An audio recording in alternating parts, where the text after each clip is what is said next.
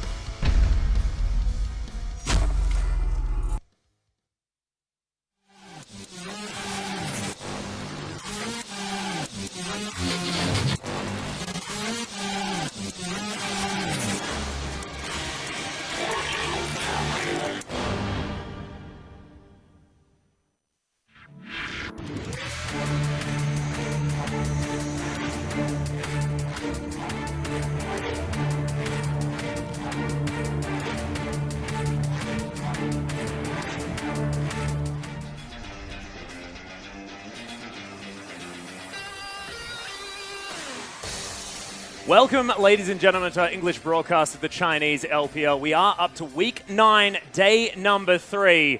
My name is, of course, Max Atlas Anderson, and I'm joined today by Matthew Fitzstewart and Indiana Frosker and Black.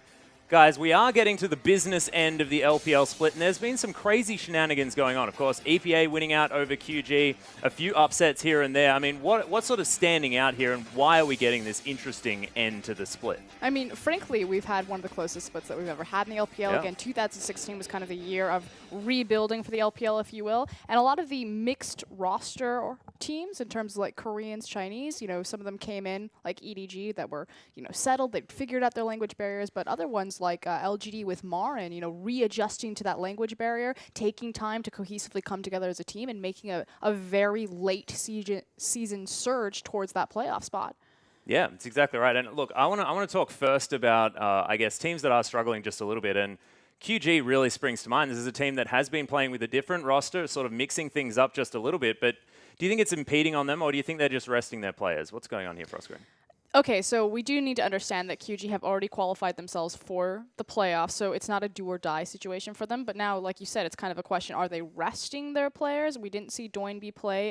It's kind of a question mark of is it Uzi playing or is it Peko? Both of them are phenomenal AD carries, but there's a very clear marked difference between the two mid laners. And so, like you said, it's a question, who's showing up? Is this a sign of QG kind of crumbling right before the playoff run? Or is this, taking a step back? We're already qualified for the playoffs, might as well give our B team some play time. Yeah. And I'm going to be using the past 2 games they played as the reference points as well. We saw the game against Snake. They didn't substitute out Doinby, so they still had Doinby playing in that game, but they did play Peko for most of those games as well. And, Peko has been playing for a lot of the games for QG for this split alone. And it wasn't really a question of, are they resting their players there? Because we have seen Uzi taken out quite a bit. But their second matchup, which I want to talk about, was against EPA, where they rested Uzi, they rested Doinby as well. That looked a little bit questionable from Chaogu. They might just be trying out the new players, might be resting as well. But overall, their performance was a little bit lackluster, I feel. I do want to make a note that the mid laner that they played during their EPA set, I believe, or their set the other night, was their old LSPL mid laner. And it was actually the player that Doinby ended up replacing. And with the simple replacement from their previous mid laner to Doinby, their average game time dropped 10 minutes. Just ridiculous. Of course, Doinby, I actually really like that they subbed him out, because I like looking at Doinby and him sort of proving his necessity on the team, because Doinby is, I'm a bit of a fan myself, and I definitely like seeing him sort of stepping up and understanding that, what is QG without me? Well, obviously not that great as they were to fall down. But no, that's actually, I really want to jump on this point because I actually think it's very important. A lot of people look at the QG Reapers and they think, oh, this is Swift's team. And yeah, Swift has been playing phenomenally over the course of the season. At IEM, he played well, but it's just this idea that if you take Swift and you put him in any of the LPL teams, I actually don't think that majority of them get better, if that makes sense. Yeah. He's a phenomenal jungler, but I feel like Doinby has so much more versatility in that you could take Doinby, you could insert him into any team. He's much more flexible, and you're going to see a lot more positives across the board. So I think QG makes Swift, and Swift doesn't make QG. And speaking of players that make teams better as well, we have to look at the team that Chaogu played against last, which was EPA. They brought in Sol, and this is where I was actually going to go next. The 2 matches where they brought in Sol, he looked phenomenal, and he's replacing a superstar of Jay-Z. Yeah. 99 definitely problems. Is. Yeah, we are before we get into EPA, we are going to go through the standings here, as QG still definitely on the top of Group A. WE still there as well. LGD making a little bit of a surge. They're at 3rd last. In Group B, sort of the really tight group.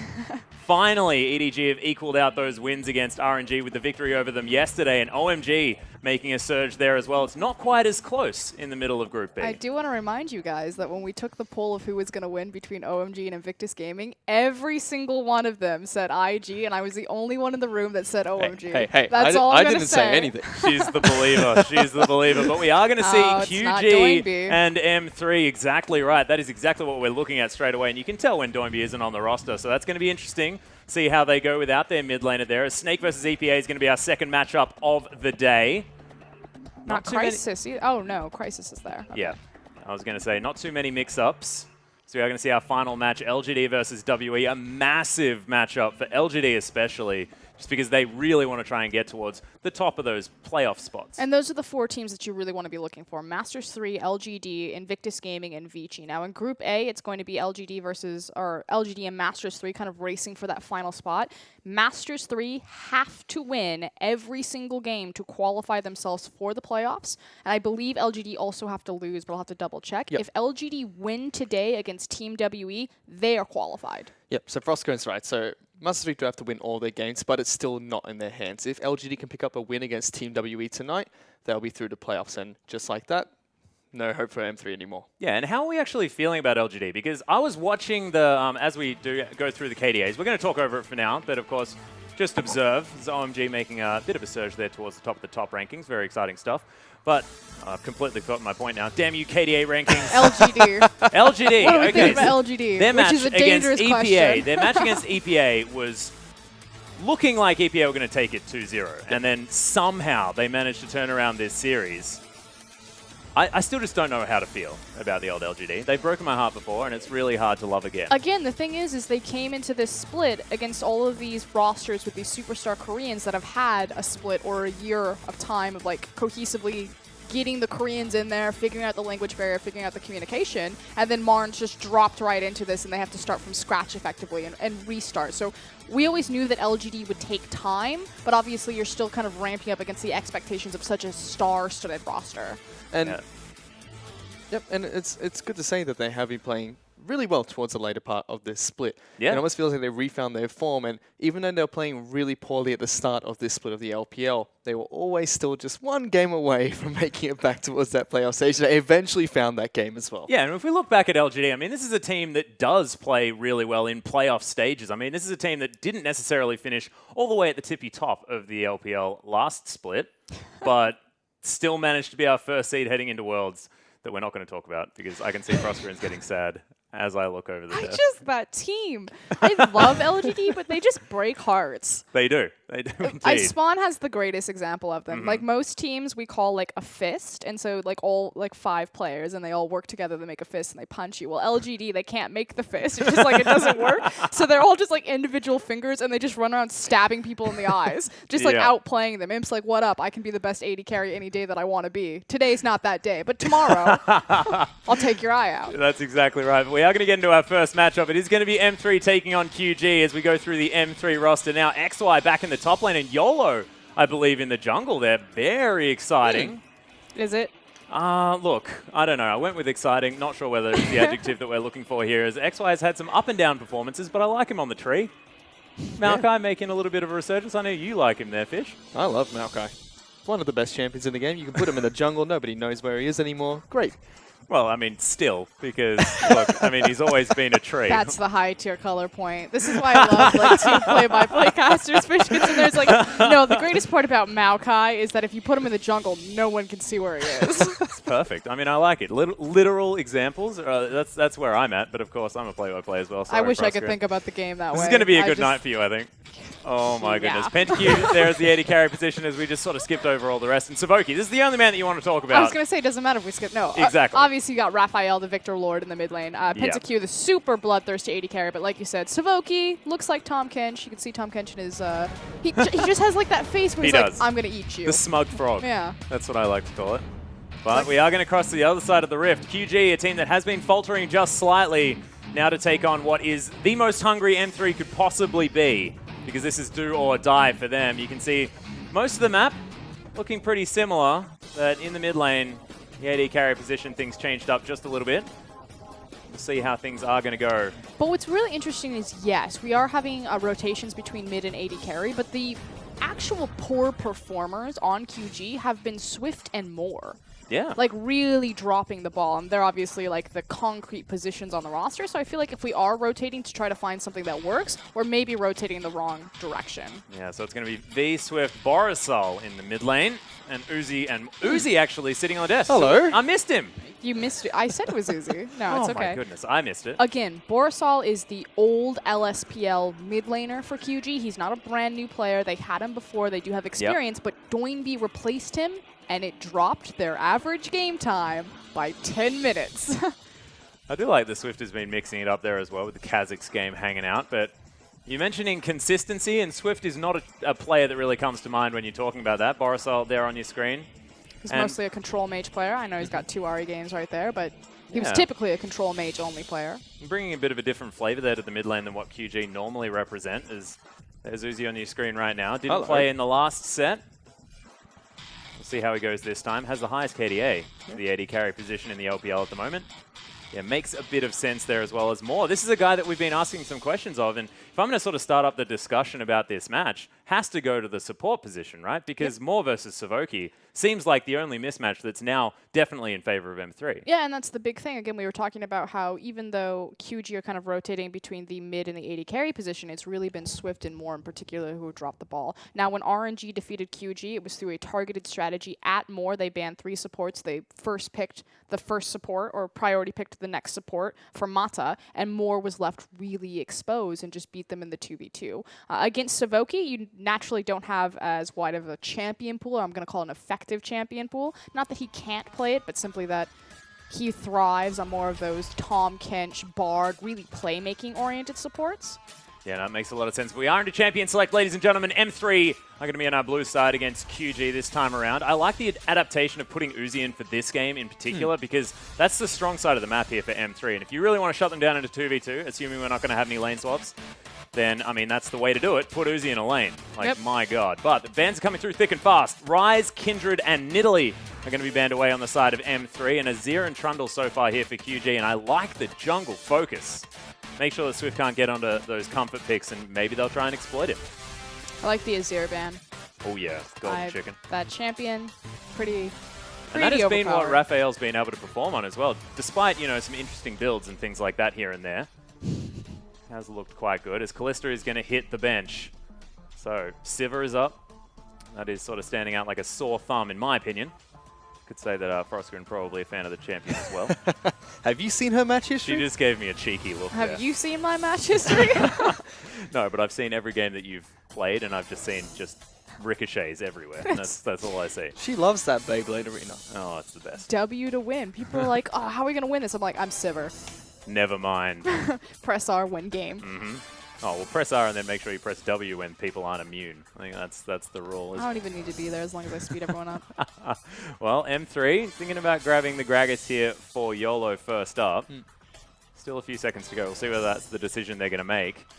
A lot of junglers have been outspoken about how Kindred and Nidalee are the 2 best picks in the jungle right now. Gragas certainly up there as well, one of the next picks they can fall back on, and a lot of people prioritize that as a first pick as well. So even if M3 don't pick it up here, which they will, it is definitely a pick to be prioritized between all the teams right now. You see, I don't necessarily agree. I feel like Braum is really important here, taking it away from Moore. Especially because of how he can interact with the Gragas cask as well. Yeah. Well, we shall see exactly what is going to be picked up now on the side of QG. Lulu was left available. That is a big deal. Alistair, next one on the rank. And it looks like that's going to be the priority over the Braum. I will say this, though. Swift is not a great Elise player. Interesting. Yeah, it's not one of his better champions statistically. Again, he can play it, but in terms of what I like to call an effective champion pool, I wouldn't put that. I wouldn't put Elise down for Swift. I would much rather see him go towards even that hovered Zac, or more preferably a Rek'Sai at this point. I just feel like champions that do well with a bit of extra gold suit Swift because he is good at playing sort of that more carry-oriented style. It's why we see the Kindred and the Nidalee sitting there in the ban list on the side of M3. Yep. But it is going to be Lulu and Poppy locked in on the side of QG. And that's the big thing about Swift and why I think that you can't necessarily take Swift and insert him into any team, even though, again, you look across these junglers, you say, oh, Swift is much better than YOLO. But would that have the same success? I don't know, because QG give all of their resources to Swift, not just their gold, but their peel. And so it was also kind of interesting when Uzi came onto the roster, you know, how is that going to adjust their team fighting? Because it's usually Swift goes crazy, and Doinby follows him in, and everyone's peeling for Swift while he does these crazy plays. Speaking of Uzi, in this matchup, he's going to have a Lulu on his team, so a lot of peel coming in from both Swift and Uzi. Lulu's a champion that we've seen sneak through quite a few drafts lately. Used to be prioritized as one of the first picks or even a ban. But there's been a few games where she just completely sneaks through, nobody picks her up. or maybe picks her up during the last few picks, but Chow Group prioritized it during their first few picks, and as such, Lucian and Braum going over to M3. It just comes back to this very clear-cut strategy from Masters 3 to target at Swift to try to narrow down his jungle pool, put him on something that they think they can beat, banning the Kindred Nidalee and then prioritizing the Gragas versus the Lulu or the Braum or the Alistar or the Sivir. Yeah. Of course, Sivir now being hovered by Uzi. And look, it's a very powerful bottom lane locked in just then by M3. We saw Savoki's face looking very happy with his choice. I mean, if you're going to go toe-to-toe with Uzi, I was going to say and more, but I think it's just Uzi, to be perfectly honest, there on the bottom side of the map. You need to try and get yourself a winning matchup because that man in lane is unstoppable. And like you mentioned, Atlas, taking away the Braum is one of the first steps as well. Including all the IEM games that Chow Group played, Mortis played 21 games on Braum this split alone. Yeah. The man plays a lot of Braum. He likes giving people the door. Most certainly does. But this is another really interesting thing. QG love Lulu Graves. This is like their thing. It's because, again, Swift is given a lot of resources, whereas other junglers kind of act as either the enabler or the peel for the AD carry. QG are a team that have been focused entirely around their jungler for a very long time. Even if he's not on Graves, the meta just kind of shifted into QG's favor. If you think about the beginning of the season when QG really started to remain undefeated, it was because champions like Nidalee and Graves were just destroying the jungle. So big, yeah. And that just, again, QG didn't even have to do anything. The meta was just like, hey, you're really good at this? Guess what? We're going to make you better at it. Yeah, and then they put Kindred in the mix as well. It's like, have some more. Don't even worry about it. But it is going to be Corki and Maokai locked in on the side of M3. So XY going to be playing the tree towards the top side of the map. You're welcome, Fish, on behalf of XY. Now I really hope it's going to be XY playing Gragas and YOLO in the jungle just so we get that jungle tree again. Why would you say that? Well, hopefully they lane swap and then they can just double jungle and it's going to be absolutely fine. You'll be Fish A-okay, Fish. gives me these dirty looks anytime I just like, that's weird. Why? Yeah. And he's like, why would you say that? He's like the little kid that thinks like he just got away with something, you know? It's adorable. Calm down, fish fingers. Uzi, though, is going to be able to pick up the Sivir as that last round pick, and I was wondering exactly what QG were going to do with this one, because they could have theoretically put the Graves in the top lane, made some sort of poppy jungle situation, something weird like that, but didn't happen. Why are you trying to stretch it so much? I just wanted to. Just take the I got basic. excited. This is a QG comp. Straight up.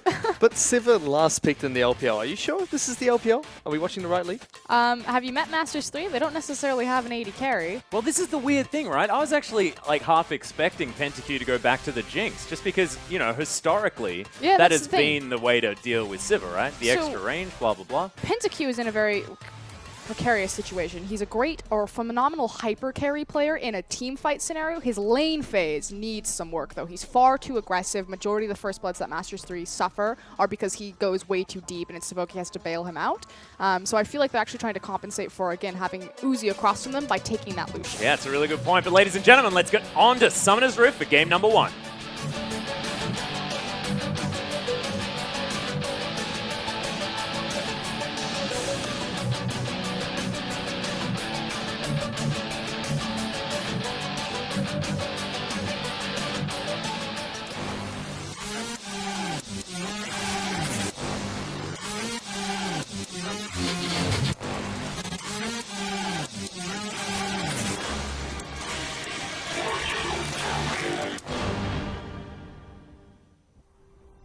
And here we are on to Summoner's Rift for game number 1, week 9, day 3, M3 taking on QG. That was a lot of rhyme, and I wasn't expecting it. But players now heading out. We'll see exactly how this game is going to work as Swift on the carry jungler one more time. We shall see. Why is he running that mastery on Alistar? Because he Would just you he much- doesn't like the Aegis, the fake Aegis. Would you That's- much prefer Wind Speaker's blessing? Yes, 110%. Oof, We've that's a done lot the of math on percentage. this a lot. So typically on Alistar, you run Wind Speaker's Blessing. Mata is the first support that I saw do it, and the reason why is that Alistar has an AoE heal, and Mata even goes as far as to max Alistar's heal first, you lower the cooldown on that. And so effectively with the Windspeaker's Blessing Mastery, you're getting free armor and MR. I think it's more so on the armor aspect. Yep. AoE to your team. Every stat is worth a gold value, so if you think about it, at level 16 or whatever, Alistar pressing E every 14 seconds in the middle of his team, giving people all of that bonus armor, that's effectively like, here, have 2,000 gold for 3 seconds. Just repeatedly. Yeah. Whereas this mastery is much more for the lane phase. And again, it kind of goes down to this idea that I'm with Uzi, I'm standing next to the lane-dominant AD carry, and we're going to win this as we initiate a lane swap, so. Yep. Speaking of that lane phase, we are going to see Chagru send Uzi and more up into that top lane. They're going to be able to take away the Krugs. On the flip side, so are Pentakill and Savoki. So both of these duo lanes picking up a little bit of experience advantage. XY and YOLO going to be in the jungle, so we do get to see Maokai in there. Yep. All he has to do is press S, stand still. Totally mirrored starts on both sides. It's so funny because neither teams are really invading ever for lane swap vision. They just kind of set up into a 5-point, but then gamble it and start on the weak side of the jungle anyway so they can move over to the 4v0 push. I just find it very curious. Yeah. Sort of like throw the gauntlet. Yeah, because if there was ever a delayed invade, you'd be screwed. Well, Savoki looking to try and be annoying here in the jungle. Just trying to figure out which side Swift and V started on, which, again, it's fairly common to start on the weak side of your map. And then that way you can rotate over to the top side, send your top laner up there to grab the tower and the experience. What do we think about just calling Boris Boris? Boris? Yeah, just call him Boris. What about Sal? Better call Sal? Yeah. Oh, we could do that. Yeah. Phew. This is exciting. I hope he stays. Or sold now. Yeah. Boris in the mid lane. That's what they were. QG were like, we're undefeated right now. We're starting to look a little bit shaky. We need to just like completely revamp. Sal, get in here. Yeah. Call Sol. Got to get some Boris. See, I'm still more of a fan, as Raphael's actually going down relatively low here in the mid lane. Boris doing some work on the Lulu. Of course, frustrating little lane bully. So somewhat to be expected. And we'll see how this lane swap is going to go as the first towers fall down. The easy bit of the lane swap. Again, it's always just so important to see how they bounce the waves and where they rotate afterwards. Everyone can really stack a wave, put it into a tower. As I say that, we've had people die to towers before. Many. Yeah. Yes. Towers and Rift Herald's number one enemy of most teams. We've had no one died to a Rift Herald yet. Oh, thank goodness. That's why LPL greater than NA still. Oh, no, we could actually have a similar experience right now. No, he's got it. Nice work. Yeah. V. Well done. That was a lot of trust. Is Boris in so much trouble? He's going to fall down. Raphael picks up first blood there in the mid lane with a very timely gank from YOLO. Okay, so the issue is why is he standing on that side of the lane? His strong side of the map is the top side because that's where all his people are, and he chose to stand on the bottom side, gave a beautiful flash belly bop gank from YOLO. Easy pickings. Yep, all too easy as he is going to teleport back to the lane, pick up this huge wave, so not going to lose as much as he otherwise could have. Still has to burn both his summoners here. One from the flash doing the gank to teleport to get back to lane as well. It's not as awful, though, since he's against a Corki who's not going to take a teleport, so he's effectively just utilizing that summoner spell on the off chance that he does get bullied in the lane or, killed by Gragas. Yeah. Consolidate. But here's the swap back. Okay, so both towers have gone down, so no one died. We made it, boys. We've now got Uzi and more into the bottom side. They're going to be looking at sieging the next outer tier tower. Meanwhile, you have the response top side from Pentakill and Spooky, so looking to do the same thing. And both top laners have now immediately pulled off. And this is what I actually like the adaptation from Masters 3. Not really an adaptation. It's actually fairly standard in the Western lane swap. But pulling your top laner to merge with your duo lane and just sieging again the tower as opposed to trying to instill a freeze. Yeah, the rinse and repeat tactic. Yeah. Like it a lot. V, on the other hand, sitting in the mid lane, trying to see if he can catch Raphael out. He's actually going to jump in, gets a little bit of damage down onto the Corki. Raphael still moving forward, a couple of auto attacks. Not quite enough. Boris are not going to pick up a kill, but Swift, there it is! flashing in, gets the Q off against the wall, and one final auto attack takes him down. And this is the adaptation from QG. So again, Masters 3, fairly standard, pull their top laner with their dual lane. They're looking at just sieging down the towers. QG say, no, we're going to try to exploit a numbers advantage on the map because we see where Masters 3 are. It happens to be in the mid lane. That said, it's a very high-risk, high-reward type of play. Actually, I'm going to call it mid-tier reward play. Mid-tier reward. Yeah. I like it. Like, if that had gone sideways, they would have been so far in the hole because there would be no answer back. Well, as it stands, they are going to send 4 people to the bottom side of the map. The answering push on the top side from M3 is going to come through at about the same time, but we'll see whether QG are going to be able to pick up any more. No Rift Herald to be taken here from M3, but with 4 members, they will be able to get a lot of damage down onto this inner turret. We're opening this map up massive, but QG do not have nearly the same size creep wave as Masters 3 do. In fact, they even just pinged at their inhibitor turret, so probably thinking of heading back to base after they decide to try and finish out this push. They're still trying to work on this turret. Swift getting a lot of damage down with those auto attacks. It will be M3, however, that pick up the turret first and immediately going to send this wave into the inhibitor turret. They just had a few extra minions right there, able to do it a little bit faster, but in the end, again, traded 1 for 1. Well, this my inhibitor goodness. turret is in a whole lot of trouble right now. Down to about a third health, a quarter now as well. It might actually fall, as there's not a lot of minions left over. YOLO trying to tank this one up, but they are going to be able to break open the base at 7 minutes into the game. My God, that was close. Some flashes being blown. Massive misstep from QG in executing the lane swap. Again, Masters 3 just had the superior wave control, and those few extra minions, this is what it equated to. It's not a massive gold lead for M3 after that, just about 400 gold, but still. It's a massive pressure advantage Yeah. because naturally your towers are going to be the primary thing that are controlling the creep waves. With the creeps, as they get deeper into your baseline, they take with them information and knowledge simply because they give vision. So Opens up the map quite a bit for Masters 3, but it will be Chaogu responding by taking up a dragon of their own, so controlling the objectives nicely. we've lost our inhib tower, got the dragon. Yeah, guys. better get the dragon. Totally worth. We should see a deep freeze come out of V, however. But it's now a Certainly question. can now. It's not like it's going to crash into the turret.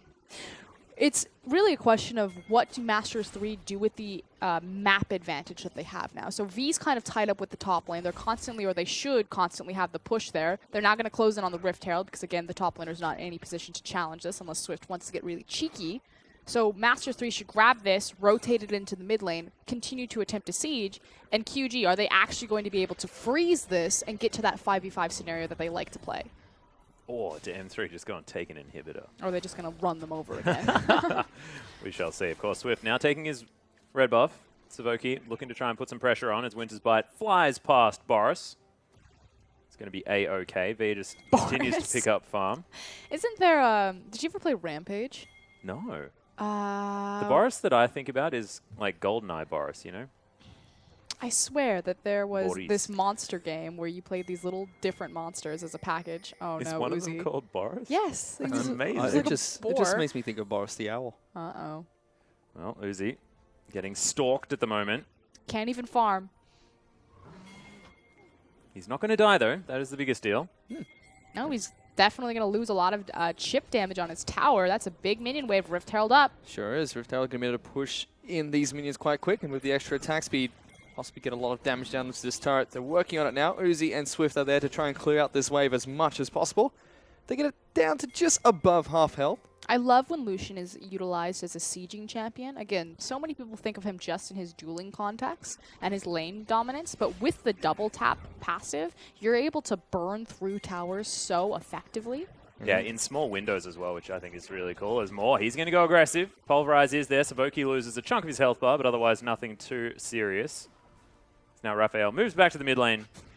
Clear out this wave. And it's cool because by trying to open up these side lanes, as I say that though PentaQ wanders into the mid lane, they've effectively isolated Corki and Lulu to just free farm this up, which makes sense. Corki's going to be a larger power spike type of champion. He needs to invest more gold, get closer to that Trinity Force. So open up the side waves, continue to siege freestanding gold, but make sure that Corki has his little isolated lane, so he's doing his own thing. And we just saw up in the top lane that freeze has finally started for V, so he's slowly pushing out that wave towards M3 side of the map.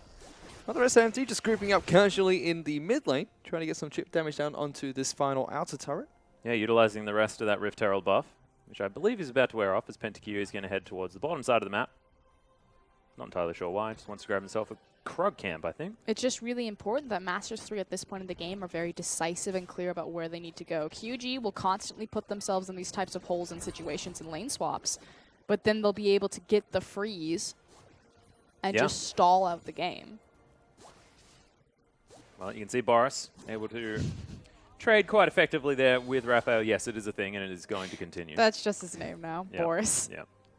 Swift looking for a gank up in the top lane as XY has He's come got to a try and soccer meet ball this. there. Doesn't even matter. I'm actually only going to call Alistar Big Al now.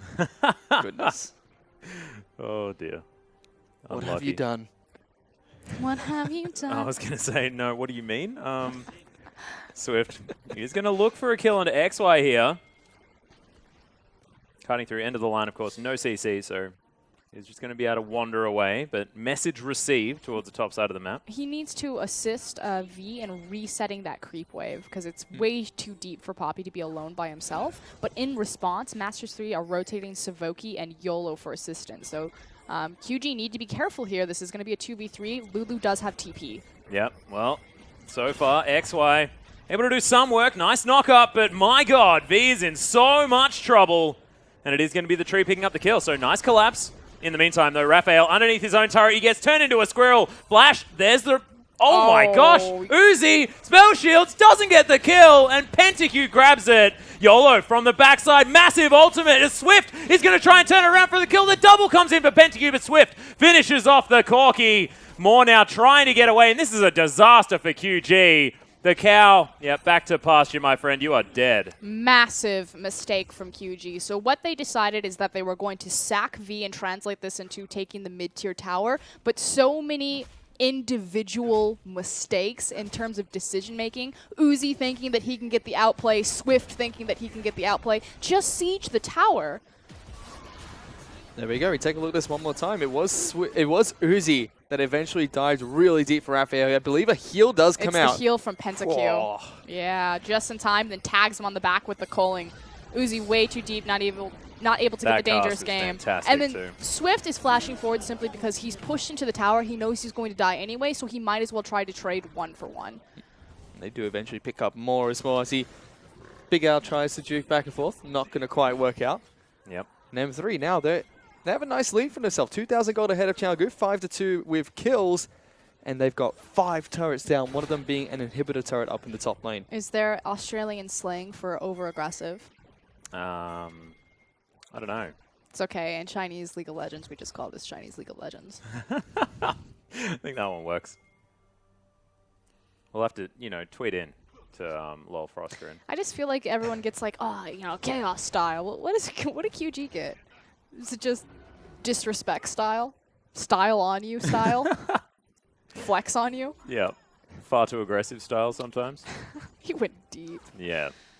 Oh, Uzi, I love you. I think we all do. Sometimes you just gotta flash. Underneath the tower to try and kill a Corki that has a friend with heal. He didn't see him. It's okay. That means that Masters 3 will translate this into more map control, taking the dragon. That said, 3 members of QG secured the blue buff. Well, you got to make sure you grab these buffs. I think they were expecting that it could be contested. Doesn't happen. It's PentaQ 2-0-1 now. Still behind on farm. And M3's turret is in trouble in the mid lane. I have a feeling if QG weren't busy diving, they would have got that one on the last push. And again, it's just kind of the miscommunication and those individual mistakes in decision-making. Focus the tower. I don't know if it comes down to maybe not having as cohesive calls when Doinby's on the lineup or something. But Don't know if that works too much when you tell Uzi to focus the tower. He just doesn't see any. But this is the thing. Uzi, Well, he found it then. because Uzi went from Starhorn Royal Club to OMG to QG. And actually, during last year when he was on OMG, he matured a lot as a player in his play style. He played almost exclusively Sivir. He was a very PvE style of AD carry as opposed to kind of the traditional 2v2 outplay you Uzi. But he knows how to play this champion. He knows how to play the lane swap beautifully. He proved that last year. Kind of went back to his old flash into your vain ways. Well, Damn he's right. I like 0-1. He's 0-1 now. 136. Yeah, still does have a farm advantage against PentaQ, but with those 2 kills picked up by Lucian, means that he's even out that goal between the 2 AD carries. And they I both love have what their Savoki Ace just did. That was so beautiful. The boomerang coming back, uses the unbreakable the other direction, avoids the double tap damage. Oh, man. Love That's it. That's just exciting. Better against Ari because, of course, you avoid the true damage. But still like it with the boomerang blade. There's certain things about League of Legends that just make me really, really happy. Okay, guys? Don't leave us, Frostcone. We need you here. No, he explained it. Technically, it was correct. Yeah, it was. Damn Not right it doubting was. that.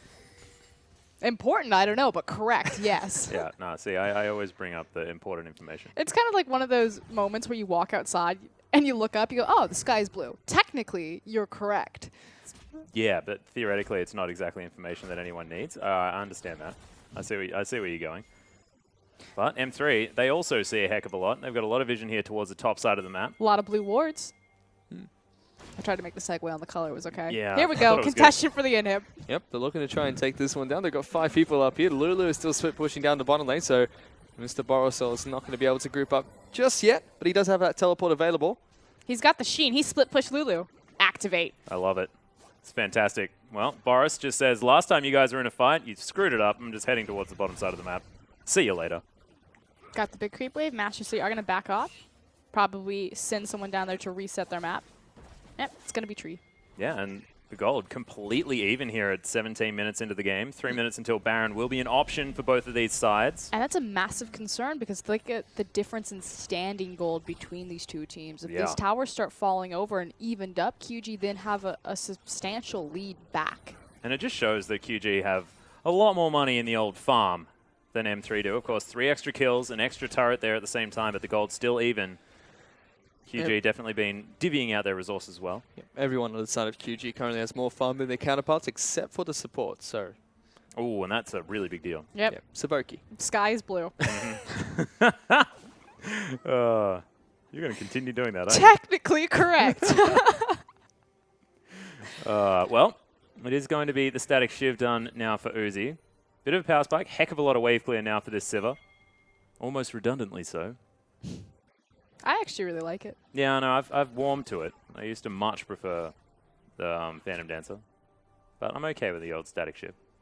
I just, you know, Play to your you strengths. don't need the, yeah, exactly. That's exactly what it is. You don't need the static shiv because she's got plenty of wave clear, but when you walk up to a creep wave after running around with your on the hunt, which stacks static shiv so much more effectively, and then you just W the backline, get the shiv proc immediately through it, delicious. Yeah, exactly. Instantaneous. It's beautiful. Well, you can see M3 clearing out the mid-wave here as PentaQ trying to catch up to the old Uzi. 20 CS down at the moment. Cat got speed. It You'll looks like, never catch him. I think that he's actually building a Phantom Dancer, though. By the look of the extra dagger sitting in his inventory. Makes sense. Lucian looking for that superior 1v1 dueling potential. Yeah, I like it. Self-peel. We'll have to see what he picks up as his Zeal item in the near future. I mean, it could, of course, be a Renan's Hurricane with those 2 items. But Pretty positive it's a Phantom Dancer. I definitely hope so. Crazy things have happened in the LPL, but maybe not that crazy. Is YOLO looking to try and catch Swift out. Will he be able to get him? He does. Gets the body slam down onto Swift. Not going to get the ultimate nice out. Flash. It's a good flash on Swift to be able to get him out of that dangerous situation. Excellent use of the pink ward as well to kind of lure Swift in. The pink ward, the arch nemesis of Graves. Got him. But does get a summoner spell out of Swift. Very big deal. It's also a big deal that Masters 3, you know, pressuring their vision so much deeper into QG's jungle. Yeah. The map is very open and they're just very slowly kind of suffocating them out. Again, pressure on Masters 3. So many teams have put QG in this position, but not been able to be decisive and close it out. You have to take this team down by the knee before they get a foot back in it. That's definitely right. Chalgra fought back from a lot worse situation before. There's been quite a few 10,000 goal lead team fights that Calgary have been able to claw back from before. That's their thing. So Can they maybe, do it with Boris? You know, maybe. Damn right they can. I believe in Boris. Believe in Boris, guys.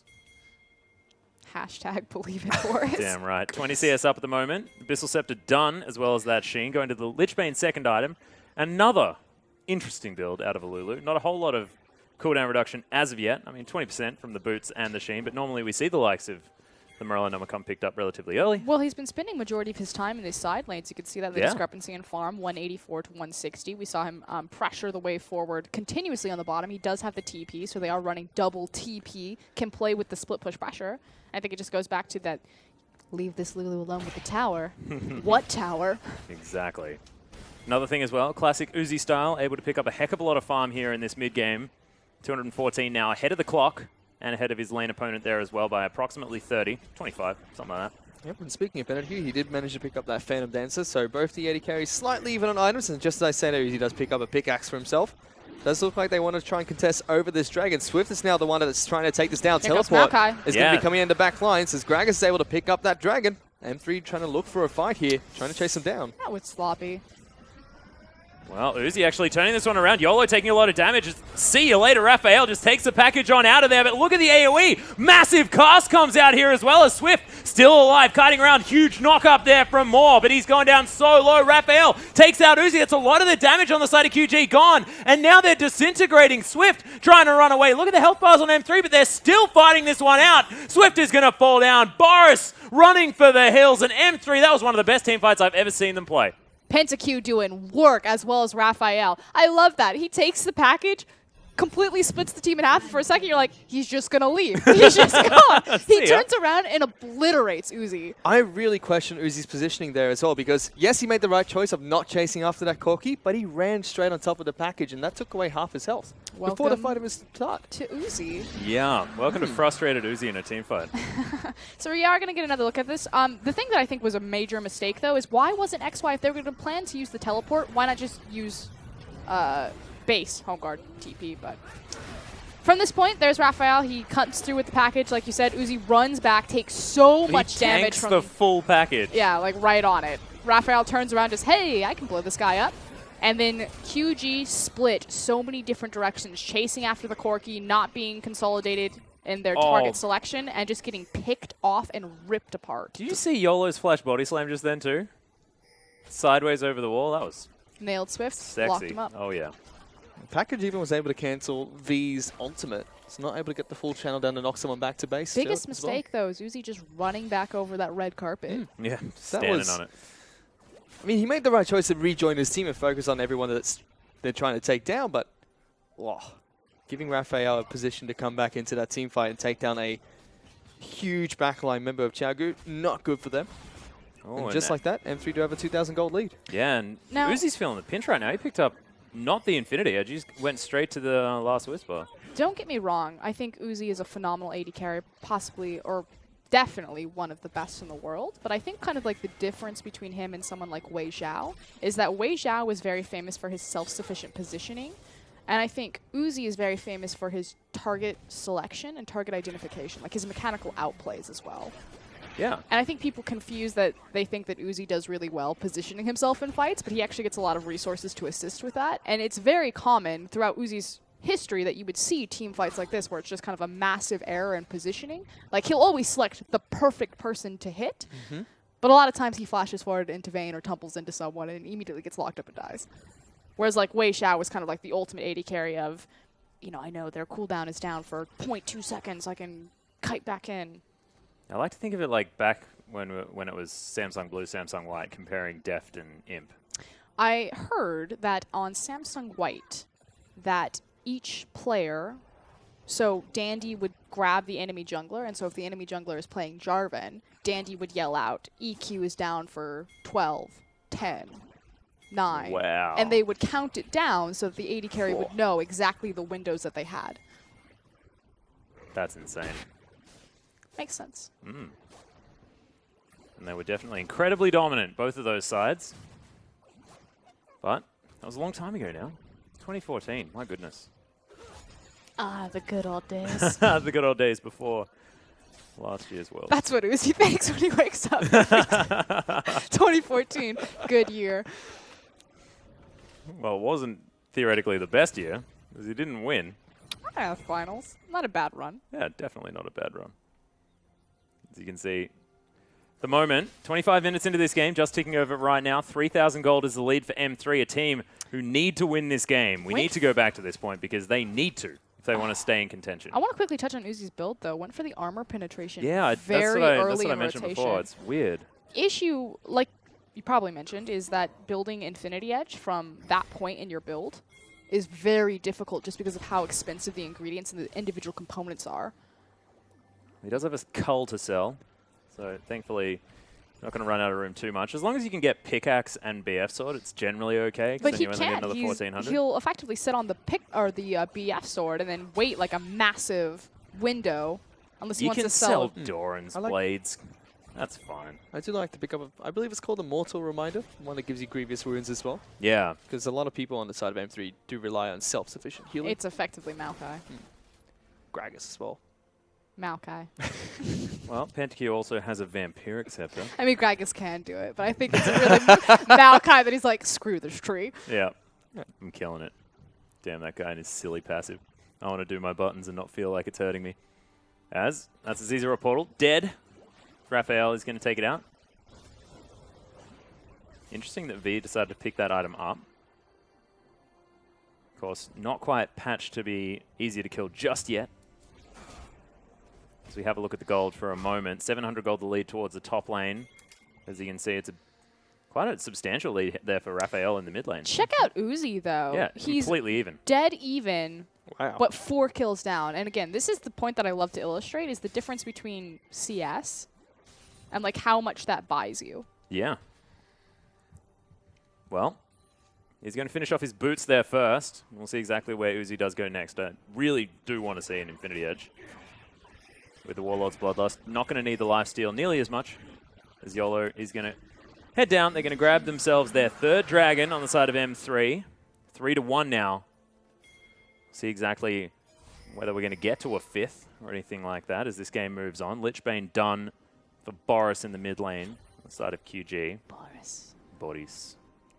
Raphael's got his package. They're looking at sieging mid-tier tower. QG out of position, so some trip damage will go down. Lots of damage will probably go down this turret as they are able to chip Here it down comes to about TP. half health. As right now, Empty going to see that TP and immediately back off. So the Global Summoner being burnt by Boris. V still does have his up. So choke on words. He still will be able to match XY, And but there he goes. big Summoner gone. Well, also the package can be used there as well as Raphael gets himself towards the top side of the map, which was pushing for QG. They're going to move towards the Baron pit at the moment, probably just to try and grab themselves some vision. See whether they do decide to start anything up, clear it out, and move on. But Swift, he's going to head back to base. More of Malmortius is already completed as well as that Warrior Enchantment. We'll see what he goes for next. I like the Phantom Dancer. We'll see what he does do. On the Hunt Beam, pops in the mid lane. XY going to find his way in all the way through the back line here as M3 are trying to start up this fight. Massive Glacial Fissure does go down as QG's health bars are going down so low. V now a little bit late to this party as Swift is going to get body slammed more, trying to be a hero, but it's not going to work as Raphael picks up the first kill of the fight. XY going to take down Swift. Pentakill destroys Boris, and M3, this is the best team fighting day that we've seen so far, and this is exactly the day they needed to do it. XY did so much work that fight. That Maokai got on 4 members of QG for at least 10 to 15 seconds. What a beast. I mean, his ultimate effectively acts as an AoE exhaust, if you think about it. Yeah. So close as well. M3, all their health bars almost completely gone. They don't even decide to go and take Baron. They just decide to take 1 turret for themselves and immediately back off. But they're styling on QG. Check this out. So TP gets popped, immediately on the hunt is done in response to try to reposition QG. Here's XY, just all over QG. Cass comes through. He's actually going to Twisted Advance and stack again. He's on 4 people right now. No one can do damage to him. Look at him. The tree is just immovable. Whew. And then the Flash Twisted Advance. Just their aggro control in these fights is what's the most ridiculous. Because see their health bars. They're all kept relatively even, meaning the fact that they've been moving in and out, understanding when and when they're not getting targeted. It's just really, really well orchestrated here by M3 so far. Maokai is just such a key pick this series, and I guarantee that we'll probably see it contested. And V's also a phenomenal Maokai player. Yeah. V did do a good job of trying to lock down Pentakill, but like Frostcoon said, 4 people being locked down by XY. Significant advantage for M3 during that team fight. And they are now 5,000 gold ahead of Xiaogu. With an open base towards the top side of the map here as well. So QG It has. definitely on the back foot. I do want to say this, though. It has been a bit of an error from Masters 3. This inhibitor has been open since about 17 minutes in this game. Yeah, it's like pressure, guys. They probably just forgot that it was down. Like, oh, hang on. We took this earlier, didn't we? What the heck? I swear I've seen this part of the map before. Well, Pentakill actually just finished a Bloodthirster and a Last Whisper at the same time. He's very big on this Lucian. 5-0 and 3. Catching up in the farm. It's going to be important if they're going to try and siege down this top lane inhibitor. They've got all 5 members up here, and so do Xiaogu. The only saving grace for Xiaogu is that they do have their bottom lane pushing out. So slowly it will relieve some pressure from this inhibitor. And once again, might be the 4th or 5th time we see M3 try to pressure this top lane inhibitor. And they just back off immediately once again. And it's like you said, it's because of that massive pressure point in the bottom, and they don't want to try to fumble. If they had died there, it could have been an immediate Baron from QG in response. So why not just play with your denial of vision, lure QG away from their base into an area where you're stronger? And QG say no, and they actually ram it down mid lane. Master 3 say okay, and they pull the trigger on Baron.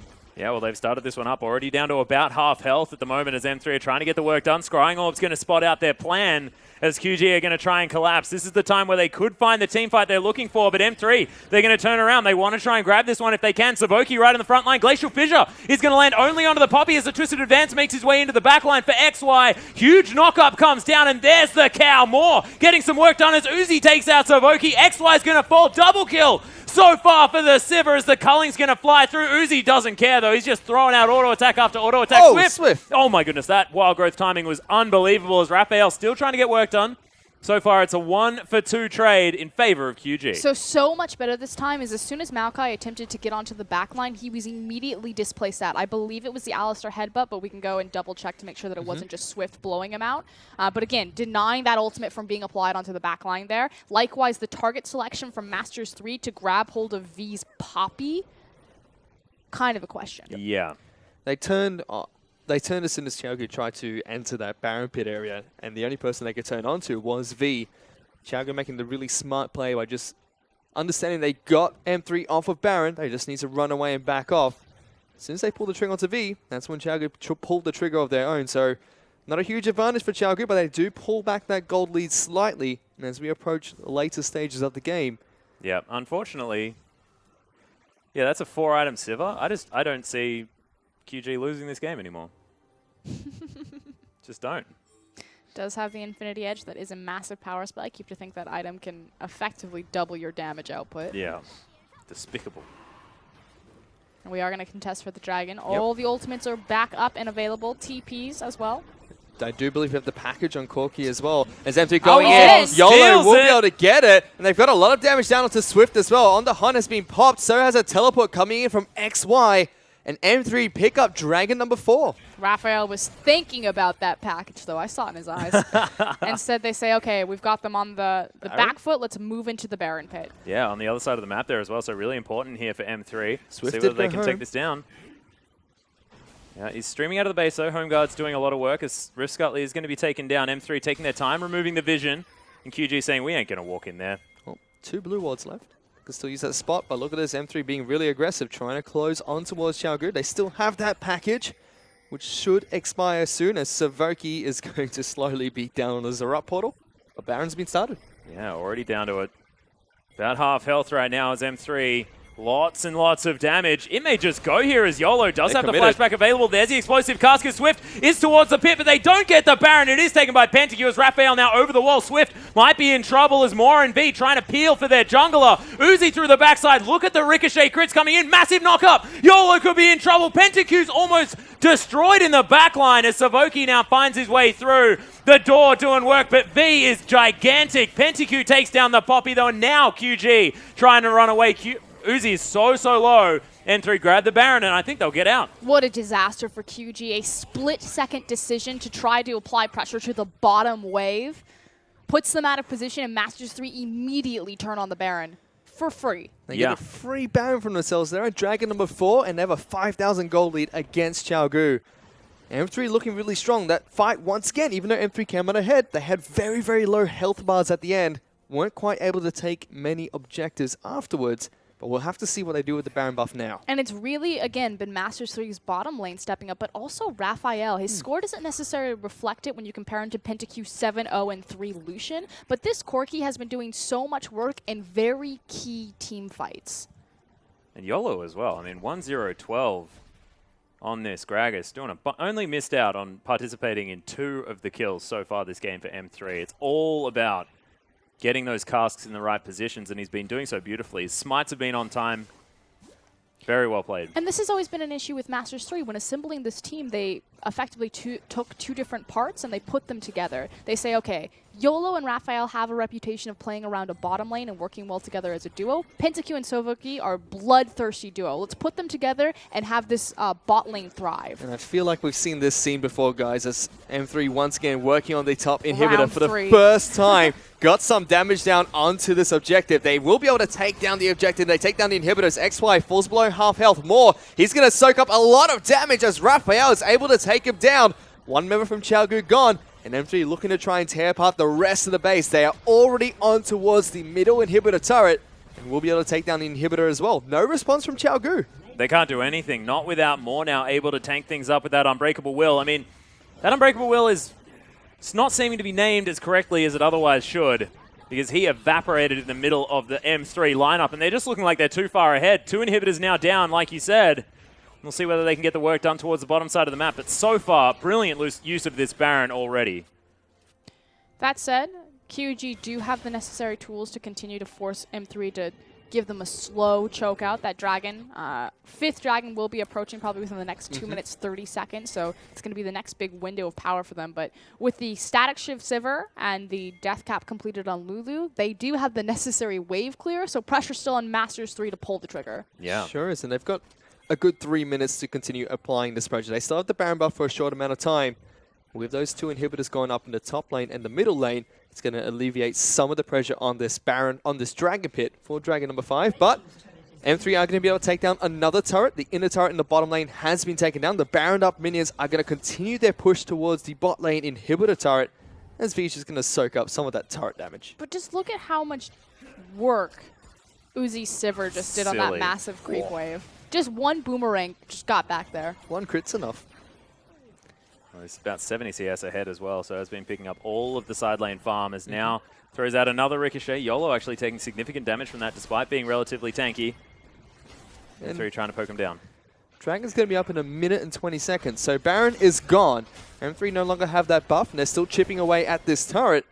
But eventually that objective will be available to be taken. And minions are already working on the Nexus turrets. Got a little bit of chip damage down onto the first turret. And this bot lane inhibitor turret is taking a beating as well. But that's probably not the main objective for M3. They're probably going to look for Dragon number 5 as soon as that respawns. And this is what we were talking about. The power of Sivir and Lulu, they do have the resources to compensate for not having those inhib towers up. Well, I mean, Graves offers a lot of wave clear as well. I mean, it's just really hard to siege against QG just because they've got so much wave clear. They do have a small window, so the reason why they're being so aggressive with this flank right now is because they have a small window where their base isn't under threat until these waves continue to build up. Well, you can see Swift wants to grab himself a Gromp from over the wall, but isn't going to be able to as it resets. And QG now trying to find some window where they can get something done. 25 seconds. M3 going to go grab some items and then head back and pick up that dragon. Borosal's in the base trying to deal with this big minion wave that is crashing on towards the Nexus. Chaogu do have the double teleport available, so we could see that come into play during this next dragon fight. Package has been picked up by Raphael. That guy's walking huge. Towards the Dragon Pit. M3 have already secured the area, looking to try and take it down as fast as possible. These inhibitor turrets, so Nexus turrets, are taking a lot of damage. They're working on the Dragon now, and Chaogu just going to give it up. That's Dragon 5 going on towards M3. Can't fight for it, need to preserve their base. That said, QG have shown that even from the back foot, they're more than willing to play aggressive. They understand how to play from behind. They've done it multiple times before, but never with Boris at the helm. Yeah, it's just looking very, very dangerous here for QG with 2 inhibitors down. At least with the wave clear, they will be able to get some work done, but Uzi not even going for that Mercurial Scimitar. Looks like it will be the Bloodthirster as his final item here for the Sivir. He's going to have a lot of damage, but it will need to be very careful about that positioning. Raphael just last hitting the minions here to try and create He's as on so slow much as a push fire possible. right now. He's got the Dragon buff. He's got the package as well. Lots of fire coming out of this Corki. He is flashing. Oh, yes. But now M3 are going to try and work for this final push to take down the last inhibitor against Chaogu. If they fail here, it will be a big breath for Chaogu because their inhibs will respawn by the next time Masters 3 confront another assault. That said, Baron also spawning in 40 seconds. This is kind of do or die for QG. Yeah, they may need to pull the trigger here as well as the door comes up. Savoki taking a lot of free damage. They're just focusing on the turret right now as the Brawn's going to die. Uzi picks up that kill pretty easily as the culling just goes wide. QG now the man advantage. Flanks coming in, actually. We're going to see Poppy teleport from behind. He's going to get behind the rest of this N3 backline. XY is actually going to jump on towards that Poppy as soon as possible. Raphael Valkyries and flashes out of there, but look at PentaQ. He's on top of Uzi, takes a lot of damage in return as Yola's going to body slam over the wall. Lots of Xiaogu members going to take it down incredibly low. Yola's going forward now. We'll be able to slow down Boracel. Raphael is onto the 3 on the left. Gets a lot of damage down with his rockets. PentaQ will be able to take down Boracel. V, he's trying to eject the Corki. He's able to do so, but at what cost is the rest of Xiaogu taking so much damage? They're going to get taken down. PentaQ manages to take down Uzi as well. Swift, it's the last man left. He tries to duel PentaQ, but he's not quite able to as the double kill comes in for Lucian. The ace comes in as well, and Masters 3 are able to pick up game number 1 against Xiaogu. I do want to congratulate Masters 3 on a very well executed team fight, but I have to say they were trolled. Oh my Trolled by the inhibitor. Never mind. That last team fight, though, was such a microcosm for effectively what QG did wrong for the majority of that game. If you think about this, they successfully held off the bottom tower dive. Someone dives in, they kill them. It's a 4v5, but they overreach. V looking for the flanking teleport, and they extend off of their base instead of just waiting for Dragon 5 to kick off, waiting for the next wave, and waiting for their inhibitors to respawn. They overextend, overreach, and get punished. Yeah, maybe playing a little bit overconfidently, thinking that, you know, they just have the team fight skill. But with Boris on the lineup, he sort of felt like he wasn't in sync with the rest of the team. As we are going to go and have a look. Oh, the heartbreaking moment as Raphael turns this one around. The culling takes down Uzi. But this is the story of this entire game. Yeah. And no, I completely agree. I mean, obviously their team fighting prowess isn't as competent as it is with Doinby. Doinby does a lot for QG's team fighting abilities and their identity as a whole. That said, I mean, Boris did have a very clear identity. I'm the split pushing Lulu. I've got my Lich Bane very early. I have I kept a warding trinket as opposed to changing that out for a blue trinket for majority of the game. So very much intended to stay in these side lanes and utilize double TP. And this was a big fight for me as well. Uzi making this huge mistake of walking straight back on the package, allowing Raphael to get back into this team fight after previously being pushed off. That was huge for me. This would be the turning point for me where M3 just started to take even more control than they already had. Yeah, and PentaQ and Raphael playing phenomenally. Masters 3 pretty much across the board. You pointed out YOLO also stepping up, and that was kind of the issue with such a young team, a very brand new roster, a lot of inexperienced players, is that consistently we couldn't get them all to fire at the same time. And XY as well. We mentioned that everybody on the side of M3 was stepping up. XY in that final team fight, and that highlight you saw, like Frosco mentioned during the game itself, was able to stay on top of 4 members the entire time. So M3 really looked good in that game. Yeah, making sure that they utilize the Maokai, you know, massive tree there towards the back line. But I mean, there was a lot of players that were really stepping up. And you mentioned sort of the unsung hero of Raphael there in the mid lane. He created a massive target on his head as the Corki. His scoreline wasn't looking beautiful, but his positioning a whole lot of the time, especially during the very final team fight of that game, was outstanding. Raphael really stood up in the very key team fights during that game. So yes, again, his scoreline didn't reflect it. I'm sure that the MVP will probably go to someone like YOLO or PentaQ more than likely, just because their scoreline looked phenomenal. And yes, they did their job, but it was kind of like PentaQ cleaned everything up. He wasn't necessarily the playmaker. Raphael was the playmaker that time. He most certainly was. But ladies and gentlemen, this is a best of 3 series. We'll see whether or not M3 are going to be able to close this one out against QG and stay alive in the LPL. We'll be back in a few minutes.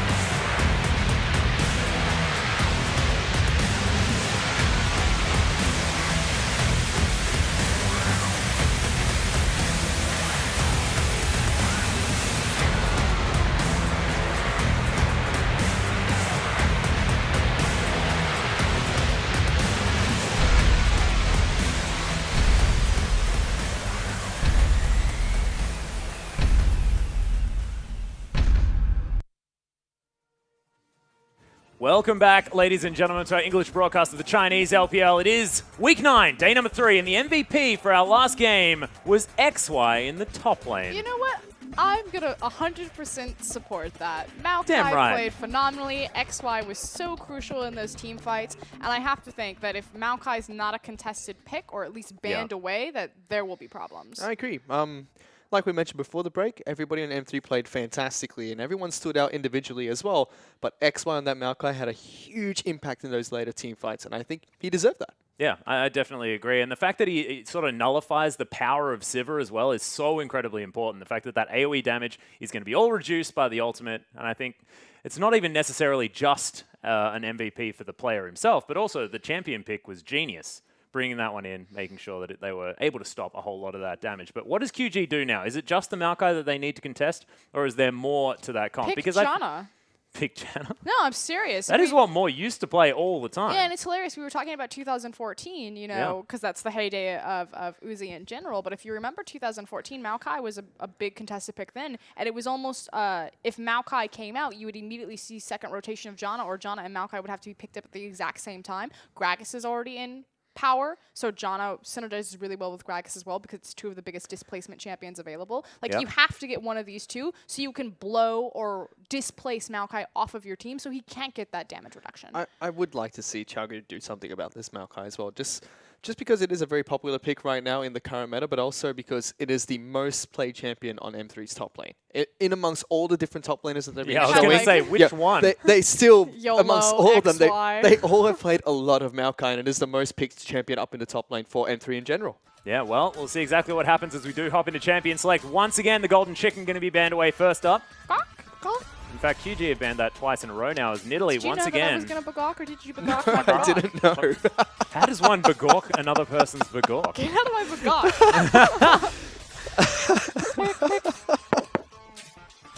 No. Okay, I'm not going to continue. Trundle is going to be the second ban here. There's nothing much looking like it's changing. Fun fact, Atlas does a phenomenal Quinn and Azir impression. Now, that was just a chicken. We call him Charlie, sitting in the back of the room. It's just one of those things that we do in Australia. It's entirely untrue, as Kindred is going to be banned away on second on the side of M3, waiting for QG to come up with their final ban. Now on the blue side, we'll see what that means, especially considering first picks. I do like that M3 is still going with a lot of jungle bans coming out here towards Swift. Yeah, and I like the Gragas ban here as well, because Swift does like being on these carry-style junglers, and Gragas was a huge problem for them in the last match. YOLO played phenomenally well. And we'll see what the first pick priority is going to be. Sivir is there, Lulu's there one more time. They could decide to pick it up, but it didn't quite work out last time. Maokai? Oh yeah, get the tree in I there. don't think you priority pick it. I think that there are definitely options. Like, don't get me wrong, Maokai is phenomenal in the meta right now. I think he worked really well last game, but there are counters to Maokai. Well, we have listed them all. Of course, with Gragas unavailable, means that that's one less AoE displacement ability to get rid of him. The Poppy not going to be the option, though, as the Corki's going to get locked in. The denial pick from Raphael giving him a lot of respect, deserved respect there as well in the mid lane on the side of M3. Yep. We'll see whether it is going to be Boris that plays that Corki in the mid lane. Pick Maokai Braum would be what I would pick here. What about Maokai Janna? Let's just bring back the old meta. Just go all the way. Yeah. YOLO actually thinking about putting the priority on the Lucian here. Of course, Uzi, a phenomenal Lucian player, Or Maokai but PentaQ Lulu. played fantastically, yeah. Interestingly, this is the first time Chago have played Corki in the mid lane this split, if they play him in the mid lane. Only I think Pekko's played it once with Chago so far. So if this is a Corki in the mid lane, denying it away from Raphael, Borisal's going to play Chago's first mid lane Corki game. Well, But you know, it's fair because Boris Isn't hasn't Doinby. played yeah. He's only played like 2 series. for Xiaogu at all. He's control mage player. Again, that was kind of what he was really well known for when they were back in the LPL. So Corki fits right up in that alley. Damn right it does. But the tree, priority picked here from M3. They understand where their power lies. They know where the power is. Damn right they do. The tree. It's in the trees. Now I've got Maokai written out as a tree in my notes. Great. Oh, that's what you're supposed to do, man. It's okay. Anytime Maokai's picked, I always write acorn. It's awful. Well, that's where he started, you know, as I'm not sure whether Maokai's an oak tree or not. As Swift, thinking about heading towards the Echo route. I like it a lot. Of course, could be V. Has been played in the top lane as well. As Graves going to be switched back to, so Swift, once again, could be on that champion. V could also play it towards the top side of the map as well. We'll see exactly what happens as there's the Braum. Why? I don't know. Okay, yes, Braum is still amazing. Yes, Moore can play a great Braum, but you're effectively running a triple AD carry composition. Janna would work fine here. You see the enemy Maokai. Yeah. Maokai twisted advances onto your little AD carry. You're like, oh, displacement. Oh. True. Both of these AD carries relatively self-sufficient as far as That's the like the old movement school thing is Janna considered. voiceover. Yeah. Oh God. Now I just have that video What did stuck she in my say? head. For only $2.95 a minute, I will leave you breathless. That's the one. Thank you, Froscarin. I miss her. Well, she's still here. No. She just gives weather reports and stuff now. It's very different. As Elise has actually been locked in here for YOLO, heading back to his secondary jungler. As you can see, Savoki on your screen, very vocal as they do lock away the Alistair. So the support's going to switch hands this game as Uzi. Do it. Yeah, just do it. Don't be scared. That would be so much fun. And Jin, such a phenomenal laner, just fits into the Uzi idea I feel like so this well. champion was made for Uzi. He's Damn literally right. looking for his spotlight. I'm the star of the show. I'm coming out onto the stage. Oh my goodness, what are you doing, Uzi? Ooh, Uzi's Ezreal would be a treat. We'll have to see what they pick up as their final rotation here. Uzreal? Israel. Too far? Yeah, most definitely too far. So they're looking for most likely an AD carry and a top laner, but they still have the flex picks of Corki and Graves here. Yeah, they could grab a jungler here if they wanted to. Put Graves towards the top side of the map. But Just they'll pick need a Quinn. they'll need Quinn a Ezreal. big tank. Oh Lock my it in. Yeah, let's just do that. Hey, Whoa. look, you said big tank. That's a big tank, but not a lot of extra CC. That leaves like basically only Braum for the CC deliverance, and Poppy's going to be locked in. So V, once again, going to be on that one towards the top side of the map. Swift locking in that Graves. And the Ezreal picked up for Uzi. I think it's very important for QG this time around that they get a lane swap. Again, they fumbled it last game against Masters 3. Masters 3 could have pushed their advantages a little bit harder, but they need this 2v2. Well, if there's ever a champion that we talk about in the hands of Raphael, it is the Victor. Yep. Has been notably pretty good against the old Corki. No reason not to go back to it here. Unless there is. Raphael was the guy who brought Victor to the LPL. There is this most played champion as well in this Yeah. current split. One of the champions very famous for. But we have to see what he picks up as the final pick here. They do have the counter pick option available, and now that they do know it is going to be a Corki in the mid lane, unless Chowga decided to throw a huge be curveball Ezreal. and put Not Ezreal there it's not instead. that huge. But it is going to be Victor, so they do pick that one up, and Raphael will be playing that into what it should be Borisal and Corki. Yeah. He really wanted the mid lane Ezreal. Who wouldn't? I wanted it. Do I you, just- Frosker? No. I Triple prefer AD carry giving comp. giving Uzi early power, I believe, is a good idea. Just in general. So I don't necessarily like his Ezreal as much. I feel like it's more of a Pekko champion. This is the thing, though. Ezreal can be super dominant in the lane phase. In fact, most people have this idea that Ezreal is very weak in the lane phase, but it's only after his initial back. That's what I mean. Yes, because you're tying up items, but Uzi does this thing where he actually doesn't back on Ezreal for a long time. So he doesn't put Ezreal in a weak point, because when he goes back, he'll pick up a late tier, and he would rather take the delayed power on stacking the tier early to make sure that he can also pick up either a pickaxe or a sheen and retain his lane dominant style. I'd also like to see if Chowga decide to go for a lane swap once again. They initiated it in the last game and did send Uzi and more up into the top lane. I'd like to see if they do that once more here now that it's Ezreal and Braum. Masters 3 should definitely lane swap. QG need to get that 2v2. Well, they have Elise, a fantastic lane swapping champion on the side of M3. They did win out in the lane swap last time around. We'll see exactly what happens as we hop on to Summoner's Rift.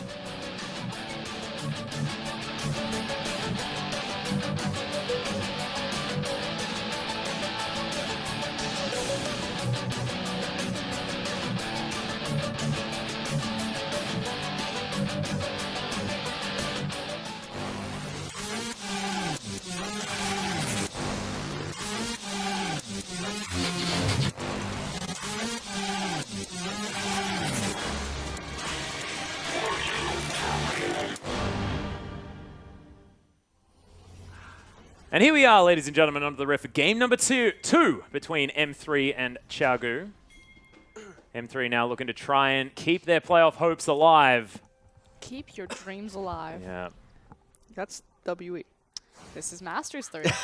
They are completely different teams. Oh, definitely different team. I was not going to say anything about them being the same team. Savoki knows what's up. He's got the Wind Speaker's blessing on the Alistair. He's ready to give his team some free stats on an AoE scale.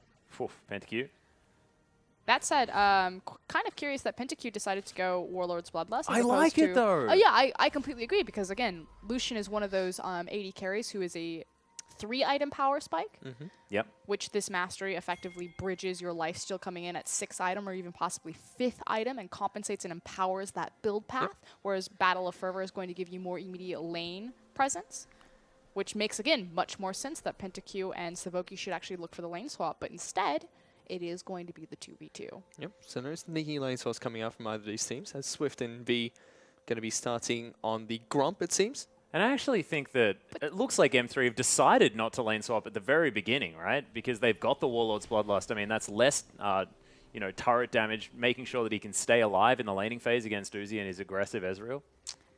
But Battle of Fervor is going to help you with your trading potential, and you That's a see good that point. on Uzi. Like, Uzi, instead of taking the Thunderlord's Decree on Ezreal, he took Battle of Fervor. Oh, I think it's the better mastery for Ezreal. Well, anyway. there's points to both. I do agree with you. Like, I like that one on Ezreal. I think a lot of people take Thunderlord's Decree because, like, I only hit skill shots. I never auto. You're really not maximizing his damage output. Yeah, when you solo play in a queue. league with Deft for as long as Uzi has, I mean, you learn that Ezreal's capable of auto attacks. It's so much more effective to keep his passive stat. It's fine. It's cool. Pick Ezreal and She's solo losing queue. his mind. She's losing his mind. You can already see Uzi being very aggressive down this bottom lane. Xiaogu will be the duo that hits level 2 first. They get immediately quite a bit of damage down onto PentaQ, as both of the skill shots will connect from these two laners. Tell me I'm weak in lane. Give you a You're map. weak in lane. Look at that. Just standing on the back caster creeps. I mean, we've seen aggressive laners like Rookie stand on top of their own minion wave, but No one this is is Uzi in front of it. aggressive as Uzi. Uzi standing in front of the minion wave. Doesn't care. In Give fact, him an inch, he'll take your whole body. I think is the thing in the laning phase as far as Uzi is concerned. But he's always strong at level 1 and 2 and 3. Like before the first back, like you said. I mean, the he's back. very strong. And this is the thing to watch for Uzi. He typically does this on Ezreal, is that he'll delay his backs. Unless some sort of disaster like a jungler gets intervened, but he'll sit in the lane and he'll continue to apply pressure for you, bypass Ezreal's weak point of the back and come back with like Sheen tier or like tier pickaxe as opposed to just the tier. I'd really like to see if M3 identify this and try and force Uzi to back early. Try and force him to Gank him. lose. Yep, get a gank down at the bottom. They try and force him to lose some of that advantage he gets by staying longer. Yeah, and YOLO being the Elise going to be very able to do so. Which as is he's why. taking the Rift Scuttler right now. Swift Hello. is going to say, I might just kill you, Miss Spider Lady. It's the red buff doing some work right now. Cancels one of the auto attacks, but look at this damage as Victor's making his way around as well. Savoki's going to be here as there's Whoa. the flash. Swift going to get knocked up. That is a lot of resources gained out of this grave. But this is exactly it. Uzi and Moore have the pressure advantage on the bottom side, so Swift walks over to make sure they can get the Hello? Scuttle Crab. He's going to get it. Gets one off. Gets the Oh auto take. The my Q's back. God. Not enough. Oh, give him the door! Wow. That was awesome. Moore. This is the champion he can play for Oscarin. He's a playmaker. I'll say that. He's always been a playmaker. Sometimes it's bad plays. Sometimes it's good plays. Wow. That was phenomenal. Certainly was. QG playing with something to prove in game number 2.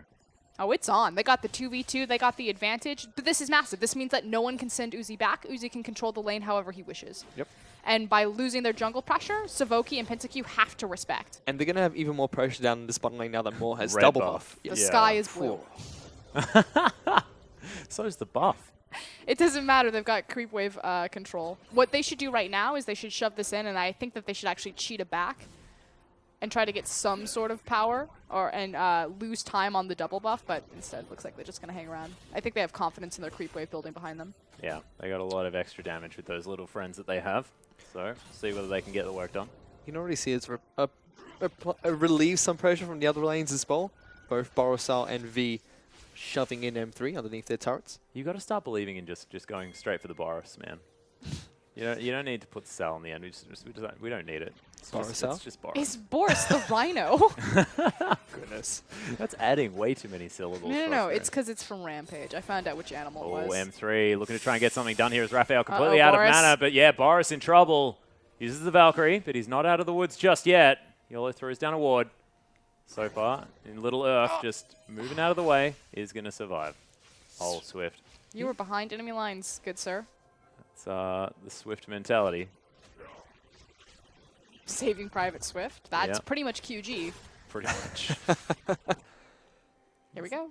Just Where going are we to going? counter jungle the Krugs. There's nothing to gank up there. Yeah, it's not about ganking. It's about stealing Sending a away enemy message. jungle. YOLO going it's- to wander over this ward. He's going to walk over and be like, where did all my camps go? No, he knows. Oh, yeah. He cautiously walked into his jungle. I know that guy's in here. Mm-hmm. Could smell him. Uzi does take the back, though. He grabs a Cole as well as the tier, so not as strong as he would have liked, especially against the BF sort of PentaQ. We'll see how the lane power shifts at this point. Yeah, this is huge because that is the early power for Lucian. Not only is he already a powerful champion in the early stages of the game, but now against the tier stacking Ezreal. Uzi, though, just known for lane power, irrespective of items, to be perfectly honest. This guy just knows how to kill creeps whilst also harassing his opponent at the same time. He definitely gets the power to do that with a good old Mystic shot. Not to mention a Braum. Very helpful. Lane And quite Moore's on successful so far. point with the doors. That flash snipe. Through the wall. That's a highlight. That is. It's really shaped up a nice early game here for QG so far. No catastrophes like that early lane phase. Lane swap, sorry, in game number 1. Give him standard lanes, get punished. Chowga doing a good job of punishing them. YOLO's going to be able to move up and take his red buff away. That was not done in either way, but look at this. Moore being knocked back towards the turret. Doesn't have aggro. Just Doesn't casually care. strolls away. What I want to understand is how he got into a position for that to happen. Savoki still has flash. He may have like stood behind a minion to try and like stop it being able to be farmed or something. I don't know. How's Do you there actually ever, give the stats to the minion? How is there ever a moment where Alistar just gets to walk up to you and just punch you into a tower without utilizing flash? I don't know. But Moore didn't seem to worry about it. I don't He think didn't care. Yeah. Adorable. I'm fine. This is fine. Here This might comes not YOLO. be. Oof. Good Valkyrie coming out from Borisov. I think I've just missed him, but yes. Good reaction as well. Yeah, but that being said, I mean, getting as many Valkyries at this stage of the game onto a Corki is very important because, I mean, that's a lot of mana. Each Valkyrie you can make him use is a few less phosphorus bombs in the laning phase. Oh, Uzi misses the Mystic shot. We're done. We can Yeah. go home. Yep. How did that? He That bent was it like ridiculous. he literally bent it at a 90-degree angle around a creep. It like took a Just back up. right-hand turn. He's seen that movie Wanted, you know, learned how to bend the bullets. I was thinking like bend it like Beckham. David Beckham. No. I don't think we go for a soccer reference here. I think it's all about James McAvee in this particular situation. Football. Football. What's the cricket player's name? Shane Warne. Johnson Mitchell? What? I don't know. He's not an Australian cricketer. I have no idea. Wait. From What? which era are we No, talking I don't know about? cricket. You guys tried to explain this game to me. Oh, Uzi, actually arcane shifting aggressively here towards Here's bottom side. Savoki. There's the the flash. flash. As Uzi's going to get delivered straight back to M3. He's the only one that they want. As there's the double tap. Uzi, oh, the ignite wears off. The heal goes down as Moore might be the next option as the teleports are coming in. PentaQ now just totally dead as V picks it up. It's a 1-for-1 trade as now there's a battle of mid laners here in the river. Boris is going to come out ahead. Yeah, Boris keeps Raphael out of entering that fight. So again, it does end a trade in QG's favor. But I actually think Uzi could have walked away with that and lived. He actually turned around and decided to assist his team right there. Might have assumed that he was already dead. But good play out of Savoki and PentaQ. PentaQ really stepping up this series. Oh, yeah. A lot of summoners burnt from M3 as well, trying to pick up that kill. They do end up trading 1-for-1. But Thiago still do have 1,000 gold in the lead. Just about 10 minutes into this game as well. Check out those pink wards. Yeah. There's a lot of them. You really like pink wards. So you have to understand, Fish, that when you're 1,000 gold down, let's go all the way back to the beginning. There's this team in North America called Cloud9, and Cloud9 made this very standard move when Dragon was still worth global gold, where they would take early dragons and then they would immediately translate that advantage into pink wards. It's now being used on towers. When people get early towers, they can immediately go and buy pink wards, and then off of those pink wards, they then go and grab other kills or siege other objectives. But when you're gold down and you buy 4 pink wards, when you are getting constantly invaded and the enemy team is ahead, you just effectively put yourself further down into the hole. Does that make sense? Yep. That is 200 gold worth of vision items. Effectively making that gold lead slightly further. And it can turn a game around, because obviously if someone contests your pink ward, or you use your information to pick somewhere like an advantage up, but most of the time it's like, hey, we're already down and we're going to continue to be down because we're just going to lose all our vision that we place anyway. You can see more. Positioning himself aggressively is going to be able to take down one of these pink wards that you were talking about before, so that one's dead. Uzi going to pick it up. They did grab Rift Herald with it, so there's an advantage for Masters 3, so pink ward slightly worth. Yeah, Rift Scuttler going to go to Swift here as they start off the Dragon. Uzi going to throw some Mystic Shots into it now that he has that Sheen completed. Now the gigantic CS lead there as well, to the tune of about 20. 12 minutes into the game, it is going to be Xiaogu picking up the Dragon in trade for the Rift Herald, which is going to be utilized, I believe, the Maokai towards the top side. No, it's not. YOLO actually going to be grabbing that one. Helping Bit speedier himself. around the jungle. Yeah, just jungle a little bit more effectively. When you take a look back down at this bottom lane, Uzi and Moore still being really aggressive, shoving up the lane as much as possible. So that single back coming in for Uzi hasn't affected him too much, but he does have that Sheen now. So a little bit of extra damage on his Mystic Shots, and every time he uses a spell. Yeah. Back to you, just going to try to continue farming it up. I thought for a second you said back to you, as if you were a news anchor. Back to you guys. Back to you, Frosco, with That's the color the Uzi points. report. Checking in on Uzi's itemizations. Got the Sheen right now. Ready. Well, there's the headbutt on the minion as Savoki trying to get out. Unbreakable Wheels there. Nice Pulverize is going to save him for a moment as the door takes the whole culling. Swift picks it up as Pentague now a couple more autos. He's going to get stunned. Uzi grabs that, and QG, welcome back to this series. Swift, welcome back to the series, has been spending his time farming the jungle, shows up in the bot lane, leads the charge with more, hits the concussive blows, picks up the kills as well as the tower. Massive swing advantage for QG. Big swing advantage. He's We'll got give him that. 100% kill participation. What do you mean? Swift has been a part of everything. No, I mean not a part. The game has been slow for the last few minutes yes. because Swift was farming, because he's been a part of everything. So if Swift's not doing anything, nothing happens. No one's doing anything. Well, with that play, they're now 2,000 gold ahead of M3. We'll have to see what they do with this No, gold not the advantage. pink ward. I just Yeah. bought it. We put ourselves into a hole by picking up this item. We took out the mortgage. We had to put the car up. Like, Have you seen the interest rate? have you seen our bot lane? Oh, God. Well, no, because he can't actually leave his lane. There he 'cause goes. Boris won't let him. Hello. Look at these pings. Guys are M3 going in. Trying to make a play onto Team? V. XY's going to flash on top of him and get the snare down. V's going to get locked up after the knock-up as well. Poppy is Swift. definitely going to fall, but here's Swift into the back lanes, putting a lot of damage down onto XY. Oh my Pops God. the ultimate as well. It won't quite be enough, but he's still looking really aggressive. He's got the Dashing in and moves. out. He's He's going to got the flash moves. forward. One more attack's enough. Puts a shotgun to the face against PentaQ, and here comes Borisal. Here comes Raphael. Raphael's going to try and come in. Oh Does my get the God, huge lasers death down. ray. Moore is going to be able to jump away. That's a lot of damage down onto Xiaogu. They only lose one member in that fight. I think that overall it was a 1-for-1 trade, though. PentaQ also falling. QG continuing to siege here. Well, see whether they are going to be able to get any effective damage down. That is a true shot barrage hitting Oh. no one, but the Teleports. Mystic Shots are good. Yeah, teleport going to make its way in as M3 looking to try and fight back. Swift underneath the turret. Death Ray's massive though as Raphael's going to come around the side. V underneath this turret, but it's a double kill already for this Victor. You can understand why this is a champion he's known for, but V able to pick up the Elise off the back half. In this exchange, it's a 1-for-2. We'll see whether they can get any more as XY's making his way around. Uh-oh. There's the heroic charge as Uzi throwing out the poke. They want this as Raphael gets another death ray through. V tanky as all heck right now. It's Uzi with the Iceborne Gauntlet doing work cutting things around, but nothing else going to come from it. Good response from Masters 3. Very elongated team fight. Doesn't go one way or the other too far. Teleport response great from XY to really stop things, pull it back in M3's favor. So we take another look at this. Watch Swift. Yeah. He just goes absolutely ham, I think is the right word, into this backline. Gets a lot of auto attacks down. Eventually picks up PentaQ with the flash. And that would be enough to pick up their first kill. Then they go a little bit aggressive towards the tower. And that's where things start to flip around for M3. We call it 2-hero. Well, 2-hero? 2-hero. going to hero. Going to hero. Just think Wayless. Yeah. Okay. That's actually what it's called. Yeah. Going to Wayless is the idea. Well, Wayless, of course, is Godby from LGD, if you guys didn't know. No, Otherwise ladies and known gentlemen. as...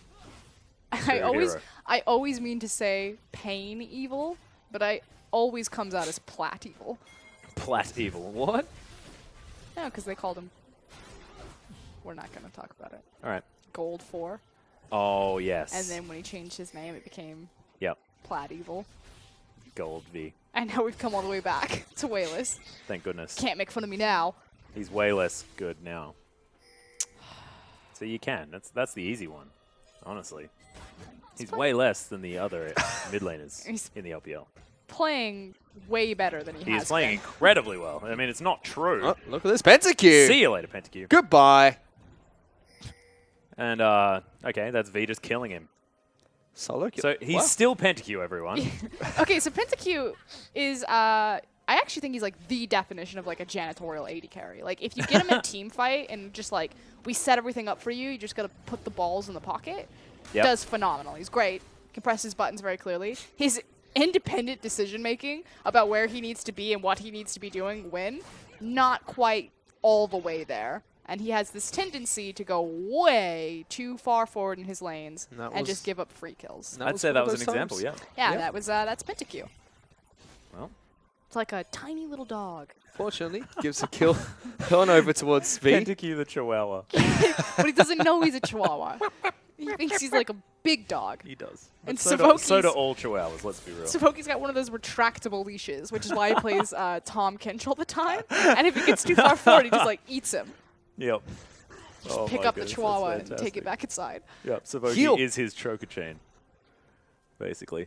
Well, V still here towards the top side of the map. Now has himself the Sunfire Cape built up, as does SXY. But QG in a much better position at the moment, 3.5 thousand gold ahead. As V is just cleaning up every minion that heads towards him. Happy as Larry. And 4 CS in champions, the lead. apparently. Yeah. I mean, Pentakill. Yeah, Pentakill. Yeah. And Swift's actually just going to sneak a dragon here. Got in underneath the wards. That would be Dragon number 2 as well for Chow Group. If it goes uncontested, which it should. Yep. Almost towards that more of Mount Mortius again. Here for Swift. Ping And he's Scope. ahead by so much CS. Down to shadow underneath Uzi. Swift just continuing to be a menace. They do This have is vision, mine. as XY doesn't get it. This is mine. Aw. Look at this V looking for So sad. Pentakill. No. Savoki is up here this Can I time do it round. again? Gets a lot of damage down onto the Poppy. More is there as well. Does get spotted out by the sweeper as the culling's been put down by Pentakill just to deter them a little bit longer. But they're effectively proxying behind this turret, making Not sure the they can't do anything. chihuahua. As Boris putting a lot of pressure down in the mid lane. Changu looked like they wanted to go for a small dive onto Pentakill. Decide to just run back towards small their side dive. of the turret. Small dive. A small Small dive, dive. you know, you get a Just a damage little down, bit of dive. then you run away. Going for a little bit of dive towards the top side of the map. I just feel like Back there's to you guys. Chaos Storm goes down to the mid lane in the meanwhile, though, but it's not going to deter Swift from taking it. And that's going to extend the gold lead even further as V, like 1v2, looking like he has no cares in the world at the moment. Yeah, and so much pressure being I don't Exerted. want to say, yeah, thank you. I didn't want to say exploited, exerted. And I was like, can't say pressured again. So much pressure being pressured. So much You could pressure have. I think we would have understood. being exerted by Swift and just the lead that he got early on YOLO. And that's been the story of this game. Again, Swift is the enabler for everything, and nothing is not happening without him. And speaking Double, of Swift, triple negative. That was so many negatives, I but I don't think know. we got it. Swift's good. speaking of Swift, he's going to be taking another Rift Tail for his team. Meanwhile, there are like 3 members of M3 in the top lane, and V's just like dancing around like there's nobody else here. It's Fight me. absolutely fine. Yeah. Start up this fight. We'll see whether you win. Swift is going to grab himself the Herald buff, though. A little bit more speed, can back fast, do all that good stuff.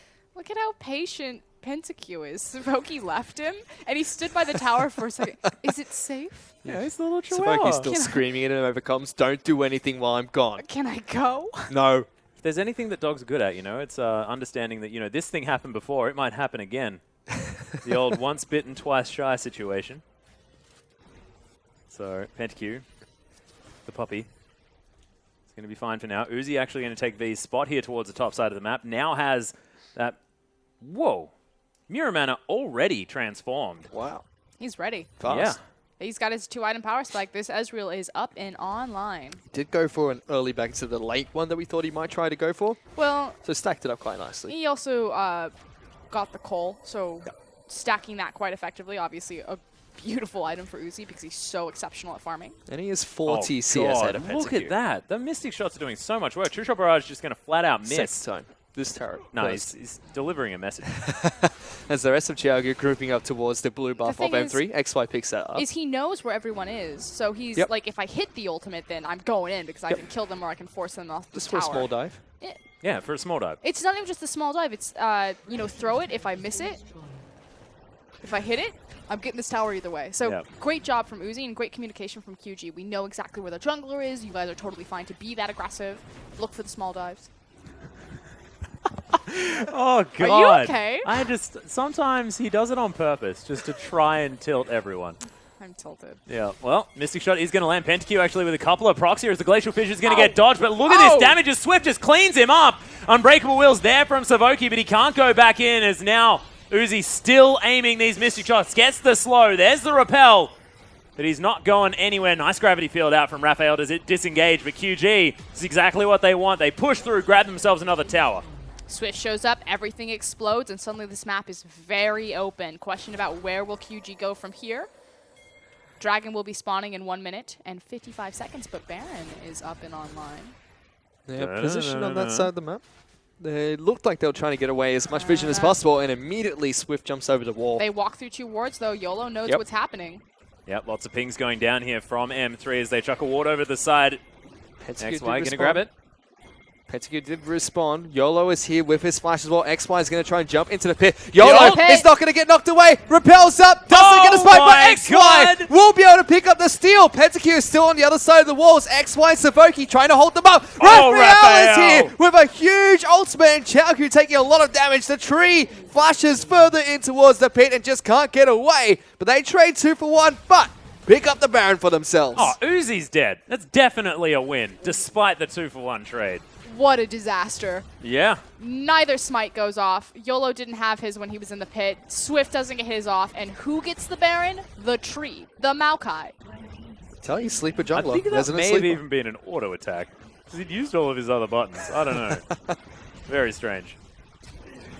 Gets it with the Sunfire Cape. Never mind. Massive. Raphael's intro into this team fight saves Masters 3 a lot of pain, simply because their members could have been cleaned up, so they retain a lot of their Baron. I believe they retain 4 buffs, possibly 3. Three. They still have to find a way to claw back this gold lead that Chaoku have created for themselves. The thing is with this Baron, it effectively puts a pause on the game, and so like you Yep. said, clawing back the gold lead, well, now we can freeze our waves, we can take in some more income gold, reset the map, and then try again. You usually see teams able to get about 4,000 gold after picking up the Baron buff. Wow, Baron power play, calm down. Yeah. Love to see That how sounds much like a of big number. Yeah, that is only when they decide to let us know how much money they make off a Baron. We haven't seen a Baron power play today, and we've seen a couple of Barons already. Okay, tipping. What will they make off of this Baron? What is our Baron power play? Give me your numbers. How much do you get straight up? 1,500. Then I'll probably about that. Well, I'll say 3K. Because QG, still with the map control, are able to take this dragon out. Tree unable to steal it this time around as they're still looking for a fight. Package gets delivered. Massive Glacial Fissure there as well as XY. He's tanking up for no one right now as V gets himself into the backline. Uzi is going to grab the kill on the tree as Savoki trying to cause havoc. Chaos Storm is already down as PentaQ with decent positioning there in the backline. Savoki now, Unbreakable Will's going to blare off and Uzi will pick up the kill. Raphael now trying to run away and QG, one of their classic from behind team fights. Miscommunication there. Like you said, XY going in, but tanking for effectively no one. If he had had damage or follow-up from the rest of the unit, could have been a different scenario there. But Masters 3 really respecting. YOLO. Well, YOLO. Well, they're not respecting YOLO because he's dead.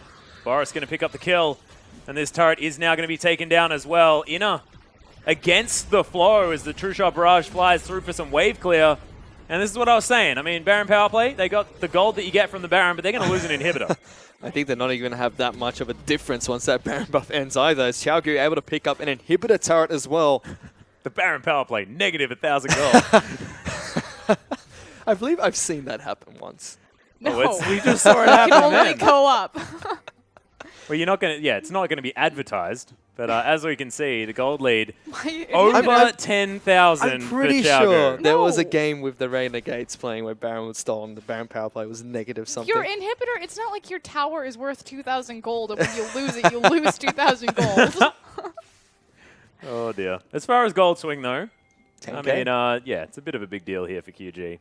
Who are looking very, very strong despite losing that Baron. And QG, I don't know if you know who we are, but we're a bit of a big deal. Or a bit of a big deal. Yeah. We're only the top team in Group A. We only don't even need to use our regular mid laner. Why would you want to when Boris plays Corki well? I actually have What do you mean? It's Doinby. Boris Why would is you ever having not want him to play? He a doesn't play much Corki. better Who game. cares? He does play Corki. Corki is so boring. He hasn't played at this split. You, Doinby, and Pawn were pretty much tied for the 3 most unique champions played in the LPL last split. And, And other than Faker, Pawn played the most unique champions of anyone in the world in competitive play. in competitive play. You have not met Wow. Nick Swatter. What are you talking about? Vietnamese mid laner who, when he played back when Taiwan was in the GPL, I believe Pawn my played like God, you're going so 23 back or in time. 24 unique he champions. played 32. In what, solo queue? No, in competitive League of Legends. All right. I didn't watch those games. Okay, I've been corrected. That guy is Yeah, that better guy. than Faker. What a god. We Thank you, Fish. Why hadn't you caught up with the Vietnamese Pro League? What kind of analyst are you, Froskarin? I watch it every single time. I don't. I've actually been watching a lot of Japan, in all honesty. JPL's fantastic. Yeah, I enjoy it.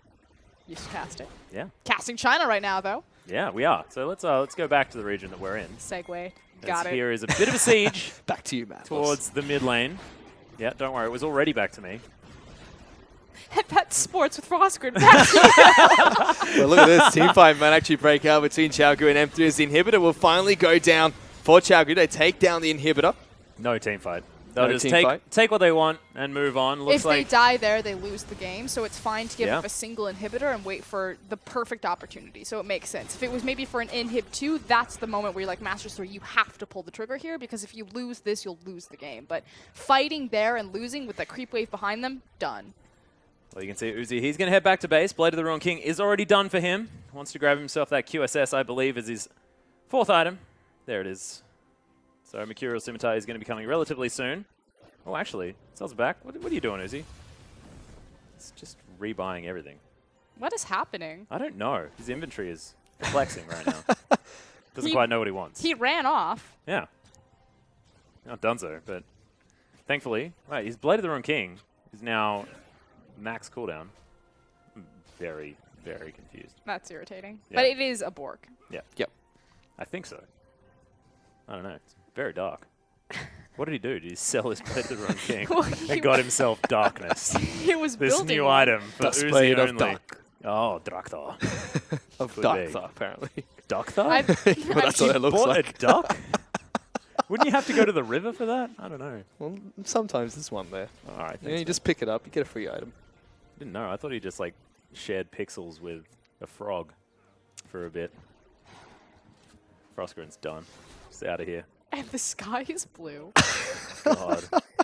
Elixir But of is it- Iron's in the back pocket of V, though. This guy's ready to get something going as he launches himself into the back line. See whether they can actually find the engagement that they're looking for. The rest of the base is looking to be broken. QG pushing towards the top side, getting some deep vision. I think the more important objective on the map right now is this Baron. So it's very important to know the trinket timers. So Masters 3 only have a single trinket up and online for them right now. And it's going to be in the hands of PentaQ. So they get one chance to deny this from... One shot, one opportunity. Yeah. There it goes. Okay, so now they're completely blind. Raphael's is about to come back up, so maybe a second wind. See Goes what- down. V is down on the bottom lane with its teleport available, but so is XY. This Baron's going to take it down towards about half of its health. Immediately, Xiaogu going to back off as soon as the wards come over the top. Boris. Oh, just accepts his fate. Raphael going to clear out this mid lane. Lots of wave clear available for M3 as well, so it's good news for clearing out these waves, as Uzi's just waiting patiently for something. Dragon. Yep. No, he's going for an item. His Bork's back, though. I think he can afford Mercurial Scimitar, and he was really annoyed at having to leave the base with so many items. I don't know. Oh, last No, he whisper. went for the armor penetration. I like it. XY pretty tanky right now, and YOLO does have that Glacial Shroud. Yep. Is that a Ziggs Harbinger? Is he building a Ziggs Harbinger? On Elise? Possible. Yep. Could be a nice Bongana. What? How? Oh yeah, he's got an Amptone. Yeah. Didn't see that one. Possible. Phew. Very exciting. See whether he finishes it off. Not great, in my opinion, but I don't really know. Frostgreen, what's your opinion? We'll see what he builds. You don't believe? You just I've think it's seen, like it's just Tell a- you what, if it I've was, seen some pretty odd things. So Tell you what, if it I'm was- gonna wait until we'll check in. if Spawn was here instead of me, he would have sold this item 10 times over by now. What do you mean sold it? He would have made sure that everybody buys this item next. No, he would have destroyed it. He would have said that this person is stupid. What are they doing picking this item up? Guarantee. We'll see. Maybe misclick. Maybe he knows something that we don't. I highly doubt it's a misclick. Looking to make just sure wanted that a Pentakill is book. as powerful it's as possible. before. It has. That's what There was a the certain undo top lane button's for. Nautilus that built some very strange items quite recently. Game still relatively calm. Dragon did fall back down. Again, the big objective is going to be Baron. We'll see how QG utilize this pressure point that they still have in the mid lane Yep. for trying to siege that up. Oops, Swift gonna get face caught. check. Takes a little bit of damage. The issue is that QG have not invested appropriately into their vision denial to really take control over this area and pull Masters 3 into a disadvantageous position. And that's what's causing this stall. Well, they're just taking their time for now. You can see Sterix Gauge and the Maw of Malmortius for Swift, sort of battle items, allowing you to do a whole heap of work after you get taken down relatively low. We'll see whether he can make use of it in the next fight. That rapid fire cannon there as well. They've started off the Baron. Okay, two And- blue trinkets. Yeah, take a bunch of damage from that one as V waiting for a teleport. Yep. He's got plenty of wards to choose from, so perfect flanking opportunities and positions, as well as a big creep wave that will be building up and crashing on the top side of the map. XY is not in his base just yet, so Poppy will have that home guard teleport advantage if he does decide to teleport into the fight, but looks like XY wanted to join his team for a bit. The rest of Chalgu waiting inside of the Baron pit as the We shotgun. overdid it! No! The shotgun from Swift is like, I just wanted to kill the ward. That's why Graves should never clear out the Baron pit. He's just not very good at removing vision, Graves. It's probably the worst He's at it. number one enemy. Well, Uzi going to grab himself some chicken. Delicious. We'll see what he decides to finish off next, whether it is going to be the armor penetration or whether he goes for that Mercurial Scimitar. Bit of extra lifesteal at the same time. Very self-sufficient. I like the scimitar. So do I. Bit of green there too in the build. No, What do you mean? we're not talking about the colors. Why not? It's important. You know, you can drift from the old blue, purple, green. I like it. Sometimes you've just got to let it happen, Frostgreen. Oh, I've let a lot happen. Well, speaking of artists, it is the Zeke's Harbinger that is eventually picked up by YOLO. What did I tell you? It's going to be able to tether that one to, I believe, Pentakill. Interesting. Who else?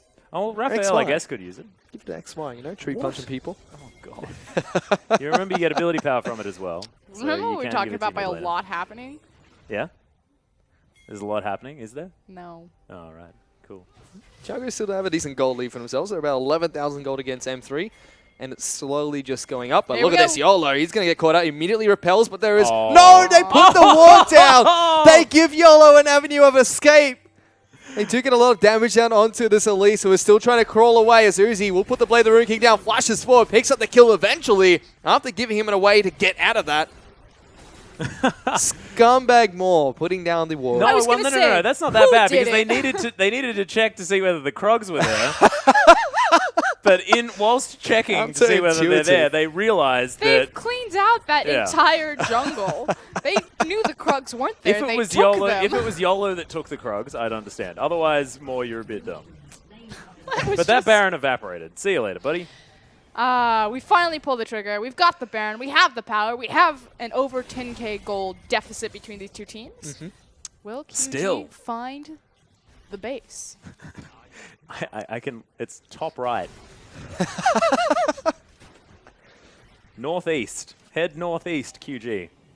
Just click A move at the Nexus. No, I wouldn't recommend that. Curious Scimitar now done for the Ezreal. Very strong is Uzi right now. And very green. No. Well, you know, it's mostly blue. I like the added green, though. Get a bit of that in there as Boris. Popcorn chicken going to be He's eaten. talking about the collective build fish and not the actual pressure of the scimitar. Okay. I thought I was colorblind for a Fish second. actually leaned in to check on the monitor that the scimitar was blue. Oh, my goodness. But look at Xiaogu. They're ready to try and take down this base finally to get some damage down onto this inhibitor. Uzi makes his way in there as well. Lots of poke damage from these Mystic shots as the inhibitor just falls down pretty organically right now as Savoki gets tagged. True Shot Barrage comes through. The cow pretty tanky. As the Cocoon does find its mark. Gravity Field there as well to stop the advance of QG, but they got what they're looking for. We'll see whether they can continue breaking down structures. This Baron buff yet to be utilized. We'll see what they do manage to take. Much more cautious and controlled game from QG this time around. Obviously, getting their advantages early game with good ganks and pressure from Swift, making sure that Uzi and Moore get that required 2v2 and put PentaQ and Savoki down. So all of these good things happening for them. But Masters 3 were actually much more dominant in their victory in Game 1 than QG have been in Game 2, despite the advantages given to them. Yeah, it's weird. The gold lead's actually larger in this game, but they're less decisive in victory, which is very strange coming from, you know, the top team versus the bottom team right now. Dragon it will, 5. Yep, I was going to say it will be the Baron as well as the Dragon 5, so Master Story having to fight this, but it's a little bit too little, too late. Uzi just zoning people away, but look at this. Oh, in he XY goes. going really far forward. Actually flashed for that one. Immediately goes out to Borisal. And Oh, Xiaogu are God. just cleaning up this fight against M3. A double kill coming over. A triple kill coming over for Raphael. They take down 4 members of Masters 3 and only the lonely PentaQ is left alive. Just recalls back to base. On a ward. And he's going to be back in time just to watch Xiaogu absolutely demolish his base. Boris went off that team fight being the benefactor of majority of those kills on this Corki. Do you want to point out Uzi? I love it when Ezreal's open up. Hello? Yep, PentaQ just trying to Get buy him. some time right now. As Boris says no. Grabs himself the unofficial quadra kill, and now the Nexus is going to melt. QG answer back, bringing us to a 1-1 series in our first match Boris of looking day number 3. much better on the control mages. Oh, yeah. So definitely the Corki pick working out for him as well as taking that one away from Raphael. Raphael actually looking a bit rusty on the Victor. Yeah, not looking as strong. And I mean, the rest of M3 as well, like without everyone stepping up at the same time, like you were talking about before, YOLO not necessarily being as much of a linchpin there in the mid lane, just not looking like the same M3 that we saw in game number 1. But QG, they really would have got wrapped around the back of the head, I think, after that first game and said, get your heads back in this game, we need to win. And they certainly did. Yeah, and definitely it really started with these early plays, as you can see the highlights on your screen from Swift, getting involved early with Uzi and Moore's lane, taking control of YOLO's jungle from the bottom side of the map and transitioning that into different pressure points across the board. And is this just another story of, you know, Swift not necessarily being that consistent jungler, but when he goes off, he goes off? Yeah, I would agree with that. It's also just kind of the identity of teams change whenever Uzi is on them. And again, he's a phenomenal AD carry, so you're more than willing to play to his strengths just because, I mean, Uzi has proven that if you've given him the resources, he can take you to a world championship. But when he's on the map, you tend to gank your lane and you become a bit more, what's the word I'm looking for? Predictable?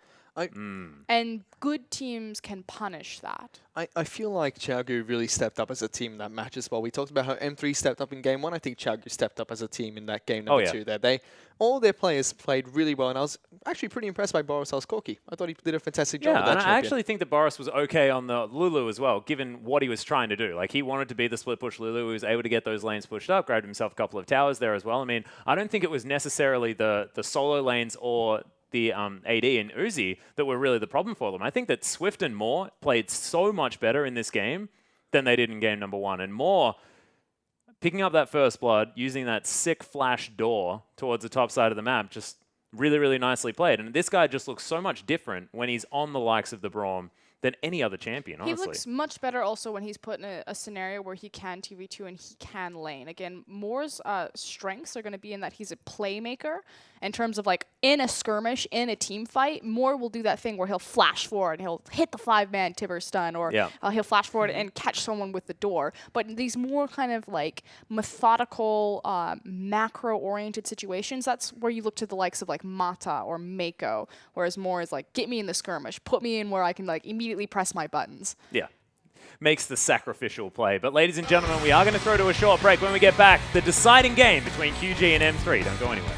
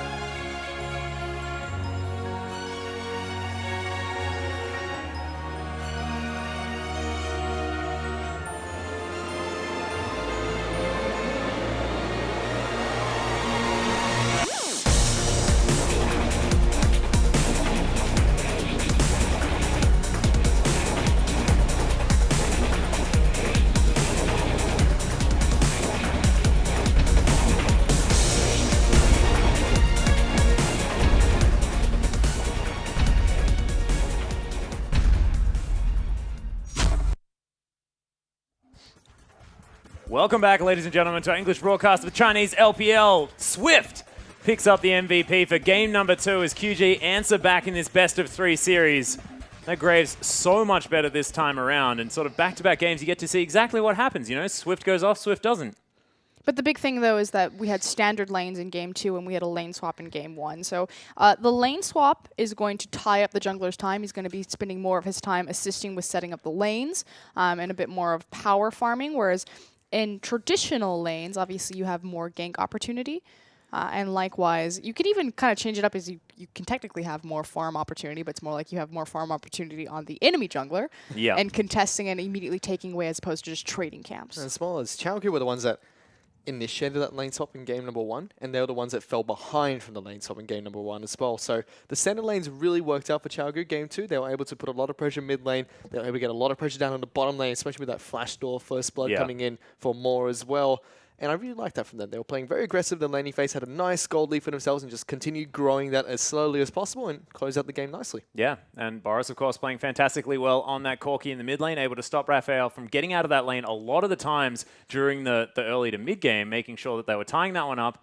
Still, even on farm, like most of that like mid lane was a wash, but there was no way for Raphael to really get ahead or affect the rest of the map. Yeah, and that's the big thing, is that Raphael versus Corki, both of them can have a massive pressure on a team fight if they get involved just because of all of their AoE abilities. But Victor, like, his big thing is his ability to come into a team fight, death ray someone, and then drop a Chaos Storm and melt everyone. If Corki is able to trade me being a team fight for Victor being in a team fight, take that trade every single time, because I would much rather lose my Corki than have the enemy Victor get there. Yeah, exactly right. And if Victor turns up in a team fight a little bit low there as well, I mean, he can just get blown up. He's very squishy there at the beginning of the game. So really nicely done there by Chaoku to make sure that they can get this one all working out. But you were talking about a lot of sort of risk versus reward type plays that were going on, and Chaoku have still been relying on that quite a lot in this series. So you have to weight everything in that some plays that you make are not an even trade in terms of if this goes well, we can snowball very far ahead, but if it goes wrong, we can fall very far behind. Yeah. QG have this tendency that if this goes well, we'll make mediocre results out of it. Like, we'll maybe get a single objective, but if it goes wrong, we'll possibly be put in the hole for the next 15 to 20 minutes. Well, they seem to just throw the gauntlet, and they're not too worried about it, as Chaoku going to change things around as they are on the red side again. Game number 3, the Gragas is going to be removed. Once again, Nidalee Kindred taken off the board here from M3. See what the remaining ban is. Of course, Kalista has been an option to be taken off the board quite a few times by both of these teams. See what the priority pick is going to be now for M3. M3 have banned Kalista as their third ban in all 3 games so far. Taking that, of course, away from Uzi. Graves. That is all Swift. They've taken away only champions from Swift. Yep. But that does mean that the Kalista is available for Uzi. Now, I don't think that Kalista is necessarily as strong in the meta as she has been in the past, but Uzi is a phenomenal Kalista player. So I was wrong. They didn't ban it in game 1. That was actually a Rise ban coming up from M3. It was Chaoku that banned it as their final ban, and we are going to see them do it once again in game number 3. They don't want that to be first pick by M3. Yeah. So, Lulu, Poppy, of course, another Maokai, champion. Lulu. Yeah, exactly. Braum, Alistar, Sivir. Lots of champions up and available. Could take the jungle and limit the pool even more. 4 jungle champions banned. First pick Elise. Corki, another option here. Raphael playing fantastically game. Yep. Number 1. Trundle. Yeah, he's the one that's escaped the ban list here as Chaoku were banning it away consistently. And M3 hovering it for now. Savoki makes a decent troll, but of course XY probably wanted to play that one towards the top side of the map, countering out a lot of the big burly tanks that have been up there, and B does like to play. I mean, if it is picked up in the top lane, it would be the tie for the most picked champion between all the top laners in M3 as well. And it's obvious Might's been banned out against them for Didn't past 2 you games. say that Maokai was the top pick? Yep, with that game. He was picked once more than Trundle. So this will tie them up once again. Got it. Well, Swift looking to go back to the Elise, and we mentioned, you know, his Elise, and hasn't necessarily been his most successful champion, doesn't really fit the way he likes to play the game. See how he does go, as Lucian is being hovered for now. Elise works. It's just, how to explain it? Swift's bar for his effective champions is so high. Like, when he gets a hold of Nidalee, like, whoa. That's incredible to watch. His Elise is good, but it's nowhere near the level of his other champions. So I think it's also an issue that because Swift has performed so well on certain champions, that his Elise just really looks lackluster in comparison. Not necessarily because he's bad at it. Well, the jungle pool has been well and truly thinned, with 4 of them now sitting on the bench, and Elise taken away from Swift. We'll see what YOLO does want to pick up there in the jungle. As Braum being considered right now, I'd like it. Pick it away from more if you can. Get Savoki back onto that champion. Would we see him go back to his Rek'Sai? Rek'Sai is probably an option. I'd actually would have preferred to see Swift on the Rek'Sai than YOLO, though. But denying the pick seemed to be the priority here for QG. So the only other jungler that M3 have played, besides the ones that are all off the table now, Nidalee, Kindred, Graves, Gragas, and Elise, is Rek'Sai. Yeah, and was it YOLO that was even pretty sure playing that's it? like the only other jungler available at this point in the Yeah. pool. I mean, you got like Lee Lee Sin. What about Volibear? Get the Volibear in there, you know? Whoa. Udyr. There are other champions that can go into the jungle. That is technically correct. Yeah. Echo, Fiddlesticks. Kha'Zix. Swift Yeah, we played could have seen a Kha'Zix. Kha'Zix. If only. How did I forget? Yeah. More actually thinking about the Thresh here as Bard. Another Yes. consideration. No, play Bard. Yeah. You want the lane 2v2. You want the dominance. I know you're going to do it more. Don't even play with my heart. You're playing Bard. Well, Boris once again thinking about heading towards the Lulu pickup. This right now is considered like the most oppressive lane level 1 Bard Lucian. That's absurd. Well, we'll see whether Moore can step out of his comfort zone, being the cow and the doorman. He's going to lock it in. So we will have Bard as a support, and Rise is going to be picked up by by Borisal. Sorry, I was about to say Raphael. Raphael Arcel. That was actually banned out against Xiaogu in game number 1. Yeah, it was. Of course, Game 2. played it quite nicely in his first game. We saw Boris play. Game 2, it wasn't picked up. And as M3 cycle through a mix of 80 carries and mid laners, we'll have to see what they decide to pick up here. I would have grabbed Lulu Rise, and I would have flexed between the mid lane and the top lane. I actually think it was a bit of a mistake in this rotation to take Bard, simply because you already see that they have a Braum, so you're not contesting for that pick, and it's really important to get Lulu and Rise on the same team to compensate for Rise's inability to start team fights by utilizing the movement speed. Yeah, of course. Of course, Sivir was available as well. Another way to get movement speed onto your Rise. Yep. Karma, another champion that's available, can do that in an AoE sense. But Rek'Sai and Ezreal are going to be the answers here from M3, going for a bit of a double AD carry comp.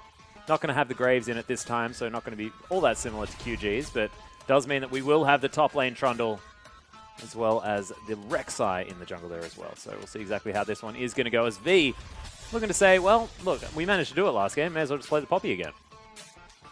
Yeah, it's been pretty consistent on that champion throughout the entire series. Obviously, V plays it well. Poppy offers a lot. She's very sticky. She can go into a split push potential if she wins her lane hard enough and has kill pressure. Obviously, fantastic team fight synergy with her ability to just disengage multiple people at whim. Well, still being considered for now. 15 seconds on the clock before that one is going to get locked in. Xiaogu looking relatively short range with this particular comp. We'll see whether the pick potential in the Rune Prison and the Cocoon is going to be enough, especially considering the Bard there as well, who will want to be roaming around. Moore does like to get out of his lane if he can. Xiaogu looking to really put the pressure on by the looks. I just feel like there were so many tools to assist this Rise, and it came very late into their draft. It almost feels like an afterthought in how it all pieces together. Yeah. You have long-range initiation from Bard, like you said, incredibly short range between Rise and Lucian in terms of where your kill threats are. This is effectively is like a pick-based composition, but it's actually very easy for Masters 3 to disengage away from them with the likes of Trundle. V, Swift, and Moore are going to have to put in an incredible amount of work to enable Boris and Uzi to get some damage down in these fights. Yeah, it's going to be a big deal. And of course, the poke potential coming out of M3. Pretty powerful, not to mention disengage being available out of the Braum and the Trundle. I think that if, you know, a team comp does have the answers for what Xiaogu are trying to do, I It's think Masters M3, yeah, 3's they've comp, put it together, yeah. No, I completely agree. I think it's just a little bit more well-rounded. It just comes down to the scenario that if QG want to win, Masters 3 almost have to fight into them, or it's Cocoon Tempered Fate. Yeah, it's going to be good to see. We'll see exactly what does happen as we hop onto the Rift.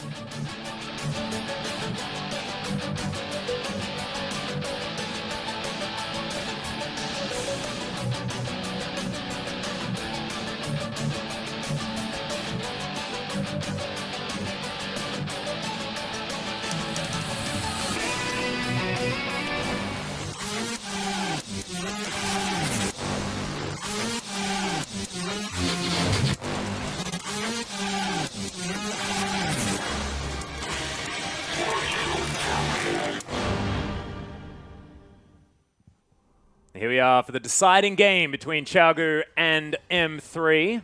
Chaogu back on the red side as they were game number 1, but we're going to see Boris's rise as he heads into the jungle and more on the Bard. So not Alistair or Braum.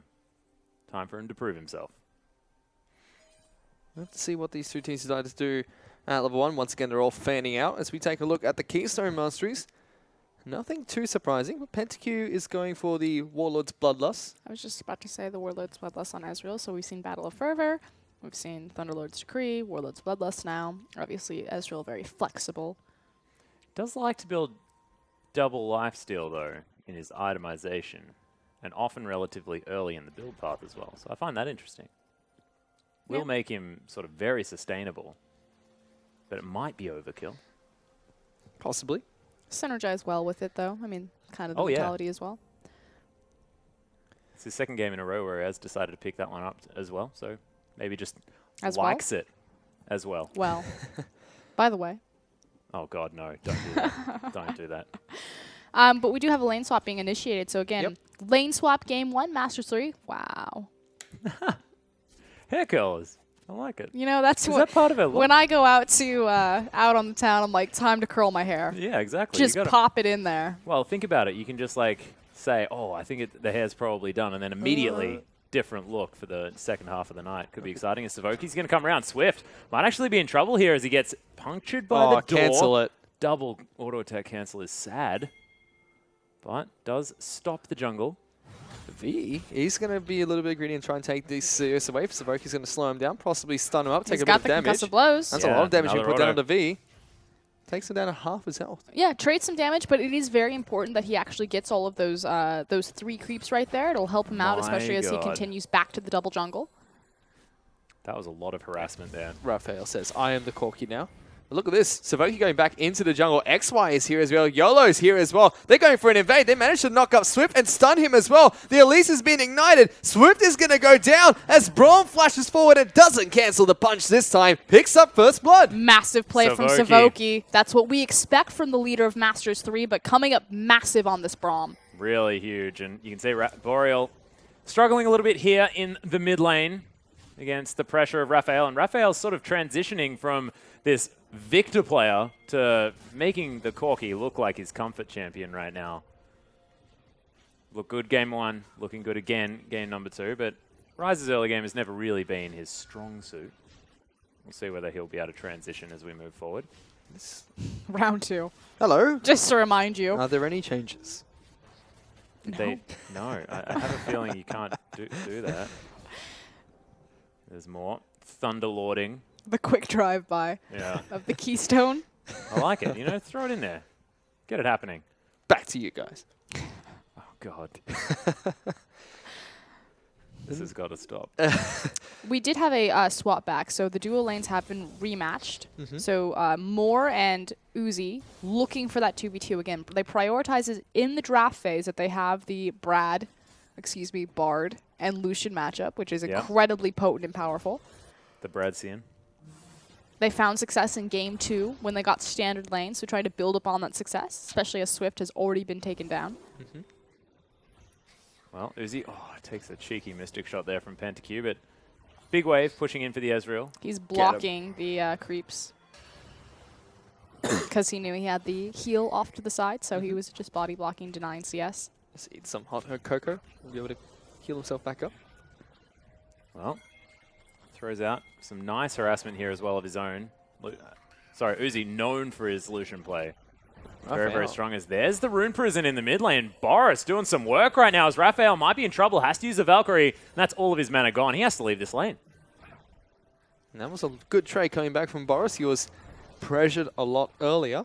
My God, this lane is so oppressive. Uzi just standing right at the tower level, trying to push PentaQ back as far as possible. He's desperately trying to CS, but look at this. Uzi has a nice lead for himself, even going forward for that final auto attack. They are denying so many minions away from PentaQ.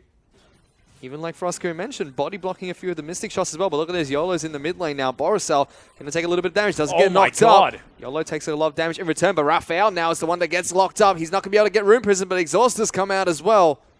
They are able to blow his summoners and force him away. This That's will give massive. advantage to Boris and Swift in the lane being able to reset that, possibly get a deep freeze back on his side when the wave bounce, or just get himself a cheated back, make sure he has that tier. And M3, they started off very strong with that delayed invade to take down the red buff and kill Swift, but they've had really oppressive lanes here. Uzi and Moore have been dealing a lot of work up in the top lane. Borisal, after a turbulent start, you could say, is able to pull it back against Raphael. Now his team will be able to snack that one up, slowly working towards a catalyst as well. As Raphael was able to pick up his Sheen, so moving back into the mid lane with a little bit more burst damage. Yep. And of course, Uzi going back, grabs himself the cull and the makings of that Caulfield's hammer.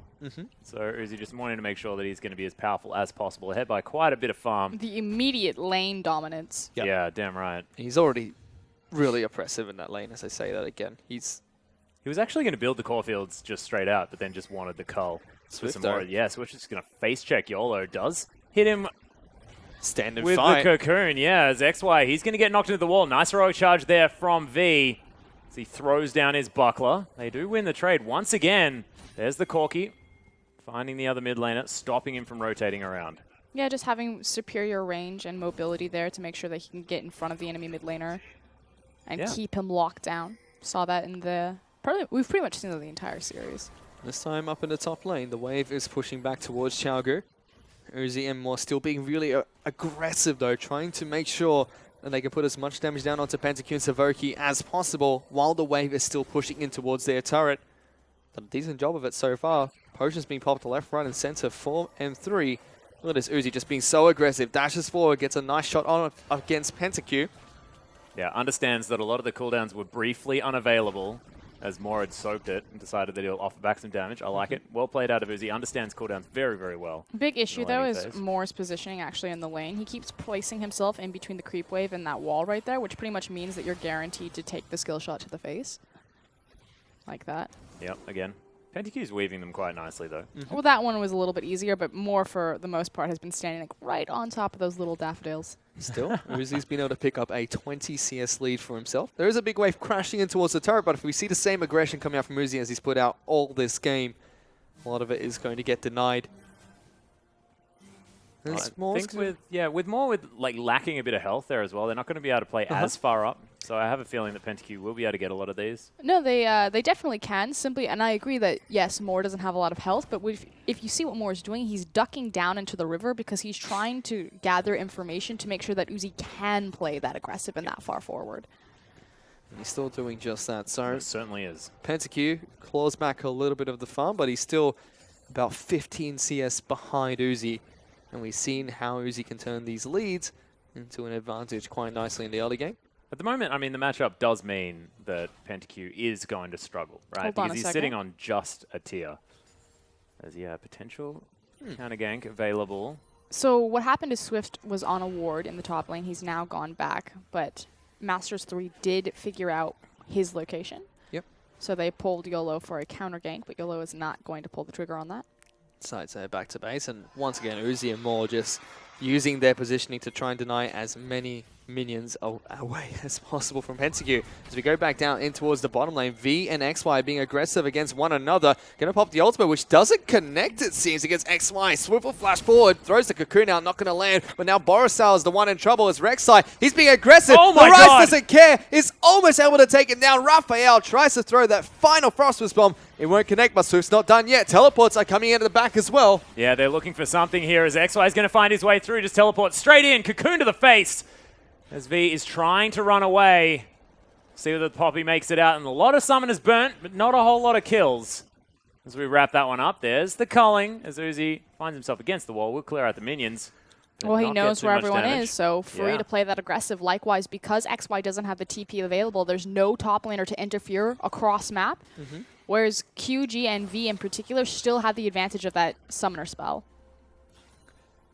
Certainly do, and like you mentioned, Atlas, they're still being really aggressive up in this top lane. More just going to be roaming around, finding as many chimes as possible, putting some deep vision down into Masters 3 jungle.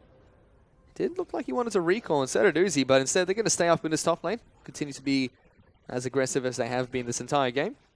Yep, door thrown out, but Uzi dodges out of the way quite easily. Running out of mana just a little bit. We'll see when he does decide to go back. We'll see whether it is going to be to complete the Essence Reaver or whether he just wants that BF sword in the core fields. So in the mid lane, Raphael does have his package available. So we'll have to see if they use it to make a play anytime soon. As blue buff will finally be donated on over towards Borisal, who had a, like we said, shaky start, but playing really aggressive now. And he's showing this once again. Raphael has his package, but Borisal is not concerned. Putting a lot of damage down onto this Corki. Walks into lane, just pops the ultimate. No fear.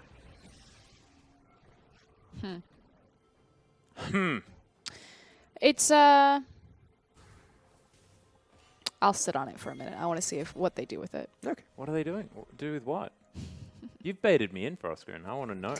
What does he say in Django Unchained? I don't know. He Quite piqued my interest, and now you have my attention. I think that's just a general phrase, isn't it? It's candy. All right. I like it. Pentakill, though, going to get stunned against a minion. Bicycles True it, shot though. barraging. I liked it. Cool thing is you can also do that. It's actually very easily to do with Caitlyn. Oh my god. He's more. losing this one. He's v1. going for the Ignite! Pentakill! He does Flash. have his flash. He uses heal. Temper Fate comes in, forces the summoner. Oh my god. What? What a beast. The power of Bard. The power of more. Power of Bard. No, Moore played that well. You did. But again, this is why a lot of LPL teams have picked up this idea that Lucian and Bard make the most oppressive lane matchup in the game. It used to be Lucian Braum. Sorry, Braum. Look at this down Sorry, the bottom V. lane. Yeah, YOLO. Looking for it. As V is going to run away now. As Swift, he's going to make his way, and the cocoon does land, and they're still trying to fight this one out. Swift not exactly as tanky as he wants to be right now, as V very low on health. And XY with the Subjugate does a whole lot of healing. Well, look at this. Borisal, he's getting a little bit of trouble. Flashes away immediately as he face checks that brush, but Savoki was there. Tries to get as much healing done as possible, but it's not enough. Raphael That door picks up the was kill. so good. No reason to face check there at all from Boris. He's got a ward on the top of him. Silly Boris.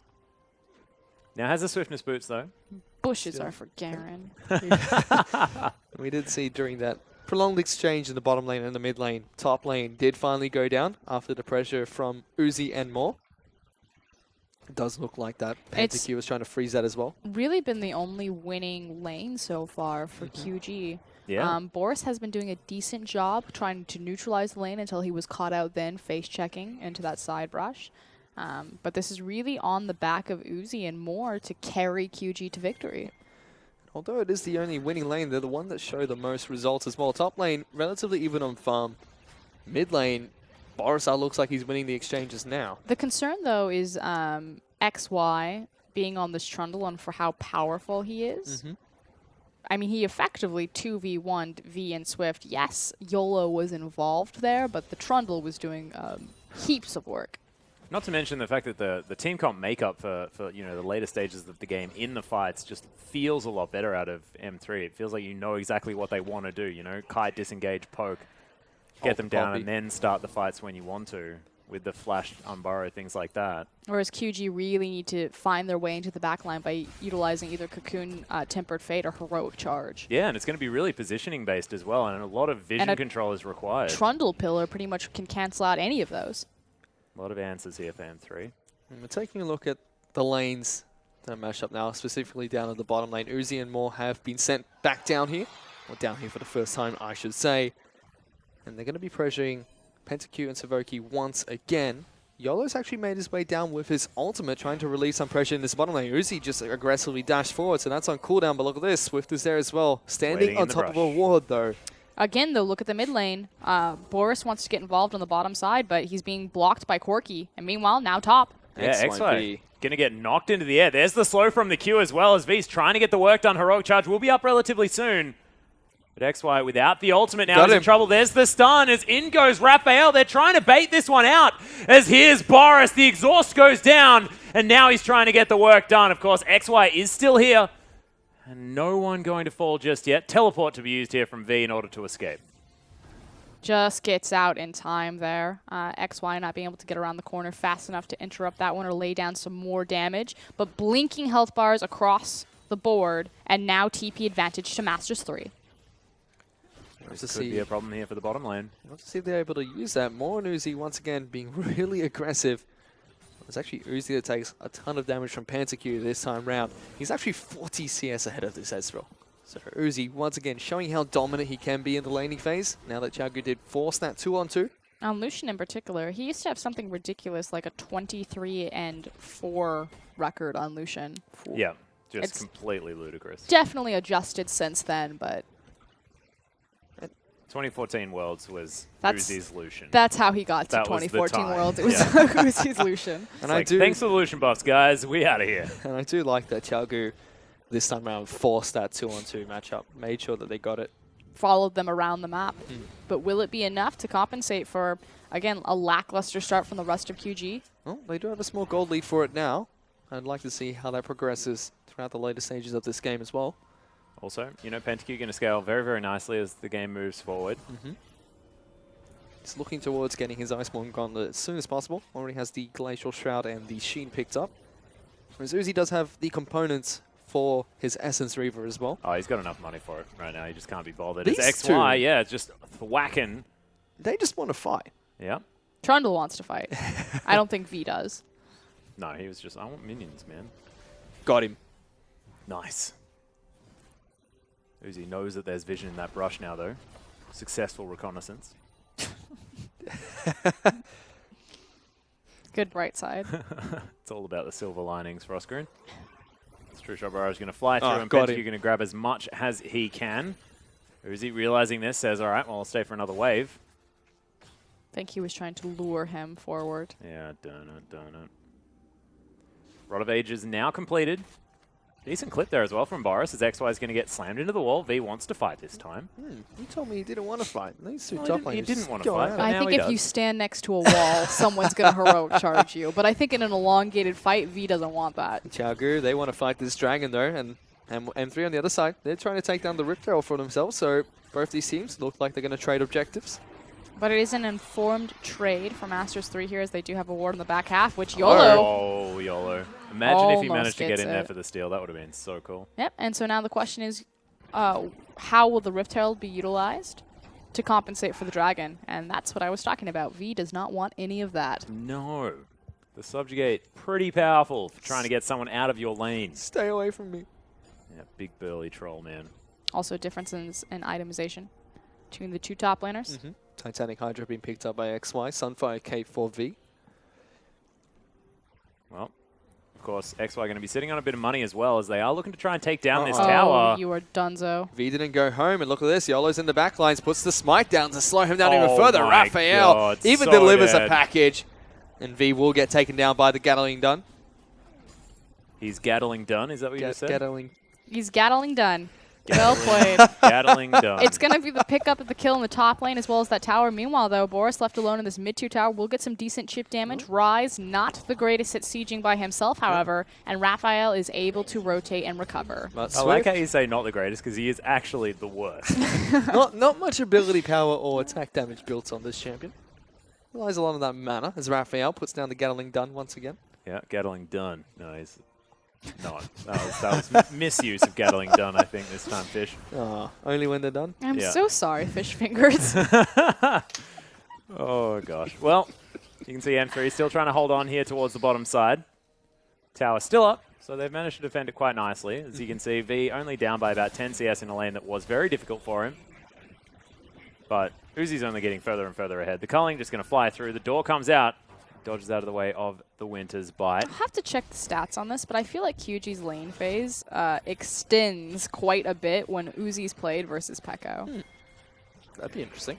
I mean, it makes sense. I'll have to double check. I'll check it between the breaks. Crit actually comes out from Uzi from that double tap. I believe both the shots came in. Look at this. Boris out flashing over the wall. Temper Fate was used on the Pentakill. Does get locked down. But He's now under it's the turret. M3. They're going to try and turn this one around. Swift actually picks up the kill onto Pentakill underneath the turret. Teleport's coming in for V. It's actually more on the back lines. That is really low. Savoka's going Journey. to jump in. The Magical Journey gets a lot of Xiaogu out to safety. But XY flashes forward after He's V got as well. The cooldown. Here comes Raphael. He's Oh going to try my and jump in. God. But they're not going to be able to take down anyone from Xiaogu. really nice disengage, but almost completely fumbled by QG. No one was responsive to PentaQ coming out of the Tempered Fate. I figured it was like, Uzi, you got this? Boris, you got this? Okay, we got this. Everyone turns on Braum.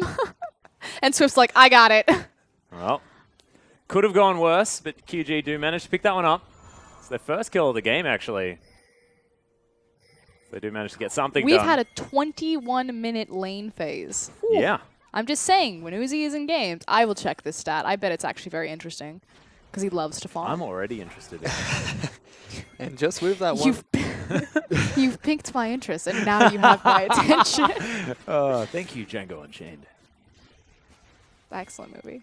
It is a phenomenal movie. Uzi continues to clear things out. He's just finding farm wherever he can right now. I have not seen that movie. Oh my god. Oh, this guy. I'm just gonna call you fish sticks from now on. Yeah. What? I don't know why is that relevant to have any Because I feel like it's worse than fish fingers. It's like you haven't seen one of Tarantino's best films. Yeah. No, I've I only seen don't one of know his whether films. it's all that acceptable. It's not. Wait, did you say you haven't seen one of I his think films? I've only seen one. It was Kill Bill, wasn't it? No, I haven't seen Kill Bill either. Oh my god. Pulp Fiction? No. Reservoir Dogs. Nope. Oh god. I have not seen any of those movies. What are we doing here? The gold is even, ladies and gentlemen, as I try and How did I talk get here? through crying. M3 still trying to hold on to their bottom lane out of turret. Here we go. Swift going to make his way in. Uzi still positioning aggressively. Is PentaQ going to be aggressive on this? The culling. Tempered Fate goes down but doesn't find Isolates anyone. May PentaQ, have doesn't have isolated them enough. flash. Exactly right. As Uzi doesn't have the flash. Can't close the distance. But Swift, oh, he's looking for more. There's a repel. Locks it down with the Q. Might be in trouble now as he's head over the wall. We'll see whether the Cosmic Binding is going to be enough. It's not quite, but Uzi's underneath. Picks up one. Dashes. Tries to get YOLO as Swift is still kiting. And Uzi's doing so much damage. Does end up managing to pick up the jungler, but so well played out of QG's AD carry. That is why you have Uzi on the team, and that is why you sub him in over Pekka, who's been performing phenomenally for the last 2 splits. Just those mechanical outplays and that ability to change a game. And with that one play, Gu, they are now 2,000 gold ahead of M3 as we take a look at that replay once again. Like you mentioned for Oscar and PentaQ got isolated. Yeah, it was the Tempered Fate and not having that flash. He does get the Arcane Shift. Had to think about the ability there. But Swift able to be sticky to him. Moore also doing a phenomenal job in this team fight. A lot of work. Like you said, trying to line up that Cosmic Binding by coming over the side. Doesn't end up laying it down, but Uzi just weaving and maximizing his damage output so beautifully on Lucian. Oh, yeah. Taking a look at his score as well, he's 1-0-3 with 50 CS ahead of PentaQ right now. You have to think that most of this 2,000 gold lead, if not more, is resting in their AD carry right now. Mechanically, Uzi is perfect. It is simply some of his independent decision-making. And overconfidence as well has often been his downfall here. See whether he's going to be able to tone that one down. But nice wave clear out of M3. Does keep their turret alive for at least this wave. See whether they can continue because they've lost control of this game. QG now with a 2,000 gold lead after M3 did play the early game out very, very well. Dragon being started up right now, though. It's now a question of, again, moving Uzi and more in this strong... Hello? Oh, YOLO. YOLO. Trying Hello? to go for the steal, but it will go over to Swift. YOLO has to create another turret for himself to get out of there. So ballsy. He actually had another tunnel prepared and just went, all right, well, I guess I'll just give it a shot because I may as well. And is able to get out. Uzi takes a bit of damage for himself, takes the magical journey back to the safety of his turret. I didn't think YOLO would go for that at all. I thought he was going to throw a Prey Seeker. I was like, he's just going to throw a Prey Seeker. He's not going to... Oh my god, he's actually in the pit. But he survived. You know, he may as well give it a shot. Of course, the secure by Elise is very, very good. M3 do need to try something. They're still 2,000 gold behind Gu. 2,000 is not a massive number, though, at 25 minutes into this game. And we've mentioned, you know, win conditions of this side. They have a comp that is sort of very linear as far as how they want to win the game. QG's is a little bit more difficult to execute towards the later stage. QG have Uzi. That is their composition. That is, yeah, it's normally any Uzi composition, right? Boris did step up massively on the Corki last game. This time around on the Rise. Rise obviously can take off late game. He does have his Rod of Ages as well as his Archangels up and online. So Well, only it's Seraph's Embrace already. yeah, only continuing to get stronger at this point. So possibly look for him as late game carry, but we really don't know what Boris's ceiling is like and how he deals under pressure. Again, this is Game 3 of this series. What? Good magical journey for more, but Oh, the dear. SCP actually continue with the advances in the bottom I'm lane. like trying to That's set up this saving like XY's life. serious storyline. Yeah.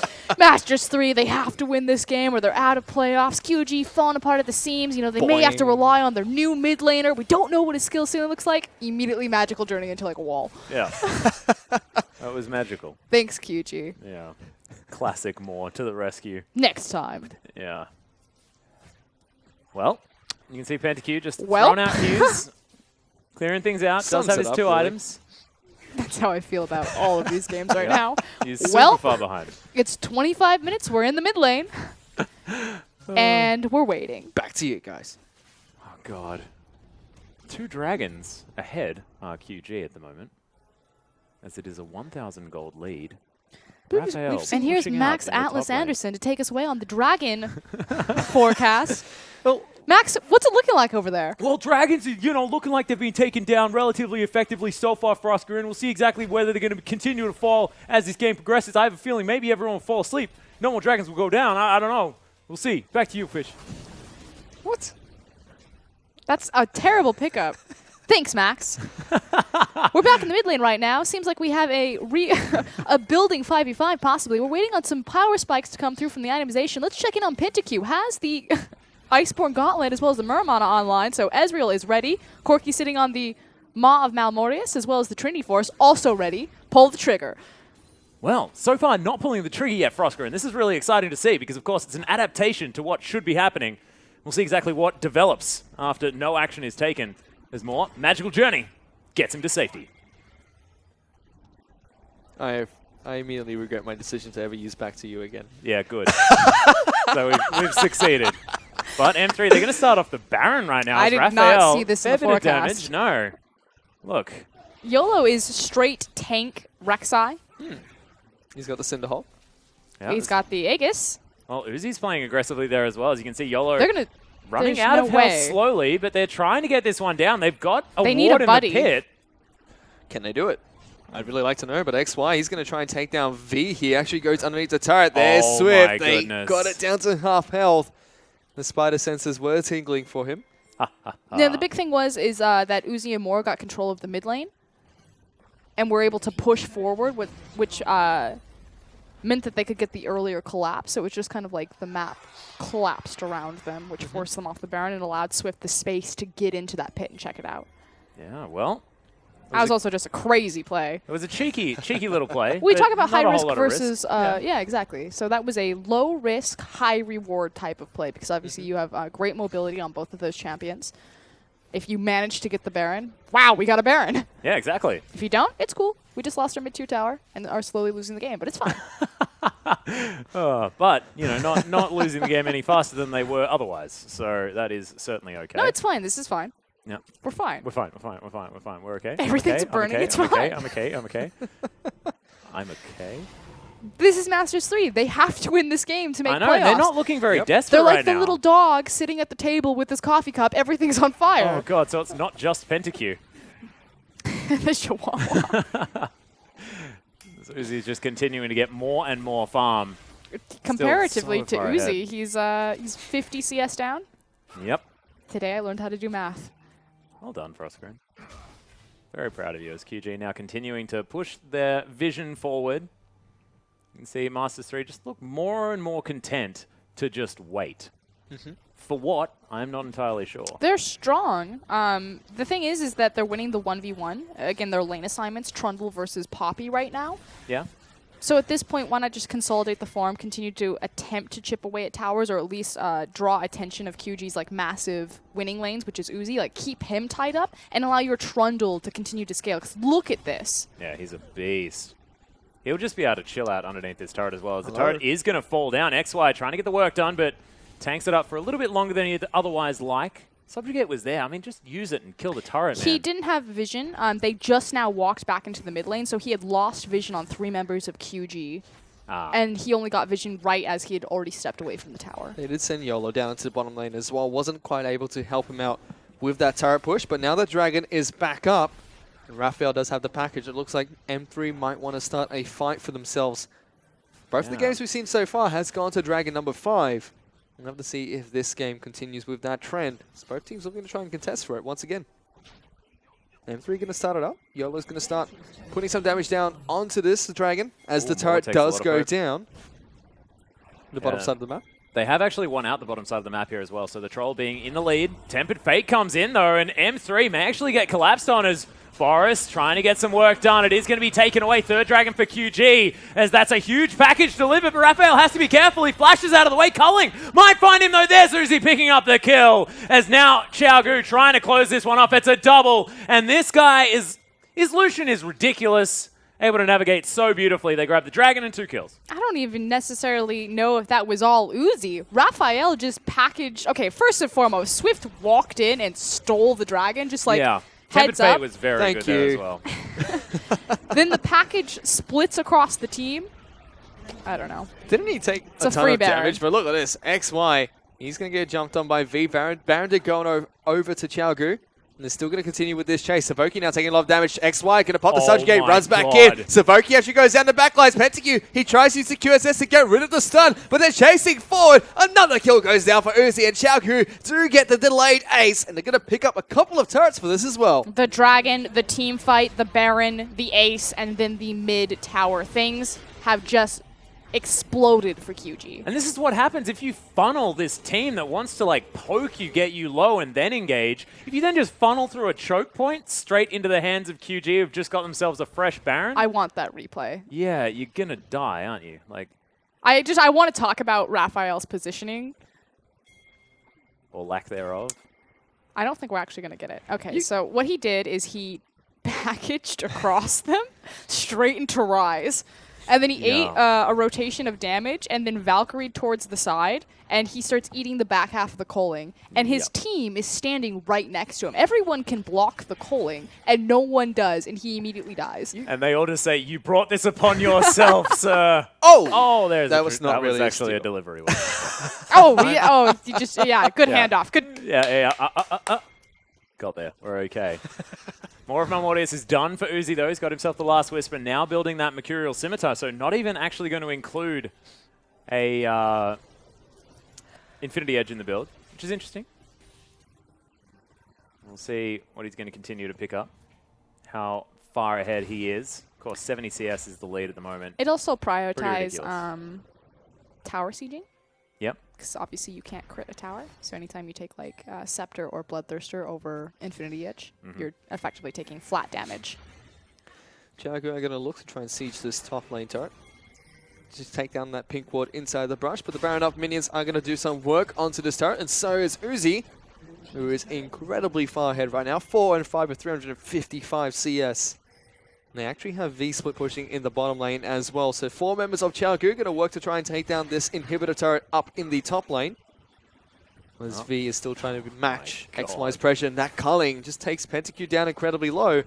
It might be the go time for Xiaogu to push this turret. And we talked about this. QG are so good at slowing down the pace of games, funneling farm onto the appropriate carries, and then coming back in these massive 5v5s. The concern, though, because that's effectively what happened, is we look at 361 to 277 between these two 80 carries, is will more experienced teams with lane swaps give QG that space? But meanwhile... YOLO actually coming down here. V was able to cleanse or QSS away the subjugate from XY, but look at that, the ultimate will get cancelled by the knockup from YOLO. Uzi comes to back them up though. Savoki jumps in with the shield door, immediately regrets his decision. He's able to mitigate a lot of that damage as Swift now, he's got caught out, throws the cocoon, not going to lane with anybody. Xiaogu able to escape. And Uzi just fighting off against 3 people right now. QG are going to look for the bot lane inner siege, meeting up with their top laner. So V surviving, big deal, has the teleport. Of course, they still have both of them, both sides of the rift. We'll see where XY is going to go. He's not going to be winning that 1v1 anymore, not with that QSS. I really like to pick up the QSS. They're able to drop the subjugate, which is most likely to be used on Poppy anyway, just because he is the tankiest member. How's it to be that huge frontline threat? Very true. But M3 holding onto their base, which is the main thing. That Baron not necessarily doing as much work for QG as they would have otherwise liked. And it was because they spent a lot of time collapsing to protect V. as opposed to using their Baron. Yeah, I like it. V, often an unsung hero, as Mercurial Scimitar is now done for Uzi. Just needs to finish off his armor penetration item, whichever one he decides to go for. There's Swift, yeah, he's looking to try and find XY as in goes the Elise. There's V, throws the buckler down. You can see XY just pops the subjugate onto the Elise and says, see you later. Immediately got all of his health back. Yeah, that's just a pretty silly move. Heal me. Oh, Boris may have found YOLO out right now as Uzi's just going to come around. Massive damage out of this Lucian. Oh, the culling just going to get eaten as there's the Tempered Fate. He's going to grab the Braum, and we'll see whether Moore can find anything else. Nope, not going to, as PentaQ just throwing out some Qs from the side. And man, this is a game of inches right now. Oh, there's our Baron power play, though. Oh, there it is. Fish? That is a lot of extra gold. 6,606. Well done. Thanks, Fish. In your ranking of Baron power plays, is that up there, Fish? I think it's You are the pretty fourth high right up. authority. Do you have the power rankings of the Baron power plays? Yeah. No, Oh, unfortunately. my goodness. He's all talk, Prosper. Oh, I know. Well, that's what I do for a living. I hope I am. Well, that's actually a very good point. As Zizera Portal actually done here from YOLO. Building that one out of the jungle, making sure that they have as much pressure as they possibly can in their lanes. And when you're trying to hold on, makes a fair bit of sense. As Boris now just pushing things up in the mid. Going to be answered immediately by Raphael. Like ships in the night, they pass one another. Swift starting off the dragon. This is going to be number 4. Xiaogu most likely going to grab this one for free. Yeah, no one around to contest. QG still very well in control of this game, but again, kind of like game 2, despite their gold lead, they're not playing with the same amount of confidence in terms of being very proactive and very decisive on the map. When they get into a team fight, they know they can win, but they have to catch them first, and that's what we were talking about. Uzi's got 6 items and 100 CS lead. They Just don't go and have the fight people. tools to really lock down Masters 3 as effectively as they would like. Yeah. And Masters it's 3 have to definitely walk looking like into that. them. We'll have to see if they can lock them down anytime soon. 10,000 gold lead for Xiaogu. Like Atlas mentioned, 6 items already picked up onto Uzi now, so he is massive on this AD carry. His counterpart doesn't even have his 5th item completed just yet, only looking at that QSS so far. So, we have to see what Xiaogu decides to do with this gold lead. They do have Dragon number 4. Baron is back up in 30 seconds as well.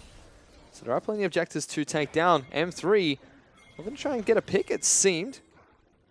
Uzi was over the wall there as the Glacial Fissure goes down. They're trying to block off Uzi right now as the teleport's coming in. Exactly right, as Raphael, he's running away, but he's not going to get so far as Boris picks that one up. PentaQ now has to Arcane Shift his way out, but look at this.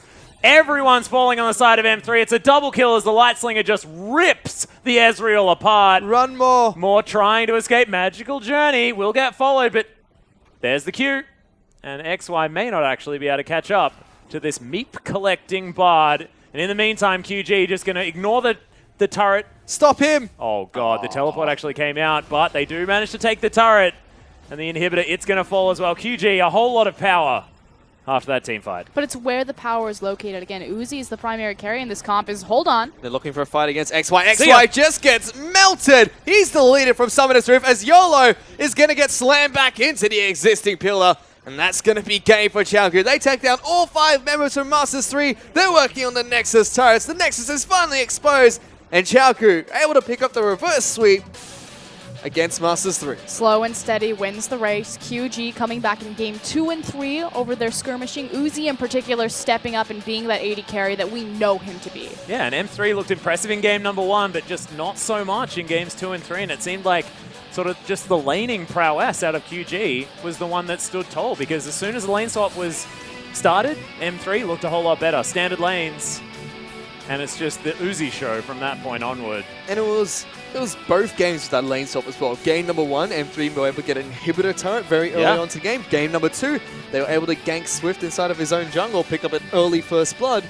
But as soon as that 2-on-2 lane started, especially for the bottom lane duo, Uzi just maintained control and was so dominant in those lanes. And again, unfortunately for Masters 3, this means that they are out of playoff contention with this loss.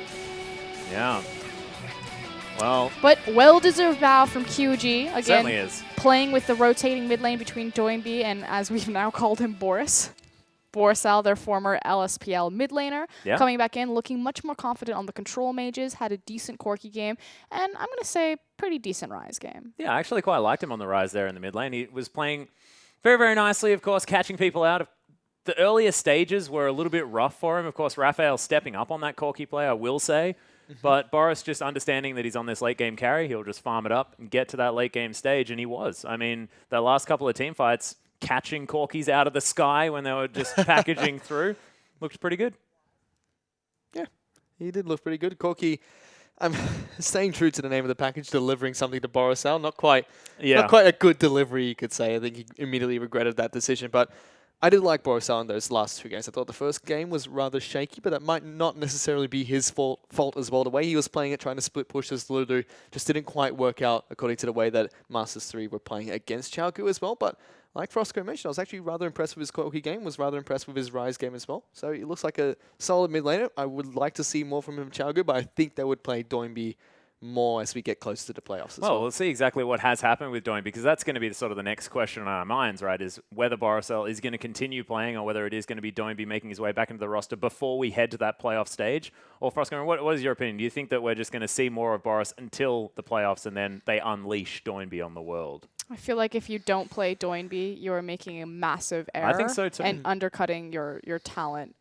Boris played decently, but Doinby is far and above the superior mid laner, not only in 1v1 ability, but also for the team's cohesion and its energy. And it almost feels like Chaogu have been doing this as an entire season, rotating between players in the mid lane and players in the bottom lane, just fielding different players at different times. It could be now that they're guaranteed their playoff seed that they might be resting Doinby, they might be resting Uzi or Pekko at certain times as well. But I'd like to see how they continue with this roster, because throughout the entire season they've been playing Pekko, then Uzi. Now they're throwing Borisal into the mix as well. So I really like that Chaogu are experimenting with their options. Yeah, still. well, they were more transitioning Uzi, right? And they always did. Speaking of which, 707...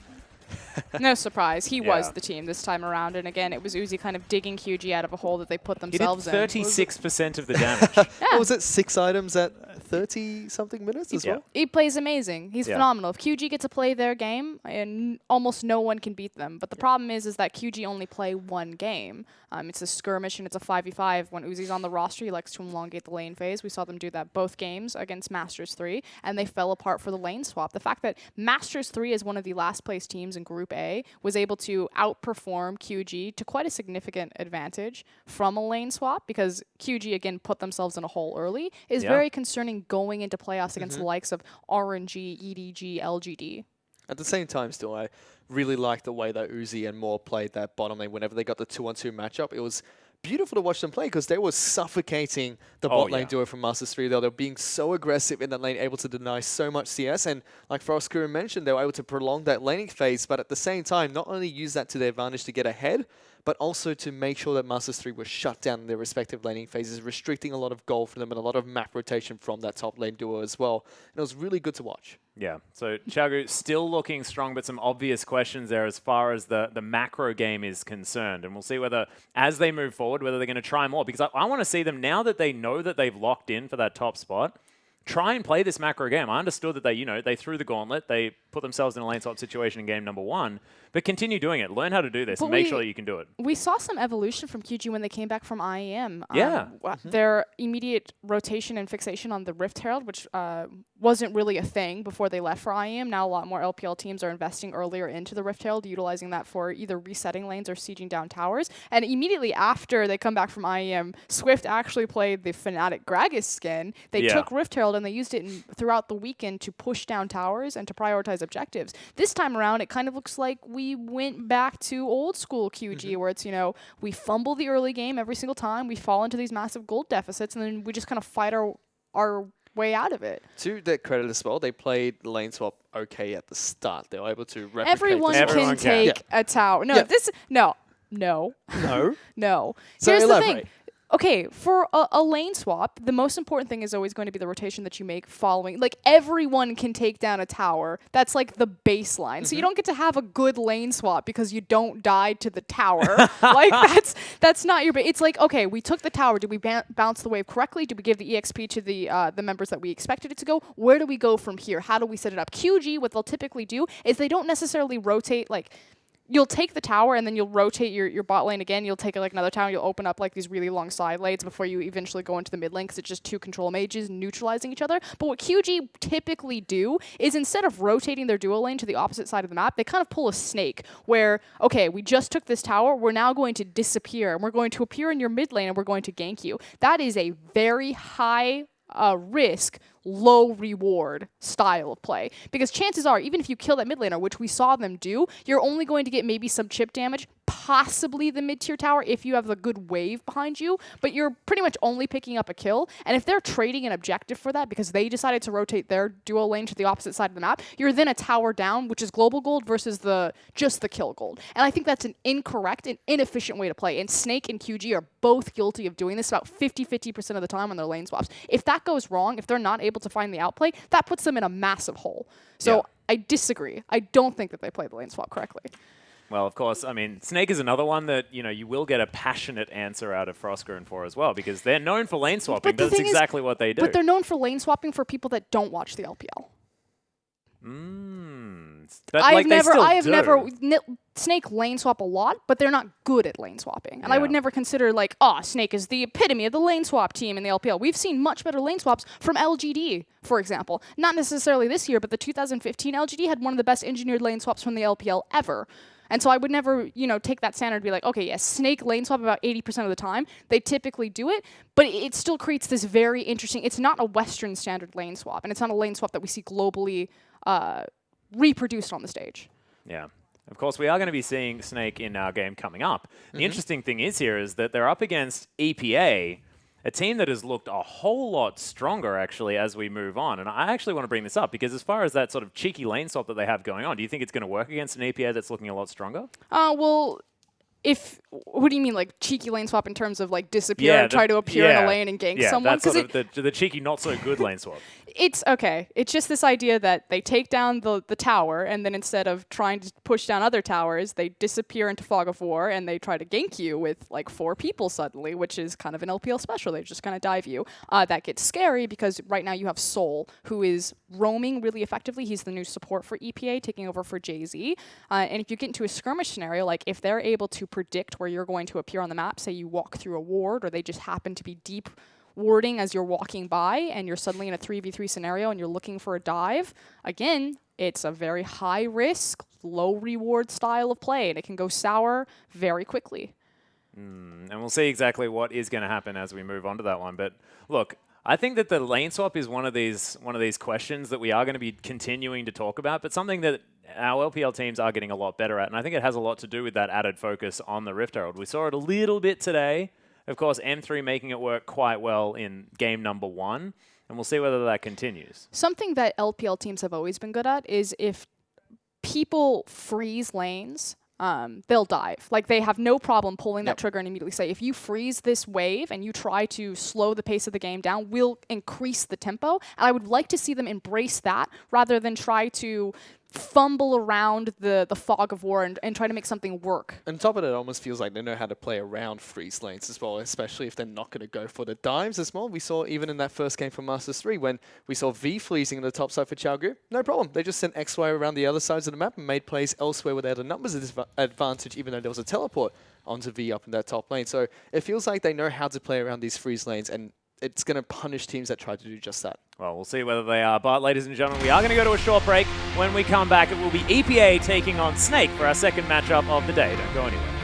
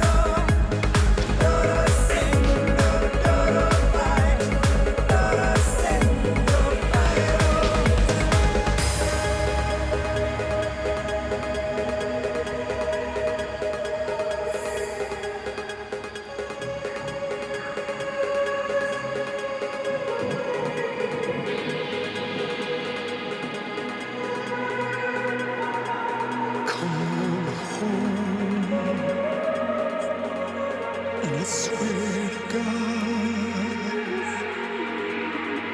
I will hold you in my arms.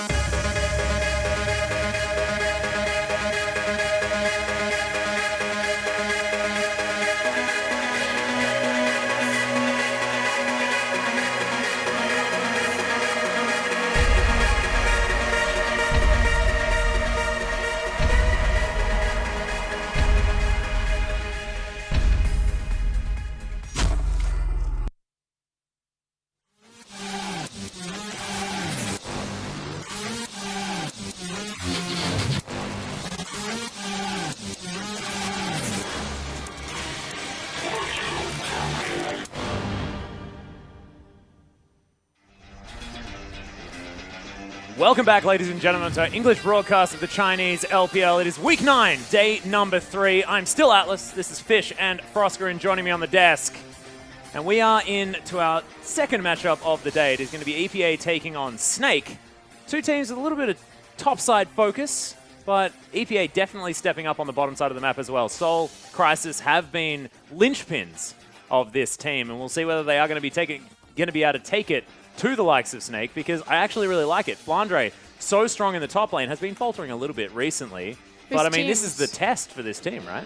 Are actually exactly the same as I look down there. No, I'm serious. Think about where EPA are weighted right now. They're weighted in their new support Soul, which we'll see if he's starting tonight. Their jungler, which they've had a jungle rotation, but they've most recently been running Crisis. And their top laner, Gimgoon, who's been the real foundation of this team. So effectively, Soul, Crisis, and Gimgoon versus Ella, ZZR, and Flandre. Yeah. These teams are exactly weighted in the exact same positions.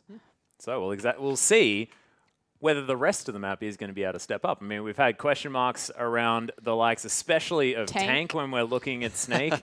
And as far as how he's been performing recently, does he still have a long ways to go? Tank is a good player, but is he the correct player for Snake is the big option. You have to remember that he's replacing Yu, formerly known as Unstoppable for EDG, and Yu was very much kind of like a control, not a control mage player, although he did play them, a control team fight player. Yeah. And so what would happen is that Flandre would dive the back line, and you would be able to control everything in front of him and kind of clean up the fights or compensate for where Flandre would go crazy, allowing Flandre to be that crazy player. Tank is a bit more one-dimensional on his focus, and he doesn't fill the same role that you did, and it creates this very imbalanced 5v5 from Snake, so much so that even the organization has recognized it, saying in interviews, we know that our team fighting isn't very strong, we're practicing the lane swap in scrims, and we understand that this strategy can help us get an early advantage to compensate for that. So that's why they do it, and they have about an 80% chance to lane swap on any a given game.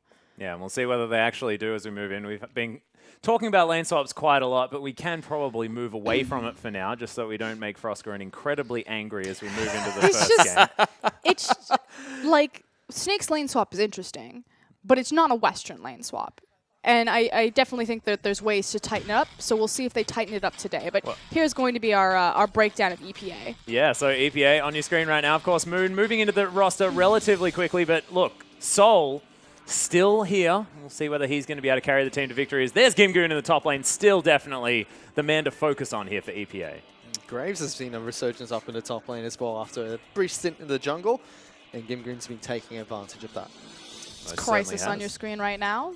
The rotating jungle, he was their primary jungler for LSPL, which is how they qualified into the LPL. I have no idea why they decided to swap him and rotate him coming into the LPL, but he's back where he belongs, and EPA is starting to make a resurgence. Yeah, and Republic there in the mid lane, sitting on those assassins a little bit more than he otherwise would have, and here's Moon, the sort of stand-in AD carry instead of Romantic there, and he's been here for a couple of weeks and definitely been an upgrade as far as we've seen. We'll see how he's going to go as there's Seoul, the man of the hour, the man in the bottom lane. And we talked about Crisis as well. This guy pairs up very nicely with the jungler from EPA, and he's been... I mean, Jay-Z was fantastic, but Seoul's been a massive boost for the team. Yeah, that's the crazy thing, is like, what is it about Seoul that makes it better here for this squad? I don't even know. It's that they're just working as a team. I mean, it seems like such a lame cop-out answer, but that's effectively what it is. It's not just a single Gimgoon against the world. It's EPA are actually Energy Pacemaker all. They're an actual team now. It's actually all of them this time instead of Energy Pacemaker Gimgoon. We are going to see Snake on your screen right now. The G Squad. Yeah.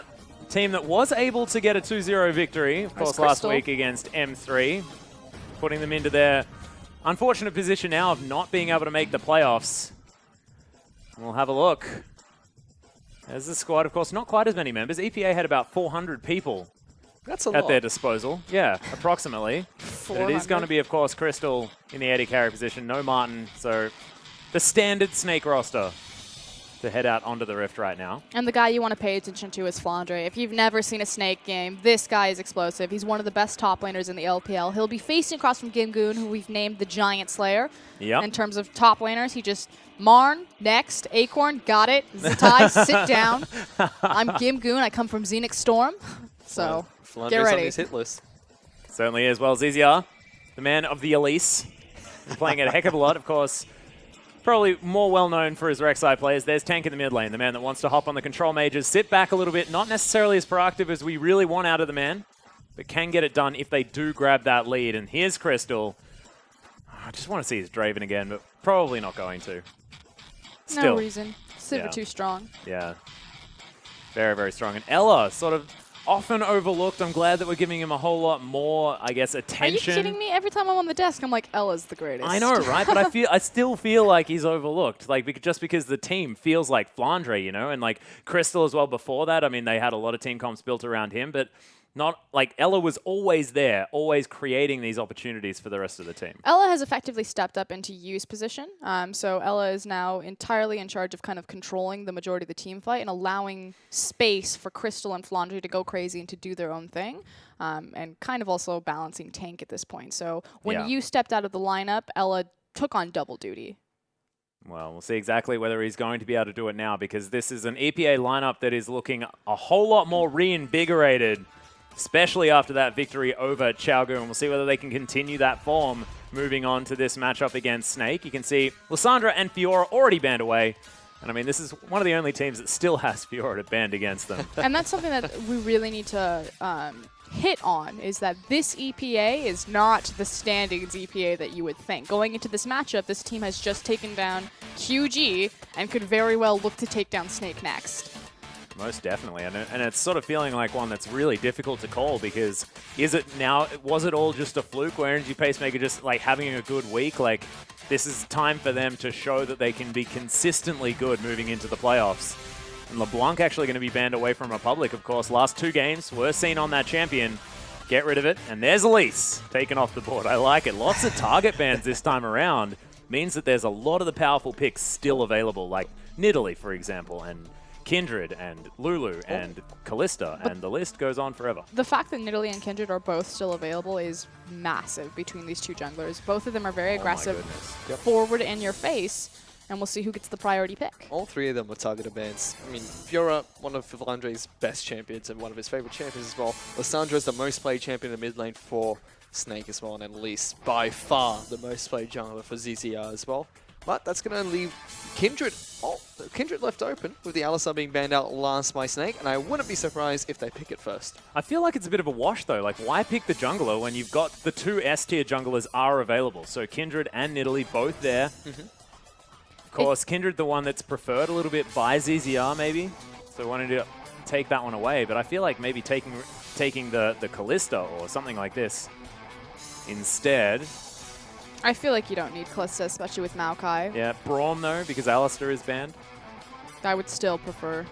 Like, I understand what you're saying, simply because you're going to get one or the other, but it just comes down to ZZR has really stepped up and been the primary enabler for Snake, at least through the early game, because, again, they're a lane-swapping team. Like, it's interesting.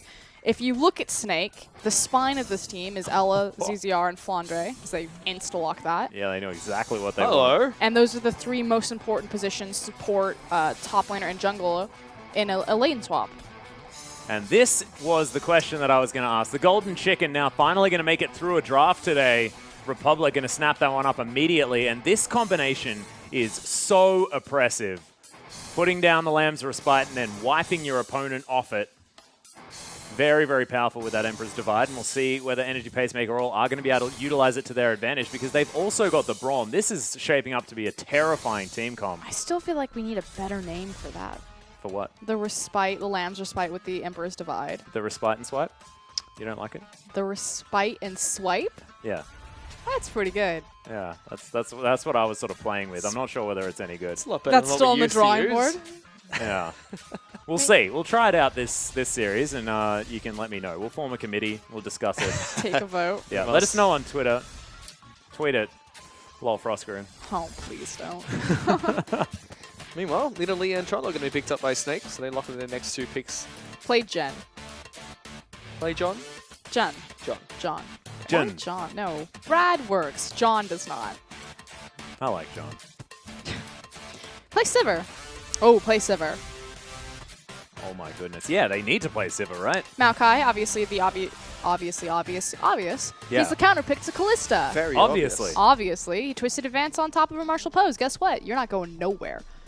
And if they pick up Sivir right now, I mean, I don't see like how there were any bans. Maokai or Sivir also works really well with Azir. Jake Yeah. explains this really well, in that Azir likes to. I'm not even going to explain it because we're not going to have her in the game. Doesn't matter. Yeah, it's going to be the Lucian locked in. So slightly unfortunate that we're not seeing the Sivir, but still a very powerful team comp coming out of Energy Pacemaker all as I think it's trying to prioritize Tank. lane dominance simply because you know that you're facing across from a Callista Trundle, which is a very powerful 2v2 lane. So by Yep. taking the Lucian, you get more synergy with the Braum than the Sivir, although I think it's pretty negligible. Snake still have their final pickup here to round out their team composition, and it should be a mid lane pickup, I feel. They have Poppy up in the top lane, should be Callista on I the think AD carry. will be. Yeah, is will be. more the It's a question of, am I picking Lulu or am I picking Varus? Because I know that I'm facing Azir, Varus, Lulu, or Victor. That's the champions that you're getting. You can play Kassadin. You can, but I don't think Tank will. No, it's not a tank champion, and Varus has been seeing a little bit more of a resurgence just because the Golden Chicken has been floating around.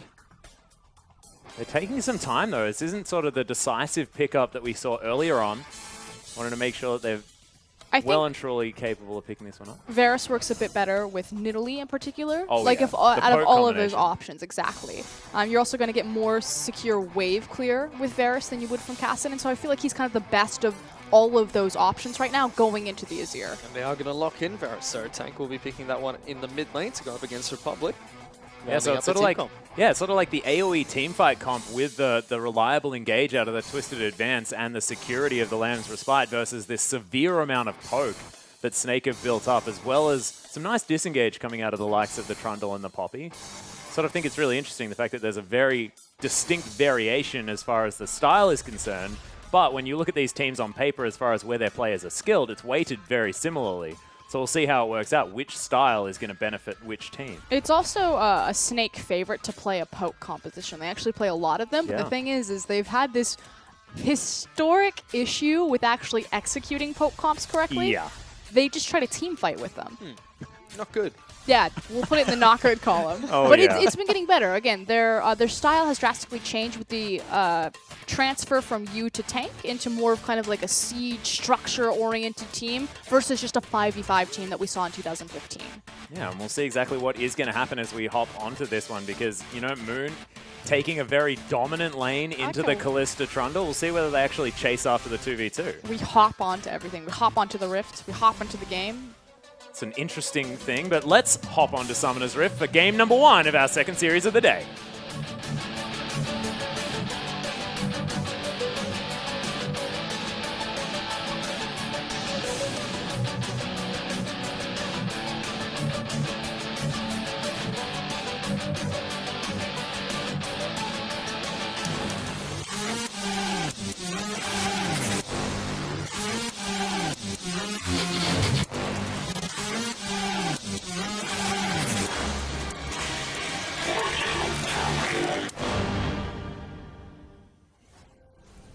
Let's hop on the Rift for game number 1 between Snake and EPA. EPA are going to be on our blue side right now as we head out, and we'll see whether this lane swap is going to ensue. Snake is, in fact, in the game, so there's a high probability, approximately 80%. Very high probability. As we look at the masteries here, it is going to be Deathfire Touch coming out for Varus, which is pretty standard these days. It's pretty decent. I think at about 3 items, he is able to add an extra 100 damage on all of his abilities. Just quite a bit. Damn right it is. There's also no real other option that's all that good because you're not going to get much from the Thunderlords because you just poke with one spell at a time. Yep. For that exact same reason, you don't want Fear of Battle, and you want to be doing damage. Every 4 seconds, just do some damage. Mastery helps you out. Damn right. Well, you can see ZZR starting towards the top side of the map right now. It's going to be standard lanes. Whoa. What is this game? I don't even know. Well, you do have Callista, so you have a very powerful 2v2. So Chris is going to take the gamble on that one. That's the other big thing about Maokai coming back into the meta, is that he's so phenomenal in a lane swap, just because his double jungle is very strong. And likewise, even if you choose to like 4BO a tower or gank mid lane, his pressure on mid lane is also incredibly potent. So we are going to see where the two junglers are starting. ZZR starts on his red buff. Meanwhile, it was Crisis that started at the Grump camp, both with the help from their top laners. So both junglers opting to start on the top side of the map. Like we mentioned earlier, we will see standard lanes from both these two teams. Republic going to go up against Tank in that middle lane. The bottom lane, Moon and Soul taking on Ella and Crystal. A little bit of poke damage already going down on towards that Trundle. Both of them did take a camp at level 1, and it is going to be Snake that hit level 2 first. Get a decent amount of poke down onto Moon and Soul. Already showing quite a bit of dominance in this lane. Yeah, but they did manage to get the revenge tag on the concussive blows there. Getting some damage done on Ella, but Crystal's still relatively healthy, meaning that Snake have control of the lane, which means that ZZR needs to move down into this river and secure the Scuttle Crab. Give some much-needed vision for his bot lane. Yeah. ZZR, though, managing to finish off his second buff camp very quickly. You can see heading now towards the red buff. Ella is going to help out as well, so it could be a 3-buff start here for Snake. Crisis looking for a gank up in the top lane against Flandre, who is trying to play as passive as possible. But yeah, it's going to be a 3-buff start for ZZR, but here comes Crisis. Yeah, Crisis looking for it right now as he throws out the W. Flandre going to immediately flash, get himself to safety. All is fine in the top side of the map. Yep, avoids that twisted advance. It doesn't give the lockdown, but that will be Summoner down. Meanwhile, mid lane. Looking for the gank onto Republic. Goodness. He's going to be able to use his Sand Soldier to get out of there. But that's a lot of damage being put down onto this Azir. Really well played by Republic to make sure that he can get the shuffle. Yep. ZZR still doing some work onto Crisis jungle here. Trying to take away the Raptor camp. Is going to be able to smite it away. He will not have the Raptor Senses of World Wars put down by Crisis at the last second, but he's going to come home to a very empty bottom side of his jungle.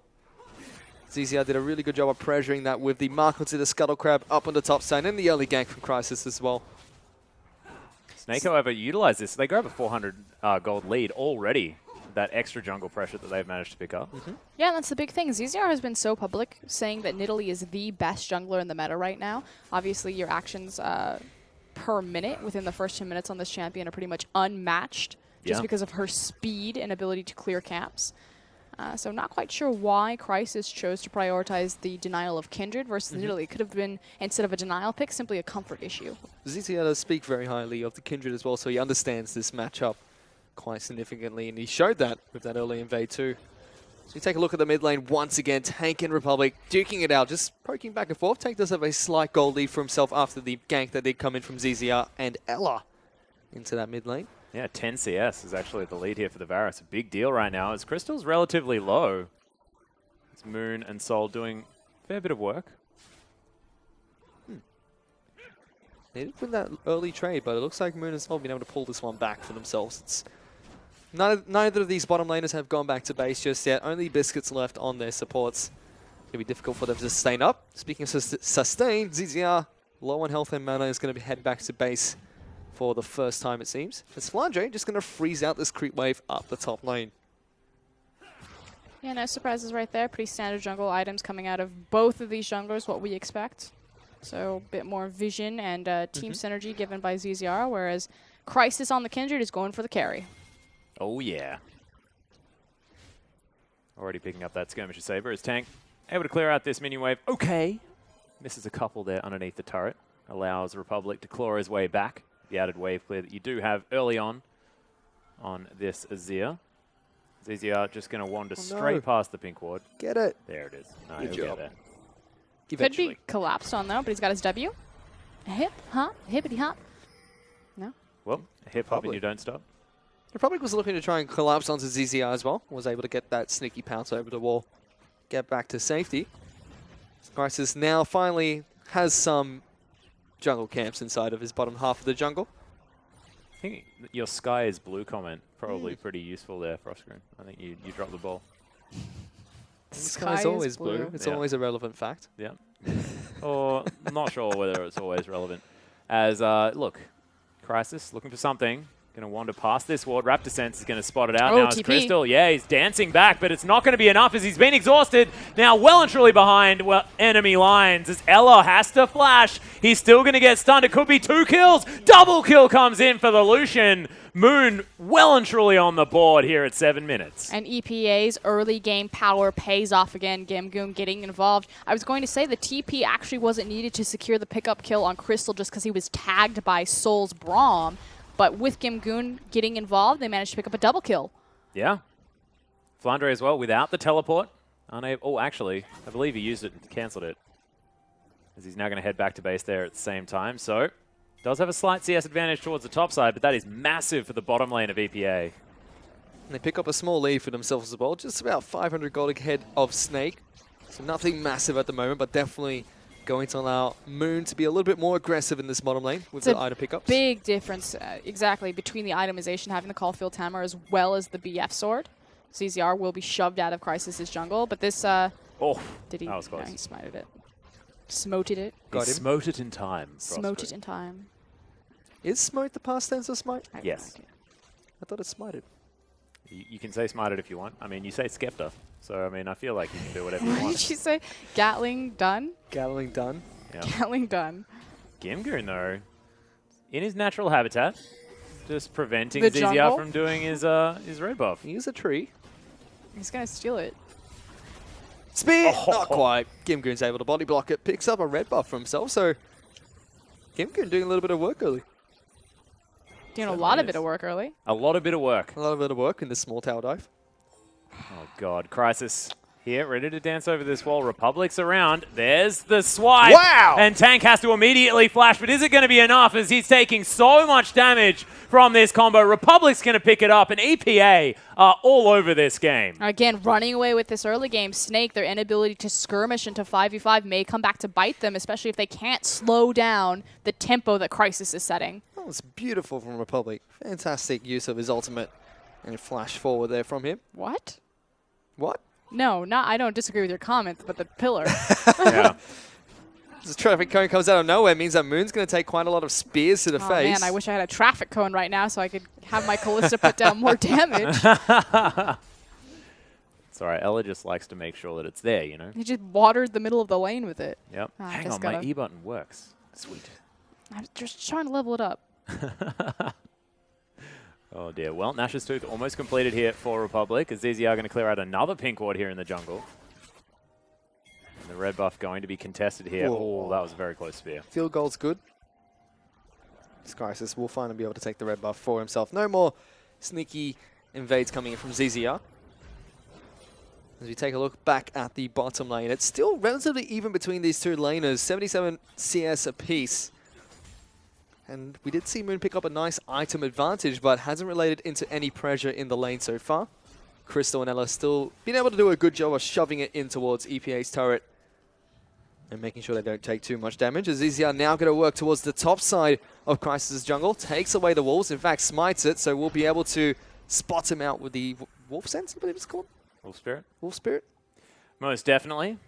Like a Gamgoon. Spidey sense, but a wolf. They're looking to actually collapse on this one potentially, as ZZR just going to pounce his way over the Herald wall. Hops out of there. Yep, certainly does.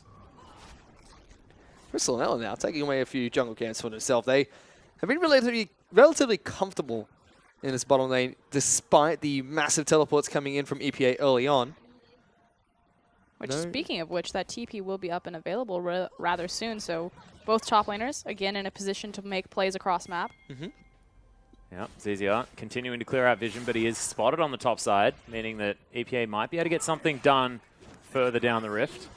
It's Crystal Finds a pierce onto Soul. Unbreakable's there, and he's playing very aggressively. There's the exhaust. Teleport. And the Glacial Fissure comes in. Of course, Teleport is available as Flandre. He's going to make his way in as well. Fate's Call. But it misses the knock-up onto the Maokai. Heroic Charge is going to get him in there. The Maokai not quite as strong as he otherwise wants to be. And Flandre, with a fantastic ultimate, is going to help secure this one for Snake. Lots of damage down the Rend. Crisis. Not available yet, though, as Crisis makes his way in. Doesn't quite have the ultimate, but is able to take down Crystal. And in comes EZR. Oh, he does actually have it, as there's the Lamb's Respite. Lots of healing to come in. And Moon now on a killing spree. Nothing yet for Snake as he grabs a double on Flandre. EPA are just playing this early game so nicely. Spear comes in, jumps forward. That's one kill as he's bouncing around this fight. And in comes Tank to try and clean up. So far, just so bloodthirsty. I mean, that said, Snake do bite back a bit, get 2 kills on the back half of that, but Crisis and Gimgoon really leading the charge here as we take a look at that replay. He missed that Fate's Call, like you mentioned, Atlas, and not quite able to keep him out. Flandre is able to knock Braum out of this fight, so it was a 3-on-2 for quite some time. They did not notice the Kindred wrapping around, but it didn't matter too much for them, because even though Crisis was able to get here and able to get his ultimate off at the nick of time, watch how low he goes here. They're able to take him down incredibly low. That spear almost enough. He was able to get it off at the last second, keep them alive just long enough to take down Ella. But this is where we see the rotation come in from Tank in the mid lane as well. They're able to pick up 2 kills off the back of this. You know, kind of pull it back a little bit for themselves in the later part of that fight. Crisis played that immaculately. Yep. That was unbelievable, but there's the Emperor's Divide. ZZR can't pounce through that, and he's just going to die as Crisis picks it up. They continue the aggression as there's the flash forward, and Tank is going to get taken down. It's a double kill for the Kindred. This is why they first picked the champion. 3-1-5 right now, and this is also the reason EPA have looked so different coming into the back half of their season. Soul and Crisis stepping up. This is no longer Gimgoon and friends. This is an actual energy pacemaker squad. And Damn Republic right delivering that kill over to Crisis as well. He was in a 3-on-2 situation and no problems with just turning it around as soon as Crisis showed up. They're going to be able to take down the mid lane outer turret, looking for the mid lane inner as well, as Flandre actually has to make his way down towards this mid lane, which means Gimgoon's been left alone up in that top lane, going to get some decent damage onto that tower. If not, probably take it down.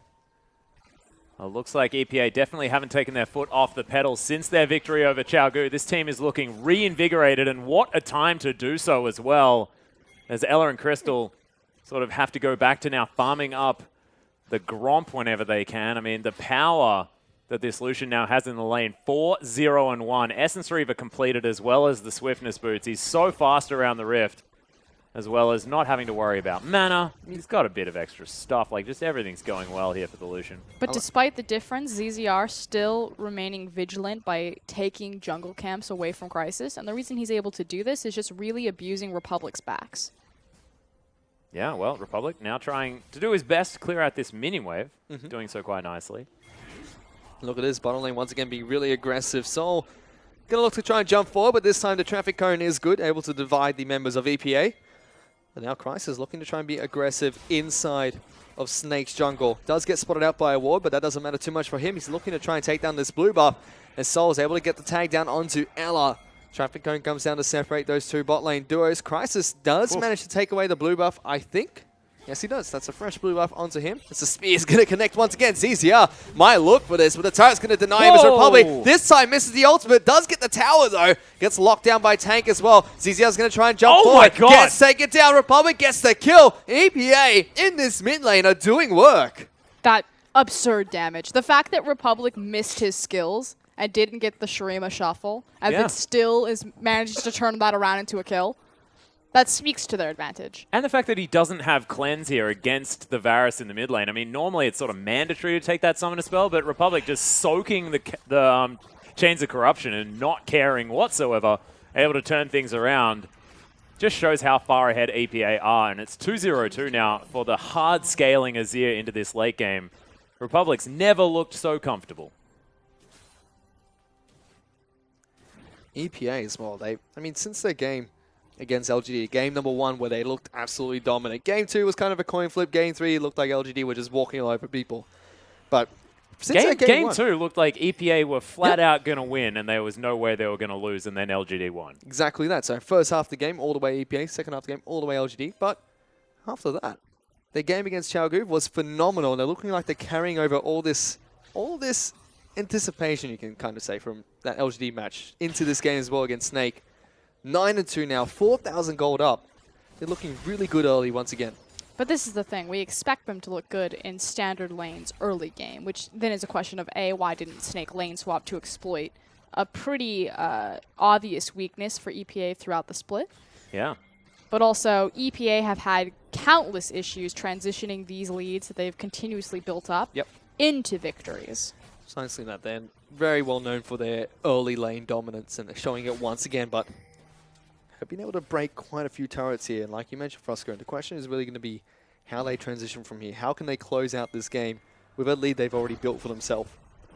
Well, it's only 4,000 gold. You may be getting ahead of yourself by just a little bit, as this game could definitely still go either way. That being said, Crisis building up towards that sated Devourer.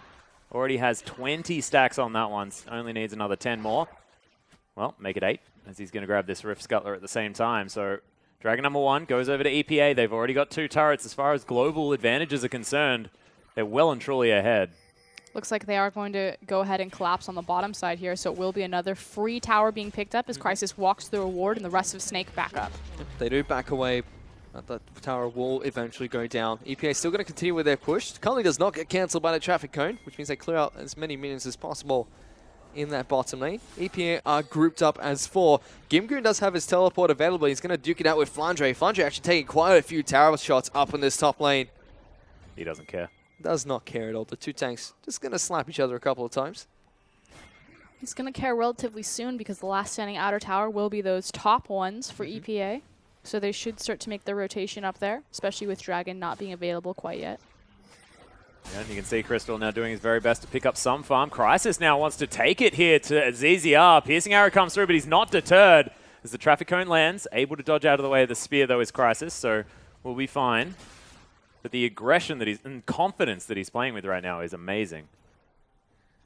Out of this jungler on the side of EPA. Rift Herald, another option right now.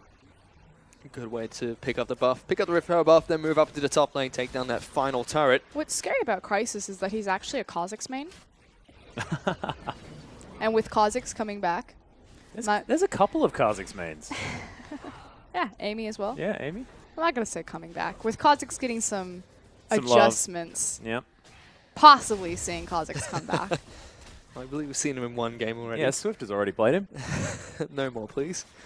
Oh, no, I love him. He hasn't been changed yet, okay? Swift is a little bit preemptive. He's my favorite mid laner, Kha'Zix. Bring back Ambition. Where's that guy? Loved playing the Kha'Zix back in the day. Well, EPA have finally made their way up towards this top lane. Therefore, the members up here. Republic. Teleports are available for both Gimgoon and Flandre. So we could potentially see another fight break out up here as EPA looking to try and take down this turret. Do have the Rift Herald minions charging towards the final outer turret on the side of Snake. And this should go down without any problems. There's a lot of damage that's still coming out from the spears that ZZR are throwing around. Well, the poke is still relevant, but they can't stand near their turret, not with Republic so dangerous on this Azir. So EPA grab the last remaining outer turret. Of course, they'd already managed to take an inner. This team is just pushing ahead with this global advantage. And it doesn't look like they're slowing down. This is an example of exactly what they've managed to fix, because it was them getting early leads and then throwing them away, but now they're using it to catapult them even further ahead and really start this snowball. It's great to see from this side. And I do agree, but now the question is, without like a monster objective to kind of give them that clear direction, like taking the Rift Herald and then immediately translating that into a tower, like from here, what do they want to identify? I would say Dragon should be spawning relatively soon, so they should start moving their power back towards the bottom side of the map. But with Kindred, who is so powerful, and with Lucian so far ahead, they could actually look to sneak a Baron. Baron is going to come up in the next couple of seconds. Christ is actually sweeping away a few wards deep inside of Snake's jungle. Will only be able to find one and might not even be able to take it. Does get it? Yes, gets that final attack down. Soul will be able to take down the pink ward as well, so they are able to sweep They're the going wards to go away. for it. And immediately we should see Crisis jump over. Sol follows him as well. Relentless Pursuit should be used by Moon to jump over there too. They've already got it down to about half its health. Baron is melting like a hot knife through butter. The Pillar will be able to spot them out doing it. They've got it. But they've got this Baron. Baron will go over towards EPA just 20 minutes and 28 seconds into the game. And that is exactly why the LPL is respecting Kindred so much, especially in tandem with champions like Azir, like Kindred, like Kalista, is that the Baron threat is so very real at 20 minutes. Certainly, a sated Devour is just so powerful. The EPA, they're 7,000 gold ahead of Snake. They have 9 kills to 2, 4 turrets, a Dragon, a Baron for themselves, a sated Devour, Kindred. They are looking strong in this game so far. And they have a core plan. Again, it's not, being confused and just trying to set up team fights. It's moving from objective to objective. We have the Baron now, so can they clean it out? We've got the pressure. Where do we push next? Yeah, and look, Republic's also incredibly strong now, has the Rylai's Crystal Scepter and the Nash's Tooth, so no one can really go against the Azir. And he has a reliable way to engage these fights. Just now needs his Zonya's Hourglass to really just get that Shurima shuffle happening, smack people around. Because with the insurance of Crisis, it's just so dangerous for Snake. This team comp from EPA is just flat out better than Snake's at the moment. We're looking to see where EPA decide to push for next. So they have 2 members up in the top lane with the Baron up, minions shoving in towards the inner turret of the top lane. 2 members in the middle lane, looking to see if they can make their transition up top. Azir not rotating with him, though. He's going to continue apply pressure in the mid lane. Someone will have to respond, but he's got his Nashor's Tooth, which means he's very quickly able to chunk out these Yeah, he's also got a tower to go back to very, very close. So the mini ARAM in the mid lane, not going to ensue just because this Azir is so strong. Yep. The Arise on the turret, very, very powerful. Now Tank finally there to try and deal with it, but Crystal taking a lot of poke damage. There's the culling, trying to pressure them off this inner turret towards the top side of the map. And EPA relentless right now in their push. Even Gimgoon is making his way down towards that bottom lane, shoving it towards the inner turret as well. So EPA put pressure on all 3 of the lanes. In fact, this inhibitor turret already taken down to about half its health. The cannon minions slowly chipping away at the turret. Republic, whenever he gets close as well, gets a couple of auto attacks in. In the bottom lane, Gimgoon slowly pushing this one in. EPA just continuing to shove in Snake, dividing their team composition, making sure they can't group up and poke out EPA before a fight. Moon almost gets caught out by that Trundle Pillar, but is not going to take any damage whatsoever. This turret's going to fall. Spear doesn't land, but Tank may Goodbye. get dived here as Crisis with a lot of damage onto the turret. Chains of Corruption go wide, and that could spell the engagement here for EPA as the piercing arrows are still flying through. Tank doing some respectable damage, but look at these Sand Soldiers underneath the turret. Ella gets torn apart. That's only a few more auto attacks from anyone, and they will take down this turret. Moon just heads in there. Can't quite finish it off, but only has a few more points of health remaining, and EPA don't want to risk it. Yeah. Well, Snake successfully defend lots of the pushes coming with this Baron up EPA. Haven't actually managed to take a turret with that Baron. Incredible effort there from Snake. But Dragon is up and available, so that might be the focus objective from EPA. Just as I say that, Crisis, Moon, and Sol will work on taking this one down, which will be the 2nd Dragon of the game. Kind of an issue from EPA right there. Like, good on Snake for stalling this one out, but especially for not breaking that inhib tower in the mid, simply because it can regen health. Yeah. When it's so low, just well, I mean, gamble Moon it. tried to do it, right? But I mean, the thing is even if you overextend right there and you are caught and killed, chances are you're trading an inhib tower for maybe a mid-tier tower if they're able to rush it down immediately and take it, maybe a dragon. That's still a very worthwhile trade. And if your Azir survives, chances are they won't be able to trade for any objective. So I just think that it was the wrong call for EPA to back up there. Still 24 minutes into the game, and with that play, EPA still been able to take quite a few objectives for himself. Baron giving them a lot of gold, making sure they can pressure the map as well. Dragon, number 2, going to EPA so they can secure as many dragons as possible and possibly force the 5th dragon, which we've seen in a lot of games so far. EPA still on the front foot here and still applying a lot of pressure towards Snake with this 8,000 gold lead they've got for themselves. The front foot. Front foot? I've never heard that. still on the front foot. You haven't heard that before? No, I hear back foot, but never front foot. Oh, yeah. I don't know. I like it. Get on the front foot. Yeah, I'm there. I'm with you. It's hopping on it. Whoop. What? Unbreakable. Oh, you are the meme lord. Just like everything has to be like, oh, never mind. Arrows flying through. I'm not the one who went into a full news segment cast. That's because you couldn't. You cast like a golf announcer. You have I told don't even me know what this. that means. Have you listened to how Frostgurn imitates my casting? No. It is brilliant. I don't know whether I want to. There's the trap stepped on by Sol as they're looking to try and finish off this inhibitor turret. Cullen comes through, clears out the whole wave as Crystal is down, but there's the Chains of Corruption tank. Possibly in trouble right now as ZZR dives in, but he loses so much of his health immediately. got Lamb's Crisis fight. jumping forward. There's the ultimate as the Fate's Call comes down. Crisis is going to be A-OK as they're now trying to focus on the inhibitor. Probably shouldn't have walked out of the Lambs despite their Crisis.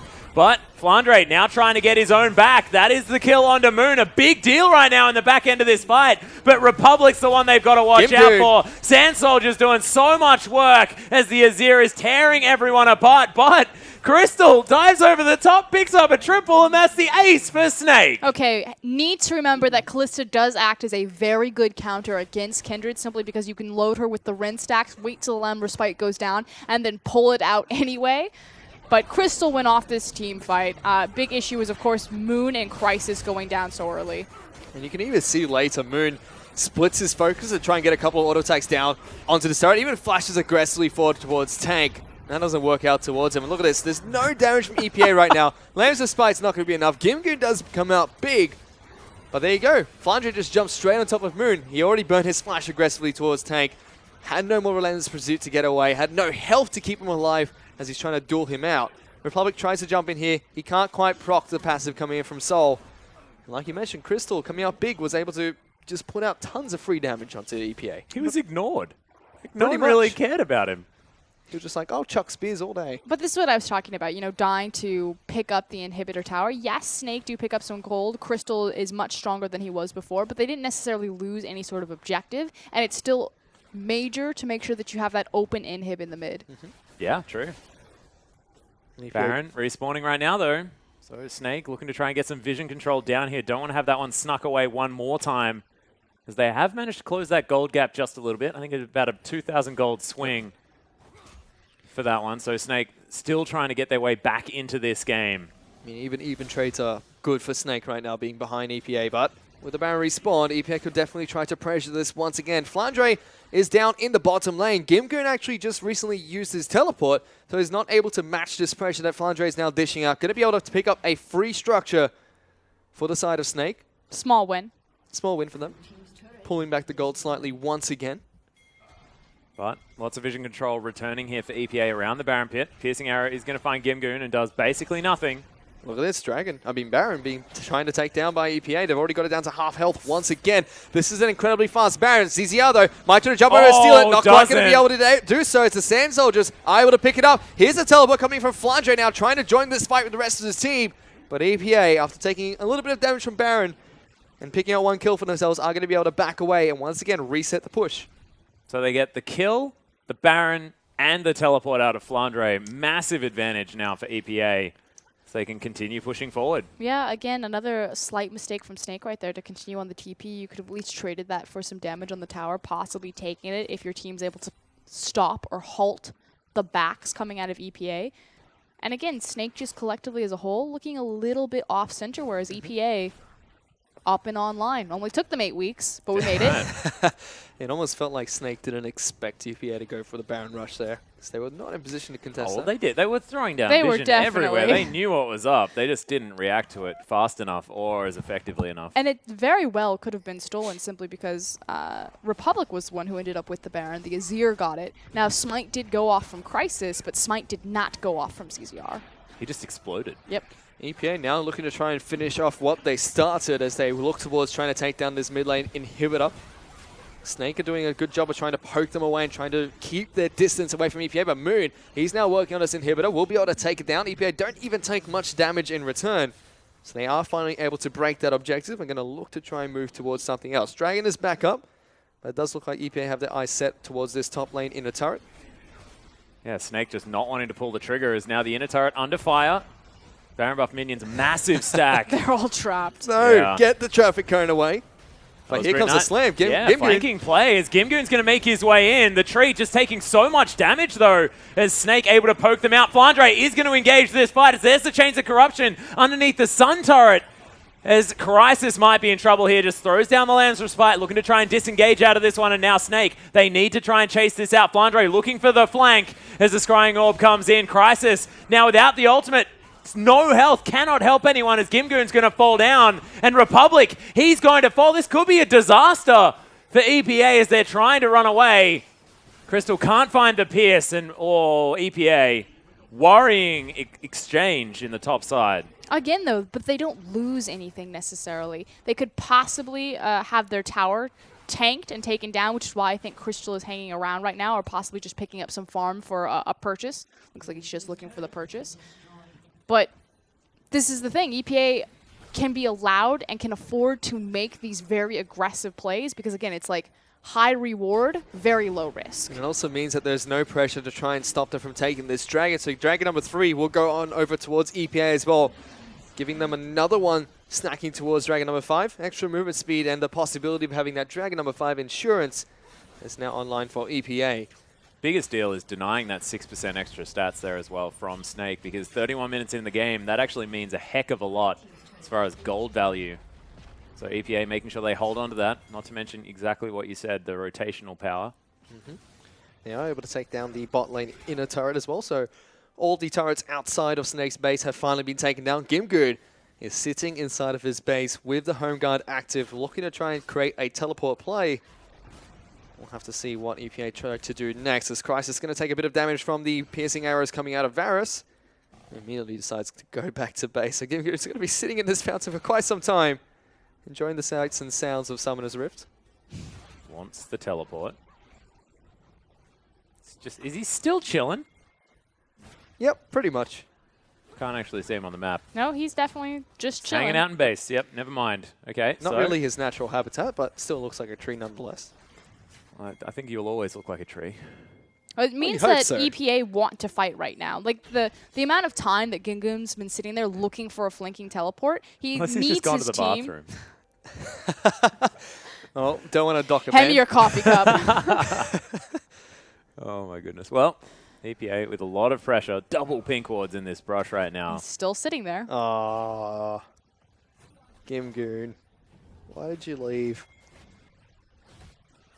Well, Tank is going to be able to grab himself a blue buff. A big deal right now for the Varus, who now has a lot of armor penetration, both flat and now percentage. We'll see what he is going to build up next as Ella and Crystal clearing out the top wave. Crystal doing quite okay. Actually ahead in farm at the moment. Blade of the Ruined King now done, as well as his armor penetration and that QSS. Important for the Callista. We shall see as we move forward. Black Cleaver is completed for Crisis. This jungler is so far ahead. Rapid Fire Cannon, Sterix Gauge, Sated Devourer, Black Cleaver. That is a lot of money that this Kindred has. Lots of damage as well as the Baron timer just started ticking, so a minute 45 till that is back up.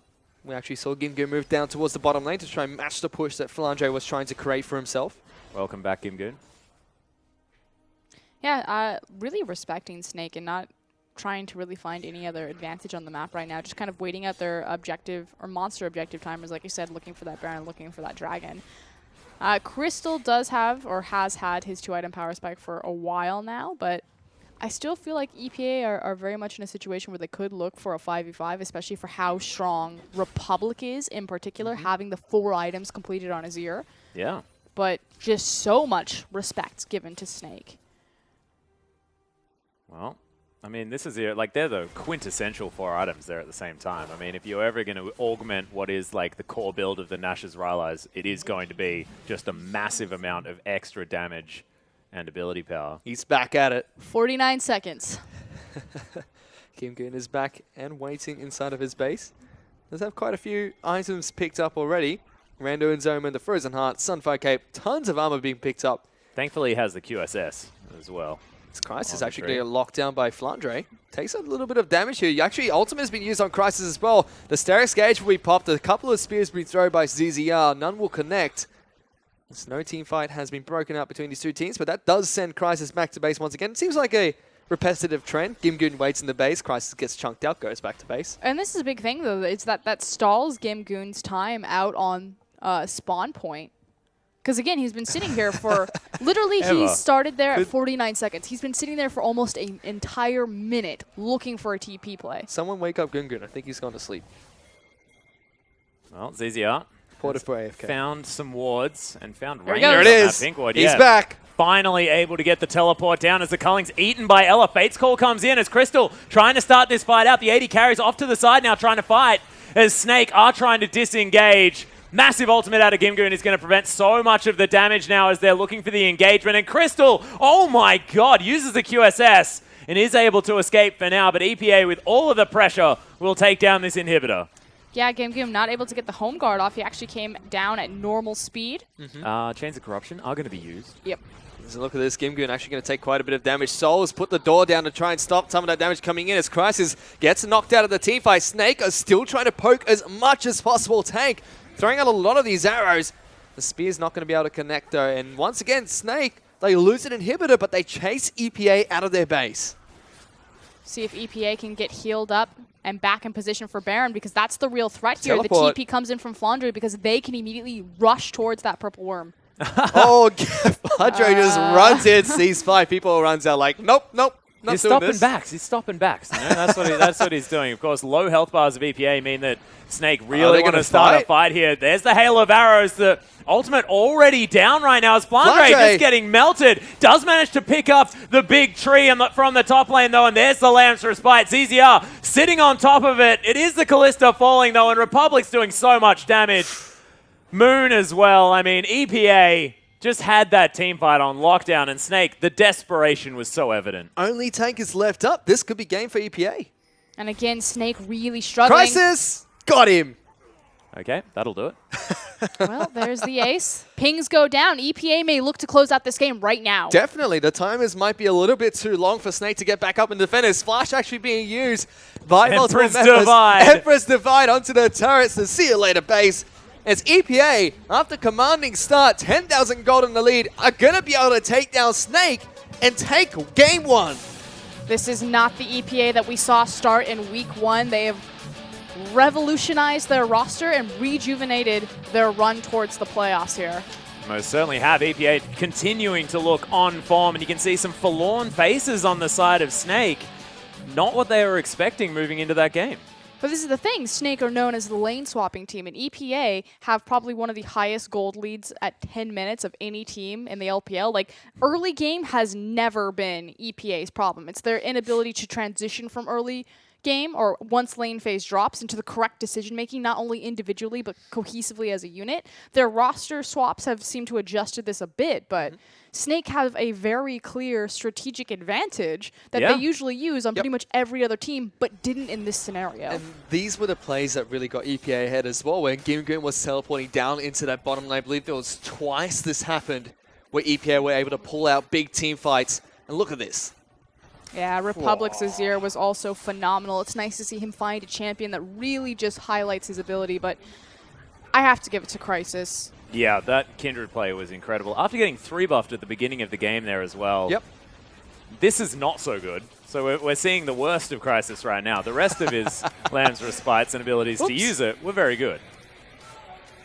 There was even a play in the bottom lane where he was able to pull out the Lamb's fight with 10 health left. Yeah, exactly. So quite a few clutch Immaculate. ultimates. And it It also certainly looked was. much cleaner in terms of EPA having a very clear-cut plan about how they wanted to go about each step in the game. You know, we've taken the outer towers, we got the mid-tier tower very early. Let's transition into Rift Herald. Rift Herald means another tower. From there, we're going to take a dragon fight. Oh, Baron spawned right now. We have the Kindred, we have the power. Immediately transition to Baron. Baron transitions into tower. It was like there was never a point where, oh, we're just farming because we're waiting for a timer. It was always, okay, we're going here next, we're doing this, set this up.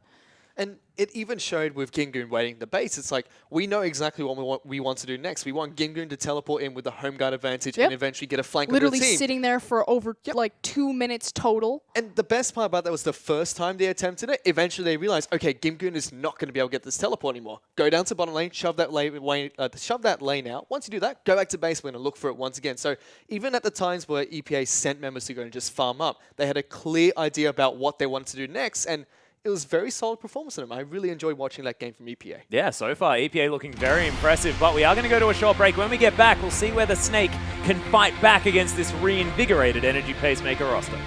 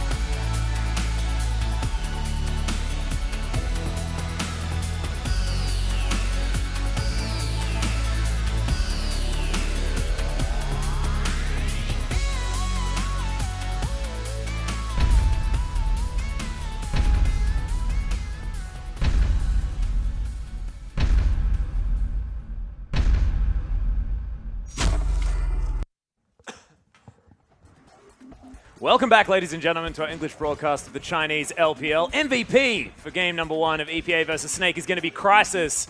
The Kindred play was incredible. Yeah, very well deserved. Have to completely agree with that one. Crisis played phenomenally. We saw the priority pick of the Kindred, and we very quickly saw why. I think you summed it up quite well, Atlas. He got 3 buffs very early on by ZZR and was still able to put out a lot of ganks in mid lane, good counter ganks in the bottom lane as well, and it's really good in decision making throughout the entire game. Was exactly where his team needed him to be. Yeah, managing to secure a very early state of Devour and transitioning that immediately into the Baron, understanding exactly where he was strong on the map and really able to direct the team. Because it looked like Crysis was making all of the moves first, and it was Snake responding, mostly ZZR, trying to get into the enemy jungle and take things away as a response to the aggression that EPA was showing. So, look, early game always has been a strong suit. That's something that Frostgreen has been alerting back to a lot. But the fact that they're able to transition into the win, I mean, that's the big deal that Soul's managed to bring to this team by the looks of things. Something that's also very cool about Crysis is that when you sit and you watch him play, he actually never looks at himself.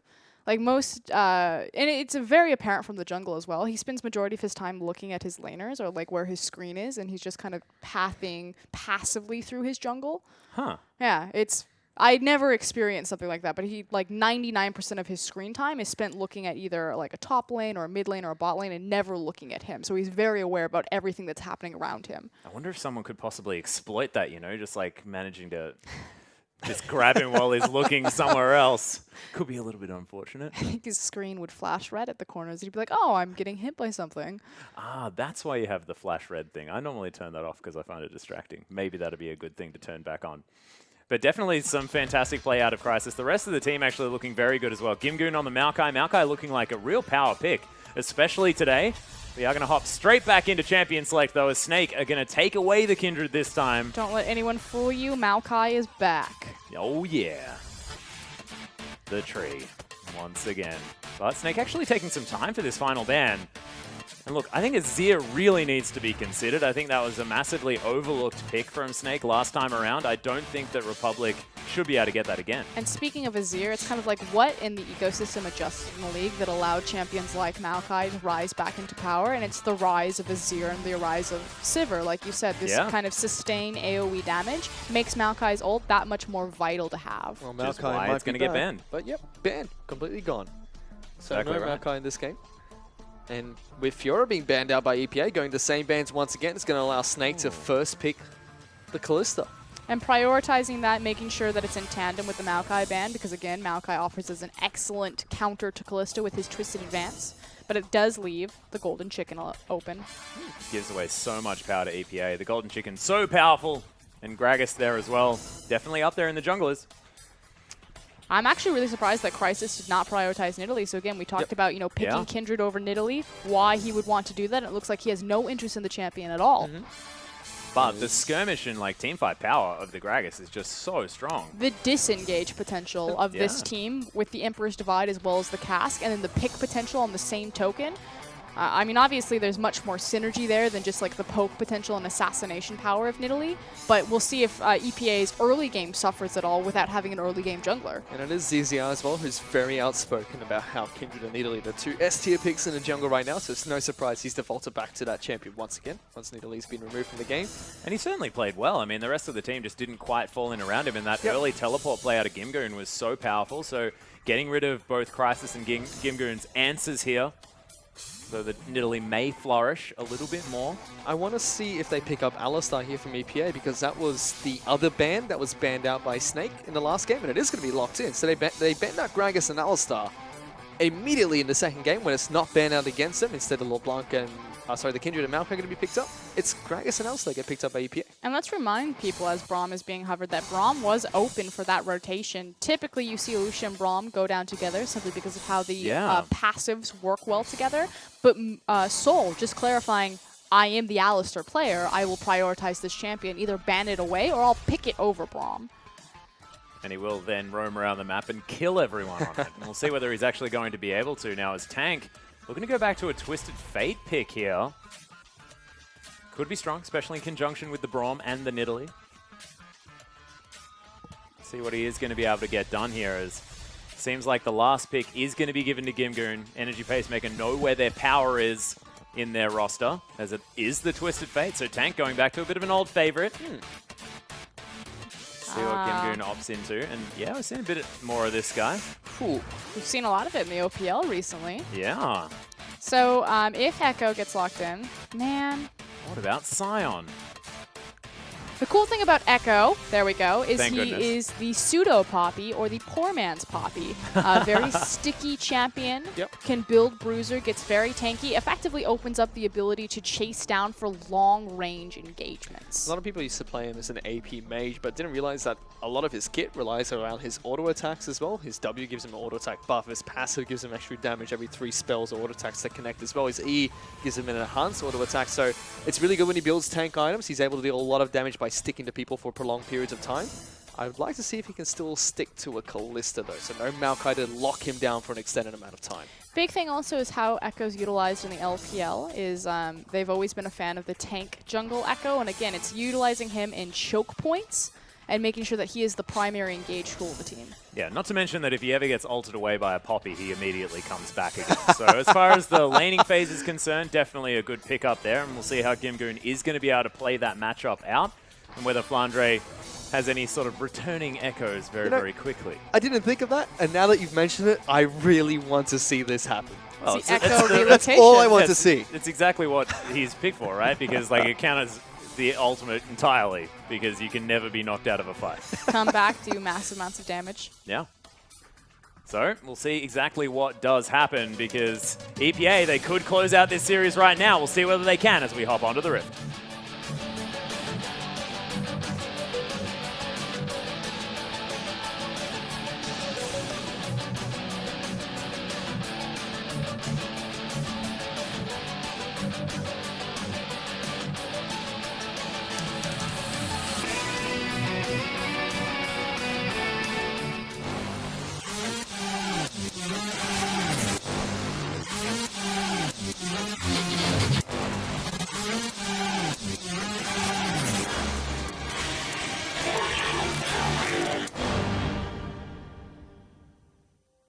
And here we are onto the Rift for game number 2 between EPA and Snake. EPA now on our red side. See what they are going to be able to get done as Snake going for a mass invade. Gimgoon is going to spot them out, puts his ward down, is going to be destroyed immediately. I have a feeling that we're going to see a lane swap. Surprise, surprise. In a Snake game? Ludicrous. No. Surely not. Well, we didn't see it in game 1, but they are now invading for the deep wards. We'll see how the response is from EPA. Counter invading on the other side. And there go the deep wards down. As we look at the Keystone Masteries here, Kalista picking up the Warlord's Bloodlust. Normally we see champions that go for Essence Reaver and don't really pick up Lifesteal items pick it up, but Kalista goes for Blade of the Ruined King. That's one of her first items. It's just the fact that she loves getting health back, because she's such low Just range. synergizing on Yeah. the lifesteal. Likes to dodge out of the way and keep herself alive during long engagements, so I like it a lot, actually. Okay, but they place the deep lane swap wards. Pings go down. They're actually going to walk across Vision, not even making the attempt to either go through base gates or stand close and hug walls. It's going to be a 2v2. Huh? Okay. Okay, Snake, put in all the effort. Instead, go for the 2-on-2 instead. Well, As- you still get information out of course. your deep vision, especially where the enemy junglers are starting. And the information you're going to get is that we are going to have Gregor start on his red buff. Echo's going to help him out with that one. ZZR starts on the Gromp camp. Will be able to move his way on over towards the blue buff. Both of the bottom laners, like we mentioned, no lane swap coming in, so they're going to go up into a 2-on-2 lane. Both of them were able to take down a camp at level 1. Well, Crisis moving around after taking his red buff. See what he's going to be able to get done here in this early game, because, you know, he was such an important player in our last series. He's had MVP 5 times for EPA. And he hasn't been playing the whole time for EPA either. So They that's haven't an even even won. bigger stat. Well, I think I'll have to check how many games they've won, but I'm pretty sure he almost has a 100% MVP rate, or close to, when they win. Makes a fair bit of sense. And does seem to be the linchpin of this side, even if it is other players that do succeed based off of what he gets done. What are you motioning, Fish? I lost who we were talking about. Crisis. Crisis. Okay, It's okay. I got you, Fish Fingers. got me. Well, ZZR is going to grab himself a Rift Scuttler. Nidalee farming out very quickly. As you can see, Greg is still on the blue buff here. Get him. He's only got half of it as ZZR so healthy. Moving Good in. Yeah, response from Soul, though. Look at Gimgoon going so aggressive. He knows where enemy junglers are, so he knows that he's allowed to be aggressive because no one will come save him. Get Will he it. Get it? There Did it he? is. He got Yeah, it. Got it. Takedown comes in from ZZR for the destruction, and still now going. the pounce actually being looked for onto Crisis. Crisis in so much trouble, but he got 3 buff last time. I mean, are we too worried right now? I actually would be. So the thing is as ZZR is setting up a gank for the mid lane, hold on. Hits This it. Republic does get hit. Is Oh not my quite able to goodness, dash cancelled. away. Has to use the cleanse to get rid of the gold card. Oh, not able Final to speed connect. is not enough. So what I was talking about is Kindred has options. Like the reason why ZZR prioritizes Kindred into the Nidalee matchup is she's effectively the only champion that can keep up with Nidalee. Yes, Gragas jungles quite effectively, and he's right now 12 to 11, although so many more ganks have been prevalent from ZZR. But he's still just going to continue to fall farther and farther behind, and ZZR is going to continue to abuse him. Right now, Gimgoon, massive health lead here towards the top side. Hasn't transitioned that necessarily into a CS advantage over the Poppy. Is that Academy Echo? Yes. I think it's the first time we've seen that skin in Really? the LPL. Yeah. I swear, like, everyone seems to go like Persia, Aladdin, don't they? yeah. Prince of Persia. Is it Prince of Persia? I like Aladdin just because he looks like he's got a very similar colorway. I just love that game, though. Yeah, Prince of Persia's pretty good. I like Jake Gyllenhaal, so no worries. It's been in quite a few different movies than just Prince of Persia, though. My personal favorite, and I know it's not the best movie. Are you sure you're, I like it a lot. you don't have a different personal preference? Once again, no idea what movies these are, but there are fights in the bottom lane as Crystal Yeah, gets in taken down trouble. incredibly low. I never get to make those subtle jokes. It's excellent because I Fish just let that actually one has go. no idea. Yeah. I have no idea. So I'm just looking at the face. Well, Crystal now forced to play very far back, now thanking his lucky stars that he has Warlord's Bloodlust. Just if he gets some time with this minion wave as it heads towards him, we'll be able to get a bunch of that health back. As you can see, Sol, level 4, has a whole lot of tools in order to get a fight started. It's the Alistair skin I always play, so respect to Soul. It's all about the little hat. Oh, yeah. Well, Whoa. being a cow and a cowboy at the same time Did is he? the best thing. Oh, okay. Those Doesn't are have his to- own. They're his own ghosts, but it doesn't matter. But look at this. Soul being aggressive, maybe at the Oh, wrong God. time. Headbacks Crystal. Here comes Crisis. Will flash forward, but Crystal flashes out of it. Teleport does come down into the bottom lane. It's Tank going to be able to stun up the Gragas. Gragas going to get locked down. Has no flash. And first blood. Will going over to ZZR. Great response time from Snake right there. Tank getting involved with the TP, not with the Destiny, and able to find the gold card on the back half of that. And this is a big thing. Azir, the reason Azir fell out of the meta in the first place is because he doesn't necessarily transition as well with double TP as the double TP meta came to rise, simply because he needs prep time. He can't just teleport down there and do all of his massive damage. He needs to teleport down, set up his Sand Soldiers, and then do massive damage. And also running cleanse in response to gold card. Yeah, exactly, and sort of has to do that as well now that he is up against the Twisted Fate, which is weird, right? Because he was last time up against the Varus, which also demands a cleanse, but decides instead to take heal. So, is this time going to make sure that he can get out of the gold cards, giving it a lot of respect, and of course it did help him out after that first gank. As Flandre, he's going to head back to this lane. Gimgoon, without a lot of mana, he's going to have to head back, and we'll see whether he uses the ultimate or not. I think he already did, actually. Yep, To get back to the lane, and he's got a few items there as well. As we take a look at the mid lane once again, Republic's been doing a good job of making sure the tank's been kept down, as it is going to be a teleport used by Gimgoon to get back into the top lane. Picked up a Ruby Crystal and a cloth armor for himself. I'm really disappointed with that. I wanted him to use his ultimate as opposed to He these did. He already did. And I he just he mean, just like, picked up boots. to not do it, you know, to Yeah. save his TP. Instead, he just went back twice. Can the second part of Phase Dive be blocked by Poppy's W? Yes. It's a dash. Poppy's W beats the everything. first part and the second part are both dashes. I thought only the first part could be blocked. I'm mistaken. Unless he's like actually going to flash onto you, I'm pretty sure it just blocks it. Well, Tank taking down all of these minions. Wildcard's now starting to ramp up a little bit, heading towards that Abyssal Scepter as item number 1. Making sure that he's going to be as healthy as possible, dealing with Republic there in the mid lane. And ZZR farming very quickly, but Crisis only 3 behind at the moment. He's doing very a well for full himself. back behind, though. Yes, true. And it's Alright. finally gone back to base, so we'll be able to pick up his boots and Amplifying Dome as well. He's got his book to read. Mm-hmm. Hasn't turned it into some weird wisp of smoke. Burn it. Yeah. What? Sorry. Ether.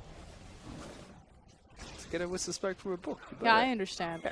Yeah, I'm confused as to how the transition works. You know, more than anything else. You light it Where's on my fire. blue buff? Well, Crisis not going to be able to grab that. Santa, it's obviously not Christmas time right now. Yeah, Republic did not get any presents. No. It's just really bad at being Santa by the looks of things. Ain't delivering nothing. Or maybe he was on the naughty list. That could have been it. Defend my blue buff next time, and maybe you'll get on the good list. Exactly. Get there in time. Kim Goon, you can see, actually starting to lose out in these trades. Spectre's Cow very powerful at the moment against the Echo. As ZZR continues to farm incredibly quickly around this jungle. Is actually going to sneak in behind Ella and Crystal here, which Crisis is hanging out, so this could be another 3v3. Teleport available in the mid lane in just about a second. Yeah. As well as Destiny, of Does course. have his Destiny, that's right. But Crisis is going to leave and is in full range of a Scuttle Crab, a Ghost from Killiston, and a Ward as well. I like the answer of Twisted Fate into Azir, especially when you get to run with Destiny and TP, knowing that Azir won't take Teleport. So it's kind of like, I'm never going to siege my lanes because Azir will infinitely clear it out. But I can make so many more map plays, like this idea of, I'll just take everything around from you. Yeah, it's also a good answer to the amazing amount of wave clear that Azir does have, because Twisted Fate, if he has anything, it's incredible wave clear, especially towards the mid-game. So I do like it. ZZR is still trying to make a blade down on this bottom side, and so is Crisis. This Gonna be time, spotted by a ward, though. there is a Ward there. Seems both of them at risk of being spotted by a lot of vision as Sol. Sol Level flashes 6. Yeah, doesn't get the pulverize though, as Ella is going to be able to tag him with that proc. Gets the concussive blows now. Ren never pulled, though, and Soul retains his ultimate. But he does burn his flash trying to start that engagement. Gentleman's agreement. Let's not do our buttons. This is not the time. Just being very patient and calculating, okay, how Yeah. much damage can I take from this Rend, and once I'm over the point, pop the ultimate just in case. It's been a relatively slow start between these two teams, but still, Snake have a small gold lead for himself, just approaching 2,000 gold ahead of EPA. As Republic, he sees that tank is nowhere near this mid lane, going to be able to push it out as much as possible. Does have his Stinger available, and is going to be able to sting that turret a little bit, but look at this, Greg is coming for a flank on the bottom lane. Actually was walking towards it, and immediately decides to back off. Nah. No presence for you. Oh, Snake sending tank back towards the mid lane. He doesn't have, so the thing is that his mid laner was much farther forward than his bot lane, and so you have to assume that, okay, what's the juiciest looking lane for the enemy jungler? It's probably my mid lane. Gotta go protect my chicken. That was the most incredible juke out of Gimgoon, perfectly sidestepping the spear as he takes down the ward. We'll head back towards the top side of the map. And look, Flandre over this whole series hasn't been all that impressive, to be perfectly honest, and I'm looking to see whether he can actually get some work done as we move into the mid-game here on this Poppy, because they put a lot of priority on it. Hasn't necessarily stepped up for them just yet. Let's see whether it's going to as we move on. Flandre in the last few series has been quite hit and miss to the usual expectations that we have for him as a player. Yeah, would agree. Kim Goon's been really on point with his teleports as well. Managed to get quite a few ganks out in that bottom lane last game. Nothing so far in this matchup. Flandre's been keeping him busy, making sure he uses those teleports to get back to lane instead. But with both those top lane teleports up and available, we have to see if that trend continues. And ZZR will be able to take away the Scuttle Crab towards the Dragon Camp.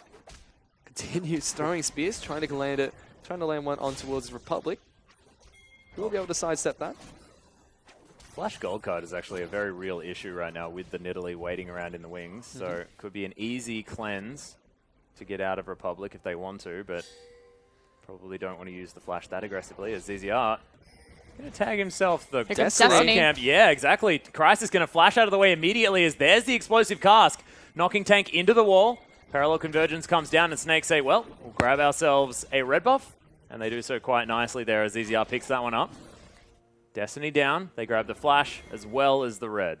Snake doing a phenomenal job utilizing these cooldowns on the buffs. We've seen ZZR pretty much contest every single red and blue out of Crisis, and he's very slowly choking EPA out of their own jungle. They're doing just that with the gold lead, as well as this just managed to creep up beyond 2,000 gold ahead despite no major plays taking place. but they've been able to slowly pull advantages or find advantages in almost all the lanes so far. CS advantage up in the top lane, although Tank is behind in the mid lane against Republic. He's been able to put some pressure down on the bottom side of the map and in the jungle as well. And Crystal, he's ahead of 20 CS against Moon right now.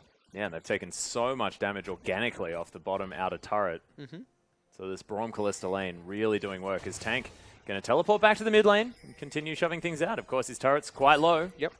Making sure that they protect that. And look, it's so important against an Azir just because you don't want those Sun turrets to be able to be put up over your stuff. Because, you know, it was your stuff. Can't let him take your stuff. It's not good. Also, I mean, the control of the map is also good. No, I definitely think it's the stuff. Yeah, I think it's the stuff as well. I'm glad you understand, Proscarin. But you'd know. I mean, you're the analyst. You've got a lot of stuff. Yeah.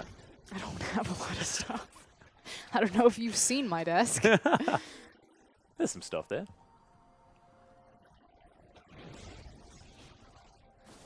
I'm I gonna have stop. Deft. Deft sits on my desk. Yeah, I got Mako at home. You have Mako? Oh wait, no, I've got clear. Hang on, who do I have? I don't know. Julian has Clear Love. Yeah. Doesn't Dave Yeah. Pastry time at Clear Love? And Mako is Rusty's. Okay.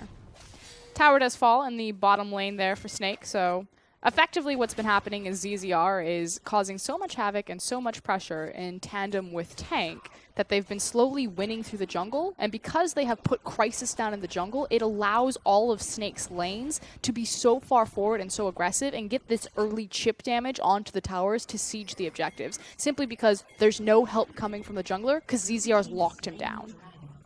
Well, Crisis actually going to try and grab himself some stuff from the enemy jungle, but Tank just going to pop the Destiny, catches him out, has full vision right now as he wants to get the flash in, not going to, as Crisis is completely out of position. No. Explosive cast gets thrown out because he knows that something's going wrong.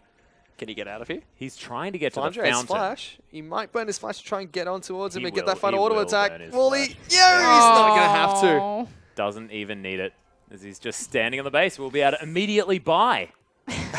Free back, as well as a kill. Not bad. Thank you, Crisis. Wish I got 300 gold every time I pressed B. You had to press E first. That was his thing. Second time that Tank's been able to use the Destiny to catch out Crisis. This is the first time his results. Oh, second time. Actually, no, third time he's caught out Crisis for that ultimate. Polarizing performance this time Yeah. around, but it seems that Snake have identified the blueprint to putting EPA down, and it's holding down Crisis. Tank as well now sort of picked up his first bit of ability power in this Abyssal Scepter that he's grabbed. Of course, was sitting on the Sheen and the Null Magic for quite a long time. Now finally has this ability to relatively easily clear out these minion waves. As you can see, Public having to play quite far back. And ZZR is just so far ahead here in this jungle as Flandre has found Moon. Teleport's actually coming into the bot lane as well. And here's Gimgoon. He's right behind Flandre. Lots of damage being put down on towards Soul here, but it's not going to matter. Meanwhile, Snake taking the Rift Herald as Flandre does manage to flash away and escape the gank.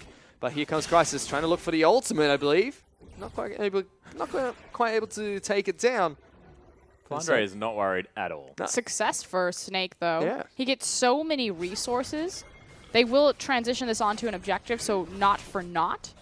But Rift Herald up into the top lane could mean another trade for Snake. EPA might only be able to take down this outer turret. Gimgoon's going to try and work on taking it down as fast as possible. Flandre actually stops the back coming in for Lucian. This might be huge because he's not going to be able to get back to base to stop this. Look at that. Gets Crisis as well. Flandre putting on a lot of work down in this bottom lane. This might mean that the inner turret up in the top lane will go down as well. No, they're all just backing. They had no What are they intention of taking that inner turret at all. Okay. Flandre's just Flandre's mucking just around. stalling on people then. Like, okay. I'm buying them time, guys. I got this. I've got them. I've locked them I'm down. going in. Flandre, it's fine. It's Flandre, it's just fine. calm down, man. Calm down. We only just took the outer turret, man. Just chill. Look at your mini-map. Oh, all right. Sorry. Never mind. Do like it here from Gimgoon, though. My favorite part of casting with Atlas and Fish is always the roleplay section. There's always, without fail, it's like pick a player. I get to be Flandre this time. Who were you last time? I don't know. Mako. I think you probably were. No, I'm probably Mata. And we also Stop talking, fish. I don't even think it's necessarily Go here, exclusive do to that. this particular TriCast as well, Frosker, and I'm pretty sure we do it a fair bit. Yeah, this is true. Just in a duo cast. Who's the problem? I mean, that's the question. I don't know. I've never done this with Julian. Hey, that's true. That is true. I think you have. I think it's me. Okay, Crystal is going to be able to clear out a large wave of minions with his Rend. Now has his 2-item power spike. Dyrus, farming creeps in the mid lane. Crystal, clearing creeps with his Rend. He did it. Yeah. It's just, you know, trying to bring it back to the video game at hand. It's cool. He's got his, more importantly, Crystal has his 2-item power spike. He's Yeah, got the Hurricane. I said that one as well. Oh, there you got it. Oh, yeah. Look at this. I've Oh. done this before. This ain't my first Ah. rodeo, Frosker. Which means that Snake can now group up and they're ready to fight with the side towers down. They need to take this mid-tier tower, but sieging into an Azir could mean disaster. Not if he never gets a blue buff, though. Ever. Not sure anyone gets any buffs on the side of EPA. They I'd like have to have not a counter. gotten a single buff in the last probably 10 minutes. Yeah. Probably, I think it's 2 rotations of buffs now. Has Crisis ever even got one this game? He got one. He got the Oh, yes, he initial got red his buff. first one, yes. And then his blue buff was stolen. His second blue buff was stolen. His second red buff was stolen, yeah. Red buff was stolen. Now his third blue buff has been taken. Poor guy. Snake being able to use that map pressure really well, denying Crisis quite a bit, and even Republic now. And that's been the, again, the blueprint of success to taking down EPA. We're talking about, you know, Soul's been stepping up on the roster. Crisis looks great now that he's been subbed back in. That EPA, it's not just Gamegoon and friends. It's a team. Well, the team looks to stop with Crisis at this point in terms of just their success. Yeah. He's the pillar, it seems. It seems like as soon as anyone falters, EPA just falters in general. Like, they need to have all of their working parts working in conjunction in order to make things happen. So if they're a car, what kind of car are they? Or a new one. A new, like, very electric-based car. I was going to That say as soon as, like, the computer fails, like, you're done. Where it's like the door doesn't lock anymore, so the thing doesn't turn Yeah. on. Like know, one like minuscule Yes. part Yeah. has gone wrong. Like my parents' Volkswagen Beetle that they used to have. My- It's just like my seat one bit of warmer. it stopped, and it's like, no, we done. We out of here. I'm never driving again. My seat warmer no longer works, and now my car won't drive. It won't start. Oh, Whereas I like to think that, you know, EDG are the opposite, you know. They're one of the old faithfuls where as soon as one bit of it breaks, you just replace that with a straw and you're good to go, you know? I'm trying to think what Snake are. I don't think there's. I mean, there's smart cars, but I don't think there's smart cars. Yeah, I don't know whether that's right. Maybe they're a Tesla, you know? Like real different, but hasn't really quite caught on in the market just yet. Those also just crash right before playoffs. Oh dear. Yeah, what about like LGD, you know, as well? Like, I mean, this is another one. Let's move it forward. If we're gonna do it, we have to do it for everyone. Like, what's the car that really needs to warm up first? LG is you know? the old car, so not like No, the LG faithful are one. a They're the ones Hummer. that just break down at random times. They're like a Jeep or a Hummer, some sort of off-road vehicle, because the only way that they're beating you is if, like, it takes them a long time to get up to speed. But if they hit So you, they're a semi-trailer. They're a semi-trailer. Yeah. not really it good with can't the really acceleration. turn. It's Yeah. not great at, like, mobility, but if it hits you, you're done. You're Once they're on the route, maybe they're a freight train. Oh god. And that's OMG. And now we're back to Luca. I've got the conversation exactly where I want it. Brilliant. We are going to Meanwhile- get back into the game, though, as EPA are doing their very best to try and find a kill. And ZZR is just clearing out all of the vision, controlling this whole map. As Tank may finally lose his turret. There it is. Arise not even going to be used. But this is the power of Azir. If you think back to it, Snake, like, congregated all into that mid lane, and then as Republic stood there and was like, and you think you're going to do what? And then 2 minutes later, literally takes their mid-tier tower. Like, well played, Azir. Well, that's exactly right. And he's managed to pick up his 2-item power spike here as well. Still in the lead by about 25 CS. So being able to do very, very well, despite the fact that Tank has been able to get around the map, utilize that Destiny and the teleport quite nicely. Didn't even get an assist for the kill on Crisis, though, which is pretty upsetting. Led him on a wild goose chase, and then it was only Flandre that managed to reap the benefit. In terms of other itemization to pay attention to, should be noted that ZZR went for the row, which is fairly common on Nidalee, but I'm actually really curious where he's going to go from here. It does have the needlessly large rod. I'm curious if it's going to be an hourglass or a death cap. I think he built an hourglass last game. But Have we seen the at least pick up Rylai's? Not that I can think of. not so much. Typically, it's like, I'm going to be a tanky Nidalee. I'll go Roa into Hourglass. I'm helping, guys. Yeah, and then Or you- I'm then you going to can be build the an hard Abyssal. carry Nidalee, and I'm going to build a Death Cap. Death cap into Lichbane. into Lichbane into Leandries, because Yeah, exactly. have fun. The next item pick up from ZZR should show us which path he's trying to go down. I'm a mid laner. Pretending. I'm what Nidalee used to be. I'm helping. Definitely helping. ZZR, again, applying so much pressure. Oh, sad boys. Contesting every single camp. Poor Crisis. Chris. And we're really starting to see that open up in the CS discrepancy. 122 to 85. That's massive in Jungle Gold. Gigantic. He's at least being able to pick up some form of defensive items, though, after that Runic Echoes has been completed. Once again, Snake, of course, understandably, take their blue buff. Give it to If only they had have given some buffs to EPA. EPA just don't get any this game, as ZZR's been able You know, to claim sometimes everything. teams just start with 4 buffs. Yeah. Jesus. The Rocks Tigers know that really well. Well, you can see Tank taking his blue buff for himself, just to make sure that Crisis doesn't get anything. Just make sure that ZZR doesn't take it. That guy's a monster. Yeah. The slow, suffocating playstyle from Snake has been able to. They're about Accumulate a 4 to 5k gold lead. 5,000 gold ahead of That's EPA. like all buff gold. Yeah, that's It's just all jungle it's camps. jungle gold, yeah. At this point, they might as well have 5 smites. That's how much they've been controlling the jungle. No, they only need one because it's only ZZR. He's literally the whole team. As far as like doing anything this game, it's been ZZR. That is it. The gone rest of the full team just spirit. facilitating. I Yeah. don't know. Tank's pressed R a couple of times. Oh, here we go, though. Azir's not in position. Oh! No, back away. Back Oh. away. Back away. TP, there's a ward behind them. Here he Oh, comes. Republic gonna Oh, force flash. the flash from ZZR. TP. Moon's actually going to go really aggressive. Tank's going to get locked down by Gimgoon. He's a really sticky tank. This Gimgoon now going to get locked down by Ella as well. Flandre. Flandre's going to pop the ultimate. Does send a couple of people back. It's actually going to be Azir that gets knocked back. So a lot of damage missing from EPA, but a good disengage from Crisis is going to knock everybody from Snake back. But look at this. Sand Soldier's dealing some Republic. decent work in the backline. Says now it's Flandre. He's been singled out. Has to try and flash away. The rest of EPA going to try and slowly chase on towards this top laner. They might not be able to get close enough. Gimgoon actually wants this. Going to flash on forward. As Republic, he's found Ella. Gets a lot of damage down. Triple There it Sand is. Soldier going to pokey him to death. As Flandre, he's locked down for quite some time. ZZR trying to take him down. Trying to assist his teammate. Oh, Flandre good tries to make a flash. nice play, but the good flash will come out. Now ZZR, he's in a little bit of a sticky situation. Tries to hop out of there as Tank. fast as possible. We'll get taken down incredibly low. Crystal on the backline's getting poked out by Sand Soldier's Tank. Does go down to the back. The double kill comes out from Echo. Tank now going to get locked down, and suddenly EPA explode onto Summoner's Rift. And What is this Gimgoon game? picks up 4 kills. That looked really good for Snake for about 10 seconds and then went completely sideways as soon as Republic showed up. Sand Soldiers did work in the mid lane. Yeah, really nicely done. And I mean, the ultimate was good out of Flandre, but then you have to do some stuff. This is the replay we get. This is the sticky Gimgoon. Oh, goodness. Flandre just gets locked in there a bit too long. Yeah, Poppy, how does it feel?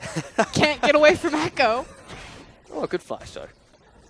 No, really well executed, particularly from Gimgoon on that Echo, but also from the team as a whole. Effectively what happened is Gimgoon got onto the back line, Flandre got onto the back line, but Gimgoon did a lot more work. Mm-hmm. And Crisis was able to bridge that as well because Snake, like you said, looked really good at a point of time. The great ultimate from Flandre was able to knock Republic out of the fight for an extended amount of time. Also catching Moon and doing some serious damage to him, but as soon as Republic was able to get back in and get those Sand Soldiers up, Snake just lingered a bit too long running into EPA's damage. And Crisis is able to use the ultimate nicely, giving that time for him to come back in. And Gimgoon, like you said, locking down people for so long. He has that Iceborne Gauntlet as well, able to slow people down with every single spell rotation. And Echo's cooldowns aren't that high. With the extra cooldown reduction, it's going to allow him to weave out more spells. As it's going to be Crisis now locked down. He's going to try and body slam out. But he's going to get locked down for an extended amount of time. Use the ultimate to knock people away. It's not going to be enough. The spears have already placed into the center. And does get rendered out. Snake now pick a pick for himself. Going to look to try and make another play. So Republic gets locked down. Yeah, immediate cleanse out there from the Azir as well as he's trying to throw out his soldiers underneath this turret now. As EPA looking to try and hold on. Baron? Snake considering a Baron, exactly right, as Callista will have a lot of secure on that objective. There's no smite to contest this, but funneling into a Baron against an Azir and an Alistar could be disaster. It's about half health. Half health down on this Baron buff. They're looking to try and take it down. Culling's going to come out to Ella. Gets knocked out here. And look at this. EPA might not be able to contest this one. Callista's able to rent it away. As this is going to be Flandre jumping in. Tank's going to try and teleport into the backlines. Takes down Republic. Moon is the next target for the Twisted Fate. Gets 2 kills for himself. Gimgoon, he's trying to stick to Crystal. The Ren damage is tremendous. And he will be able to get out alive, but still, Snake pick up a Baron and 3 kills from himself. And are now marching down to this mid-tier tower, so massive swing of power back for Snake. And this is the difference between a veteran established LPL team and the newcomers from LSPL and EPA. That was the best play I've seen out of Tank so far in the LPL. That was brilliant. His Destiny placement, the fact that the team managed to get the exhaust down onto Republic very early and then destroy him. Just fantastic play out of Snake. What are you doing there? Dying, I think, is what you He's call been this. trying to get home. Well, he almost actually had the ultimate. He's back been available. trying to get home for the last 30 seconds. It's Flandre. He's going to lock him down, slams the hammer into the ground, picks up that kill for himself. So a delayed ace from Snake, as well as an inhibitor turret, inner turret, and a Baron on top of that. Just like that, they're 11,000 gold ahead of EPA. No, you have missed the real reward here. It was the blue buff. Yeah, exactly. Managed to secure another buff. Oh, no. And look, it looks like they have managed to work out some sort of scheme, though, in this game. A which 10k is, gold lead? Well, yes. So that is definitely what has happened. But it's all off the back of Crisis being shut down. As soon as EPA don't have their jungler able to perform as he has previously, it looks like a very different story like this, once again. I mean, he's trying to farm his own jungle. And that goes back to champion select for me. The fact that they prioritized Gragas over the chance to pick Nidalee, I think was a massive error. And Yeah. it came down to, does Crisis simply not play the Nidalee? Or is there a discomfort there? I mean, Gragas is a very powerful champion, but you cannot take Gragas into Nidalee and then not have any strong lane matchups to help you, to collapse when she chooses to challenge you. Well, EPA now trying to claw this game back. Of course, 11,000 gold, like Fish said, is going to be the lead here. And Tank just split pushing with impunity towards the bottom side of the map. They're just trying to get all of their minion waves heading in towards EPA.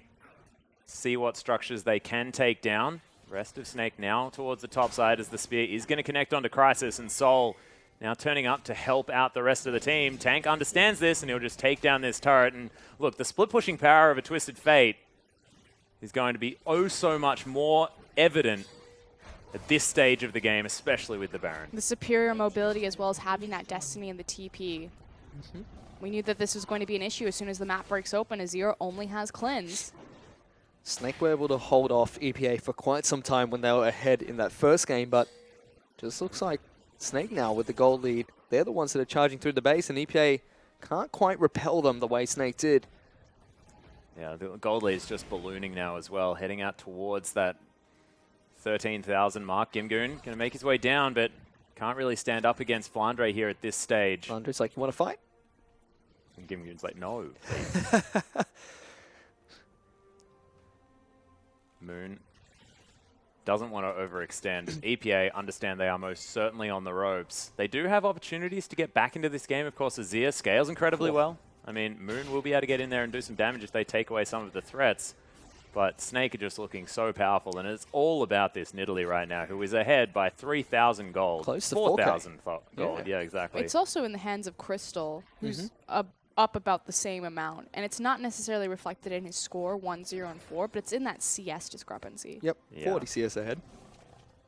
And also has that Sterix Gauge and the More of Malmortius there, as well as, you know, the first 2 core items that a Callista does like to pick up. Just a real battle Callista build, and it works really well in conjunction with that Warlord's Bloodlust that he decided to take on. It's just going to be really hard to kill.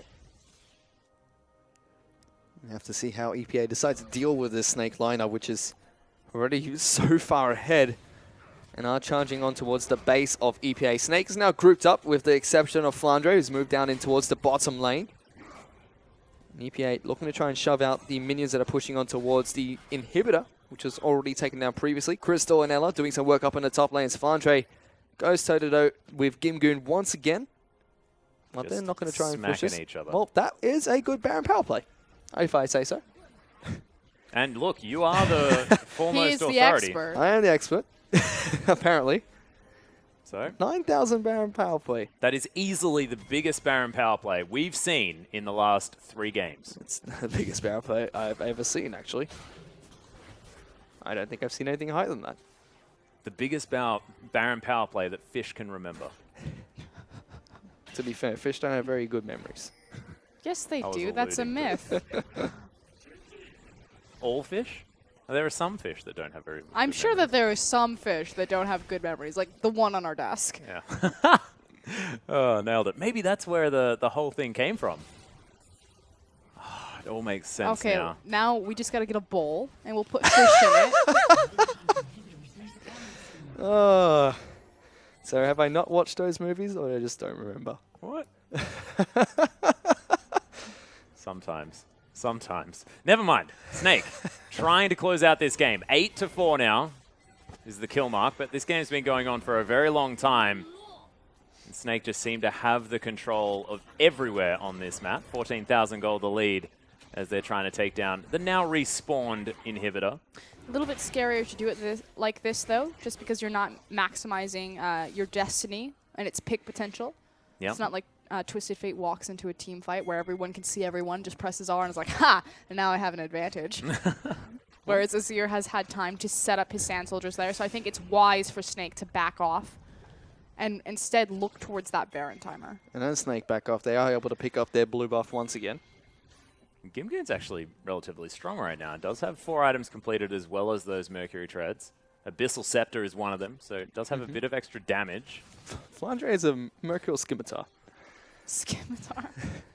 I love you. Oh my goodness. So he's going to be able to remove certain CC that is going to be thrown out on him. I look down the EPA roster and I think, not sure what that is, probably a parallel convergence stun. It's okay, Fish. I can't say aluminum. Aluminium. Yep. But you're I can't American, say a lot so of words, okay. and that's another one of them. I'm not even going to try. Aluminium? Aluminium? You can't do that?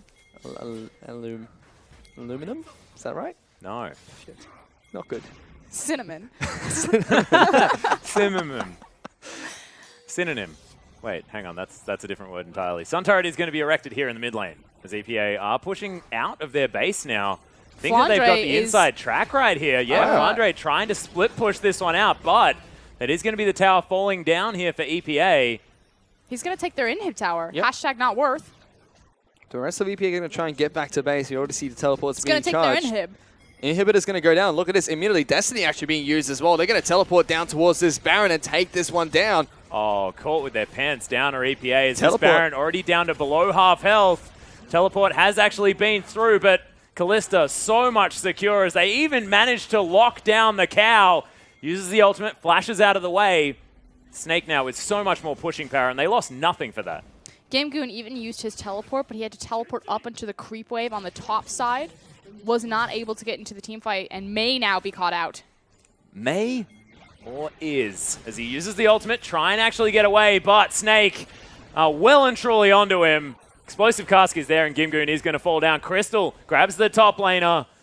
That is a lot of the tankiness from EPA now entirely removed, especially considering there's no unbreakable will. That will mean the last remaining inhibitor turret is going to fall down. I think Snake is just going to charge through the base here. I don't think EPA can stop them.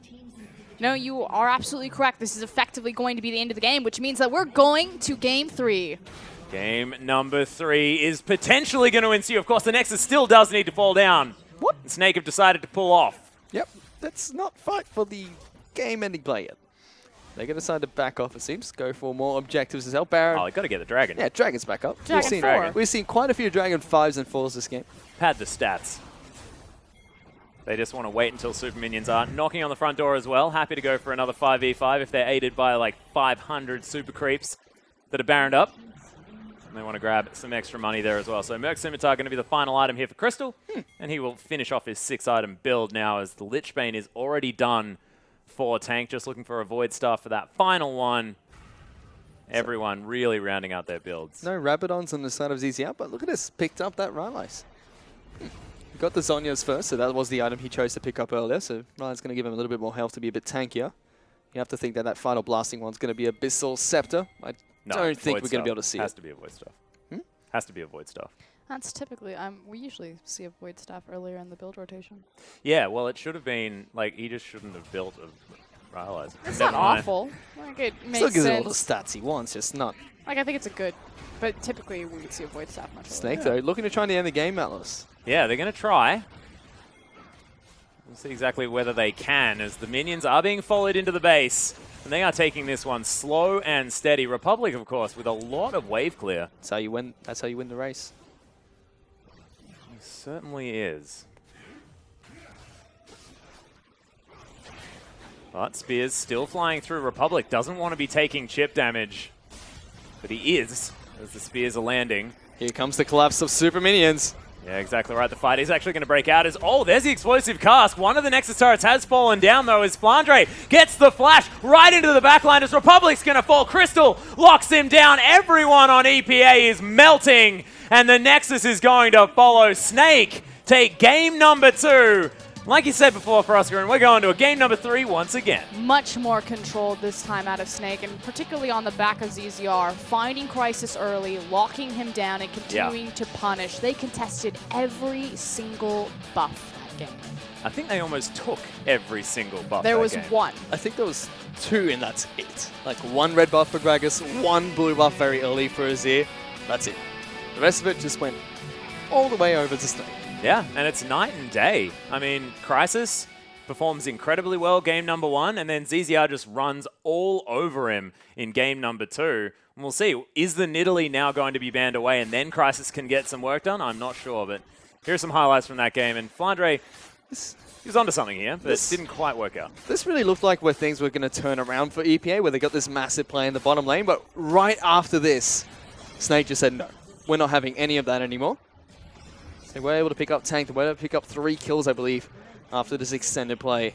But immediately there was a fight, and they just lost it right away. And now Snake just took it. Effectively it was the Baron play, or the power play, that really turned the game around for Snake, or really opened it up. Yes, CZR was doing a fantastic job kind of accumulating a smaller gold lead throughout the jungle, particularly about 5,000 gold, I think, at its height. But it was that immediate decision to run towards the Baron, burn it down so quickly, and then turn, grab the ace, move through an inhibitor, blue buff dragon, just ballooned out of control. And it wasn't as if they were... It wasn't as if they got the advantage out of the lane as well. It's exactly what Frosker said. All of it came out of the jungle. The Destiny was used in towards the jungle as well. Crisis was the victim of those Destiny ultimates 3 times as well. 1 in the bottom lane, 1 in his own jungle, 1 inside the enemy's jungle too. And just because of that, Crisis was not able to help out the lanes at all, was not able to create these huge opportunities for the team to get ahead, and just naturally shut down, and Snake crept up and got a nice gold lead for themselves. Yeah, so unfortunate for an EPA that were looking a whole lot better. But, ladies and gentlemen, there is going to be a deciding game number 3. We'll see whether they can turn it around after this short break.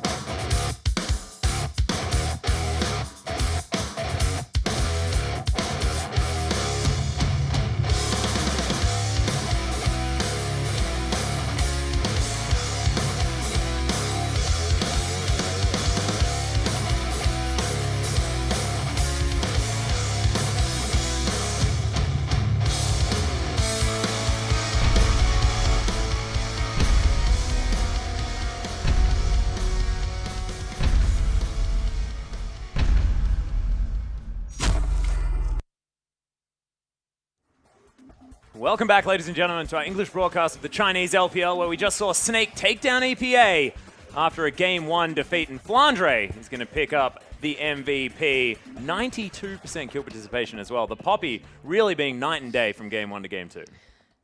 You know. Yeah, no, I know what you mean. Yeah. I feel like ZZR probably should have got that one after taking literally every buff That's how in the I game. feel. But Flandre, he did well. Tank actually did really well. Crystal was on fire. We saw the priority of the Callista pick come through. He's got his hands on that one again. But I just have to give it to ZZR.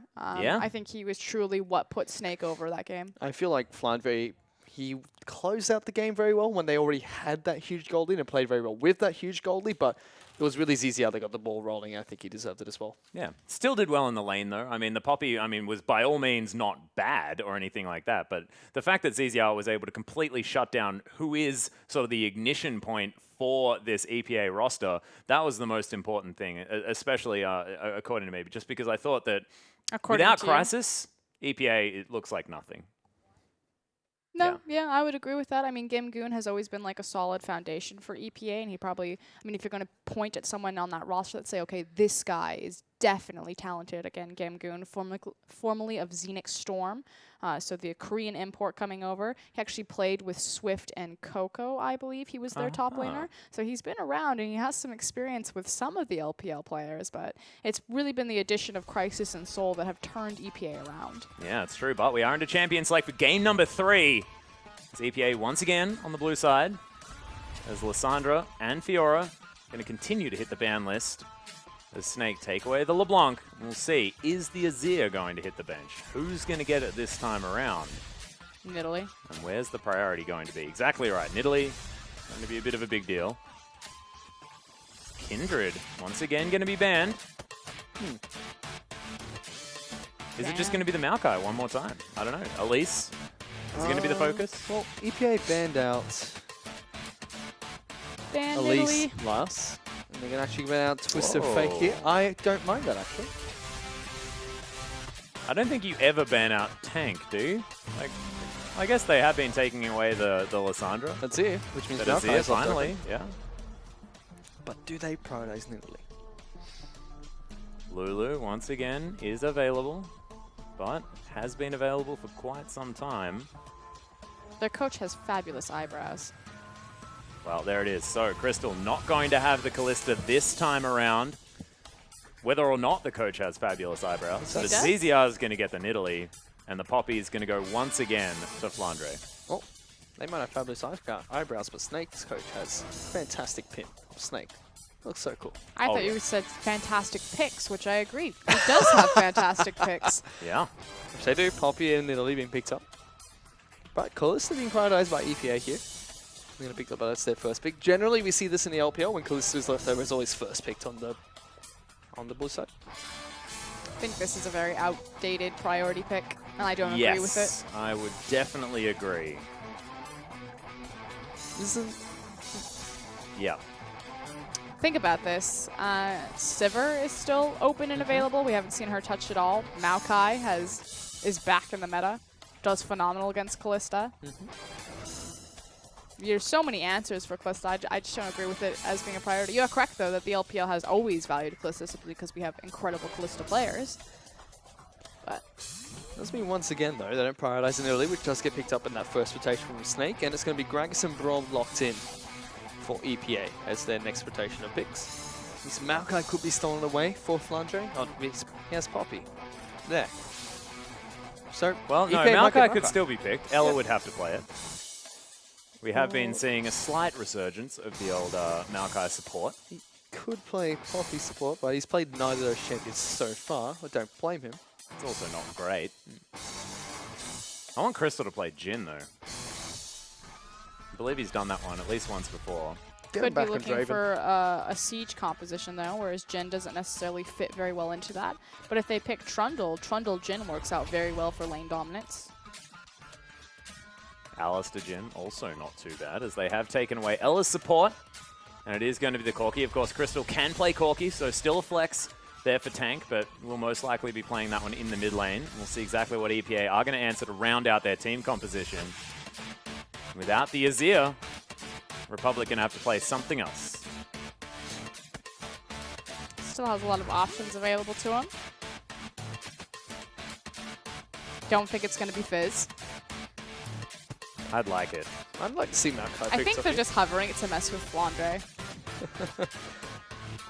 So they just still have a top laner to pick up and potentially a mid laner to pick up in their final rotation. I'd like to see the Maokai being picked up. They can't pick up a Zero anymore. That's been banned away this time by Snake. So I'd like to see what they decide to give on over to Republic for this game. Well, Oh, that it is will the be Fizz. Fizz. So- Okay. not going to be taunting Flandre, just going to be actually picking their mid laner. They're probably going to be taking a full assassin there into the Corki. We'll see how it is going to go. I could imagine not great in the early stages of the game, but we'll see whether he does get that kill pressure in the mid lane. There's Crystal now going back to what looks like an old favorite there in the Sivir, and I would like to see him pick it up because she's so strong and no one's been playing her this series. Yeah. Again, though, EPA do get their hands on Maokai, which will alleviate some of that pressure off of Sivir, but definitely think that there's so much merit to playing this champion and prioritizing it. So who has to be in Maokai's ultimate to receive the damage reduction? Is the person dealing damage or the person receiving it? What? The person receiving it. So the person receiving needs to be inside. It's a protection orb. Cool. Circle. Protection circle. So stand in it if you don't want to get hurtied. That's how it works. But the Sivir is going to be locked in here from Crystal. He's going to make up the Sivir Alistar bottom lane. We'll see whether they do actually decide to go for a lane swap here, just because we saw Crystal and Ella do fantastically as the Kalista Braum. They know that that one's a tough one to go up against. Primal Surge, fantastic in a lane swap, especially having the extra range on the Nidalee as well. I So want would the like to lane see it. swap. Yeah, I just feel like it should happen, right? We sold Snake as this lane swapping team. It could be, though, that they're just trying to figure out different strategies. Yeah. You know, look more for a standard lane. Their playoff spot is secure, so try it out against EPA. Makes sense. Does. EPA, though, throwing the gauntlet here just a little bit as Republic has picked up the teleport into the mid lane. So going to be able to move around the map much like Tank was able to in game number 2. We'll see whether they can utilize this double TP to really get that advantage early, because it has been early plays that have been able to make both of these games so far in this series. Game number 3, you have to feel like it may happen again. But could be definitely dangerous as Tank not going to be playing into an Azir this time around, which could be very, very important. But coaches are going to shake hands. The deciding game now between EPA and Snake. Don't go anywhere.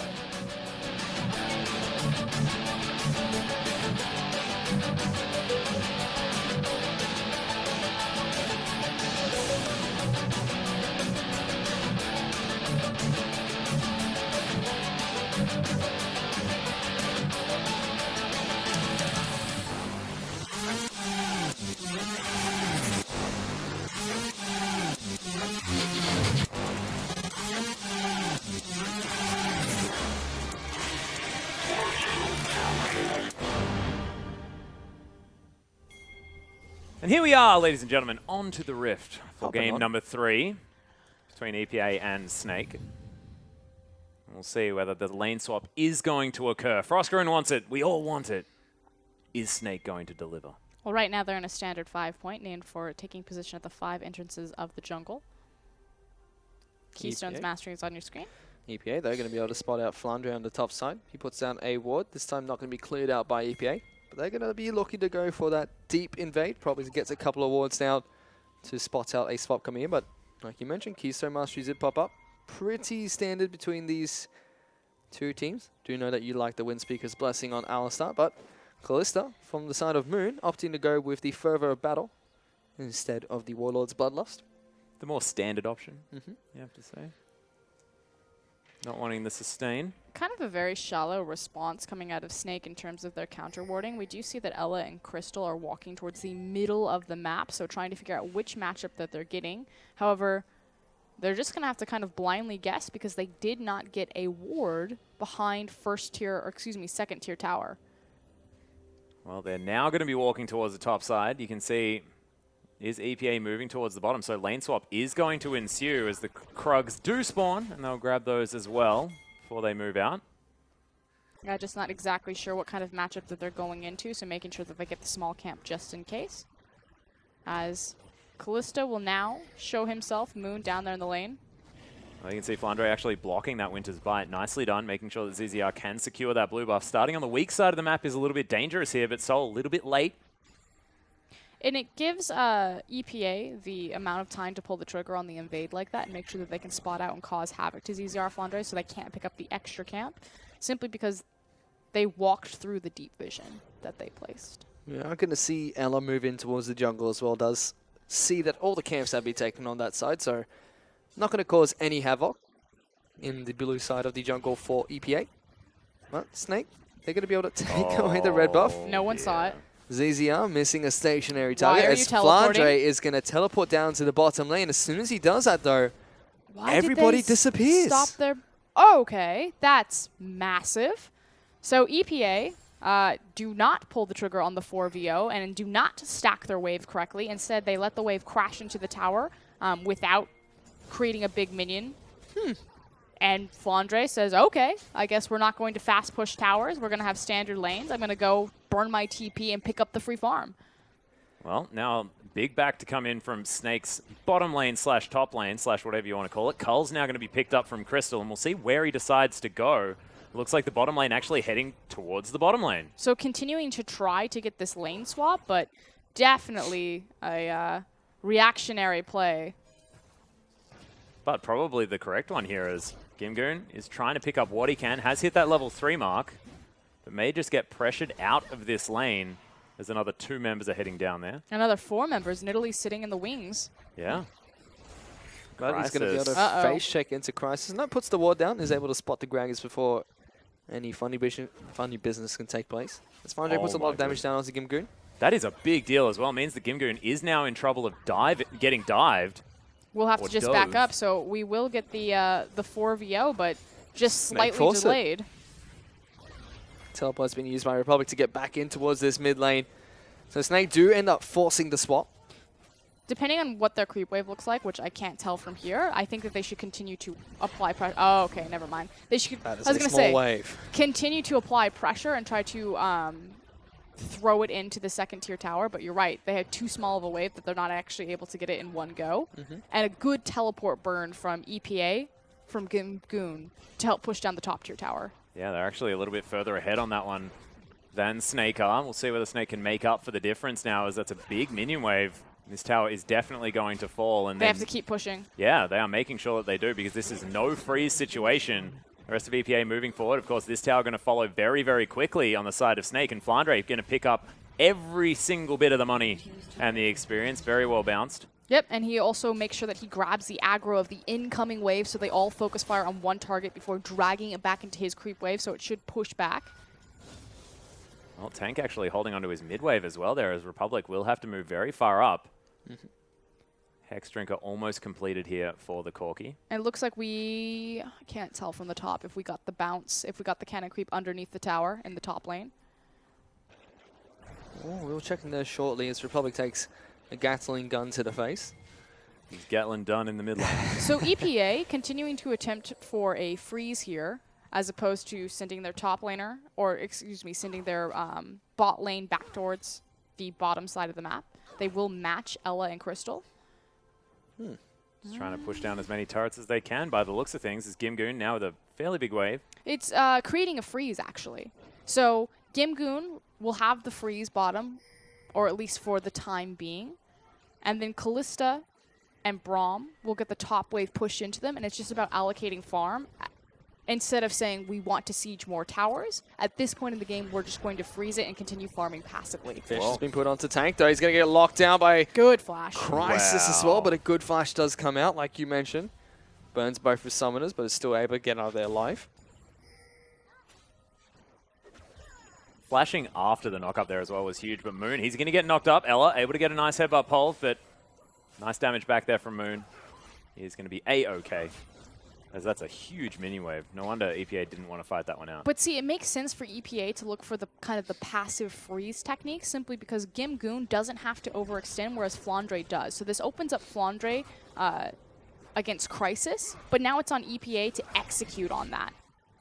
We'll see whether they can, as now Republic just trying to clear out this mini wave as best he can. Corki with a swift back, he's going to grab himself that Hex Drinker like we were talking about before. ZZR clearing out the pink ward in the river. Kim Goon still struggling here against Flandre, who's really putting the hammer down. But there's no reason that Flandre should be able to do that safely. So now the question becomes, where does Flandre go on the map? And it should be to meet up with his team on the top side, possibly look towards Rift Herald, or at least pair up with his jungler.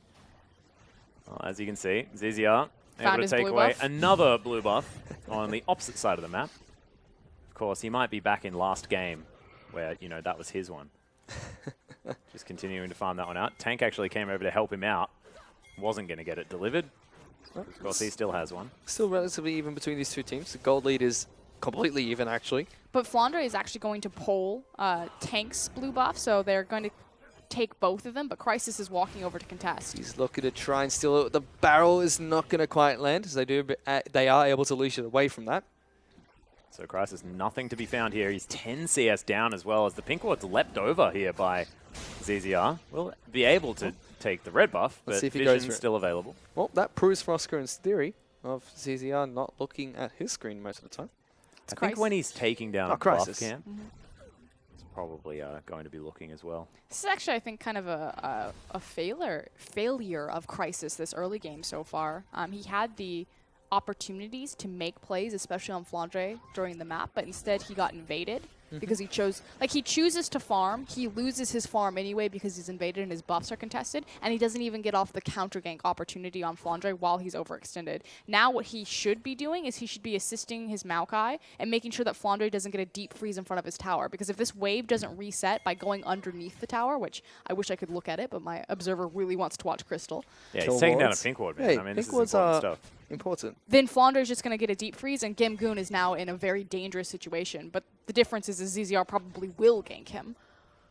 We'll have to see if he does. I think he did. Which is why Gimgoon is hanging around to try to apply pressure and get that wave under. That ward has been there for quite a long time there, that cheeky pink. Crisis going to be able to try and take the Scuttle Crab as well. His Soul does return up towards the top lane.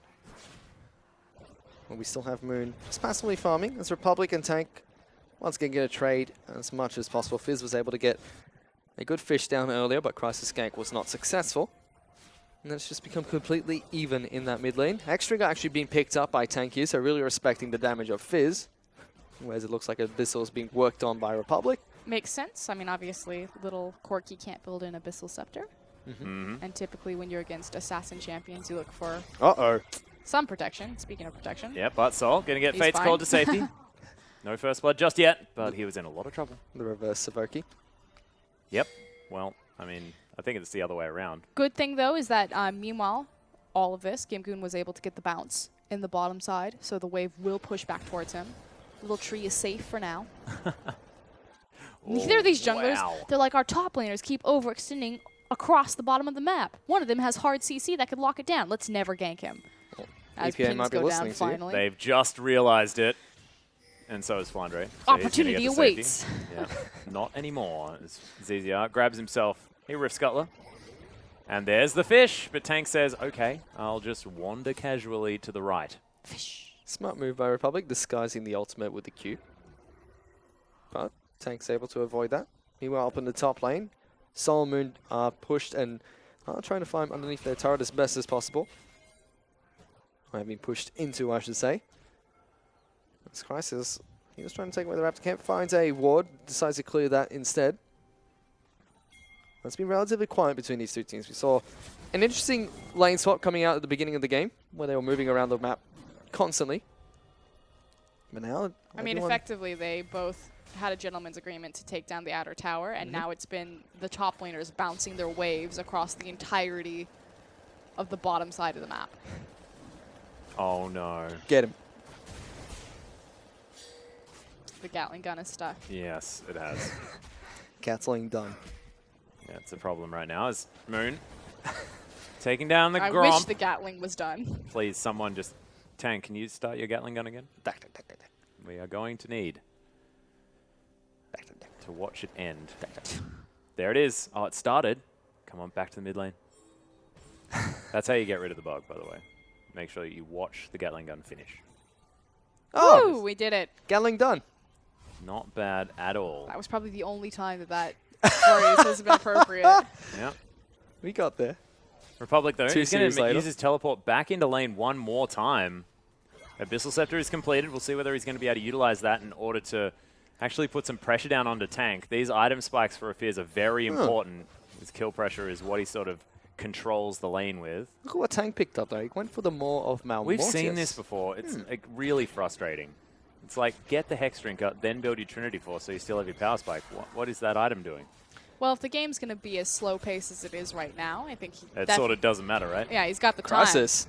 Good, good flash coming in. We'll be able to get the knock up onto Crystal. Completely evades Ella. First ball will go on over towards Soul. But look at this. The package is coming from Tank as well. The Gatling gun is not going to be enough to take down Crisis. Moon is trying to kite as much as possible. Gimgoon's here as well with the ultimate. Oh trying to my protect God. his carries. Moon, he's still kiting nicely. Flandre just can't quite get on top of him. He's Moon. still moving backwards. Finally, the hammer will be put down. But that's only one kill going on over towards Snake. They're still chasing on ZZR. This could potentially be a 13-minute ace as the Republic's going to go over the wall. Doesn't quite have that Q. Nice, The smite nice. will come out from ZZR to keep himself alive. 4 kills for EPA. And like you said, could have potentially been an ace, as this looks much better for EPA Oh, this time this around. is the big deal. Crisis just got a red buff.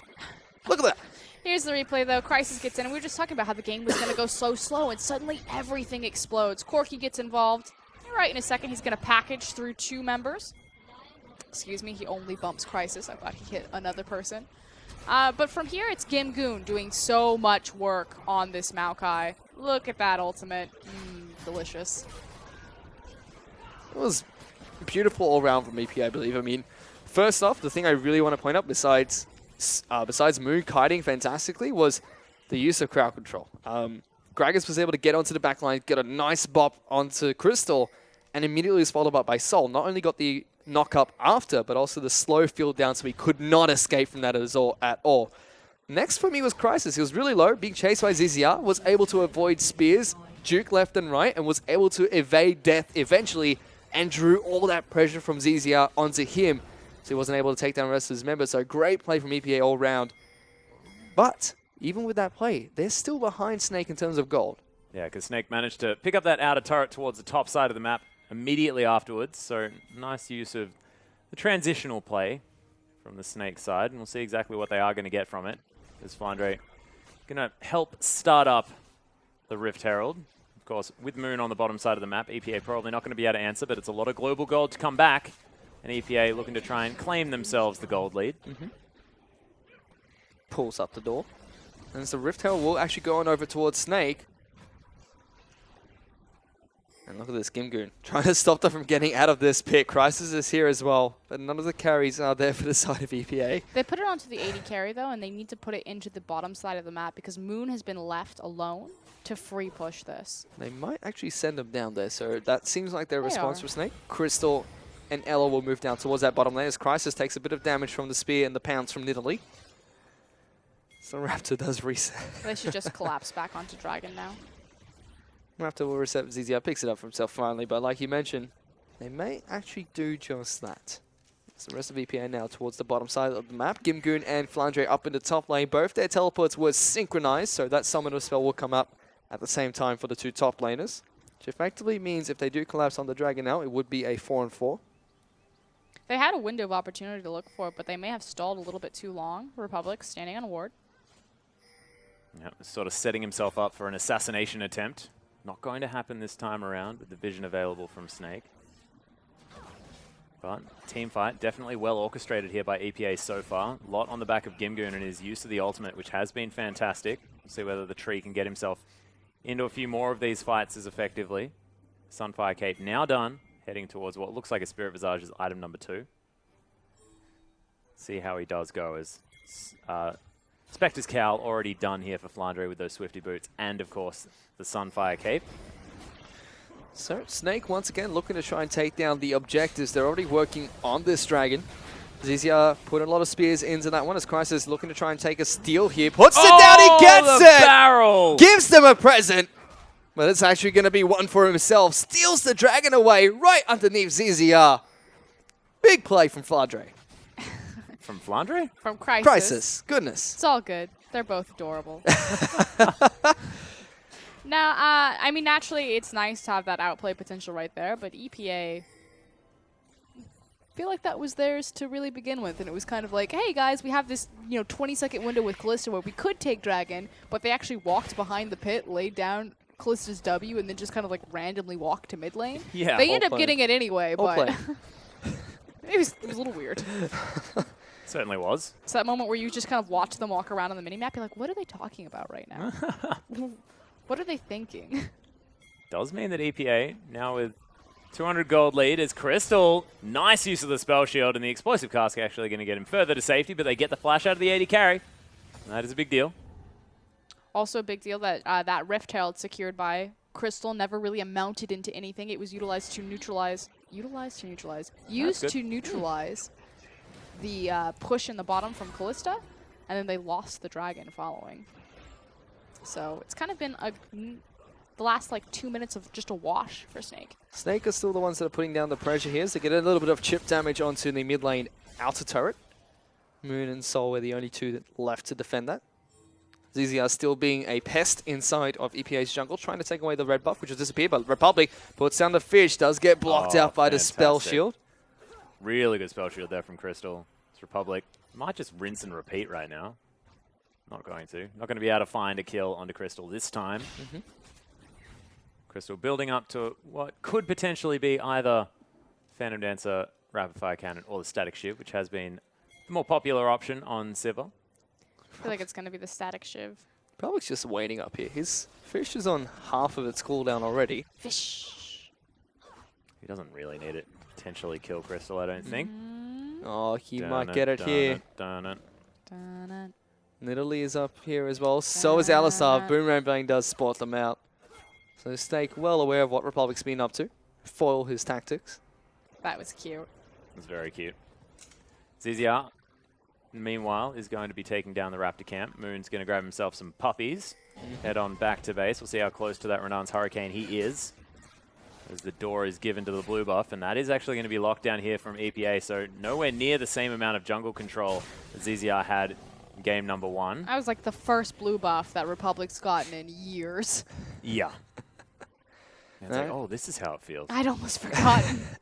They're going to send Republic up into the top lane as well, so a little bit of split pushing duty for this mid laner. Does have that teleport available. It's been so long since we've seen a Fizz player. Yeah. Kind of miss Fizz. I like Lunchtime. him. I just spend my days sitting and imitating champions. Yeah, no, I think you do. Not even sure that you're joking. I do a good Nami. Yeah, you do a really good Nami, I was about to say. Yeah. I'm not going to do it for you. Can you? No. You do it every single time. I Come do, on. don't I? Yeah. I'm sure you'll mix it in at some point. You can't help it. Moon dancing around here in the mid lane. No damage on that turret just yet. Tank has done a very good job keeping the minion wave off it. Pretty hard to push in as a Fizz, though, you have to say. As Here comes Crisis. Yeah, looking for a potential dive. Not sure whether he'll make it in as the spear Oh, here is comes the going to flank. go wide. The door is delivered, but yeah, Snake looking for it. Ella with a massive headbutt pulverized, but the ultimate's down from Gimgoon. No one taking too much damage right now as the Fate's Call is ready.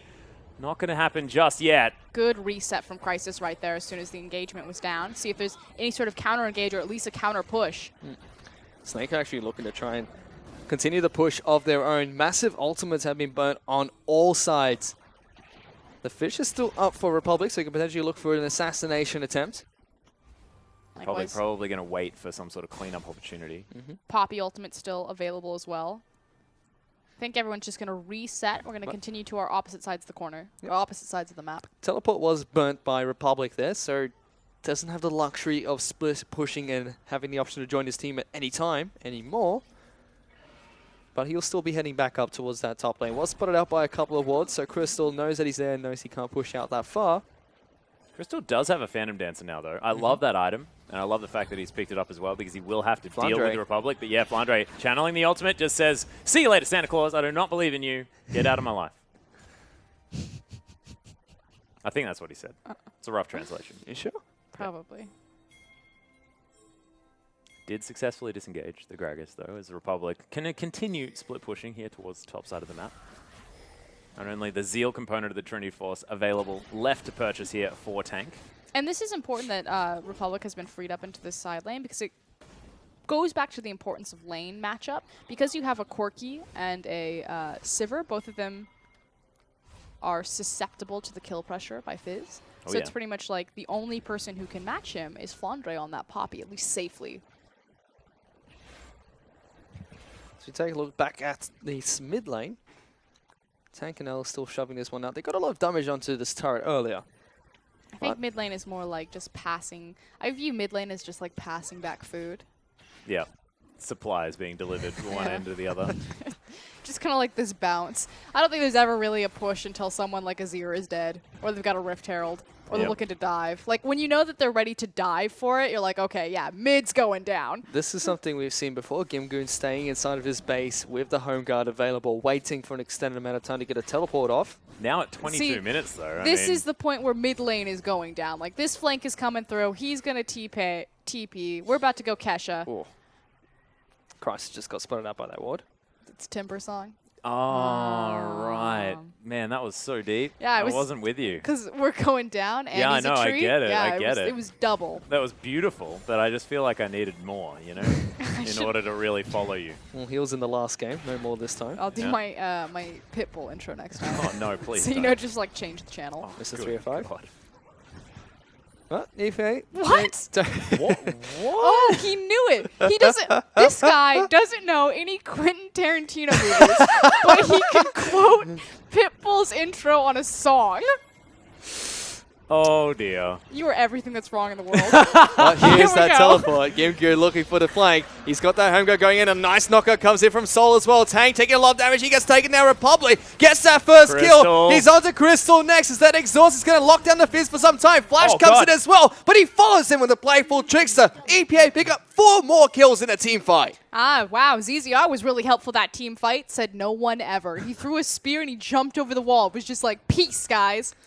You guys will be fine. I'm out of here. Walk it off. Yeah, I grabbed the dragon. I've done what I'm useful for. No, massive team fight for EPA, like you said. Completely in control, and they're now rotating over to the Baron. They do have the Callista. I don't, as I say that, they're like, yeah, let's go for it. The reason why I didn't think that they would start it up is because ZZR is still up and available. He's also see a him. level advantage over Crisis, so he has the stronger He's smite. got no vision though. He doesn't have a ward to put down either. He But purely Rand- gonna have to He's guess. got his face.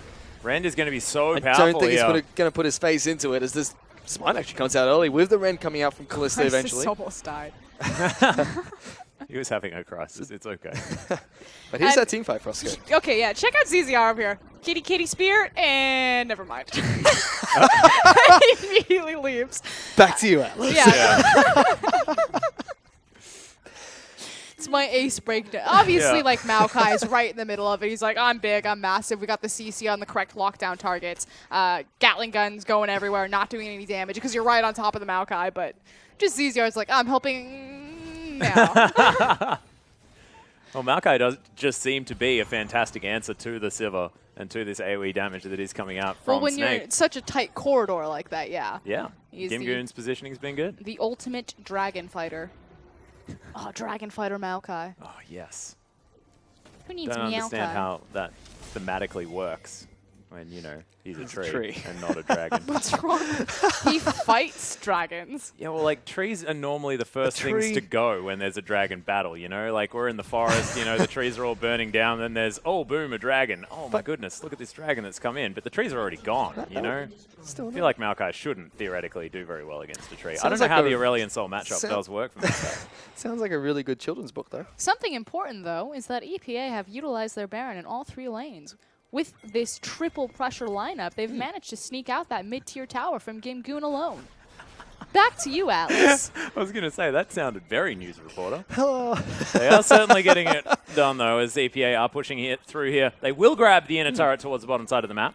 This is something 3 members strong. This is something they struggled to do in the first game. They weren't able to use that Baron to push in really They're well. really good at playing from ahead. It's playing from behind that's the problem. But good for them because they have such a powerful early game.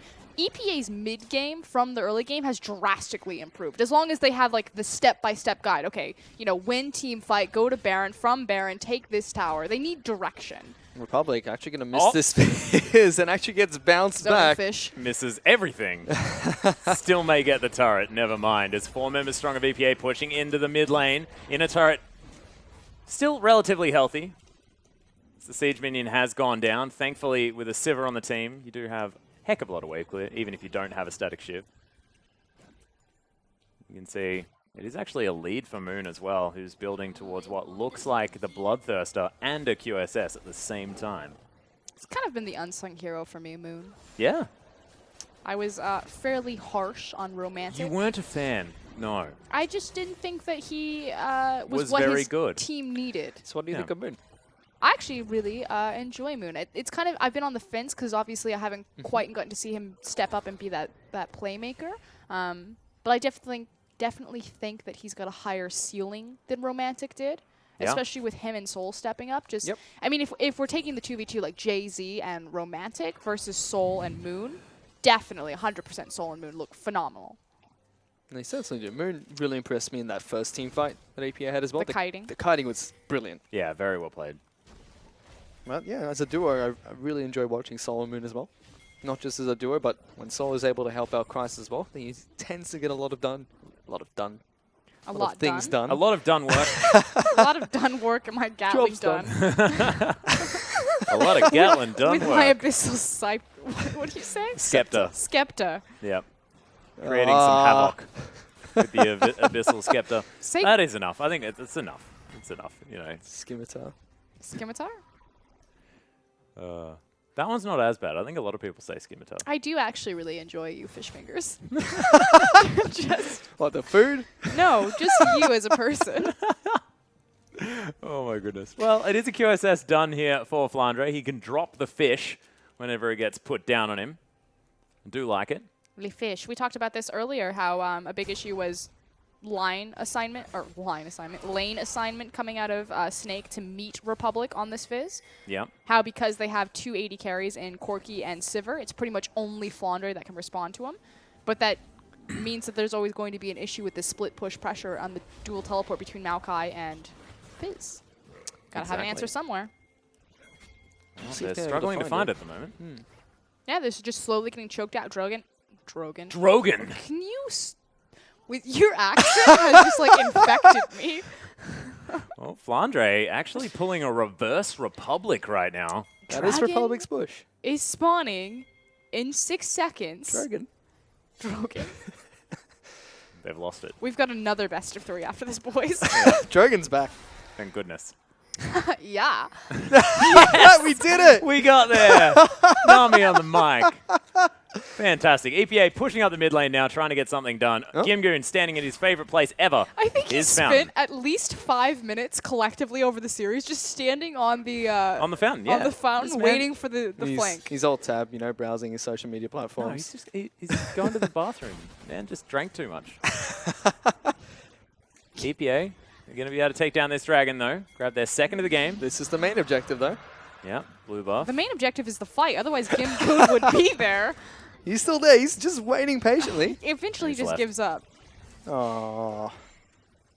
But still, it does show that EPA, once again, they have an idea what they want They're to do coordinated, exactly. That's the big thing, is that they're communicating. They're on the same page. Whoever is saying it is just like, I want to fight. Which is what we was really missing from EPA as well during the start of the split. They had this strong early game, good lanes as well. Usually got ahead quite significantly too, but just didn't know what to do. We're unable to transition it, and now they look so much cleaner in their mid game.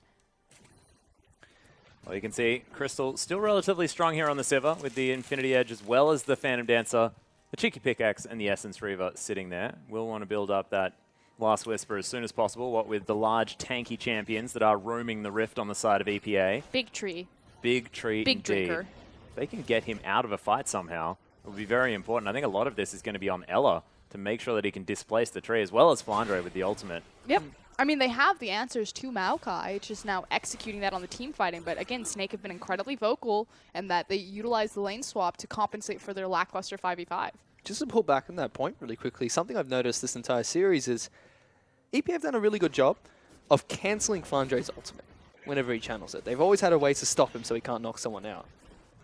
Or if he does knock someone out, it's just fine. Yep. Because there's a lot of the times that, you know, when He's Republic was still playing there. the Azir, able to knock him out. He actually but- never left. He's just just came sitting back? there the entire. No, he's been moving around, but Oh my goodness. He's waiting for an item. I can never tell if people understand when I'm being facetious or not. 50 gold. Hang on, team. I'm not sure whether people can. It's about 90% of the time. It's one of those things. It's actually quite difficult to know. The odd facetiosity situation. Because Oh, Republic, there's my new summoner name. What? Thank you. facetiosity? Yeah. Yeah, it's not a word. That- You But never it's thought a it name. was. Yeah, no, I know. The sky is blue. Here we go. Yeah, so Bucklet thrown to the face. Flandre looking to try and collapse on this one as EPA controlling the vision around the Baron area. Republic continues to wait in this brush, just clearing out this wave over and over again. And Tank has the package. So Snake might actually be able to get something done. It's only 5,000 gold the lead Gimgoon here left for the base. EPA. Corky's still not quite in where he needs to be right now, just because you guys talked about this, going Hex Drinker into Maw. He's a little bit behind the clock in terms of kind of his initial power spike with itemization. Has the Trinity Force available to him, but really needs that Infinity Edge to put him over the top.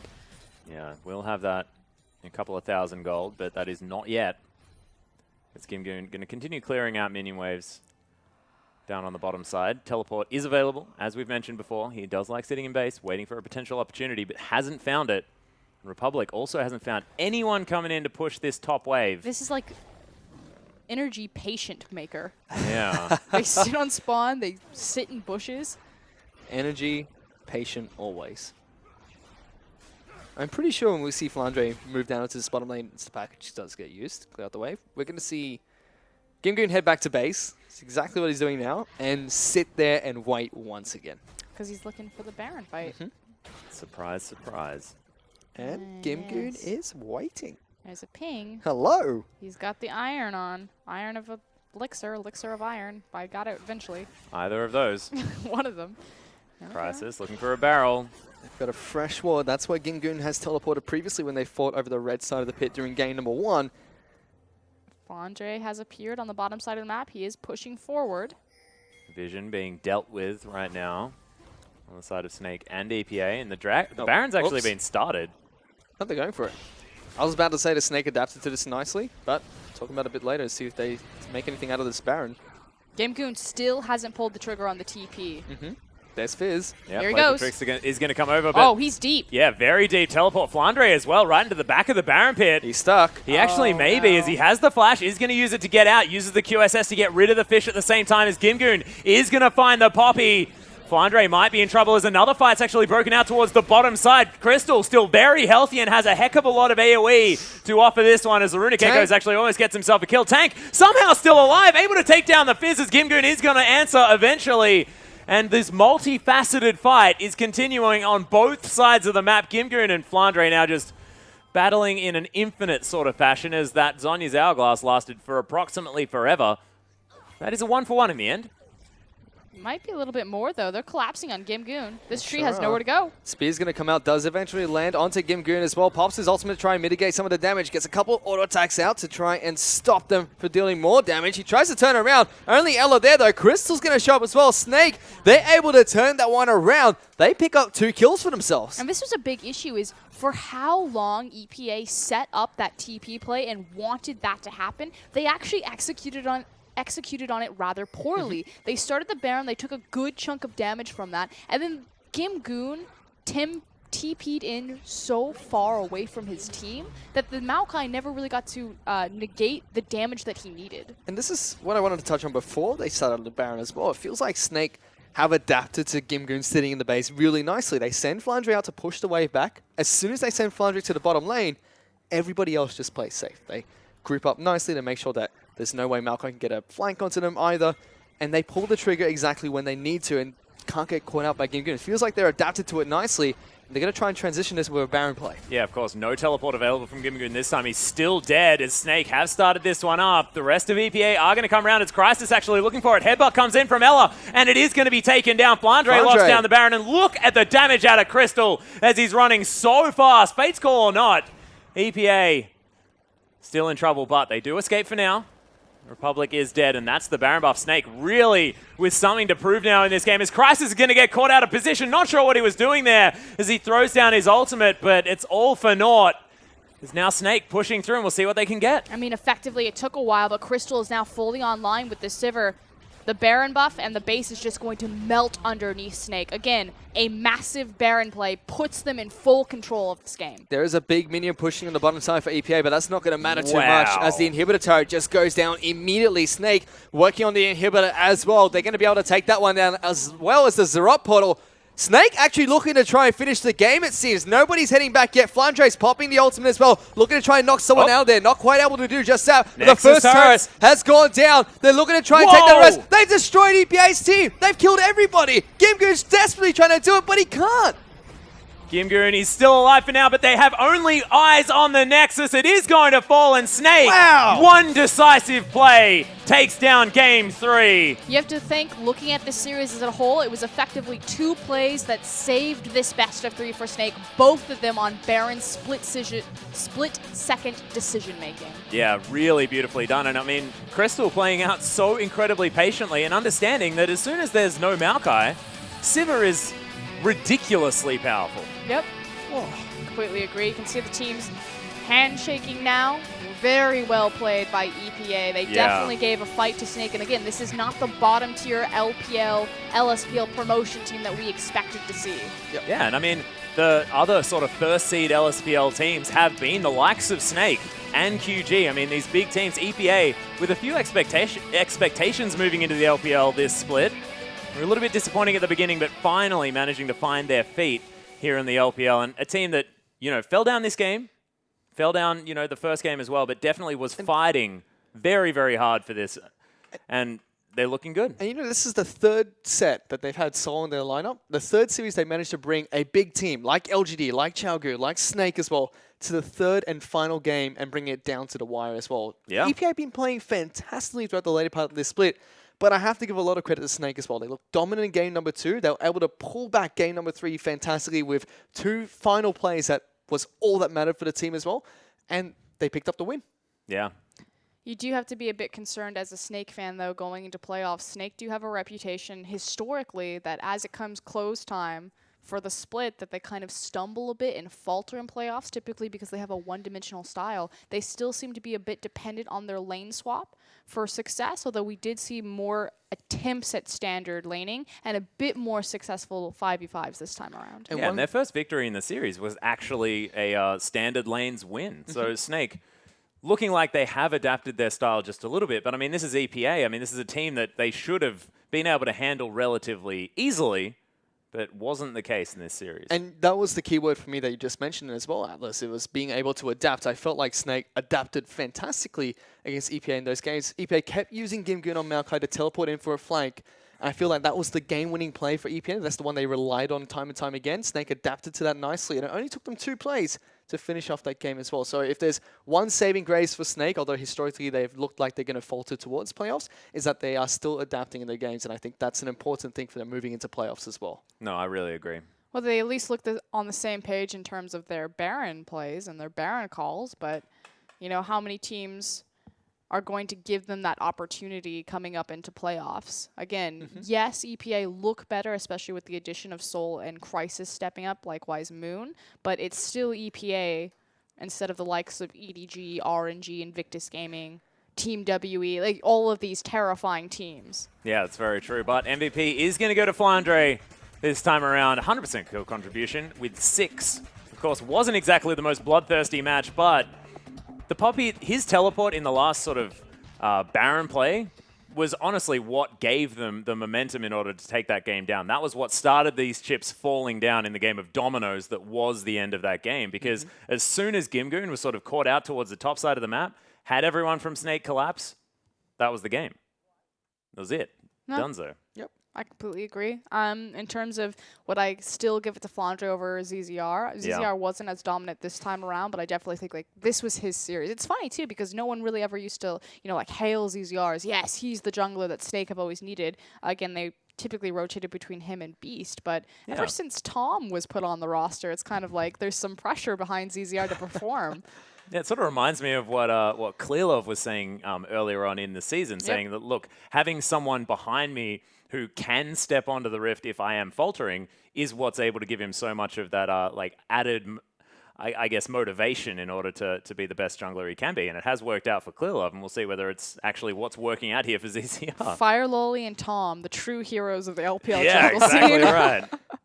I don't know. Hasn't necessarily worked out the same way for other players with stand-ins, but we'll see whether it continues to work out. But interesting stuff, and Snake have definitely a lot of work to do. And I'm just really disappointed that we didn't get to really see the Snake style of lane swap here, because I actually feel like if they had have rotated to the mid lane and pushed through, I think we kind of saw it a little bit. You reckon? I think game 3 showed quite a bit. Again, like Snake do the PvE aspect of the lane swap, I think probably cleaner than majority of the LPL teams. But again, it's kind of really what happens after that first tower falls that is really defining what's really important about how a lane swap will snowball from there. Snake did a decent job, but EPA definitely were given opportunities to punish Flandre on his overextension because Gimgoon got the freeze, and frankly, Crisis just didn't. And if a better jungler might have. Yeah, and look, is there a question now sort of about Crysis's champion pool as well? I mean, he looked phenomenal to step on away the from the Kindred. Nidalee both times. Yeah, and he didn't. I would say so. Didn't pick that one up, so maybe it is sort of a question of should he be the one being focused on for all of these bans? Certainly was for the next 2 games, and that was what brought success here for Snake. So despite the resurgence of EPA, there is sort of this obvious problem that EPA now sort of have to account for, which is Crisis not necessarily looking nearly as strong without having that hard carry style. Or is it just the fact that he was up against a Nidalee and it's just really hard to deal with? I definitely think that there was an issue in the draft phase in terms of letting Nidalee go through every single time, especially to ZZR, who's made an outspoken statement that he understands how powerful this champion is and he will prioritize it. Yeah. Yep. Once again, Snake adapted to that nicely. They were able to ban out Kindred after game number 1 as well. They were able to take that one away from EPA, who we did see Crisis have a great game on that champion. And then Snake just got Nidalee all those games. I would have liked to see the adaptation coming out from EPA as well, banning that one out or trying to take it away potentially, because Snake, they even actually banned out Gragas game number 1. So they didn't want Crisis to play this champion, and when they finally decided to forego that ban and take away other priority picks, they were able to play around it and showed us that they can play around that Gragas pick. I would have liked to see the same thing out of EPA as well. Yeah, I just really think that they need, if you're going to leave open one of the S tier junglers, I don't know, have a plan or just ban it. I mean, there's no point in dealing with both the Kindred and the Nidalee as the options. Just get rid of them both. It might be an issue and not understanding exactly what their strong points are or what they rely on, like where the spine of their team was. Because they were looking more towards getting individual lane superior matchups, like making sure that they got the superior 2v2, the superior 1v1, and the counter picks like that. A lot of denial picks coming throughout the series, as opposed to saying our jungler is what is causing us to succeed, so we should make sure that he gets the better matchup. Yeah, and I think actually one of the real problems here for EPA is that we're talking about this like EPA were losing this game. They weren't. They were actually ahead for the majority of it. Yep. And it was just down to that late game decision making that was really where they fell down. So, I mean, we might be talking about the fact that, they can't deal with the Nidalee, blah, blah, blah. Game number 3, they most certainly dealt with it a lot better, but they wouldn't have had to even try to had they just got rid of it. So this is why I feel there's a big difference between the 2 teams as well, because you look at game number 1, EPA had a massive lead for themselves, but Snake were able to stall it out time and time again. It took them so long to return to that inhibitor to take it down. Game number 2, completely different. Snake were able to dominate the map, take all these objectives and just look like EPA had no way of fighting back. Game number 3, once again, EPA have a huge lead, but just they can't finish the game fast enough. They can't take the objectives they need to when they get these big team fights, and it's just difficult for them to play even in a situation where they're ahead and finish the games quicker. Snake, very decisive when they're ahead. Yeah, and very decisive when they get a situation that they know they can take as well. I mean, able to really make that decision for themselves. But ladies and gentlemen, we do have one more series left tonight. WE and LGD are going to go at it after this short break.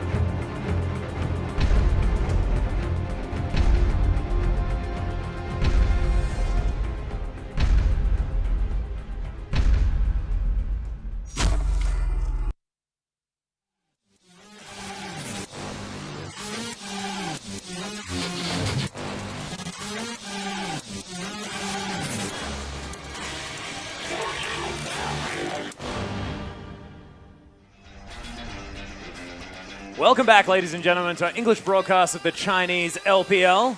I am still Atlas, joined still by Fish and Froskerin, and we're here to take you into our final game of the night. It is going to be WE taking on LGD. Almost forgot. My goodness. It's going to be the big one, actually, because LGD making a late surge towards the upper side of those playoffs do now have a very good chance of getting there. Of course, M3 denied of their hopes now. So, look, we'll see whether they can actually take it to WE.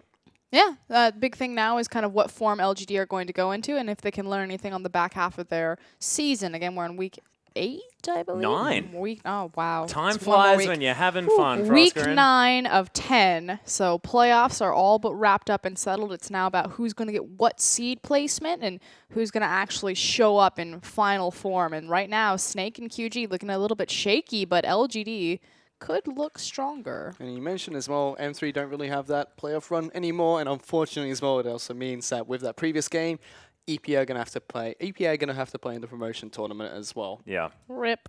So a little bit unfortunate for both of those sides, but we are about to talk about two teams that do have opportunities now to grab themselves some pretty top-end seeding. Of course, LGD is still struggling to make up for what was an early deficit in the start of the split, still trying to work things out with Mar in there in the top lane. And all sorts of other excuses that I can throw out for the team, because LGD have just been, honestly, no one knows. Like, why has this all been happening? Of course, Amy starts with them and then leaves and then comes back and everything's great. We just don't know what to expect. Okay, this is all you need to understand about LGD right now. Okay, go. So LGD used to have a very clear-cut identity where it was all like, oh, the minion wave control is so good, the side wave, they prep everything, and then they go into a 5v5, and it's like, oh, if we lose, it's fine, because we prep so we don't lose any objective, and if we win, we take everything, because all the minion waves... No, that doesn't exist anymore. Acorn's gone, they got a new top laner. Instead, what happens is they're like, we're better mechanically than everyone, so we're going to pick winning lane matchups, and we're just going to 1v1 people. Doesn't matter if there's all 10 players on the field in one little area. They don't care. It's just about the 1v1. Yeah, it's like playing man-on-man defense if you're playing basketball. You know, you just pick your player and kill him. Yeah, you know, that's take him down. That's it. It's just like chaos everywhere, and they start to fall behind. They're just like, let's just make a crazy play. Let's just dive a tower. I think we can 2v2 this guy. Let's go. I can outplay him. I can flash that. Do you have flash? Like, they just assume that they have flash at every single I'm not point. even. It's okay. Swan said it best. We talked about this earlier. Fist. Every other team is a fist. LGD are just 5 fingers poking eyes. Yeah, just going nuts. But we are going to start with WE, because it is going to be the same roster as per usual. This team has been looking better and better as the season has gone on. 957 there in the top lane. I know you're a bit of a fan there, Froskarin, of this man that is able to flexibly use his champion pool. Rusty and Spawn really like 957. Oh, you're not the fan? I'm a little bit cold on him, or colder on him. I am a sad. big fan of Condi, though. Speaking of champion pool. Yeah. He's got 9 MVPs. Look at that eyebrow. Just get Yeah. in there. Yeah. I was like, yeah, see Connie my knows champion what's pool? up. See my champion pool, girl? No, but this is what's really cool about Team WE. So you have LGD who are like, oh, these superstars, we're so incredible. Just watch us flex all over you. And then you have Team WE who are like, we're all kind of C+ players, but together we're S tier. Yeah, Megazord, right?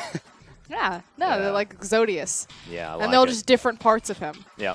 Is it Exodius? Exodia? Exodia. Yeah. Exodia. I The don't 5 play parts of Yu-Gi-Oh. Exodia. Of course this guy knows. Is that Yu-Gi-Oh? have we gone like Power Rangers and Yu-Gi-Oh like straight away? That is ridiculous. This man on your screen right now, though, Zero, he is definitely no stranger to the top spots. He's most certainly probably one of the most, I guess, experienced players on this roster.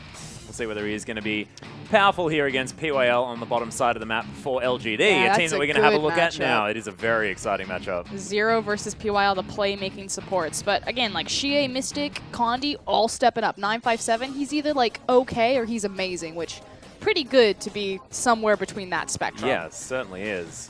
You can see, look, PYL could not be more relaxed right now. Look at him. What a handsome man. He's so handsome. Get in there. I thought He we were going always to looked continue like to that, zoom. by the way. He always looked like that. Yeah, always. Always. I actually thought he was very handsome before his jaw surgery Yeah, as well. same. I thought he was adorable, and then he came back handsome. Yeah. Well, it is going to be the same roster that we've been seeing. Marin, Amy, Wayless, Imp, and PYL. As Marin in the top lane definitely found some form towards the latter half. I think he found a team. Yes. I mean, well, Mar- found a team that's willing to give him resources as well. Found Nara as well. Yeah, big thing is Amy and Marin's synergy and success together. Yeah. Amy now, playing around his top laner, shadowing underneath him, shows up for counter ganks. It's no longer this thing that Amy's just kind of behind the enemy jungler and LGD are playing a 4v5. Well, you can see Wayless there in the mid lane. Of course, playing all sorts of different things. And look, as far as the variation in different playstyle as well, out of those 5 champions, of course, we know that his Ezreal's there as well. Very, very powerful on that. And Imp, Sivir, yeah, he's on the Sivir. Sivir hype train, most Yeah, definitely. I agree with this. Yeah, so do I. We actually saw Imp and Deft sort of felt like the Sivir players towards the end of the final split Fun fact, Imp and Froskarin's match history look exactly the same. with like one I'm cheeky Lucian actually game. Imp. Whoa, powerful stuff. I think instead of the one cheeky Lucian, though, it's one cheeky Ash for Froskarin. I like it, and she's actually very proud of herself right now as well. But this is going to be an interesting matchup, just because I do like the bottom lane a lot. Mystic has been stepping up, and Zero has always been a very, very strong sort of support player in a very aggressive sense. And we'll see, like, is it going to be Imp returning to form once more, able to take these guys down 2v2, or are we going to see more of the intelligent play that LGD may have lost? The last time we saw Team WE, they actually played a very controlled game where it was not slow-paced, but just like methodical. And Yeah. there wasn't a lot of kills. It was moving from objective to objective. It's probably one of the cleanest games that we'd seen in the LPL of a team just dismantling someone. It wasn't against the highest caliber of opponent. And against LGD, again, it's just a very interesting stylistic matchup. Can Team WE play a more strategic or mental game versus the talent and star power of LGD. Yeah. That's exactly right, and we'll see whether we do actually find this out. Another cool fact is the fact that both of these teams, WE and LGD, haven't played yet this week. So we're going to see sort of what they've actually managed to practice during the last week to try and get themselves up to form, because anything could have really happened. I mean, LGD are known to either, go really hard or just not practice at all. And I'm just like not entirely sure what to expect. You never know which iteration of LGD you're going to get. Yep.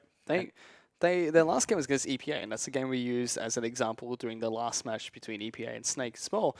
And they looked rather shaky in game number 1 and a little bit shaky in game number 2 as well. So you never really know they what should have lost LGD can get. 0-2. Yep. They flat out should have lost 0-2 against EPA. There was no, I was watching the game, I'm like, well, LG, well, it's back to the same. So I turned it off. Didn't want to be sad. And then I found out that they won. I'm like, you could have been happy. How?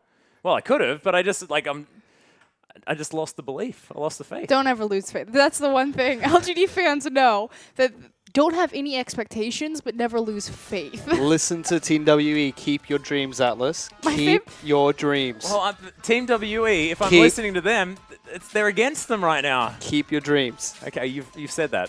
You've said that. We are into champion select, thank goodness. But Alistair and Siva both going to be banned away here on the side of WE. Hart definitely with... That guy always looks fresh. Yeah, he He's certainly just fly does. as. His jackets are incredible. Like every single one of them. Texture. I know. So jealous. I've got a green jacket, but it's nothing in comparison to this guy. Callista, though, and the Ezreal both banned away on the side of LGD. Just they a are beautiful targeting man. Mystic. They're like, all right, you're going to ban Siva? We're just going to get upset and ban away all your champions as well. 280 carries. Come on. What else are you playing, Mystic? I want him to play Jinx. Yeah, so do I. He's an excellent Jinx player. See what the final ban will be for Team WE. He hasn't played Jinx yet this season.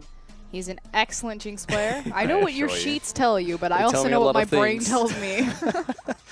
Gragas going to be the last ban for Team WE. Yeah, of course, Amy looking pretty good on that one, especially in the series prior to his most recent one against EPA. And Don't worry, LGD. Amy. We're almost back to Kha'Zix. Your day will come. One day. Well, no. Plus 580 and you'll According be to Swift, we are. Bard. Wow, okay. Zero getting targeted. Of course, giving a little bit of respect to him does make sense. He's picked up that champion quite a lot lately. Oh, yeah. Lulu, Poppy, Maokai, Nidalee, Kindred, Lulu, Poppy, Poppy. Maokai. I think it's going to be Kindred. I think Kindred is a very heavily contested pick. Wow, no. Okay, I'm going to go home now. Goodbye. You can think whatever you like, Fish. That is most definitely a Poppy in the top lane. I think it's what we were talking about earlier, is the fact that Nidalee and Kindred were left open in the other series, so it's like, why pick one? Because I know I'm going to get one or the other. Yeah. That being said, it is Condi, and Condi has looked brilliant on the Kindred recently. It's also brilliant on the Nidalee. That is true. He's just looking pretty good in the jungle. We saw his match history. I mean, it was the top 5 junglers at the moment. Especially with MLXG kind of falling out of form a little bit, kind of in the back half of the split. Condi could really solidify himself as like the second best Chinese jungler. Under Clearlove. Yep. That was the other one. Good. Yeah. I was just making Nailed sure. it. I was like, hang on, does that mean that he's still... No, wait, Clearlove exists? It's Never MLXG, mind. Condi, and Clearlove Yeah. as your top 3 Chinese junglers. We'll have to see what LGD decide to pick up during their first rotation. They've locked in Braum and Lucian, so deciding to fix their bot lane first before going through any more I picks. don't know whether it was all that broken to begin with, but it does leave the Azir open, which is such a big deal. Lulu's available, though, as is Varus, and we know that Wayless plays both of those champions. His Varus is actually very good as well. The man that plays just out of vision range and shoots you in the head with invisible arrows. Ah, Xie. He looks like a natural-born killer. Yeah, he does. He just, like, his face is just cool, like... calm, collected, and completely merciless. He's like, I'm just ready to just destroy you. Yeah. Does have that look about him. What are you looking at? See ya, apparently. Well, you're not anymore. That's as I believe Condi. that's Condi, yeah. We'll have to see what Condi locks in. They've already picked up the Azir, so Sia will be playing that one in the mid lane. Condi should be locking in this Kindred. So That's the combination, you know. The respite and swipe, as we like to call it. Respite Swipe. That's an excellent name. It's almost as good as Banana Spit. My favorite useless lane. in the game. Of course. It had its moment. Yeah, we're talking about Soraka Kog'Maw, which just wasn't good. There's not a lot of pressure in that lane. Oh, look, mid Surprisingly. Nautilus. But you never die. That is true. Well, Nautilus you is being definitely do. considered for the moment. As Graves is there as well. Could be going to Marin there towards the top side of the map. I'd love to see him back on a carry. As these picks could actually be going anywhere. A lot of ambiguity. Flex picks. Yeah. I like having a lot of flex picks on the red side. Just leaves that last pick available to kind of throw in any curveballs you want to. But we have to see what they eventually do pick up. It is going to be Varus locked in from the mid lane for Wayless. Hashtag flex picks, ladies and Yep, gentlemen. and Elise locked in the jungle for Amy, which means they are going to have a flex, or not the flex pick anymore, the final pickup for the top There's lane, definitely Marin. not a flex pick. There are no flex picks at all right now. Well, if he locks in Nautilus, it can still be considered a flex pick, but just wasn't utilized that way. Very true. Oh, it's cute. WE throwing the gauntlet there just a little bit, hovering the Jhin and the Vayne, saying, yes, I can play multiple more champions, even if you do ban away 2 of them. You jerks over the side of LGD, but we'll see whether Mystic does take Jhin into the bottom lane. I'd be very excited to see it. Well, Zero's definitely got a bone to pick with Imp. Mm-hmm. Knocked him out of the 2014 World Finals. Yep. Of course, playing in a completely different region at the time. And did end up winning 2014 Worlds, so he had to knock a whole bunch of people out, to be perfectly honest, in order to get there. But it is going to be the Nautilus locked in and the Jhin. I really love this. Azir plus Jhin is just brilliant as far as that range and keeping your Jhin so safe. Yep, set up the Emperor's Divide. It allows him free reign for the curtain call. Yep. Top of that, you've got the Kindred ultimate as well, and Poppy to displace people, with Nautilus running around with the anchor. I really like the draft and composition from Team WE. I think they have a lot of different power points, a lot of different power spikes. Don't do it. He'll do it. What do you mean don't do it? He is Renekton. It's pretty much. This is Marin, man. Yep. We want that right now. Of course, Rumble, definitely another signature pick for him as well. And this was the team comp that they were running at the beginning of the split, was the Rumble Varus. That just did not work It for flat them. out didn't work at all, Frosker, and you're exactly right. But I think there were other issues. Oh, is that the nod? That's the nod. We got a cannon. Oh my god. Look at how serious Marin looks as well. I mean, that's a look of death on his face at the same time. What does Kennen say? Yes, yes, yes. Oh, He does. Did I just walk into something? no, it was just your face. It was, It's very excited. I do was like myself some cannon. yes, yes. They're lacking a real big tank on the side of LGD, though. We'll They see got an whether hourglass. That's fine. They've got an hourglass, and they've also got that We'll both get slicing one. maelstrom as well as the chains of corruption, which is fantastic in tandem. We'll see whether Wayless and Marin can get things together. And see whether they can continue the trend of being able to promote the team play for all of them. And I'm excited to see Wayless back on the Varus, especially in a good matchup now into the Azir. And it's sort of range versus range with like a Jhin and a Varus. And then you've got like the team fighting power everywhere else. I think it just goes back to LGD playing their very individual-oriented style. Yeah. They've got a lot of winning lane matchups or the counter picks, and it's all just about their ability to outperform. Well, I'm just thinking, if you've got a Kennen comp and you're playing it into an Azir, you are definitely putting all of your cards on the Marin table, Yep. to be perfectly honest. Well, we'll have to find out as we hop onto the Rift.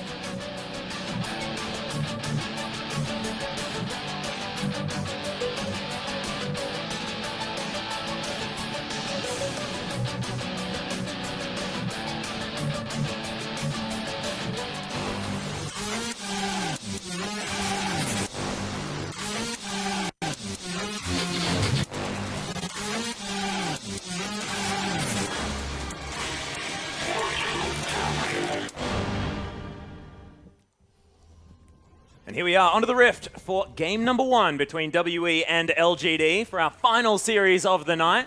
It will prove to be a good one here as we've got the Varus back in the hands of Wayless and the Kennen for Marin. And it's going to be really exciting to see just how much LGD have evolved since the beginning of the split, where they were running similar team comps. They came in like a... Whoa. What is Whoa. Storm Raiders Surge? Hello. I've seen that a few times on Varus. It's awesome. That is so awesome. Extra movement speed? Yes, thank you. But nice vision available here from WE. Spot the early invade from LGD. It just looks, because you never see it on the Keystone Mastery pop-up, know, so it right? just catches you off guard. But Jin, running the standard Deathfire touch. I don't know why I did that. No, I liked it though. Oh. It's good. Bit of an adaptation. Yeah, they tell me that I need to bring more inflection into my vocals so I can break up the monotonous tone of my Who voice. say that? I like to read comments. Don't do that. Yeah. That's a trap. That is definitely a trap. You should see the things they write about me. Good God, I don't, because I just refuse to read it. Apart from the constructive things, guys, feel free to send in your criticism. Thanks, guys. Anyway, we've got some lane swap wards set down. See We if they do. initiate on this lane swap. Thank you very much, Froskarin, and Yeah. WE moving their bottom lane towards the bottom side of the map. But it will be a 2v2. Imp and PYL slightly delayed, so I don't think they'll be looking for the Gromp start, although ping has gone down. So there should be an experience advantage for Mystic and Zero here. LGD looking for the extra power in their duo combination of champions as opposed to the level advantage. Now, something that I really want to talk about in terms of... Okay, we can stop. We can stop. We can stop. Help! Help! That's when you've got to intervene, Fish. You just didn't. You just flat I don't know out what to didn't. do You just let us anymore. go! People would have thought that you just left. It's like, nah, he's done. I He's think out I of here. should have. No, so people... I'm so glad that Sneaky brought the power of Jin. Jin is so good in the lane phase. His damage output is absurd. It is. The critical strike on the 4 bullets, and especially if you weave them with your spells, there's almost like no way to mathematically out-trade it. The issue with Jin is his mid-game power drop, because he is going to be a 3-item 80 carry. We've seen... I'm kind of on the stance that I think Jin should itemize into Infinity Edge before Essence Reaver, just because he Same. gets more out of the Infinity Edge than other champions. But I think it really just kind of depends on the breakdown of what they go back with and what kind of terms of gold that they have. Yep. But 3-item in iEdge, Zeal, Essence Reaver user. This is not going anywhere. Oh, he's got the slope? Nope. Okay, yeah. He's going to be able to jump over. Slides away. It's Absolutely Condi. fine. Yeah, Condi actually I looking want for to a talk gank about on Amaran. Jin. Why are you doing this, Condi? He's going to try and get a gank onto Marin. Does get the slow down. Marin is forced to try and flash away. Lots of damage being put down by Condi. But early pressure up onto the top lane. Forces Marin out. Very Flash big, though. used. Yeah, that's huge. Here comes the counter gank, though. Yeah, looking to try and find something here towards the bottom side as Mystic going down relatively low. Nice anchor to stop the Elise from making well their way in, and done. flashes out of the way. The last auto attack does land, and there's the deadly flourish as Mystic is able to lock down the Elise, and 2 ganks prevented, but summoner spells gained on both sides. So well played by Zero right there to get out of that scot-free. It was beautiful. And he's a good Nautilus He's a player. really good player. Yeah. Like, let's be I honest. don't know if you know, this guy may Yeah. have been in a couple world champions. By a couple, he may I have won. built Guardian Angel and a QSS. Oh, hold on, though. Thresh. Amy. Hiding in the fog of war. Deciding not to walk up just yet. Red buff's getting taken down pretty low. Now Condi he's going does to walk have in. Smite. Is he going to be able to take it away? No. Yes, he does. The auto attack is enough. Condi.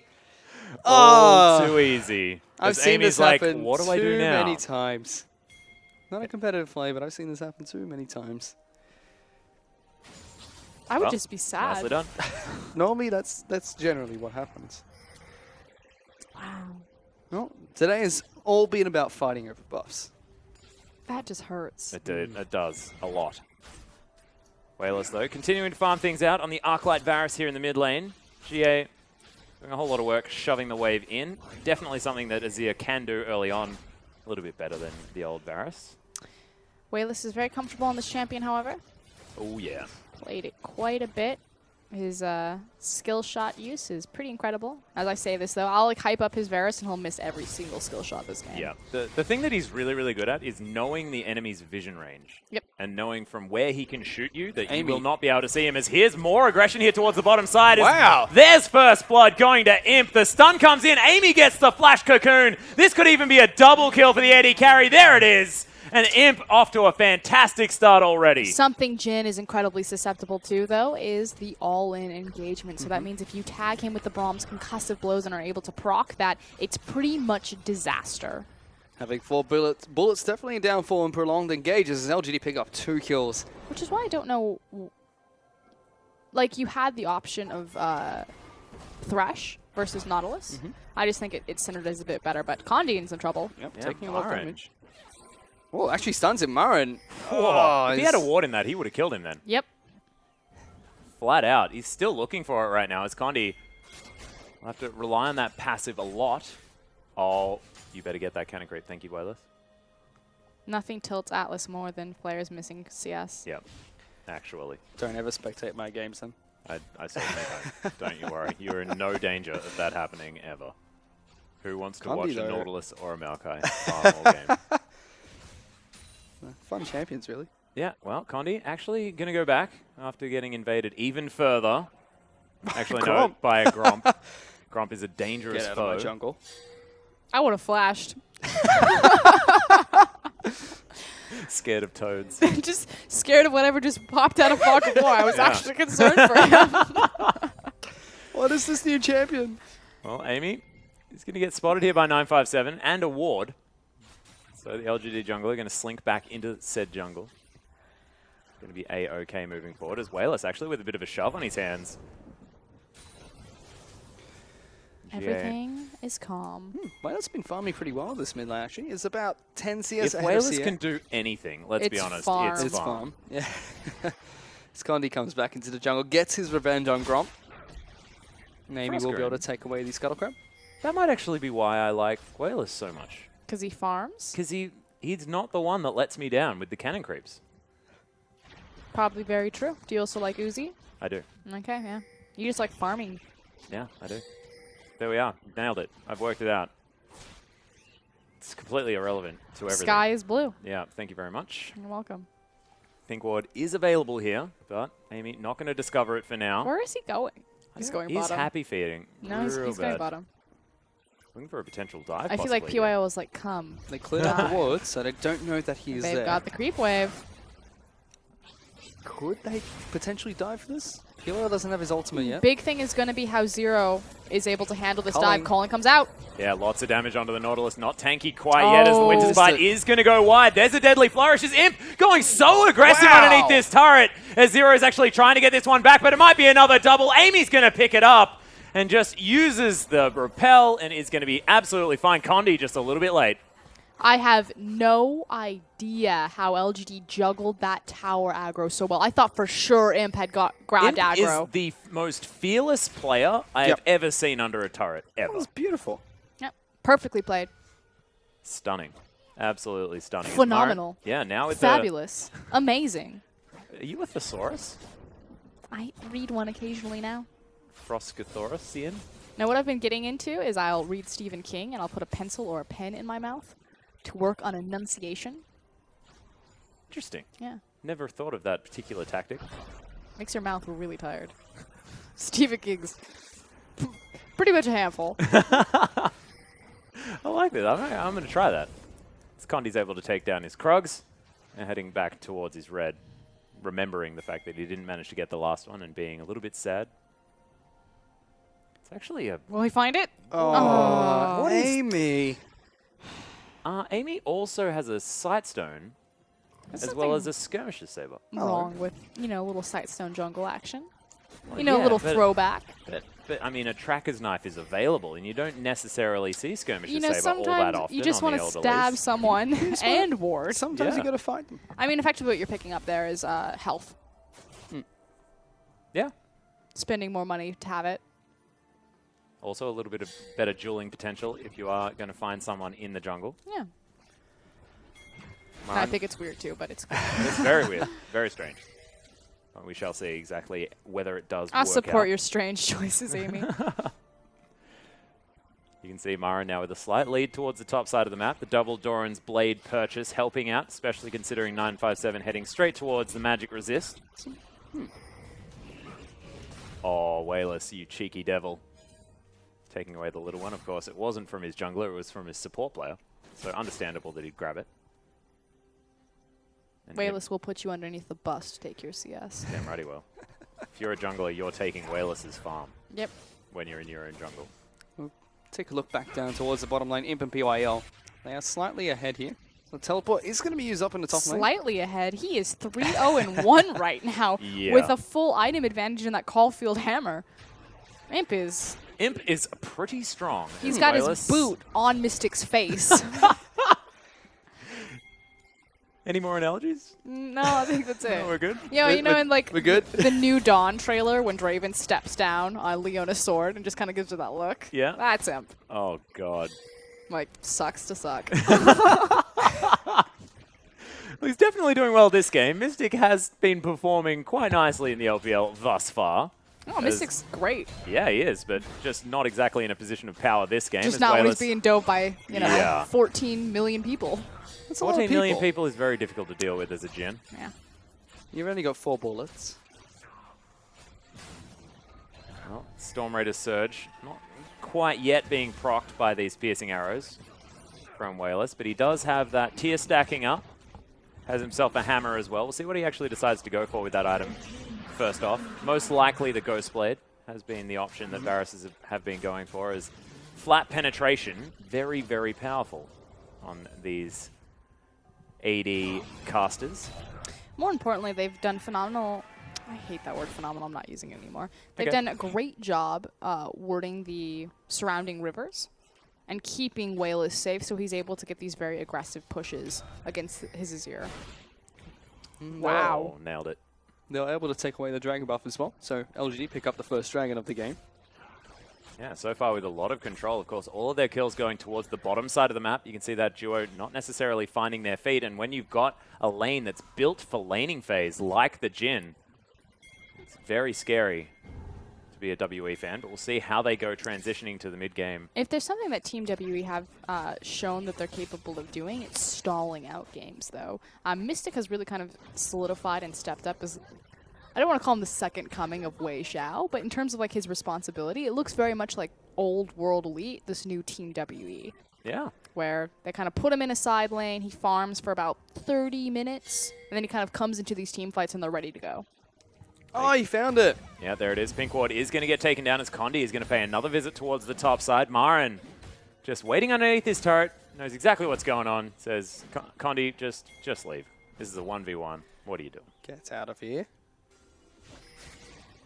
Condi's actually going to show himself. So looking to try and take this turret by force.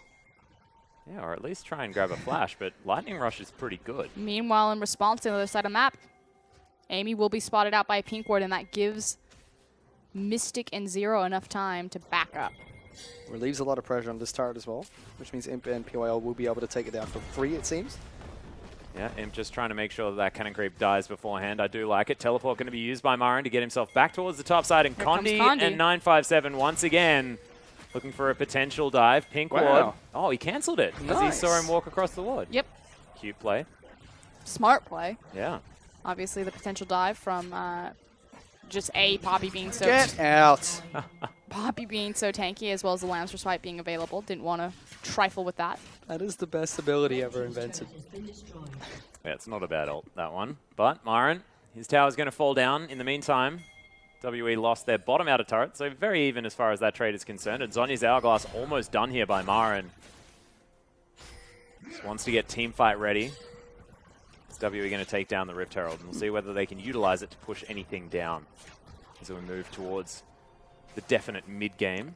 W is still 2,000 gold behind LGD, so being able to use this Rift Herald might give them a way to pull back that gold lead. Most certainly. Smarin going to be working on taking down a Pink Ward up in the top lane. He's brought some friends up there as well as Imp and PIL have made their way up. But the thing is Rift Herald is on 957 right now, so they can put this into the top lane and neutralize Imp or any sort of pressure that LGD would front. They're looking to try and push for this top lane turret. In fact, Jhin is now down in the bottom lane, pushing out that wave for himself. Imp is going to get the double tap onto the turret and dashes once again. Even more damage down. PYL working on getting some chip damage in as well. They might not be able to take it down, but definitely... Well, actually, they are going to be able to take it down. Yeah, 957 backs Million off. Well, the issue was is that 957 was actually headed off by PYL. He caught him in the jungle, and he wasn't able to get to the tower in time to save it.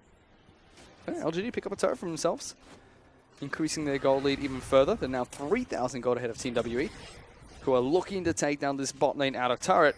LGD do have members there looking to try and contest, but that's a 4-man Team WE looking to move towards the bottom lane. More importantly, that is a Jhin trying to siege tower, which isn't the most effective as it could be, although the semi-crit helps him out a little bit.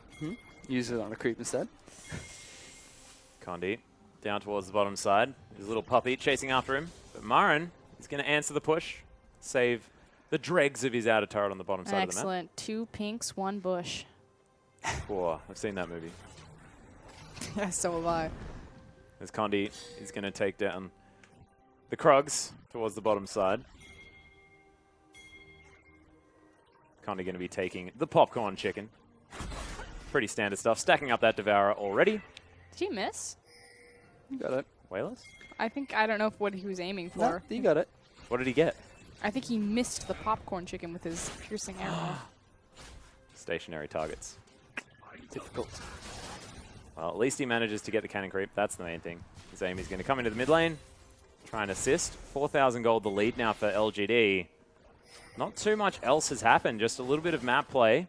LGD are managing to get themselves ahead. That extra tower doing some work there globally. Big thing, though, is, again, yes, LGD have built up kind of like this passive gold lead from their plays, particularly around the bottom lane, but this is exactly where Team WE want to put Mystic anyway. It's in one of these side lanes, leave him alone for 15 minutes, have him farm up. He's doing excellent against Imp. He's only down about 10 CS, and he's died twice, so not bad at all. Yeah. In a farm way, And he's definitely doing well. Pick him up when he's ready. Well, you can see Marin clearing out the minion wave towards the top side of the map. Yep. Doing so very easily now with that Zhonya's Hourglass, giving him a bunch of extra AP. The turret slayer moving towards the mid lane now, looking to try and take down the final outer turret for LGD. The rest of Team W actually grouping immediately towards that mid lane.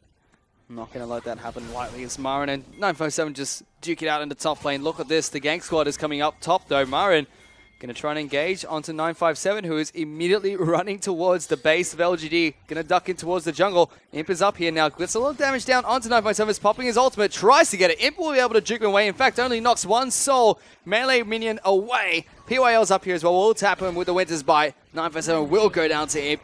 Picks up another kill for himself. Yeah, Condi looking to grab himself the dragon though. Important for the Kindred in response for those Devourer stacks, but trading a dragon for a top laner, especially when LGD already have their first, is probably still in favor of LGD.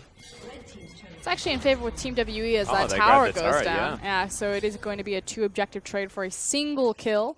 Gets their foot a little bit back into this game, but meanwhile, Marn does have, or I guess he's just resetting the wave. I was going to say, might look for some chip damage on that second tier tower. Yeah, the minions are going to at least try to do that, as Wayless is going to poke his head into the river, but doesn't clear out any of that vision. Doesn't actually have a sweeper either. I mean, the Wayless trend of buying a sweeper not going to be for his Varus. Does like to do it on assassins though, right? It's his thing.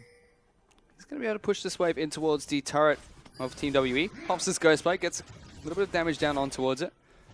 Misses his arrow going on towards Sia, but this turret will eventually fall for Team, well, as I was going to say Team W, it's Team LGD. Check out Wayless's farm. He has just destroyed Amy's jungle, but he's ahead of the clock 2-2. by about Illuminati confirmed. 30 CS.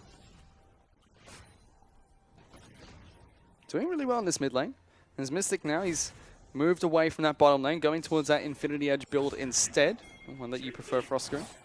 Yep. Again, it just Infinity Edge means much more to Jen than the Essence Reaver. Not to mention movement speed as well, and he's got the Alacrity enchantment on his Swiftness boots already built up. Everything just synergizes so well with his kit right now. So beautiful. Gotta go fast. I actually think of that as being his first power spike, the Swifties plus Infinity Edge. No, Just feels good. does everything that Jin wants to do. 1v1ing against Imp, though, don't think that's what Jin wants to do. No, ain't going to be happening here as Wayless able to clear out this minion wave very, very easily. We're going to tick over to 20 minutes, and the Rift Herald is going to say goodbye, pack up. Goodbye, make Herald. some room for Baron, who's spawning in another 4 seconds. It's just so strange how you say Herald. I actually just read it as, like, Herald. Harold. Yeah. Herald. Good old Harold. Yeah. I prefer Harold. It's just when I want to be taken seriously, you got to use Harold, you know? Yeah. Which isn't often. Mystic clearing out minions here towards the top side relatively safely right now as well. 181 to 204 as far as that CS is concerned. Speaking of bottom laners though, big culling to be used onto Xie, and Imp takes a bunch of damage back. He has to be careful. Just going to think twice about that one again. Yeah. I mean, let's be real. He'll probably do it again in 30 seconds. Yeah. Knowing Imp. He should think twice. Maybe we'll lock that one in instead. Big power spikes, though. Of course, Marn's been sitting on his Hourglass for quite a bit, but I'm kind of waiting for the big 5v5 to take place. Everyone's up and online, Imp has a full item advantage over his counterpart there, having the Phantom Dancer as well as the Essence Reaver.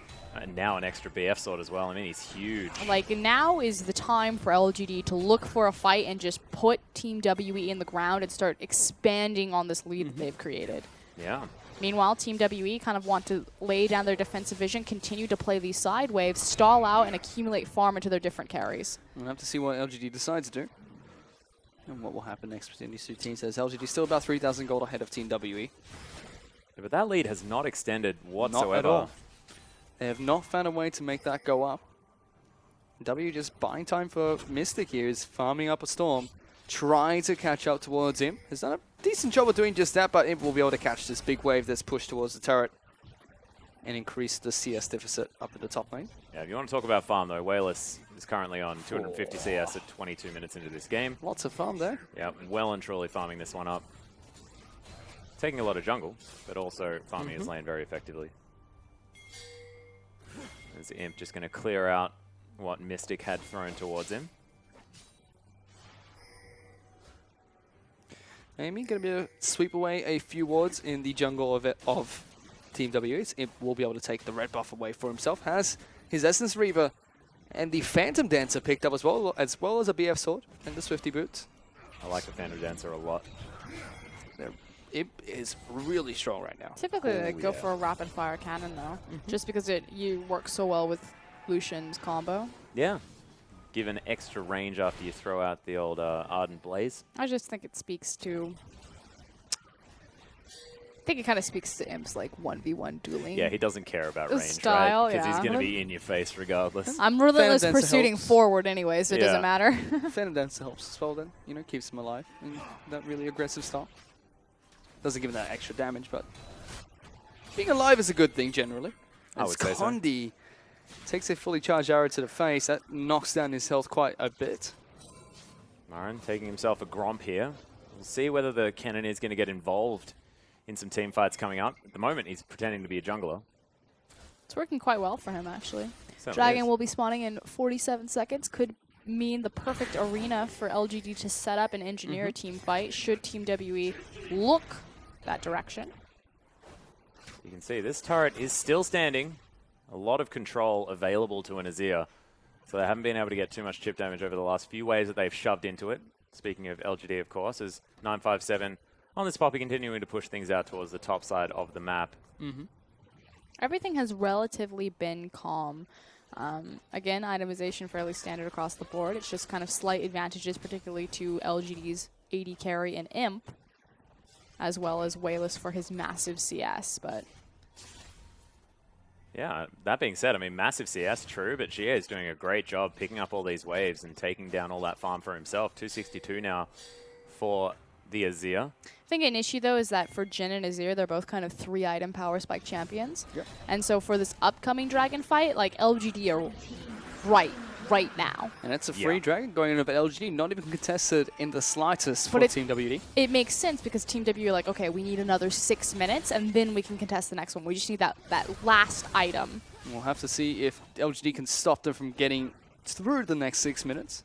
Smara and 957 once again duking out in the top lane. 957 has become tanky enough to ignore some of the chip damage that Marin was able to dish out early on in the game, but LG make a decisive push. They're able to break the final outer turret and get the middle lane turret down, opening up the map even further and increasing their goal lead to 4,000 ahead of Team WE. She's like, it's fine. I don't even like that turret. Got my own. Yeah, I want to build his own turret. He's able to, but it's not going to last forever. Last Whisper was picked up here for Wayless as well, so augmenting the Ghost Blade that he already has. And we'll see whether he actually goes for trying to pick up that extra 40% CDR from his items, or whether he's actually grabbed that in his runes instead. As currently he is sitting on 20 with those boots and the Ghost Blade. It's always been sort of the awkward thing for Varus, is like, do I just get some runes for the cooldown reduction? Or do I build like a Death's Dance or something like that? But Curtain Call is going to go down here. Wayless might be in a little bit of trouble right now. Everyone's body blocking for him as the Unbreakable is going to help out. Fight broke out. We didn't quite catch the beginning of it. Yeah, Xie very low, though, so I assume that started over Yeah. a fight between the two mid laners. These are my creeps. Summoners were burnt though. Both the mid laners used both of their summoner spells. As the Sun turret will finally get taken down. So the Z didn't like that turret before. This is gone now. We'll have to build another one sooner or later. Condi used the ultimate there as well, so no Lamb's Respite to be able to be available for the next minute or so. Marin going back to base now. He has the components of a Rabadon's death cap, and he does pick that one up. So lots of damage going to be dealt by this cannon in the next team fight. He actually hasn't used his ultimate yet. He's just farming things up, waiting to be effective later. Doesn't want to give people the idea that he's going to be so powerful. Should have been an Nasus. So let's just not do this anymore. I just don't understand why so many LPL teams are content to just farm it out these days. Yeah, it's weird. It's not what we come to expect from this league. Where's all the fighting? Precisely. Bloodthirster, though, is now completed from Imp. LGD starting to really ramp up with their items. Team WE are a bit of a strange team, though. They are more than happy to just kind of elongate a lane phase. Their early games have been atrocious. Just really farm-oriented. Yeah. Like, they are more than willing to give up objectives, knowing that they can just stall the game. We'll see whether it's just another day in the office for them as 957. Got him. Yep. There's a Q. Cheeky one from Marin, but gets his back stopped. That's a big deal. Nothing else to really ride home about, though. And this cannon has really been able to deal with the Poppy very nicely. Waymus is still farming up a Storm. He's 324 CS in this game. You just see every single time a minion wave pushes towards his turret, pops down 2 Qs and an E, just clears it out instantly. Has his Or a Yoma's Ghost Raptor Blade. camp spawns. Or Aftercamp. He has his Yoma's Ghost Blade. And the Lord Dominic's Regard as well. Has the Mirror Mana picked up. So, gonna have a lot of armor penetration and a lot of damage on both his abilities and auto attacks. Oh, throwing them through even faster now. That added cooldown reduction. Now with his... Oh, Imp wants to fight. Yeah, that's a top laner. Fight That's going me! to take a bit getting through that. Well, yeah, he's got his Bloodthirster completed as well, so he's reached his third item power spike. It's Whalers charging up the Q, looking to try and steal it away. Does he get it? No. Oh, that was close. Now he's stealing the enemy junglers' camps. This guy knows. Knows So no rude. bounds. That is To the such a farming. short cooldown on his Q. Yeah, I have a feeling he's got a few runes there in his back pocket. But here we go. We talked about how Team WE were effectively waiting the next 6 minutes because they're looking for their 3-item power spike. Are you looking at Jin's build? Because that's what I'm looking at. Yep. Yeah. Perplexing. Deciding that he doesn't want an Essence Reaver this time around. Well, it's just been delayed if he looks for it. So, I don't mind the rapid fire cannon too much. I like the rapid fire cannon. No, I don't have any problem with that. I think the Hex Drinker yeah. was a bit premature. Yes, you're looking across from Elise and Cannon. Kennen, but I mean, you're so long range anyway that there should never really be a moment where you're standing inside. If he was going to pick up a defensive item to deal with magic damage, I would have much preferred the QSS in this matchup as well. So I can get rid of a lot of things that can actually lock him down. But Hex Drinker's still going to do a decent job.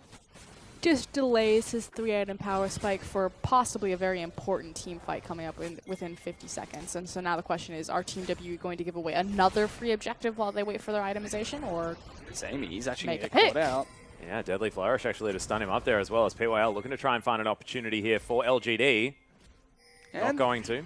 they do what they've done this entire game, which is Get shot by get Wayless. shot and back off. Been relatively quiet between these two teams after the small skirmishes we saw in the early game. Dragon will be back up in 20 seconds. Could be a point of contention as Marin going to get caught out by the Sand Soldiers, but Imp is here dealing a lot of damage to Seer. Pops the ultimate Whoa. and just wanted his way out of there. That's a big trip.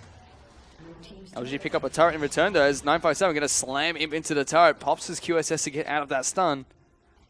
Dragon is going to spawn as well, so we can potentially see LGD move towards that objective. Team WE are falling behind too quickly for this game, I think. I feel like they have this this window of opportunity to strike now, and it's very slowly closing before things just get far too out of control. Yeah. Well, LGD are moving towards the Dragon, and so are Team WE. This could potentially be their fighting point that we think they would see. Hard Blaze flying through here as well as LGD try to take hold of it, but 957 sitting on the fountain waiting for a teleport. I've seen this before. I have too. Well, turret's actually going to get taken down This for is TWE. smart, actually. And there's the teleport coming in. That's a home guard teleport from the Poppy. Amy's actually caught out. He might get locked down. He's going to get taken down. Condi finds the pick, and they get a turret for it as well. LGD slipping up a little bit. So what? Oh, hold on though. They caught with their pants down just a little bit. These piercing arrows doing so much work though under Condi. Wait, let's stop. Yeah. Okay, we need to You're be careful. hurting him. Marn can be on to the top side, does have the ultimate available as well as Hourglass. They're looking for a fight here. POL is going to move into the Dragon Pit. And 957 actually caught in the pit at the moment as the Unbreakable comes through. Deadly Forest Curtain Call actually down here as well as the Jin's trying to get the damage through. PYL. Marin, he's got the flash. Pull the trigger, man. He's looking for it. Dragon's going to take it down incredibly low. Azir will be able to take that one down. Marin. The Sand Soldiers. Marin goes in, pops the ultimate. It only locks down 957. WE just waiting nearby as the Laser Spite is put down. Nice snipe coming out from Whalers. So Azim's going to relentlessly pursue over the wall. Not quite able to get the auto attack out, but another my snipe God. coming in for Whalers. Picks up the double kill. And I believe that was blind as well. He didn't see him. He does that all the time. That's classic Wayless. Welcome to his Varus. He's styled on quite a few legacy teams. That's 2-0 now for this Varus as well. So what I actually really liked as they're starting up Baron, so I'm never going to get to talk about it. Oh. Well, I mean, they're still Baron. You've made it. Standard You've made LGD it. things Frosker and at angry. 31 minutes. Let's look at this. Actually, see it. Yeah. Picks up a kill. Chains of Corruption are down here at the same time as GA is going down very, very low. Deadly Flourish, though, for the long-range CC, as it is going to be traded. Zero falls down. More piercing arrows are coming through as Wayless just biding his time, shooting people to death. They overstep, though, look for the Baron. So good interruption from Team WE, and they bite back after the whole exchange is over and done with. But what I really wanted to talk about is the decision-making from Team WE. So initially, they weren't interested in the Dragon at all. It actually looks like they were going to give that objective away for free. Yeah. Instead, they applied pressure into the mid lane. And what I love about that is because you have Azir. Like, why would we face check into Fog of War and not have our Sand Soldiers step up as opposed to just, you know what, take it. This is fine. We don't want to fight it anyway. We can wait another rotation of 6 minutes so we can have more itemization. Come to us. Fight where my Sand Soldiers are set up and try to stop us from taking your mid-tier tower. Now, they end up getting that objective, but then, of course, the mistake comes through that they actually bait into LGD. So they do make a good play for themselves, but LGD are still 4,000 gold ahead. 8-4 on the scoreboard as well. Marin, in that fight, wasn't able to get a decent ultimate off. We'll have to see if he's able to pull it off in the next few team fights between Yeah, these two he teams. was pretty much obliterated by a heroic charge. Yeah. And Condi's Lance Despite was able to put in a lot of work, saving his teammates when they got down incredibly low. But Wayless, MVP really sniping off two people in the back lines. Yeah, didn't quite see the effectiveness of Marin there either, who managed to get his ultimate off and use the Zhonya's, but it wasn't quite in the right position, nor was he able to really do much work with it because Lamb's respite costed a lot. It's really been a farm fest between these two teams as well. Yep. That's pretty much summing up this game. With a couple of skirmishes in between. But the thing is Team WE are more than happy to do that. And I feel Yep. like LGD are one of those teams like, well, if you want to farm, that's cool. We'll farm. We have Yeah. no problem with this. In fact, we'll out-farm you across every lane. And they are doing exactly that. Marin and 957 going to duke it out once again in the bottom lane this time. Take a look at the items really quickly. Rabadon's Death Cap, Zhonya's Hourglass, and Abyssal Scepter. Finally picked up by Marin. Does have the Blasting Wand to boot as well. As we can see, 957 has the Sheen, so looking forward to a Iceborne Gauntlet from him. Two more of Mount Mortius's actually picked up on Team WE's side. One for Condi, one for Mystic. So up to complete that item. Do you have to think, though, that Team WE, you know, as this game stalls out, if LGD don't want to apply pressure and utilize their gold lead, you're still facing into a late-game Jhin Azir comp, Yeah. which can be absolutely terrifying. Not to mention Kindred as well, who's going to scale very well towards that later stage. Whereas LGD's composition will definitely have a flatline point. Yep. LGD looking to group up one more time. They tried to take down the Baron buff earlier, did get pushed away from it. Imp does have his own Lord Dominic's regard as well. So both of the AD carry-esque champions have a lot of armor penetration. Going to be able to deal with 957 quite effectively. Looking for the double lifesteal as well, as opposed to taking the Infinity Edge on Lucian. I don't mind that in these fights. Especially against an Azir, who's going to be doing lots of consistent work to you. Yep. Myron not quite able to go toe-to-toe against 957 anymore. Just a couple of auto attacks is enough to take him down to about a third of his health, effectively. Slowly, the tanky Poppy is going to be able to put some work down onto these turrets. LGD just still playing the farm game. As Imp now actually going to start on the Baron. Elise is going to repel over. They're going to show Wayless in the mid lane, and they are going to show Myron in the bottom lane as well. There's no vision on this for the side of TW as Baron just attacks forward. Amy's behind it. Yeah, lots of spikes going down. Amy actually struggling to tank this one up. Critical. He's going to get out of the pit. Flash comes in. He's going to get to safety, but it was a cheeky play from LGD. Just didn't quite work out. Even if they hadn't been spotted by the blue trinket, I don't think LGD could have done that. No, I think Amy would have died. The spikes from behind the Baron pit, behind the Baron, sorry, do a lot of damage. They hurt. You got to watch out for that. Team WE now. They going to be able to successfully blow the flash away from Elise. The only consolation you could say LGD got out of that is that Myron was able to push that wave down in the bottom lane. That's just going to bounce. It's him being rather aggressive here, farming away the Crux in the opposition's jungle. I think there were a lot safer ways to pick up gold, Imp. It's just Imp things. What are you doing there, buddy? He's clearing out a pink ward right now as Got WE it. moving towards the Baron pit, understanding that without any AD carry, LGD probably can't straight up fight them as this particular unit. Dragon will be spawning in 3 seconds, so it looks like LG are going to split their resources. They're going to send Imp down to take the Dragon solo, while the rest of the team stands in the mid lane to caution against a Team WE Baron. I like that. Smart decision from LGD. Imp should be able to take this one down with ease. So Dragon number 3 for LGD, and the 5th Dragon of the game as well. But once again, just been a farm fest between these two teams. They're waiting it out, being very cautious.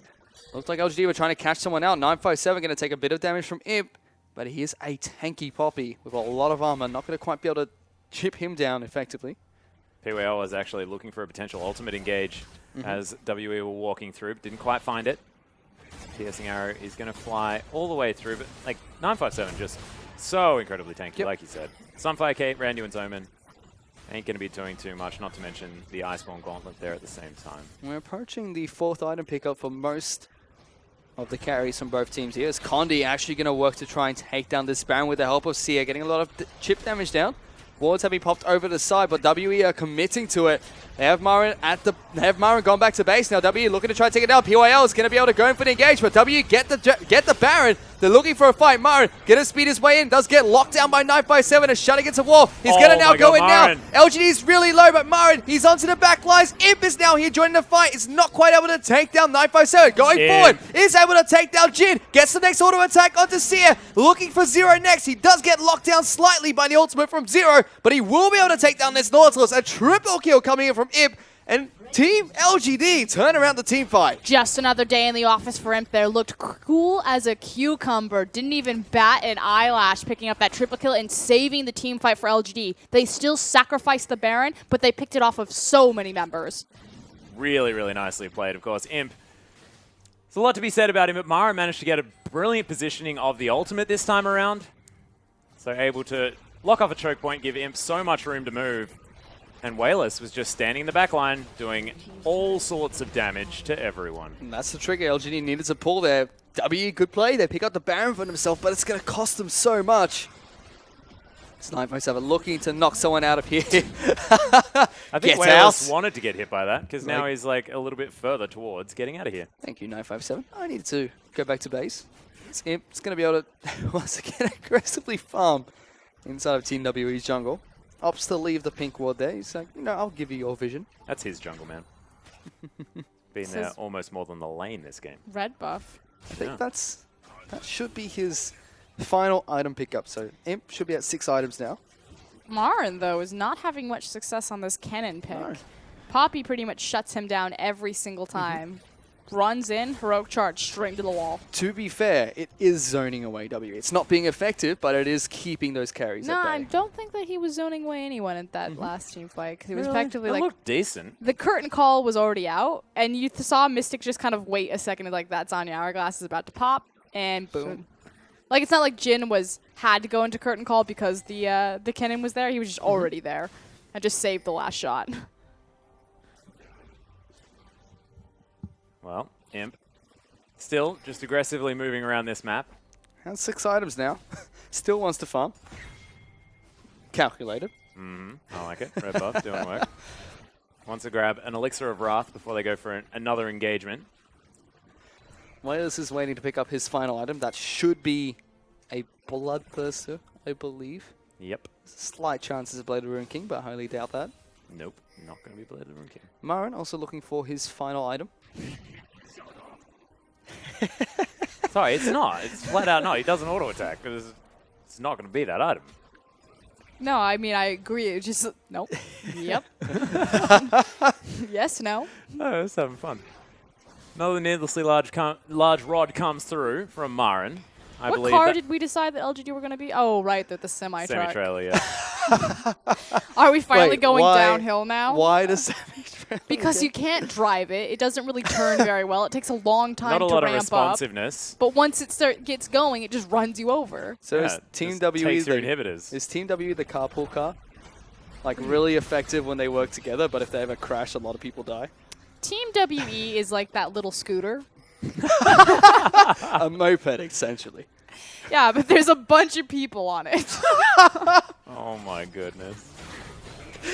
They're like super agile. They can go down all the little alleyways. They're rolling up to the party. Like you didn't know how good they were gonna be because they changed out the roster, but they actually like the life of the party when they show up. It just takes them a while. Oh my god.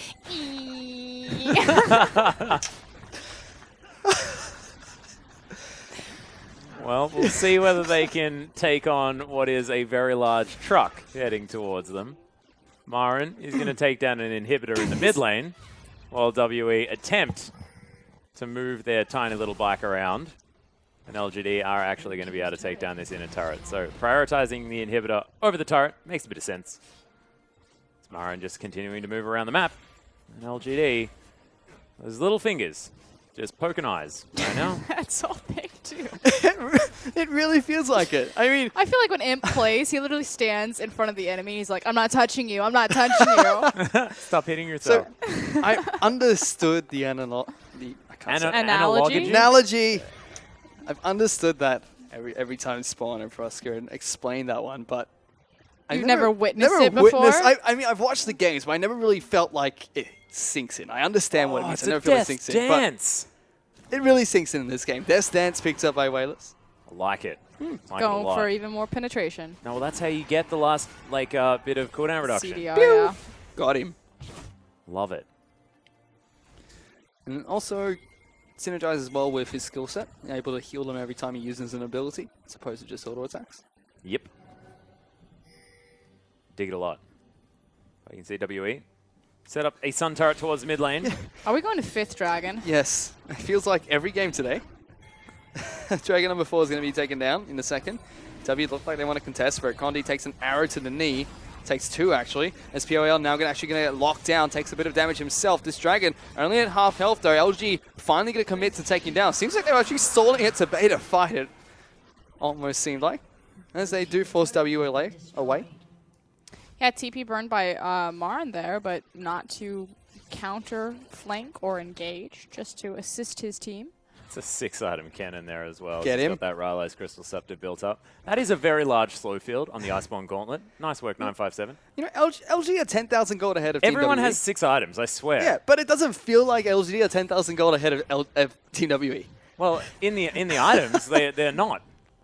Because, there's no more room. So- I want to see how much Let's money see. Imp has right now in his back pocket. So Poppy has a full build. That's the only person so far for Team W. Everybody else has the components of their last item. LGD, Marin's got his full build. Amy's waiting for one final item. Mid lane's got it. So Wayless has Marin, it. Imp Wayless, has and it. Imp all have it. Yeah. That's the things that matter, right? Again, I just PYL feel like almost has it. Team WE will just make this decision to farm, and LGD are just like, this is fine. We don't care. So at what point We does, could try to like pressure objectives and close out the game, but it's cool. But doesn't that mean They're that... just chilled, man. Maybe Yeah. their car is now a combi van. No! Is that like a Volkswagen? Yeah. Yeah. One of like the surfy cars, you know? Yep. Cruise. Just chilling. It's like the van from Scooby-Doo. Precisely. Mystery van, just like, you know what? It's I cool. have a feeling we'll a lot come of the things that investigate they your do ghosts. relatively a mystery at the same time. So I like it in multiple different ways. Still takes a bit to get going. If it hits you, it's still gonna hurt. So Oh, yeah. okay, yeah, the mystery van Yeah. versus the scooter.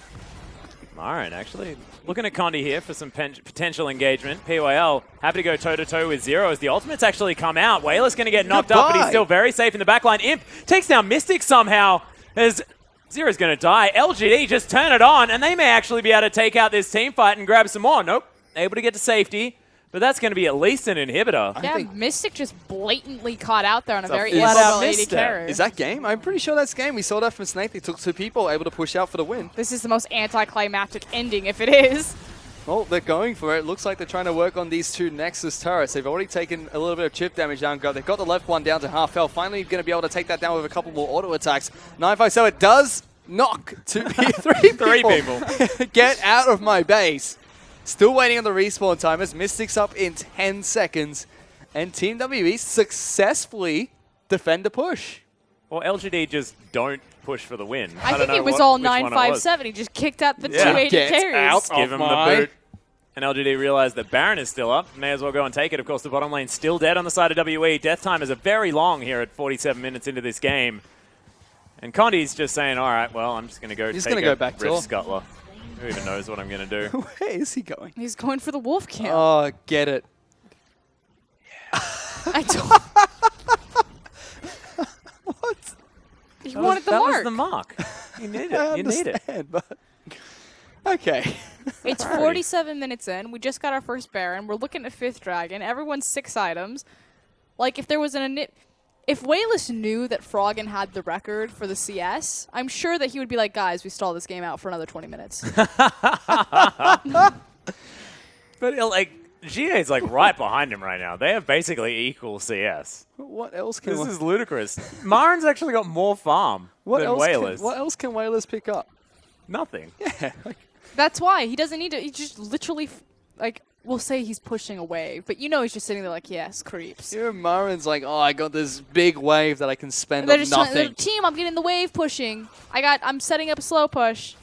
Okay, why are you Oh. continuing to set up the slow push? Everybody has Well, 6 items. They are pushing out Baron minions towards their respective turrets, Yeah, with they're- Super Creeds heading towards the mid lane. Tried and And true tactic. Good as a rock portal. Textbook League of Legends.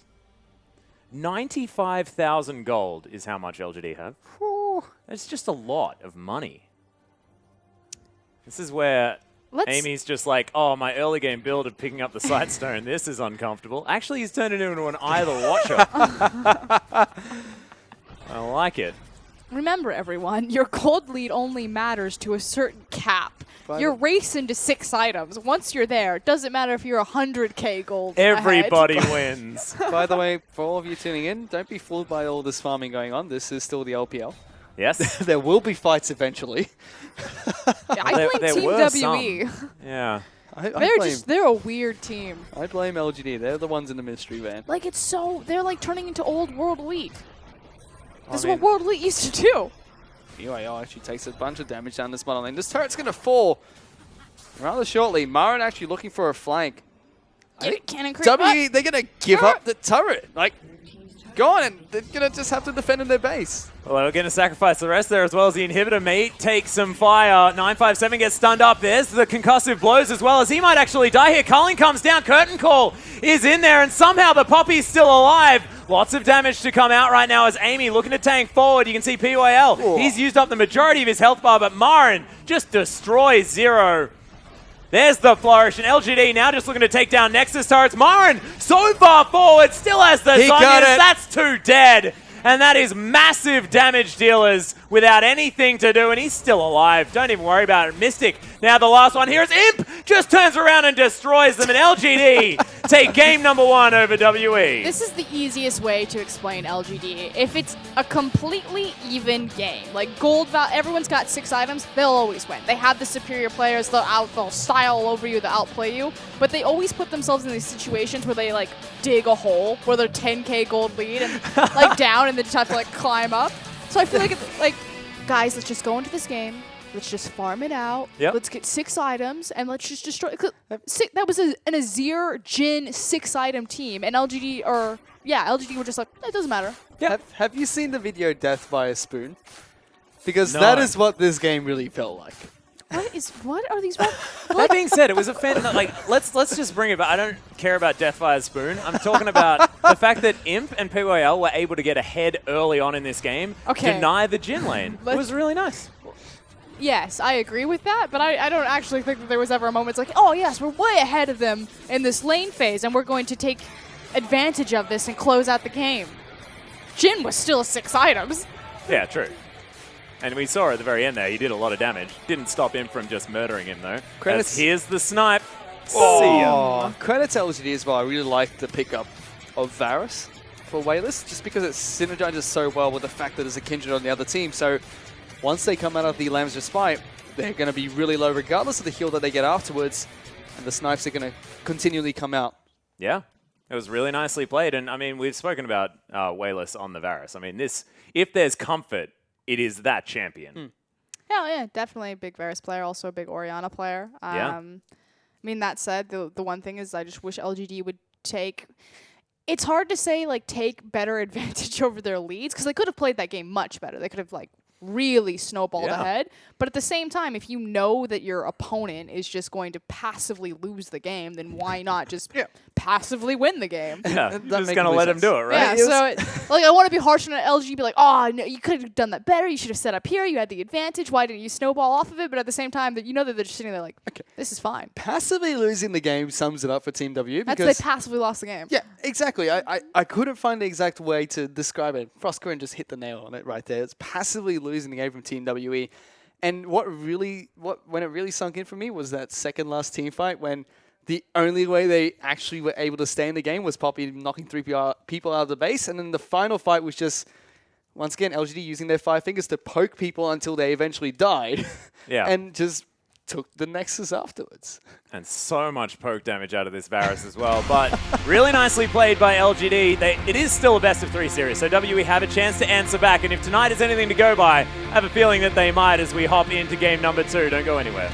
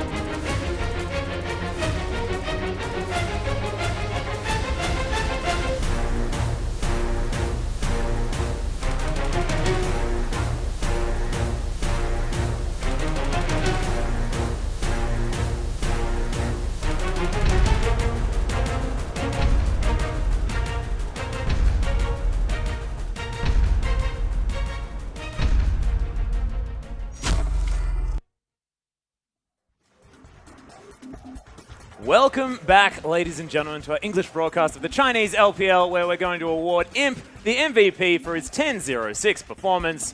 Ridiculously well played, of course. Only 30% on the damage share, because I have a feeling that Wayless was pretty far up on the old Varus there as well. But I mean, that Lucian performance was ludicrous. No surprises there that No. Imp's going to walk away with the MVP. Again, going into Game 2, though, I would like to see LGD be a bit more proactive on the map, especially when they're gifted such handed leads that they got in that bottom lane. I think Imp was 4-0-1 for like the majority of that game. For the whole game, yeah. I think that happened by about 5 minutes. So, yeah, no, he definitely had a lead for a very long time. They didn't do anything. Nothing happened for like 35 minutes. They signed a treaty or a truce between these two teams. It almost feels like, okay, we're going to farm for as long as possible, and that's all we're going to do. Like, Again, it's no just rush 50. It's a no rush 50 agreement. It's Didn't just work out for LGD WE. proving a point again, saying that as long as we're even, we can beat anyone. We can beat any comp. Doesn't matter. As long as we just don't dig ourselves in a hole. So maybe this is their new strategy. Maybe every single game they'll just be like 55 minutes. We'll see it 6 items. Yep. And we'll just gentleman's agreement. So LGD, they were able to passively eventually win that game, but a big thing for me was Team WE just didn't seem like they wanted to do anything to win. They had that No. one pick onto Amy. Well, no, and they took a arguably, team they fight have from the it. scaling comp. They've got Yeah. a Zia Jin. Like, they are theoretically, on paper, going to win in the late game. So they're like, never mind, we will beat you. Yes. But they didn't understand that Like, they don't have those players. I completely understood Team WE's Tactic. desire for Yeah. farming. Tactic's a good word. Tactic for farming. Because again, like Atlas said, they have the scaling composition. They're like, oh, you know, we're too weak right now. We're a full like item down. Just sit, wait it out. It's fine. And then once everything's even, they're like, yes, this is exactly what. This is not where we want to be. Oh God, this is not where we want to be. Like, it just went so. And then Imp shows up and literally like half healths all of their team because he hits like a piercing shot or a Q on like 5 people and they're all dead. And they're like, this is not what we expected. No, it's not what I signed up for. I thought we're scaling, boys. Yeah, no, this is not where I parked my car. A serious like, I got another item slot, right? Yeah, no.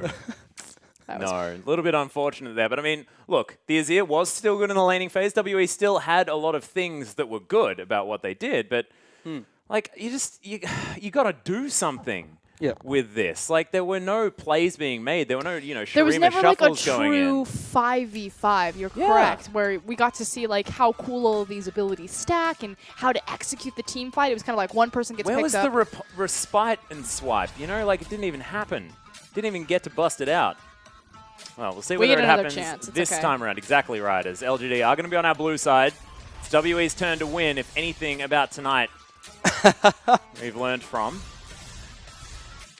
As Ezreal and Kalista once again going to be banned away here. LGD taking away 2 of the 80 carries that Mystic has been quite strong on. Hey, hasn't all of tonight's wins been on red side? I am not entirely sure. I have no idea. No.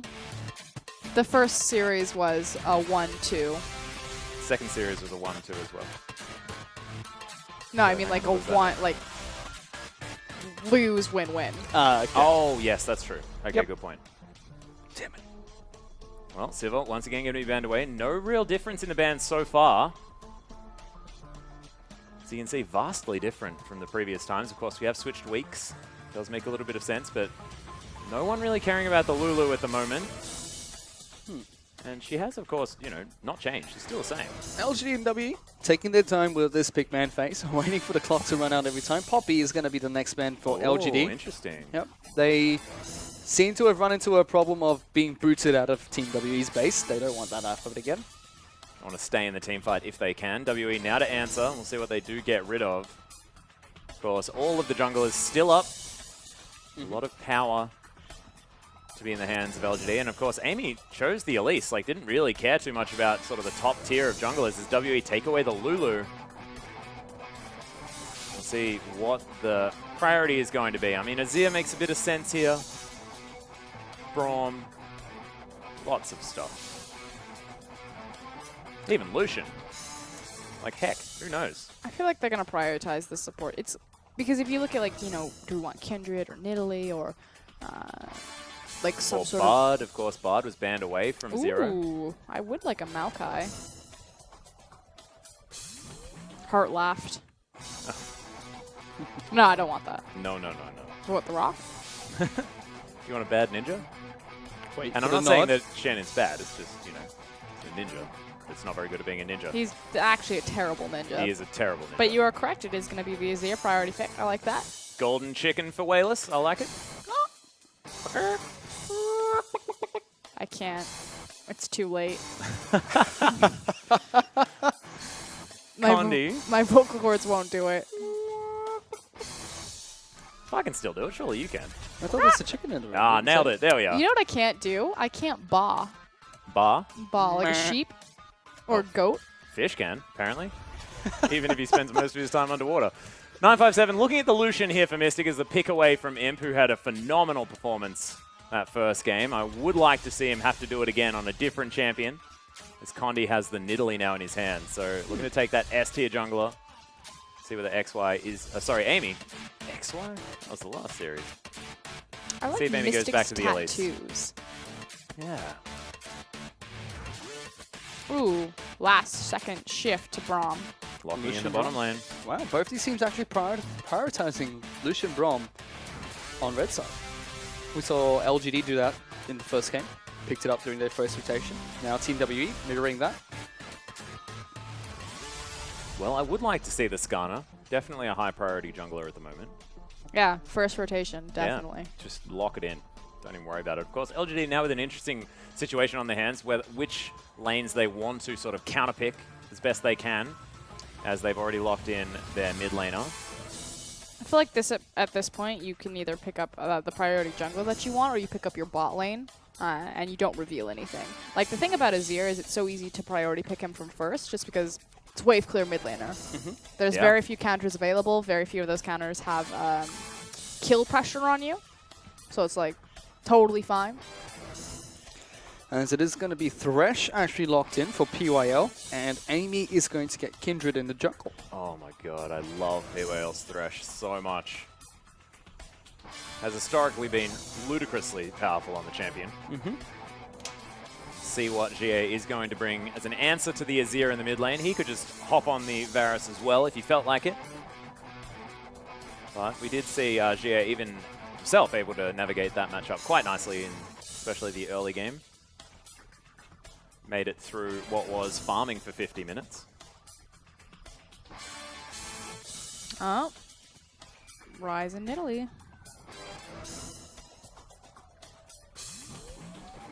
Looks like we're going to be farming again for another 50 minutes. I think so. Potentially. We'll have to see what they eventually did lock in. This is an adjustment, though, in that Mystic got his hands on Lucian, so more of a mid-game power spike champion. Yep. Early game power, which offers a really nice bridge alongside Nidalee for Rise into the late game. So there are tools for Team WE to be proactive in the early game. Yep. We'll have to see what their final pickup is, because they do have Rise, which... See, I just think Jin works so much better with Thresh to compensate for his low mobility. Not sure what Imp is actually going to go for here, is hovering the Jinx for now. I like the Renekton being looked at, but most likely not what Marin is going to opt for, and we'll see what he does take towards the top side. More than happy to throw the gauntlet. Does Imp have a tattoo as well? He has a Twitch tattoo. Cool. Hovering it right now as well. Do it. You see Marin. Another day in the office. Yeah, just give me the Nautilus. Nah, give me the nah. In other words. Can I play it? No, you don't understand. I have a tattoo. Please, please, It's like please. Coach Power. Come, please. I have a skin. I have a skin. I have tattoo. I have the glasses. Heart, I, am I Twitch. don't know if you remember, but I am Twitch. It is. It's been locked in. He so convinced him. Nah and Twitch now picked up for LGD, and if there's ever long-range, consistent teamfight damage, Twitch and Azir probably going to be able to do that for you. yeah, and again, the cool thing about Azir, just like with Jin, is he creates a big safety net. Same thing for Twitch. You know, you got your Emperor's Divide that comes out. You have the Sand Soldier zoning potential. Yeah. Gives Twitch great freedom to just open up wherever he pleases. Rat-a-tat-tat. 957 thinking about grabbing the Trundle into the Gnar matchup. Difficult early, then can be quite easy to weather. See how things go. Of course, Marin, a phenomenal Gnar player. One of the only players to still actually pick up the champion. Works quite well with the Emperor's Divide that Yep. Wayless is going to be offering him. Meow I love that combination. Are we going to see Maokai locked in here? I have a feeling 957 would play this champion. I definitely think it's a good pickup against an Azir. Oh, it is going to be picked up here for 957 as well. So all of that AoE damage fired by the the Vengeful Maelstrom. Not the slicing one. That's the Kennen variety. That was last game. Yeah, they don't We quite saw have one 3 of those. them. We did. Look at these champion One of them picks. was What good. year is it? I feel like we've gone back in time with these compositions. Just a little bit. I mean, look at those matchups as well. My God. Maokai versus Na. When was the last time? That's what I'm saying. Yeah. This is a time travel. Ridiculous. But both of the S-tier junglers have been picked up in the Kindred and the Nidalee. Exciting to see how this one's going to work out. And we're going back to 2014 Worlds with the bottom lane from LGD. In terms of team fighting, like you said, LGD, both of these teams actually have the big 5v5 composition. You have so much more range and control from LGD's comp, though. Again, the Emperor's Divide setting up a great zone for Twitch. Good synergy between Azir and Gnar as well. On the other side, though, you have this, like, AoE of terror, or Venn diagram of terror that Ryze sits in, as well as the Maokai. And if you can just stack those Venn diagrams, they're unstoppable. And of course, Zero can then make the slow field in the Glacial Fissure as well. Just make sure it's as difficult as possible for anyone to do anything. Both of these comps with sort of ways to win the game. We'll see who's going to be able to take it out as we hop onto the Rift.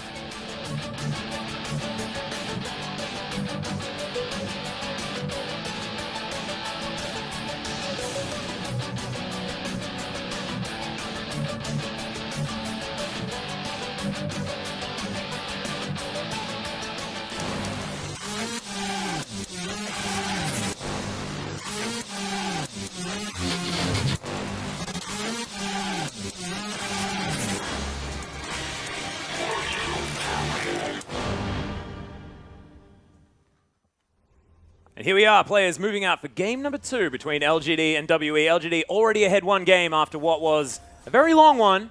Imp didn't actually die through the whole thing. 10-0 and 6 on the Lucian. We'll see whether Mystic can turn it around and do exactly the same thing now against Imp on Twitch as the Lucian instead. Whoa! That is a lot of strength of ages. And a lot of fervor of battle. Yeah, I hope you fervor your battle. that's a full house. Yeah, it is, actually. Fervor full of Thunderlords. My God. And that's LGD wanting to do damage to you.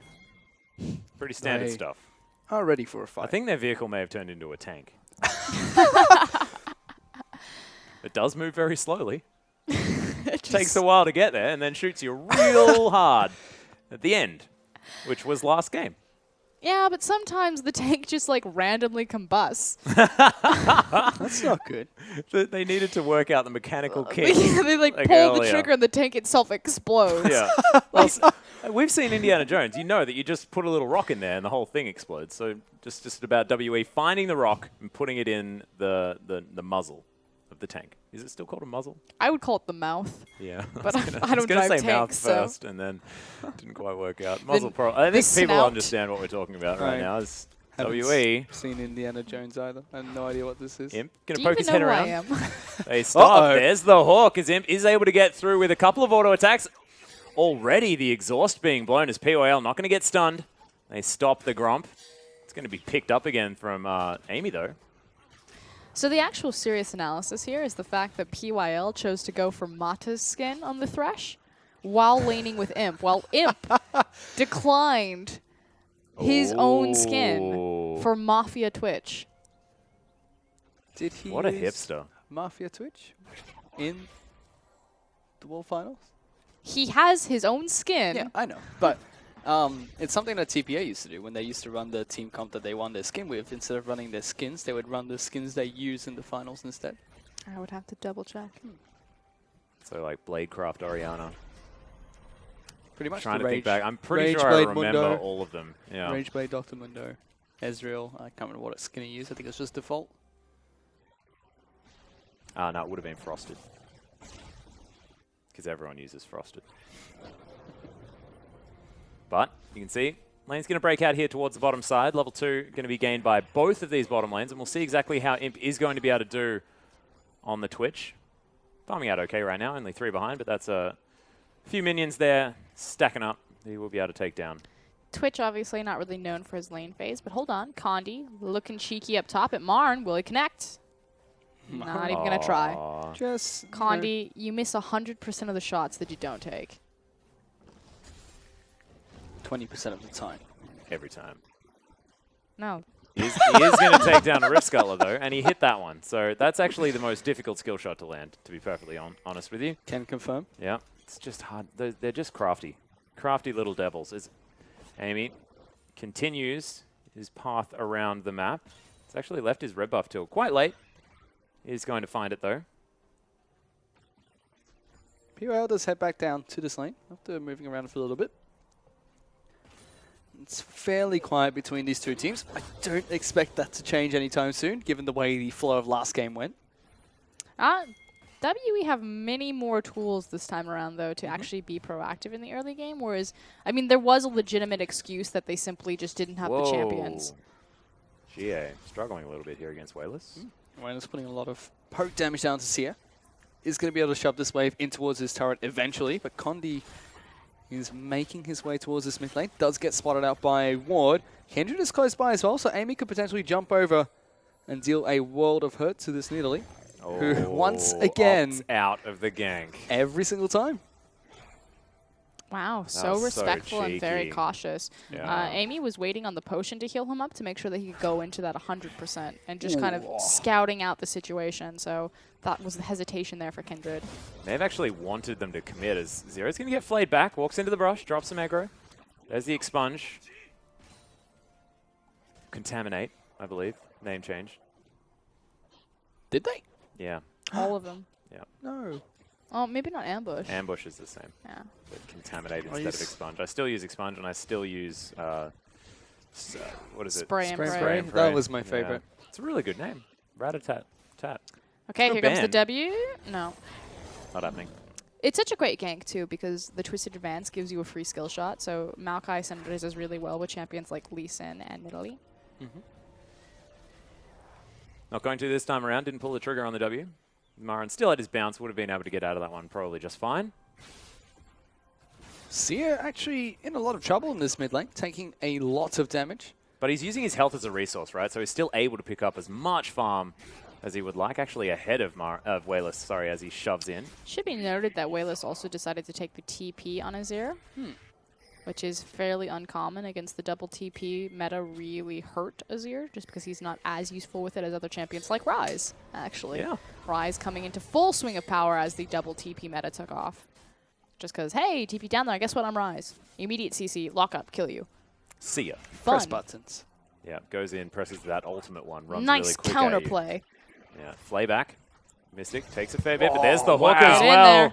Lots of poison damage down here as he takes the lantern to get even closer. Mystic, the Ignite's ticking. The poison's there as well. The exhaust down onto Imp is going to stop a lot of that, and the Primal Surge to keep Mystic alive.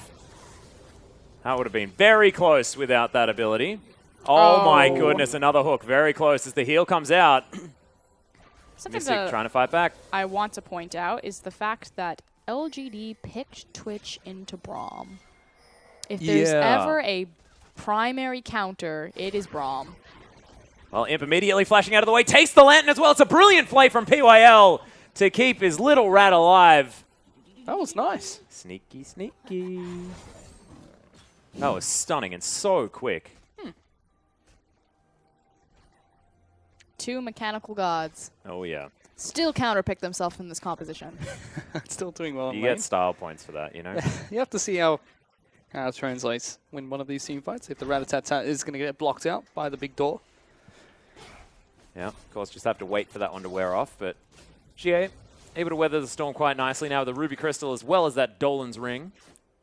Still a couple of CS ahead of Wayless. Both of these mid laners, a lot of Today- consistent damage. Today has been a day of taking away your enemy's buffs. Yeah, most certainly has, as Marin gets the Hyperproc trading back quite nicely here against the tree. Gets two. But a lot of inherent sustain available for 957. And Marin just hasn't gone back to base. He just flat out doesn't care. He's 10 CS ahead, still with the teleport available. And he gets to be as aggressive because he does know that Condi is on the opposite side of the map since Xie walked out of creep vision to pick up his blue buff. So This is the timing for the second blue as well, as we are going to see Wayless pick up his own. Yeah. So 957 now Just trying to clear up minions as best he can.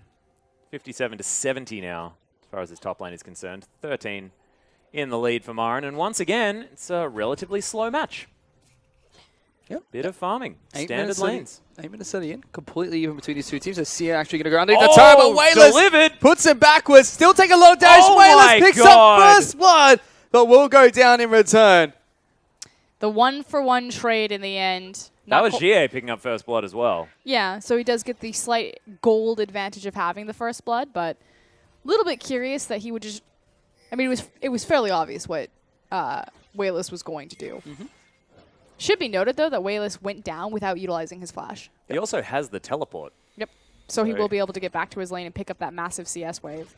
Decides not to, actually. It's gonna be I think we didn't see, but I think Amy actually caught it Yep. for him He did. and allowed it to freeze in front of the tower to save the TP. Yep. He didn't move in. Was able to freeze that for himself. Meganar, bit upset about the fact that he's so big that he just tanks up every spear thrown anywhere near him. Can you imagine that? Just now going, Why am I so big? Yeah, Why? I imagine that all the time. It's really unfortunate. If only I was like pastry time. Slim, Slim. sexy. The ultimate out again from GA You're though. beautiful, Atlas. Oh, thanks, Frostgrin. You're welcome. That's why I keep you around. I know. Because my self-confidence is so low. Minion wave is easily cleared out by Wayless, though, as Amy going to take his red buff. Another one here as there's a flay back onto Zero. Just throws out the Unbreakable. He will be absolutely fine. Takes about a third of his health bar. Still not terrified in this lane, though. We expect Twitch to really suffer, especially against Lucian and Braum, but Thresh really evening out the discrepancy between these two laners. Has his Bilgewater Cutlass and is actually looking for a very cheeky ambush. They're going to Yeah. try and jump onto Sia. Doesn't have his flash anymore, and he's going to get ganked by 4 people here. Imp will actually be the one that picks up the kill. And then looking to try and get some damage onto mid lane's turret. Just like clockwork. They have a great window of opportunity to do it here, especially because the mid laner is down. So this is probably the best case scenario to get this chip damage down.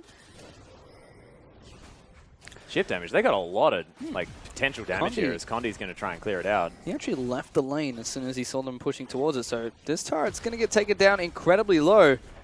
Amy going to get a couple more auto attacks off. In fact, they may actually be able to finish it. They are going for it, but meanwhile, there's actually 2 teleports being used in towards the bottom lane. Both get cancelled. Yeah, The neither double top laner. cancel. Marin still being frustrating here. Has the Phage and the Spectre's Cowl. All he needs for successful laning on the Gnar. I love those 2 items for laning against a magic damage dealer. Well, one of them for just being Gnar. The other one, Spectre's Cowl, fantastic against anyone that does magic damage. Condi coming in to clear out a pink ward. Phage obviously gives you the ability to walk down any opponent. Yeah. Or to hop down any opponent, Hop. as the case may be. Car. So we take a look at the bottom Garage. lane. Garage. What? What? You sounded really Australian when you said it. Ah, right. Hop. I am Australian, so I mean that's probably a problem, right?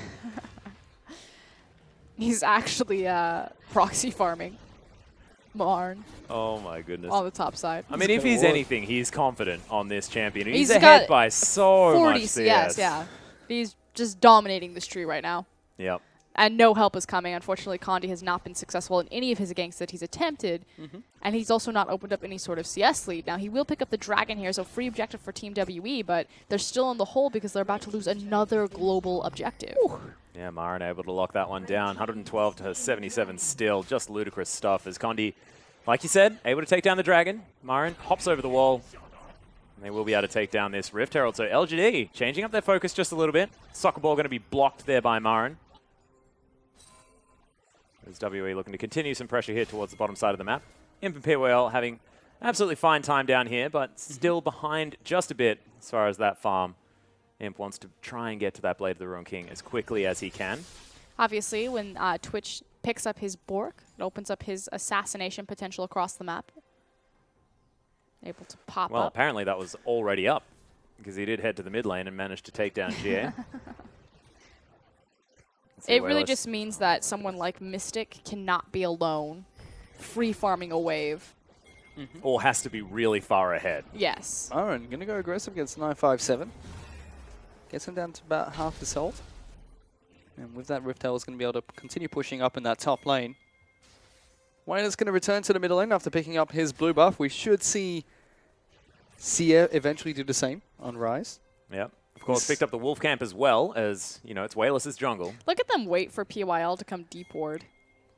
They know. Because they know that PYL had know. just taken his back, so he's going to come into the river, possibly their jungle. Oh, This is just mean. oh no. Oh, they go for it, but they spot a wild Amy as well. They're still going to go for the aggressive play. PYL. Hook, line, and sinker. Really Well nice executed. prediction. Yeah.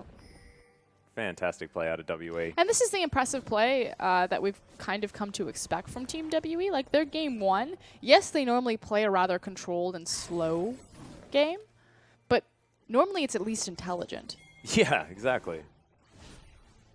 So looking a bit more on form this time around. There's the ult into the wall as Marin just trying to lock down 957, gets the hyper proc. There it is. He's Actually not going for the stopping. 1v1 as the boomerang not going to be quite enough there. 957 will have to go back to base as Marin under an inner turret going so aggressive.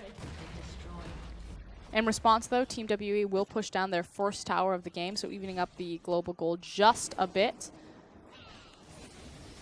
I run at you very fast, and you run away. Well, hop away as well. There's Imp and PYL now back in this bottom lane, able to clear this one out quite easily. Wayless is behind the team. They could look for a collapse. A lot of pings are going down. Multiple people can get involved. So many teleports available. Yeah, Amy with a potential face check. Pounce over the wall there from Condi. Doesn't want it. And everyone disengages. No, Wayless, you're crazy. Where are you going, man? Everyone's standing on wards right now. Sun turret is there. GA trying to deal with that right now. Of course, the worst turret taker in the game is struggling a lot. And it just looks like he's frustrated. He looks frustrated as the champion right now. Just throws his Q in a Yeah, he's random like, direction. oh, using my ultimate because I'm mad. Screw this. Yeah. Oh, okay. So Wayless is now very angry at Amy because Amy decided to take the popcorn chickens. Wayless needs that. 151 to 137 now as Wayless has taken the lead as far as that CS is concerned. Actually built himself some Mercury Treads. So wants that extra tenacity. Of course, the item got a little bit better. Now gives you an extra 10%. It's also massive against Rise to make sure that he can't just lock you up. Yeah. Still gets 2 of the Ws in the rotation. So you're prisoned for quite some time. Yep. Help give him some space because, I mean, really all Azir needs is those little windows to get his shuffle on. Yep. Well, it's 16 minutes into the game. Let's take a look at where the gold stands between the two teams. LGD, about 1,500 gold ahead of Team WE. They have 2 turrets to 1, and the only dragon of the game going on over towards WE. Likewise, the only Riftail going on over towards LGD so far.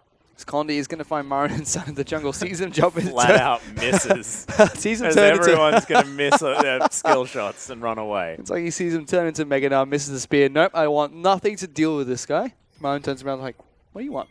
But intelligently by WE, they are moving around the map, grabbing as many turrets as they can. That's the second outer turret that is going to fall, evening up that global objective. Yeah, they've really come alive right now. It will be answered by LGD on the bottom side of the map, but like you said, Team WE, there's some spark. We Yeah, found there's them. signs of life. Signs of life in this team right now. Wayless is going to move back towards his mid lane outer turret, which is very healthy.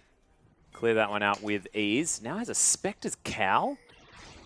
Okay. So much respect. I mean, to be fair, he's facing across from a ton of magic Yeah, damage. triple AP. Yeah, pretty much everyone but Lucian on that team. Would you turn that into a Bounty's Veil?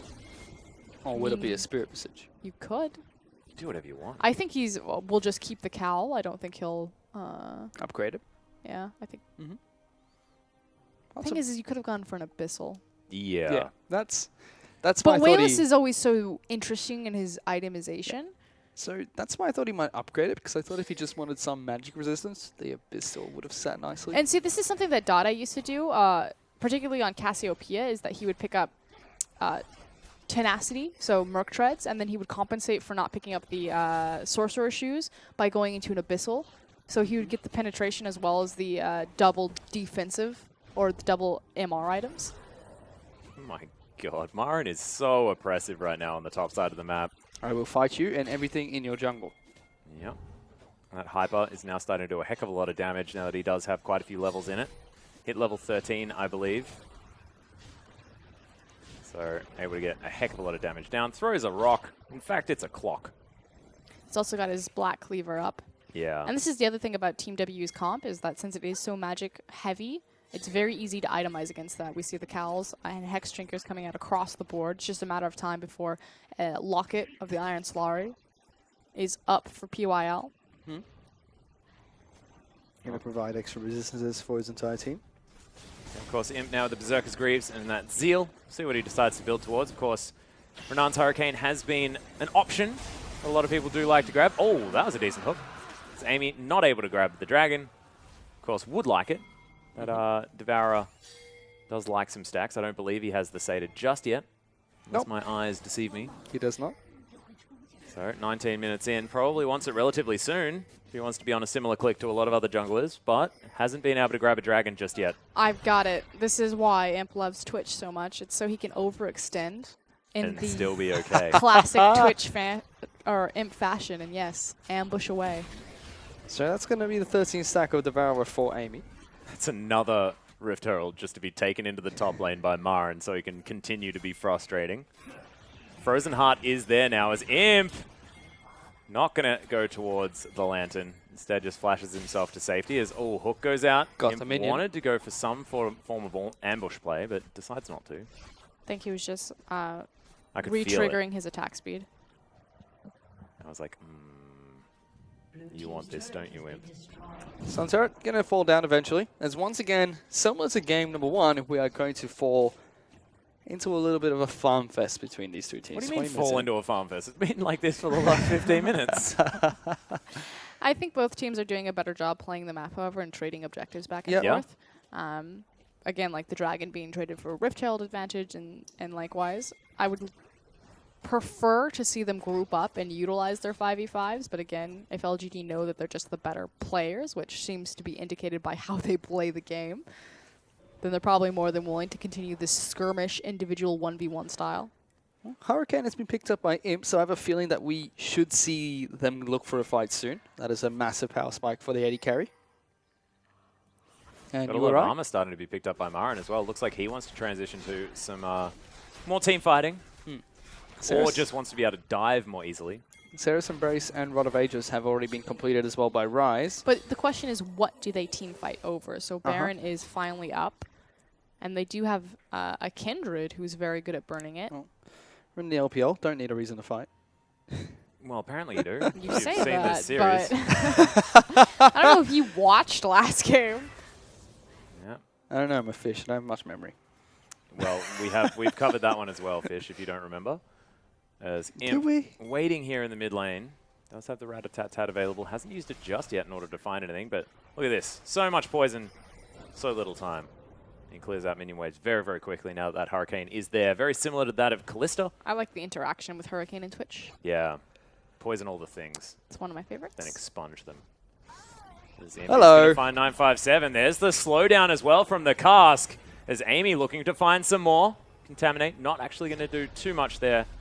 957, but he may actually need to go back as Wayless and Jie fighting now towards the bottom side, and the teleport coming in. Marin nails him with the clock, and we'll see whether he can follow this one up. Rune Prison goes down for the attempt to disengage, but the possible mini-Gnar attack coming in right now as he's going to take the Sand Drift, and Wayless is going to pick up the kill. Imp now trying to get some work done as Zero right in amongst it. Gets himself the exhaust down on Imp, so a lot of extra damage is going to get taken down. But my God, he's still able to get the work done. The double kill on the bottom lane, and Imp is going off Marin, right though. here in this mid lane. And 957 once again caught out of position. There's the twisted advance for the attempt to disengage as he's going to flash out of the way. Nice prediction there, but Amy hops over the top.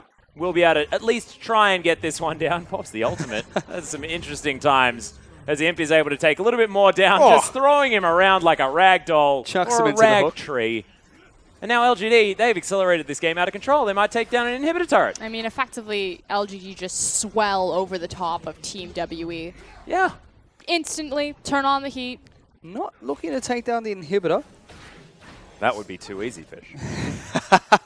4 members of Team WE are back up and ready to fight. When you pop your Lamb's Respite Teleport. like that, Oh, gotta go fast. Still gotta go fast. Does get the stand out. It's Amy. Oh They my take him God. down. See ya. That was beautiful. Pop. That's the jungler dead as well. WE might actually go for a Baron here. Oh, they walking over to it. Oh, Marin farming things up here in the mid lane. I think they're looking for a trap. They want LG to face check.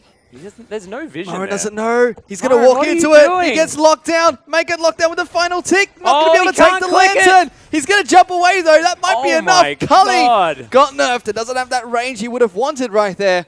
In fact, got blocked, but I have no idea how he survived for that long with only a chain vest, cloth armor, and Spectre's cowl, and a bit of health from his Black Cleaver. It's That was level ridiculous. 15. Yeah, the dude is massive. There's the glide over the top. Shifting Sand's going to get Wayless towards his blue buff. He's going to be able to clear that one out. Has his Rylai's Crystal Scepter there as well, so that 2-item spike well and truly online for the Azir. Just sliding his way around the rift right now as he's going to clear out this top wave. 957 may actually be in a little bit of trouble right now as the slow is pretty hard to bear. Oh, that does not look fun. No. But he's a tree.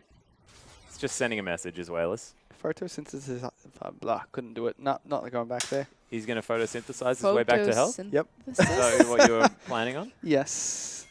Okay, look. Couldn't quite get I there. like the idea. Execution needs some work. Yep. 5-7. Oh my goodness. Amy, though, going to be able to take himself down a little scuttler, getting himself towards satedness. Has he got it yet, guys? My eyes aren't great. Nope. He is still sitting on a Devourer. Good thing that Fish is on the cask because he is the sated Devour guy. He knows every game what stacks you're at, what will give you what, when you're going to get it, and what that means.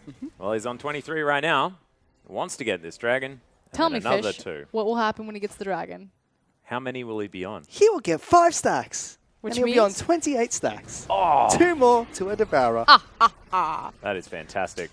As this dragon is that going to was get a taken down. Sesame Street joke. You got that one, right? Yes. The side. Oh, is he going to get smited away? Oh, it does get taken. Oh, Amy 23. gets denied. He's the saddest Kindred He has ever right Smite. now.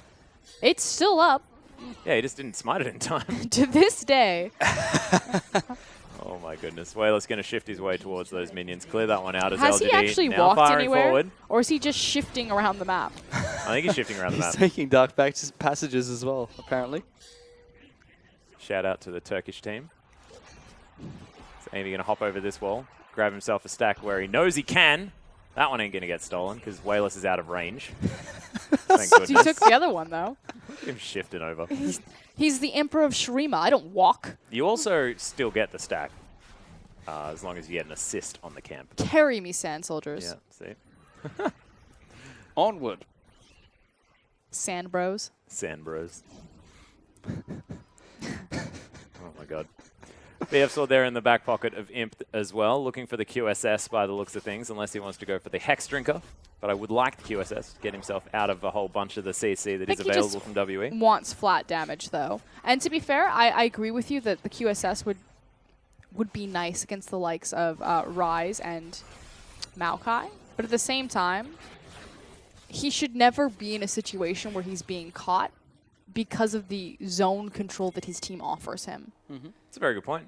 There's Like some if it's- fairly short-range abilities there too. Exactly. Against the likes of Ryze and Lucian. Well, we'll see what he does turn it into. Could actually be just the Hex Drinker to avoid the AoE that could come out, Might need especially to be, from Condi. you might need to be a little bit careful of flanks because 2 teleports on the side of W as well. That's the big is thing is the possible. flank. But like a front-to-back fight Yeah, where you get a front to line back of fight. scrimmage set, he should be ace. Yeah, well, Marin has a Banshee's Veil now. Has just been popped there.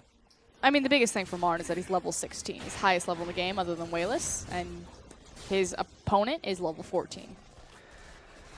Insane. So much side lane farm as they have a 5,000 gold lead. Double the kills. 28 minutes into this one. LGD now with most definitely a decent scaling comp. Twitch and Azir. No slouches as far as late game damage is concerned. And Amy on this Kindred at the same time. Also very, very strong. We'll see what WE are going to be able to get done because, of course, Ryze, no slouch in the scaling department. Yep. And Maokai is going to be very useful dealing with all of this AoE. Taking a look at the gold as well. Currently, LGD are 5,000 gold up against Team WE. 5 turrets to 2 as well. So, nice lead for themselves. Open Certainly inhibitor, is. though, and this is what we're talking about. You know, LGD, I would like to see them be a bit more proactive with their leads. But again, I think the mentality is if WE are just going to continuously push free farm into us, might as well. Yeah, and WE once again now in a stalemate with themselves, not really sure what they want to do. You can see Condi just hanging around here, clearing out vision in his own jungle, but not really moving through for any sort of proactive movement. Imp just clearing things out as they head towards him, and as the Twitch is having minions thrown at you, you're going to be pretty happy, especially 3-0-0 right now. He's still behind in farm by just a little bit, but he ain't going to be too worried. It's that early laning phase. If you don't die, you're still pretty happy, you know? Sort of expect to fall a little bit behind as the old Twitch, and now goes back and grabs himself an Infinity Edge. So there's not going to be a lot of health bar on the side of WE if the Twitch unloads. Meanwhile, Amy looking to try and take away the red buff, the key objective that we have learned tonight. Yep, going to grab himself a lantern to get out after not getting the smite. Reminiscent of the last dragon. Finally sated though, I believe. He did it. Thanks, Fish. They should just be playing around Baron or the open inhibitor. Instead, they're just opting to farm. I think I've seen this one before. I just don't understand. I know how this game ends. Well, we don't yet. As We an- have an idea. As an analyst, I sit here and I'm just like, why don't they just take the objective? Why don't they just do stuff? Why don't- As a player playcaster, I feel the same way right now. Well, Wayless thinks that he wants to take the farm on the top side of the map, which I agree with. Most definitely. I mean, he's ahead by a lot. You got to continue to assert dominance in the CS department. Like, look at their vision right now. They've got 4 pink wards. Yep. That's more than enough vision needed to clear out the Baron pit and force Team WE into a situation where they have to face check an area that you have control of, and you can make a pick. And they have a beautiful pick comp set up with the likes of Twitch and Thrash. Yeah. They want to 5v5 because they've got Azir, Twitch, and Gnar. And they also have the gold lead. And they want to go before Ryze gets up and online. Oh, Ryze does have that Guardian Angel, and here is that Baron play you were talking of. They're actually going to be able to take this one down for free. No Super vision at dead. all. That was one of the quickest 3-man Barons I've ever seen. They have a Kindred and a Sated Devour, as well as a Twitch and an Azir. And a Blade of the Ruined King on the Twitch. Like, Their Baron speed It's absurd. is absurd, but that play has been available to LGD for the past 15 to 20 minutes. Well, For a- 11. That's not true. It's a been very 11 long minutes. time, Yeah. though. Well, they do eventually take down that Baron. Now we'll have to see what they decide to do with it. As Marin's being very cautious with pushing the top lane turret. 957 can eventually make his way up here. Marin does have himself a Thornmail, which of course is quite good when you Mega Knight. You get delivered health for free, so grabbing the resistances is a good idea, but there's triple AP. Fight them. Here comes the Teleport. TP. Yeah, Flank they're coming actually in. This is looking it. for it right now as WE. Da, da, Might be in da. trouble. Marin gets in through the backside, doesn't have the Mega Knight just yet, but he's building it up. Box goes down, PYL locking them down as the Oh, Emperor's nice. Divide was gigantic! And massive damage coming out from Imp. Look at that. Wayless grabs a double. This is the execution we expect from these star players. But it's been so easy the entire time. Both these games they've had the lead as Imp. He's Yeah. going to go aggressive. He flashes forward towards Sia. I don't think that's what you want to do against a Guardian Angel Rise, as he's just going to run straight back to base. Had the respite. Didn't worry about it. Yep, he's still going to look for the kills here. LGD not focusing on trying to end this game. Instead, they want to kill Sia. He's going to be able to get out of there.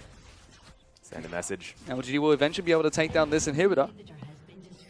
Marin just going to get back to work here towards the top side. It's been his mission all game. And he's LGD. going to be able to do so. Are playing with their food. I felt like they could have possibly done some damage to the Nexus turrets there.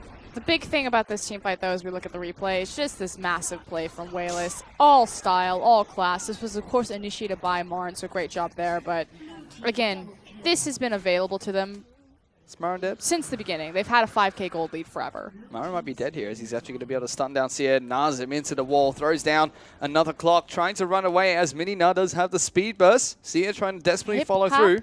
Yep, just Yep. hops over. Easy Humps peasy. over. Never mind. Was never even in trouble. 10,000 gold is now the lead for LGD. If we were to have a look at the Baron power play, what would be your assumption, Fish?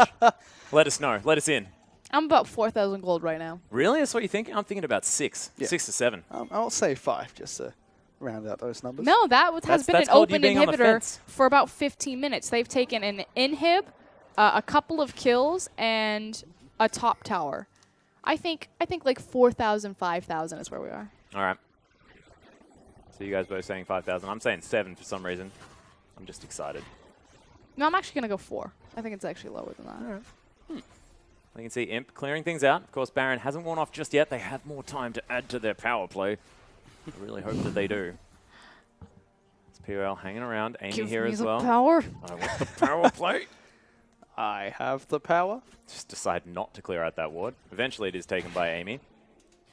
There's Condi throwing some spears in, but doesn't find too much. Imp just has so much damage. That's a Last Whisper already completed, as well as the QSS that he did decide to pick up. So if any surprise CC comes out, he will be A-OK. Marin accomplished his mission. Yep. As the Baron will finally run out for the side of LGD, but they're still looking to continue their pushes. It's at least 6,000, I reckon. Tell us, LPL. Yeah, I'm really excited about finding out. Marin is able to take the red buff away on the top side of the jungle against Team WE. The rest of LGD still grouped up in this bottom lane, looking to continue their push. Sun turret has been put down as well in between the inner turret of the bottom lane and the inhibitor turret. All of a sudden, a very short lane to deal with. Yep, as Marin, he's going to turn into Meganar rather shortly. Looking to see if he can get a flank on. He does have his Rage Bar complete now, moving towards the Team WE base. He is fully integrated with Team WE right now. He is basically a Team WE player. Except me for one of you. Yeah, well, you can see LGD just hanging out as Marin just continues to clear every minion that heads towards him. Still looking for a flank as mini now. Oh, Imp.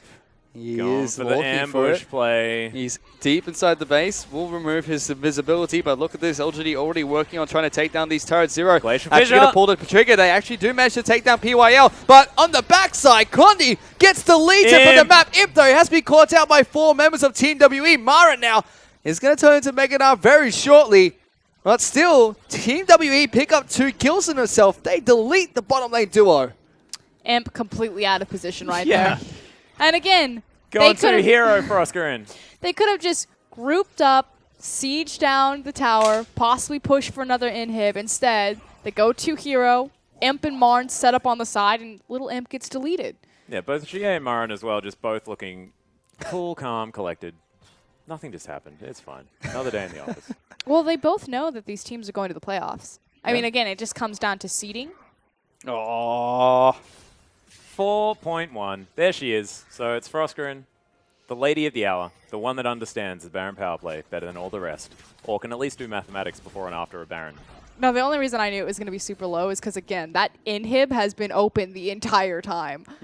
There was no tower that they pushed to take it, and that's effectively all they got, and a single tower. So you have the 1,500 gold from the Baron. You have, I don't know, like 1,000 gold from the tower, and then just like the couple of kills they picked up. There's no way it's going to go over 5,000. Well, at the moment, it is a 10,000 gold lead. Was 11, back to 10. As Imp is going to pick himself up a red buff. He's incredibly strong. Now has fully upgraded Last Whisper. Is Now going to he- head back for a Mercurial Scimitar and be a 6-item Twitch. I was going to say, is this going to be his 6 item? We're just going to get a couple of elixirs. So I have to see with this back. Oh, holding our breath. Not going to be Doesn't anything. get anything, so maybe a elixir or 2. He's going to walk towards the top lane, potentially try to shove that one out. LGD waiting for objectives to come back up. It seems as Baron will respawn in 25 seconds, and Dragon will be a minute after that. Team's actually grouping up towards the red side of Team WE's jungle. Marin is still split pushing down in the bottom lane on Na. But Does have the LGD, teleport. Most definitely available.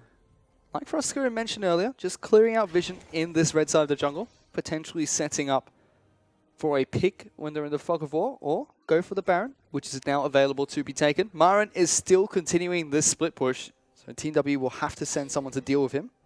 It's just ridiculous. The amount of Baron damage that LGD have means that WE have to be so diligent on all of their scrying orbs, They- making sure that they yeah. have the vision. They pretty much cannot leave this area at all because it will just melt. Well, you can see Imp does have a pink ward at the ready. Knows exactly what's going on. Just going to use his ambush to get himself to the mid lane, of course. Clear out the minions. Red buff probably about to wear out relatively soon. We'll see whether that spells the start of anything. As Good Wayless lord. is actually going to start off the Baron. The ward does spot them, but the Sparron's going to take it down incredibly low. It's now down to 5,000 health. Immediately, though, LGD do back off. Amy did take a lot of damage from that Baron, but they do blow the teleport from Sia, which means Murren can continue his split push in the bottom lane, and they have to send 957 now. I was They gonna also say, may not know who used the teleport just then, which could mean that they might have been expecting a tree when really there could be a Maokai to be delivered to the backline later on in the game. That could be exciting. The mystery van strikes again. Yeah. Instead, they're going to waddle their way towards the dragon. They got it. So we will have our second dragon for LGD, picked up at 39 minutes. Bit of burn damage on the turrets, definitely not to be a bad thing. That will help them greatly in taking down these last standing structures. Yeah, 40 all four minutes of them. into the game, With their 10k gold lead. and they're looking to try and take down Baron. Seems. Murren still split pushing down in the bottom lane. Like we mentioned, 957 is going to be the Wayless is fucking- looking for it. The surprise bird attack. surprise chicken, the angry chicken. The Alfred Hitchcock. Yeah, that's what it is. The birds. He does eventually leave, so we're not going to see any. Can we make a full bird comp? What, you got Swain, Anivia, Azir, and Quinn. Do we have another one? We need one more. Is there a bird skin? Udyr, Phoenix? Yeah, Udyr would That work. doesn't count. He's Phoenix a phoenix. stands, He's a you- bird, kind of. I count it. I'm with you, fish. I think at that point you just put Maokai on the team. So that they can at least sit on a tree. Well, he's got some birds in there. Oh, surely. Somewhere. There's got to be another bird champion. I'm sure we've forgotten someone. I'm thinking so hard and too much about this. Well, Myron actually just going to focus on the turret here. It is going to fall down. He is the hero we need and the one that LGD do not deserve. That's exactly right. They are going to start off the Baron, though. You can see LGD a little bit indecisive about whether they're going to continue. Is Imp going to ambush his way around? Condi trying to clear out vision when he can, as Myron still here. Has that turret down. Sun turret's going to fall. Fiddlesticks? Coastal? Oh, yeah. He's not a... But he brings the birds. He isn't an actual bird, but neither's Well, Quinn. neither's Quinn. Quinn has a giant bird come down to assist her. And Fiddlestick has a storm of crows. Crow storm. Theoretically. We understand why it's called that. Fine, we can have fiddles. Yes! She's not happy about it, though. Imp going to get speared. Probably wants to go and grab himself some health back using the lifesteal from his Blade of the Ruined King. He's actually going to ambush up, and we'll see what LGD is going to be able to get done. Nothing. They don't have any pink wards, so they lost their ability to deny a lot of the vision that's been laid down. They need to reset and pick up the... Stop it! Wayless loves doing that. Oh my goodness. But that's a Zeke's Harbinger completed as well out of PYL. So this Twitch is going to be doing so much damage if a team fight ever breaks out. The ever. most important thing is the pink ward in PYL's inventory. I don't care about the Herald. Excuse me, Harbinger. Harbinger. So, in Wayless' defense, I played my first game of Azir the other day with Frostgoon, and that's all I tried to do. Well, I think Wayless is probably... Yeah, I don't think it's his first game, but Yeah. it's still a lot of fun. I couldn't do it. He can. My mentality is that, they're, Team WE, you're in playoffs. LGD, since Masters 3 failed, you're in playoffs. So let's just beat on each other for like play an some hour. League of Legends. Well, they're definitely doing that. As Marin and 957 just battling it out. You can see Jie looking to try and get some damage down as well. Meanwhile, the Baron is going to be falling as Marin running incredibly fast with the Rage passive. We'll see whether they can actually lock this one down. Is he going to get away? He does actually use the flash and will get himself to relative comes the safety. TP. Yeah, Double teleport is TP. going to come through. And Italy. it's been stolen. Condi grabs another got Baron it. for his team as Mystic takes down PYL. And it's all falling apart here for LGD. Can Imp get something Oh, back as he no. flashes forward? He's going Can't down. get it. He is going to fall as this actually could be the end of the game as LGD all fall apart. Marin teleports in. What? And what just happened? Well, he's going to desperately try to stop the rest He of needs WE to here. stall them as long as possible. He is, to be fair, doing just that, but Team WE, they don't seem to care. They're running straight for the base. That is 50 seconds on Imp right here. They've got to go through 5 turrets, though, and a Nexus, and an inhibitor. Condi grabs the Barret steal. Disaster strikes as Imp is locked out, and Marin's not even there to assist with them. But this is the real kicker. The flash over the wall straight into it. Not good from him. He was nowhere I near think- the wall. I think Marin he was trying able to flash for the contaminate kill. Marin did take down Rise during that, though. Are they going to win? No, Team W not quite able to finish the game. PYL does come back up. They were able to take down Rise as well, so Sia does lose his Guardian Angel. But look at this, Marin taking the Thresh Express. He flashes forward as well. And then looking to try and take down Mystic. He has been slowed down. The Boomerang Blade is going to connect onto 957, but Marin a little bit too low to continue that chase. Well, yeah, they also shouldn't have continued that chase. I mean, that's 4 people versus 2. Don't fight that. That's bad news. What is going on? That was a disaster. That was a big fight. What a disaster. Oh. Suddenly- Great play by Condi, though. Yeah, Team WE clawing back into this game. They're not 10,000 gold down anymore. 5,000 gold Another mistake like that, and Team WE will win. win. Oh, yeah, they most just definitely. They just took 3 turrets and an inhibitor. But again, this is like how... What's the word? How to politically say this? Looking forward to this one. We're waiting. Yeah. The execution on LGD 5-7. to be 10,000 gold up and to possibly lose because of lax decision making. I think it was a really smart play from Team WE as well. They sent What is the 9-5. smart... They sent 957 and Sia to deal with Marin. So they burst him down and both teleport to the Baron play, which means Marin has to base before teleporting in. You create a 5-over-4 for a short time, but it really came down to Condi taking that smite No, and also misplays. I understand, like, the double TP was excellent, but missing your smite, or A, even waiting that long to challenge the Baron? Yeah. Even doing the Baron. It was Oh. an instant Baron from LGD. They did pan over and show us that. Or but they could have, walked in and taken these 2 open inhibitors that have been sitting in their base for the last 20 minutes. quite some Yeah. time. This Baron power play, this is like This is going to be a big 6,000 one. gold. And Mystic, he was able to get out there with a sliver of health. One more auto attack would have taken him down by Imp. And that flash, I think, just sealed the deal. I think it's more like, I'm going to go with 6,000. Like 5,547. 5,547. I'm going to write that down. Mate. I am going to say 4,000. I'm going to say 7,000 again. Because I just like overshooting. On LGD. Moving further forward out of their base. We'll see whether they actually get it together for this next engagement. They cannot do anything like that last engage ever again if they want to win this game. That is a 6-item rise with a Void Staff, Rabadon's Death Cap. Guardian Angel still down for him, though. That is true. You would have to wait for that cooldown to come back up to be That's effective. the kicker. That The is the 6-item kicker. rise doesn't have the GA. Better fight him. It is not gold efficient until it's back up.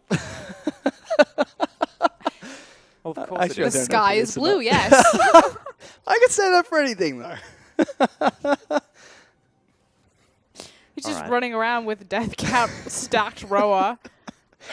Sarah's Embrace. Like, this guy is massive. Yep.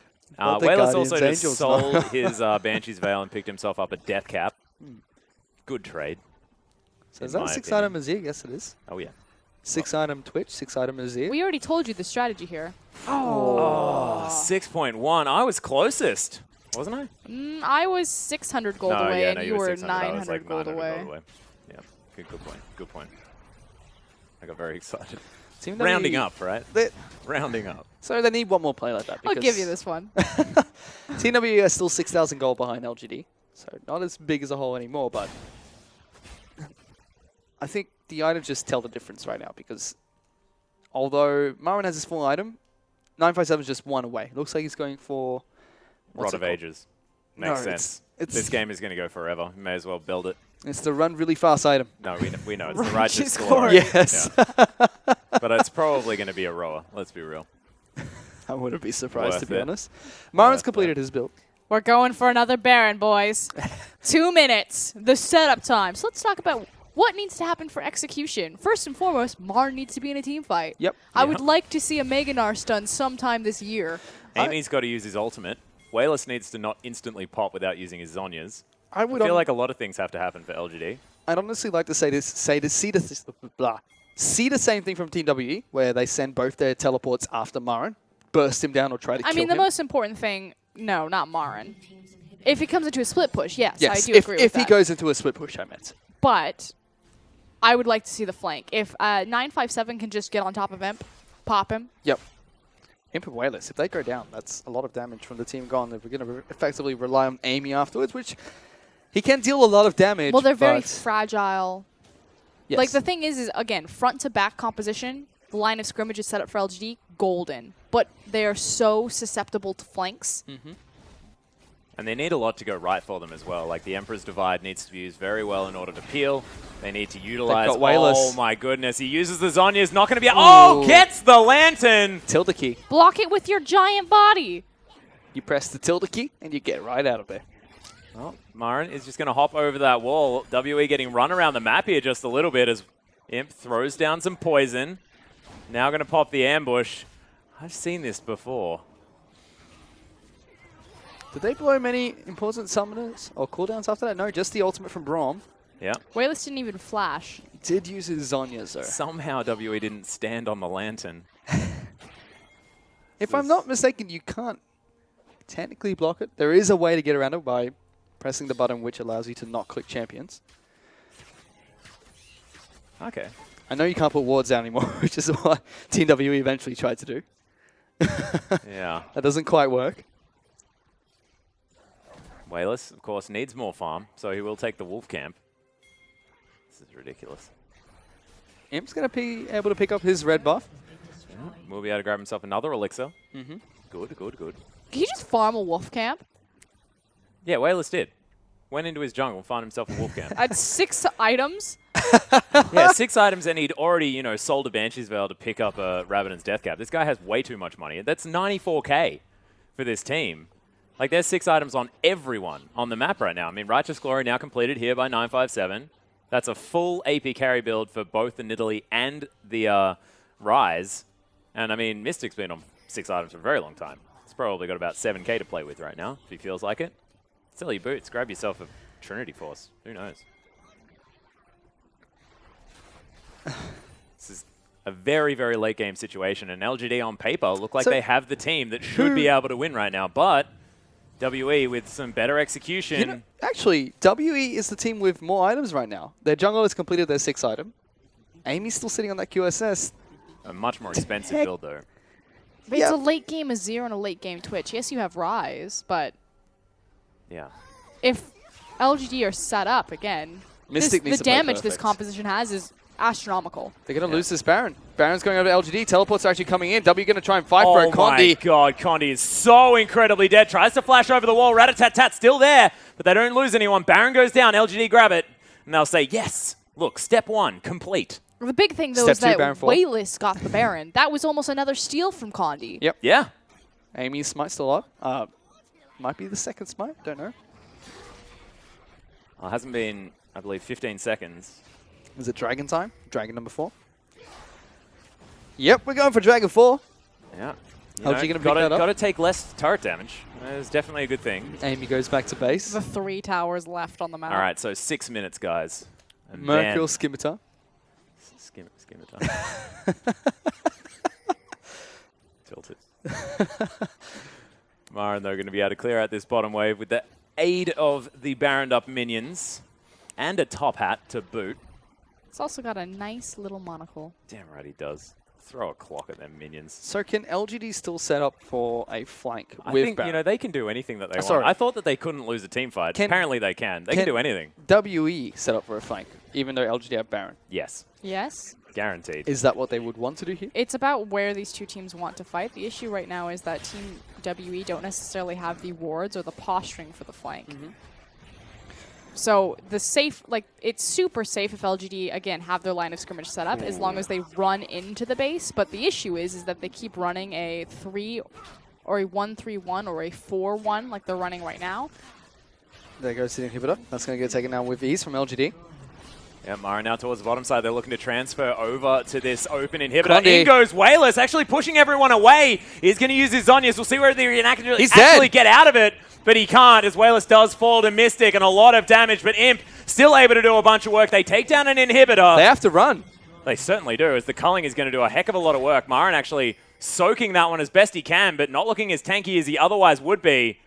Takes himself a lantern. LGD grab 2 inhibitors, but they lose their mid laner, who has a teleport. And they've all got empowered recalls. This Baron power play, not exactly going to be stellar. We're gonna put this in the bad Baron play. They get 2 inhibitors. If they can stall for another 40 seconds, Wayless will be back up and able to assist the team. But I actually don't think W are going to allow that to happen. They may continue for a push here. I mean, they do have 6 items. A single... There are 2 super creep waves heading towards WE. It's going to be hard for them to actually push in. They have CS splitting on the bottom side. He is right. I think you'll be able to deal with that. And this late into the game, I think 6 items on all of your champions is going to be enough to deal with pushing these waves. They're going to be able to take down this inhibitor for sure. Well, this is not up for another 10 seconds. They also have lower cooldown ultimates on the side of WE as well. So the culling was back available. Things like, 957 will always have his ultimate. Condi, permanently with an infinite ultimate. GA also will have his back. So, of course, none of the cooldowns really reliant, as the Rat-a-tat-tat has only just come back up. So now Imp is ready to fight, and we'll see whether they can defend this inner turret, as Ambush is going to get him in relatively deep. Sia's actually waiting in base with his home guard and teleport available. Yeah, again, the farther and deeper we are in this map, the more options Oh my god. Team WE have And for these also, flanking plays. The later this game goes, we're almost an hour into this game. These minions are doing some serious work. That poor cannon minion got creep blocked by his own That turret's dead. I'm sorry, I was busy watching the cannon minion get creep blocked. It's kind of ironic. These creeps are out of control. Yeah, completely ridiculous. They just get stronger and stronger. It's gonna get to the point where when you do have Baron, there's like no flank available. Like no one can beat you because the creeps will just destroy you. Well, 4 more minutes and we'll be... That is the biggest tree I've ever seen. What's the longest game we've ever That done? is the world tree I've right done it there. now. I've done a 72-minute game. I've done 80. 80? Yep. Apparently you're just a story topper when you come from the Singaporean league. That was wasn't a professional game. I think I've only done 66. I've casted a think- 72-minute game. I think professional game I've done 70. I have casted an amateur 80-minute. That was not fun. Oh, but I hope you're ready for the professional even because we're going to. Yeah, we're getting there. Let's get those history books out. Get those records set. The Sun Turret is going to do a self-destruct. Are they still a scooter? I don't care. Okay. I'm actually trying to think of what car they are now. What vehicle they are. Are LGD a tank? Is the tank like trying to go uphill? They're like, Yeah. you know those cars that people make in the zombie apocalypse movies, the ones that are meant to be durable? It feels like that, like they're just making their way through no matter They're what a happens. June buggy.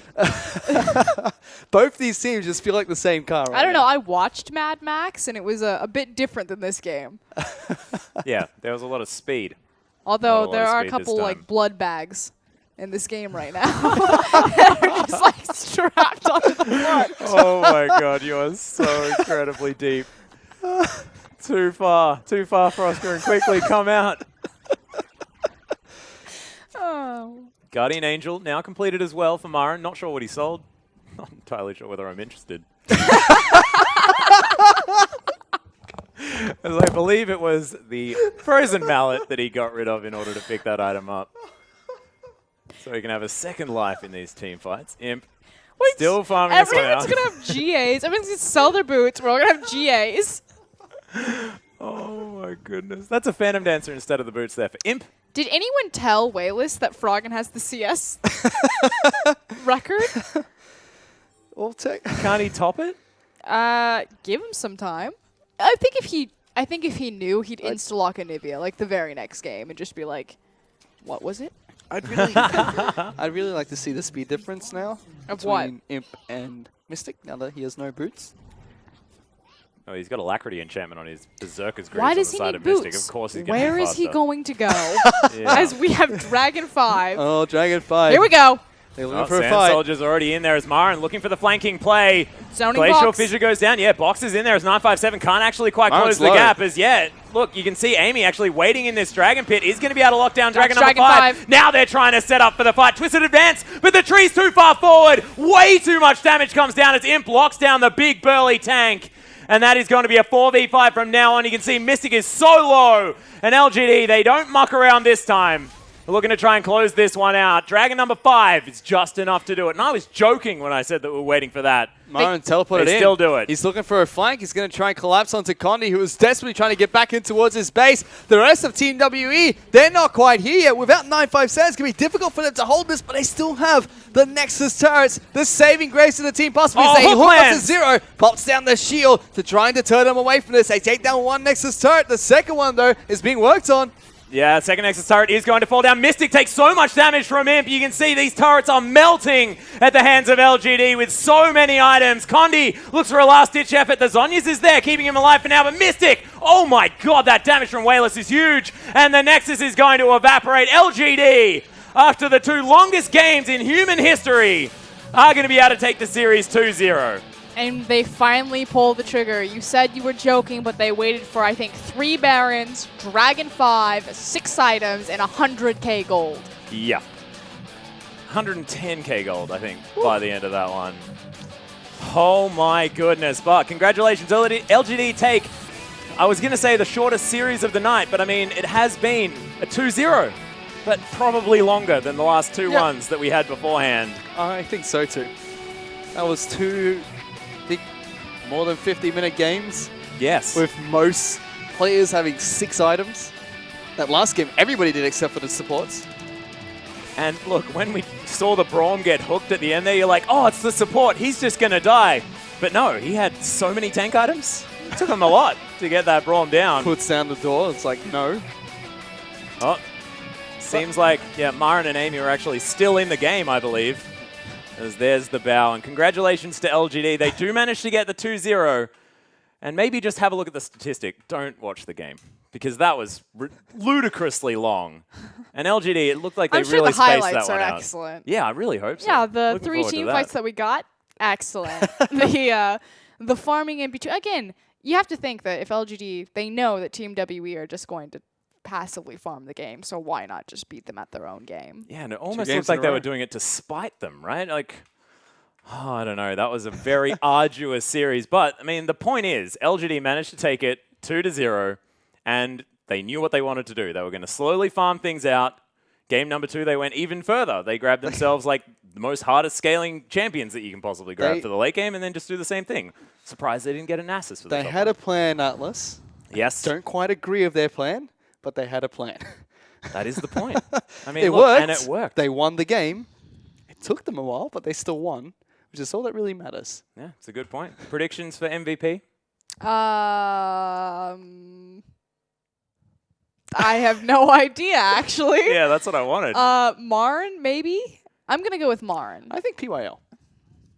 I think PYL saved Wayless quite a few times in those fights. Oh, especially at the end there. That would Oh, be no, game it's going to be over. Wayless. Like, the only team fight we had, there was a massive Emperor's Divide that, like, shoved... true. Yeah, it's going to be Wayless. You think for that one? Not entirely sure, but here are going to be today's results as M3 did fall to QG. They did manage to take game number 1, but QG fighting back beautifully in the second 2 games. Not going to falter, and M3's chances at playoffs were then dashed as EPA also managing to take game number 1, but Snake fighting back in our second series. And then LGD taking a decisive 2-0 victory over WE. You know what? It's actually one of the... You can say decisive, though. Like, it was. It was very one-sided. They were ahead was. for the entirety of the series. They ballooned 10k gold leads every time. Yeah, we are going to check back in with the standings. 6 and 8 now is LGD as they're trying to get themselves back into, you know, above the fourth place spot, but being so far ahead, the other 2 in their group. They're in playoffs. Yeah, they are in the playoffs now as tomorrow we are going to have Vici taking on EDG, HYG versus IG, and RNG versus OMG. Tomorrow, actually with a lot of really interesting games. Yeah. Big teams to watch out for now because Group A is effectively wrapped up now that Masters 3 and EPA have dropped out of their playoff contingent spot. It's going to be Group B's Invictus Gaming and Group B's Vici Gaming, and they are just one game apart, 7-7 and 7-6 right now. And what's excellent is that the last two teams that both Vici and IG will face are going to be Hyper Youth Gaming, and then Vici will face RNG, and Oh my Invictus Gaming goodness. will face EDG. No, it's the other way around. RNG for IG and EDG for Vici. So it's effectively like literally the last place team, which should be effectively free points, yeah. and then the top two teams. And it's going to come down to the last week to see who gets that final spot into playoffs. Which is just ridiculous due to the fact that we've now locked in our playoffs for Group A. Group B, definitely so incredibly close. And Invictus Gaming, they're so up and down that I actually have no idea what is going to happen. I mean, you talk about the fact that they'd be up against the likes of EDG and RNG, but oh my goodness, Prosker and the God knows exactly who's going to get the MVP, irrespective of who should have got the MVP, as it is going to be Wayless. That, honestly, it was a brilliant The Baron Shroom should have shuffle. gotten the MVP. Like, let's be general. The Baron did a ton of damage that game. I It think there did. was 4 Barons, maybe 3. I think 3. I don't know. There There were was too many. 9 dragons. I don't know, but this is going to wrap up day number 3 of Week 9's LPL action. Of course, we are around again tomorrow night, but on behalf of myself, Prosker and Fish, and our whole production crew, thank you so much for watching. We'll see you tomorrow.